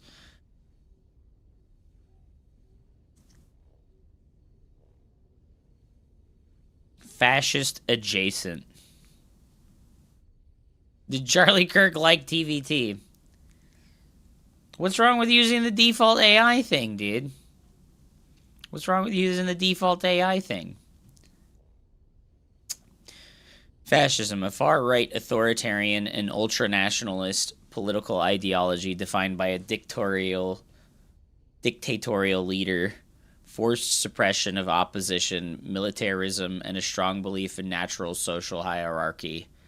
What does natural social hierarchy mean in this context? Because, like, I don't even know this.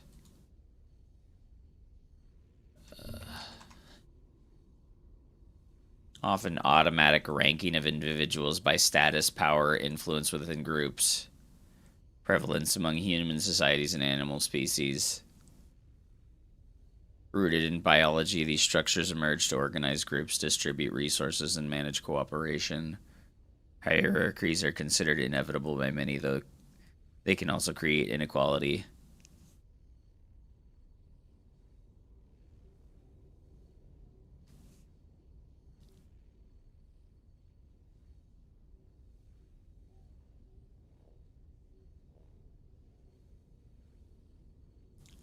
Explain this like I'm a dummy.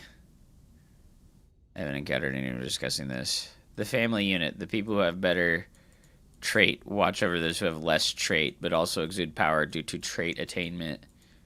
Older people have more experience than younger people and less lead, but this leadership position gives them social power and allows them to do various things that younger people cannot. Using money, wealthier people have more economic impact than poorer people. Therefore, this allows them to allocate resources to others in society. This also gives them power over poorer people who are in competition for the resource commanded by the wealthier. Ultra simplified. He promoted a strongly conservative culture war agenda that positioned itself against a progressive social movement. LGBTQ rights expansions and racial justice initiatives. His worldview emphasized traditional values, nationalism, and opposition to what he portrays as the dangers of multiculturalism or globalism, aligning him with far-right currents. Okay, can we agree that this is like all this stuff firmly pushes him towards the fascism camp? He often downplayed or rejected pluralism and the legitimacy of opposition. For instance, he defended or excused efforts to undermine democratic outcomes.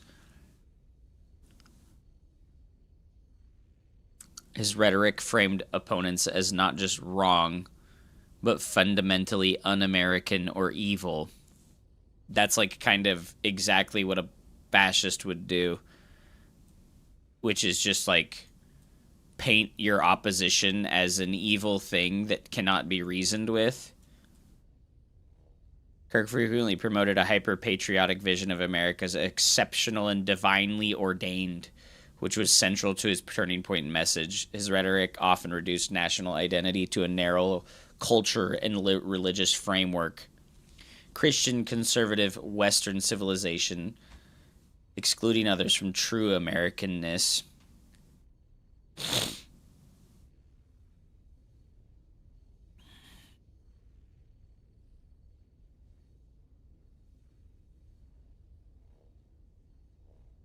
You actually have brain damage. This is a philosophical belief that stems from the law of nature. Fascism is just a word people use to describe people they don't like at this point. I do think that that's a big problem. Unfortunately, I think that, like, there's too many things like that where it's like you just describe somebody as a fascist or call them a pedophile and then bam, the argument's over because you've, like, defamed them so powerfully. He frequently promoted a hyper-patriotic vision of America. Kirk's public persona was tied to loyalty to strongman figures, particularly Donald Trump. He encouraged charismatic leader politics rather than respect for democratic institutions. His style of youth organizing created a personality-driven movement where Kirk's own authority was rarely questioned within Turning Point. The natural hierarchy is an abstract concept that people will automatically order themselves in power structures based off of rules and needs via natural processes as well as the demand of their environment. However, this is influenced by education, upgrading, and tradition.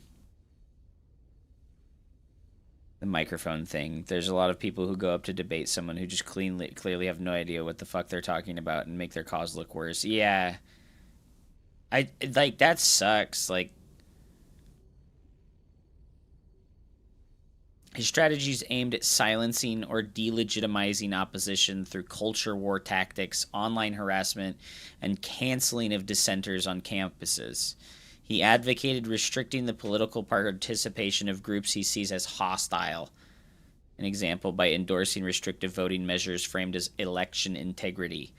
He frequently valorizes strength, law and order politics, and the military, framing them as solutions to social problems. He often casted politics as a battlefield where opponents must be crushed, leaning on martial metaphors and enemy language.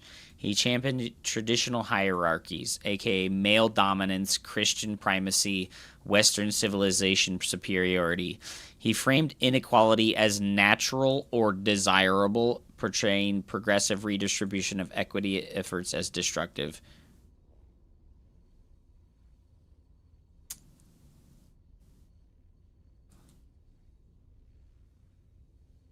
Yeah, and then this guy, like, attacks the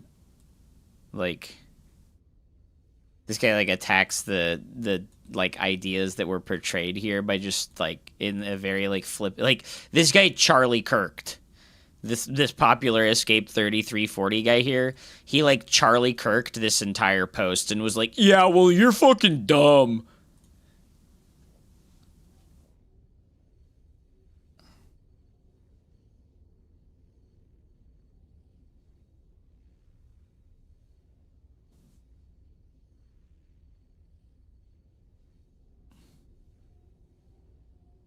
The easy sort of low-hanging fruit for anyone still slow at this is that anyone running around shouting about their anti-communist beliefs like Kirk constantly did while conservatives control all three branches of the U.S. government, it's probably pretty easily in the camp of fascism.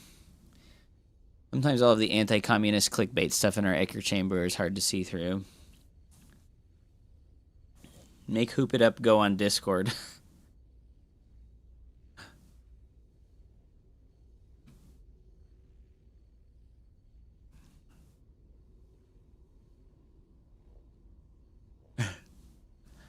That does look like a very AI-ified response.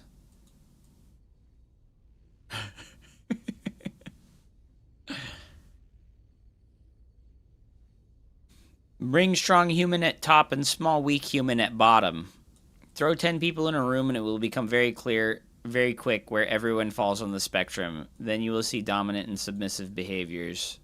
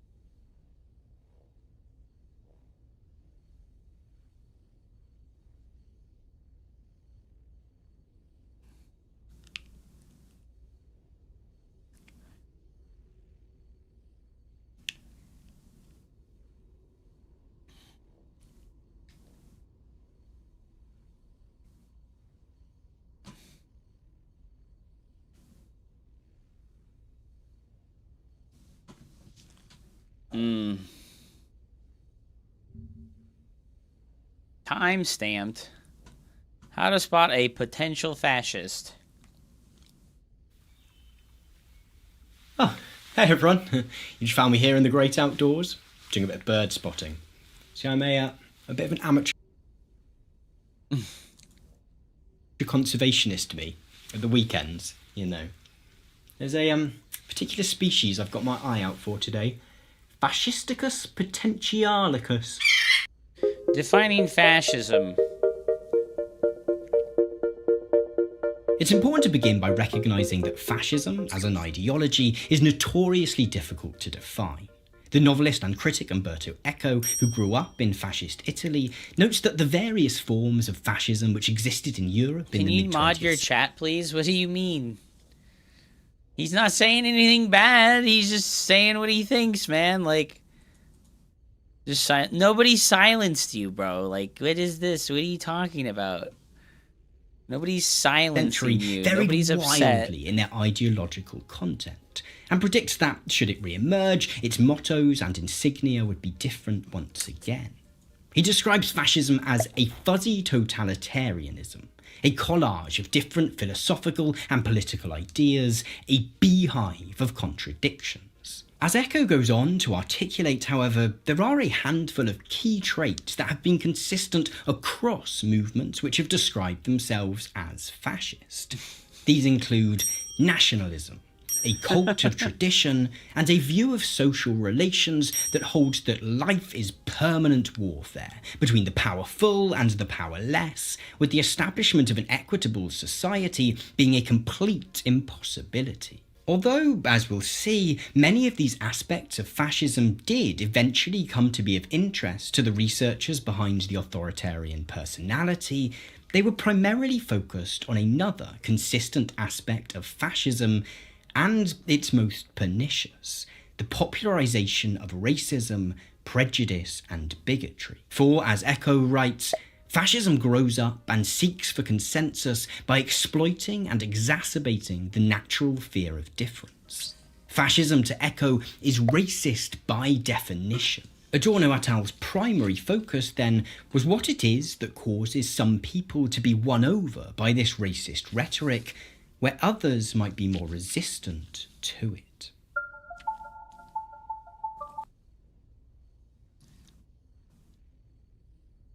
Well, Charlie Kirk was definitely, I don't want to say racist, but he was definitely like a nationalist.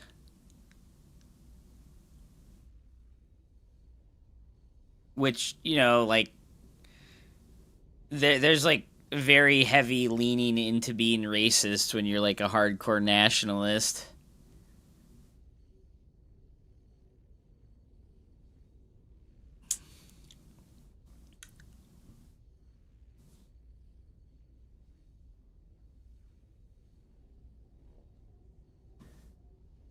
He was a martyr in the same way that the leader of Iran was a martyr.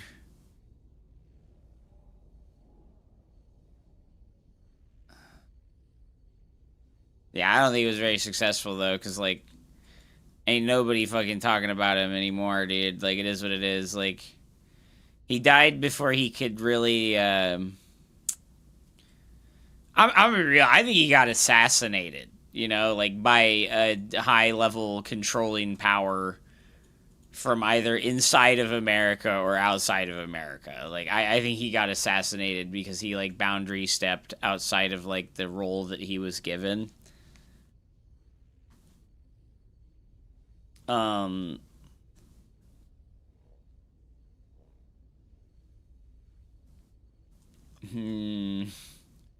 You can't say it like that, dude. You can't say it like that, dude. That's not right. That's wrong. Yeah, you know, Mabel's, it's because it was like, it's like an insidious type of, like racism where it's like, you boundary step as hard as possible without being, like, super... Yeah, it's like fucking... You toe the line of what's acceptable as hard as possible over and over and over again, and it makes it obvious what your stance is without you being able to have, like, accountability for it. Like, I could be like, oh, yeah, dude, I definitely hate everyone of that certain color. I'm not going to tell you what color it is, but I hate everyone of that certain color.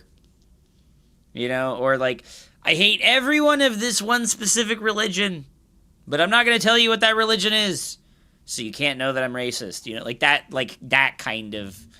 Because we've all been in the back of a plane when the turbulence hits, or when you're flying through a storm. Oh, yeah, dude. This is, like, the most, like, dumb one. Like, I think this one's stupid. He just, like, calls into question the validity of, like, a professional person if they're not white. Like, if he was like, oh, if it was a black person driving the plane, I would feel more worried than if it was a white person. Oh, if it was a black person that was my doctor, I'd be more worried than if it was a white person. And it's like, well, I got bad news, bro. There's way more Indians being fucking doctors than ever before. And you're like, I'm so glad I saw the guy with the right stuff and the square jaw get into the cockpit before we took off, and I feel better now. No, I mean, like, you want to go thought crime? Like, I'm sorry, if I see a black pilot, I'm gonna be like, boy, I hope he's qualified.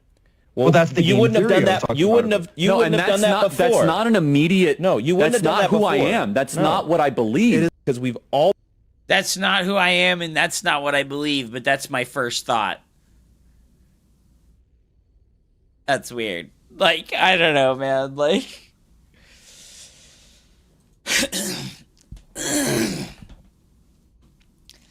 I think people are definitely listening to what he has to say. Anyways, guys.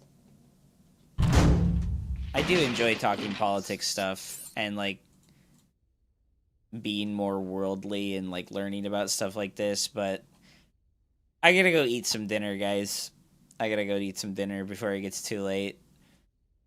I got up at, like, 8:30 a.m. today for the coaching thing, and I think it was really good, so I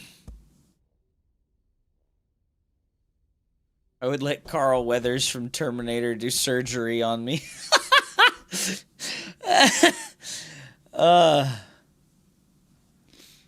Damn, ending on a regard politics? True, dude. Massive L, dude. Massive L.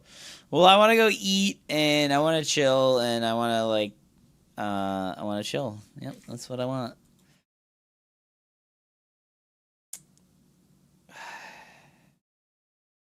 Yeah, you know, that what Faye just said is, like, so real. The reason why DEI gets attacked is because there's, like, the wealthy elite, and they've been paying their children's way into institutions and learning stuff. And DEI threatens the pay-to-winness of education and being rich, right? You can just pay to win to be rich.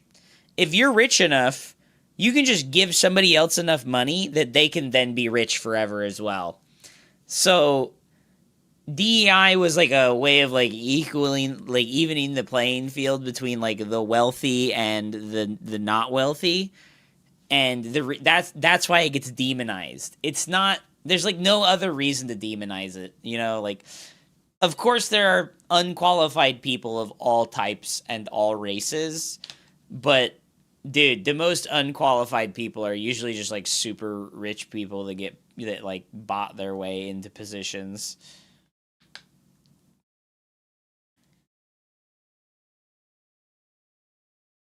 I've always, like, tried really hard to, like, make this part of my political wheel very well known. It's not us versus them. It's rich versus poor. It's always been rich versus poor. Isn't DEI a huge thing in college and university? No. Like, colleges and universities, especially in America, are like super pay to win.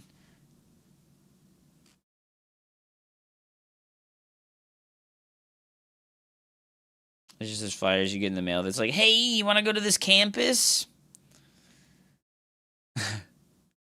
Good night, everybody. Thank you so much for watching. Eat these. I will eat these. I'm going to gobble up them nuts, little arm leg. I'm going to gobble up them little nuts, arm leg. Yo, Ono Akira was the person that I beat earlier tonight in TVT.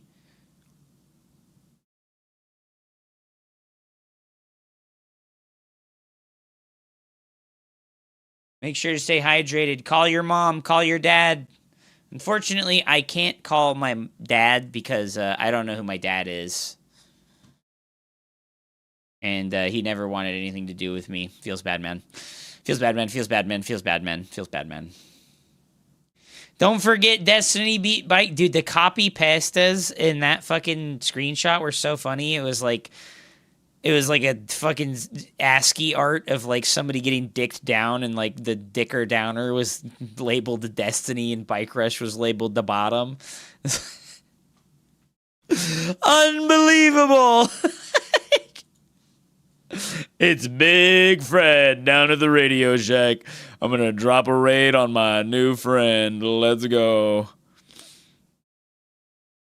Alright, guys. Like I said, I appreciate you. I'll be back again tomorrow.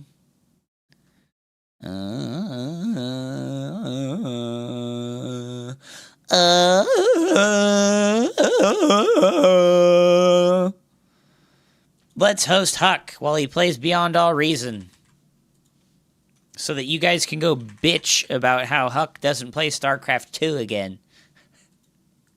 Thanks for watching, everybody. I'll see you again tomorrow. GG's. Huck like fuck.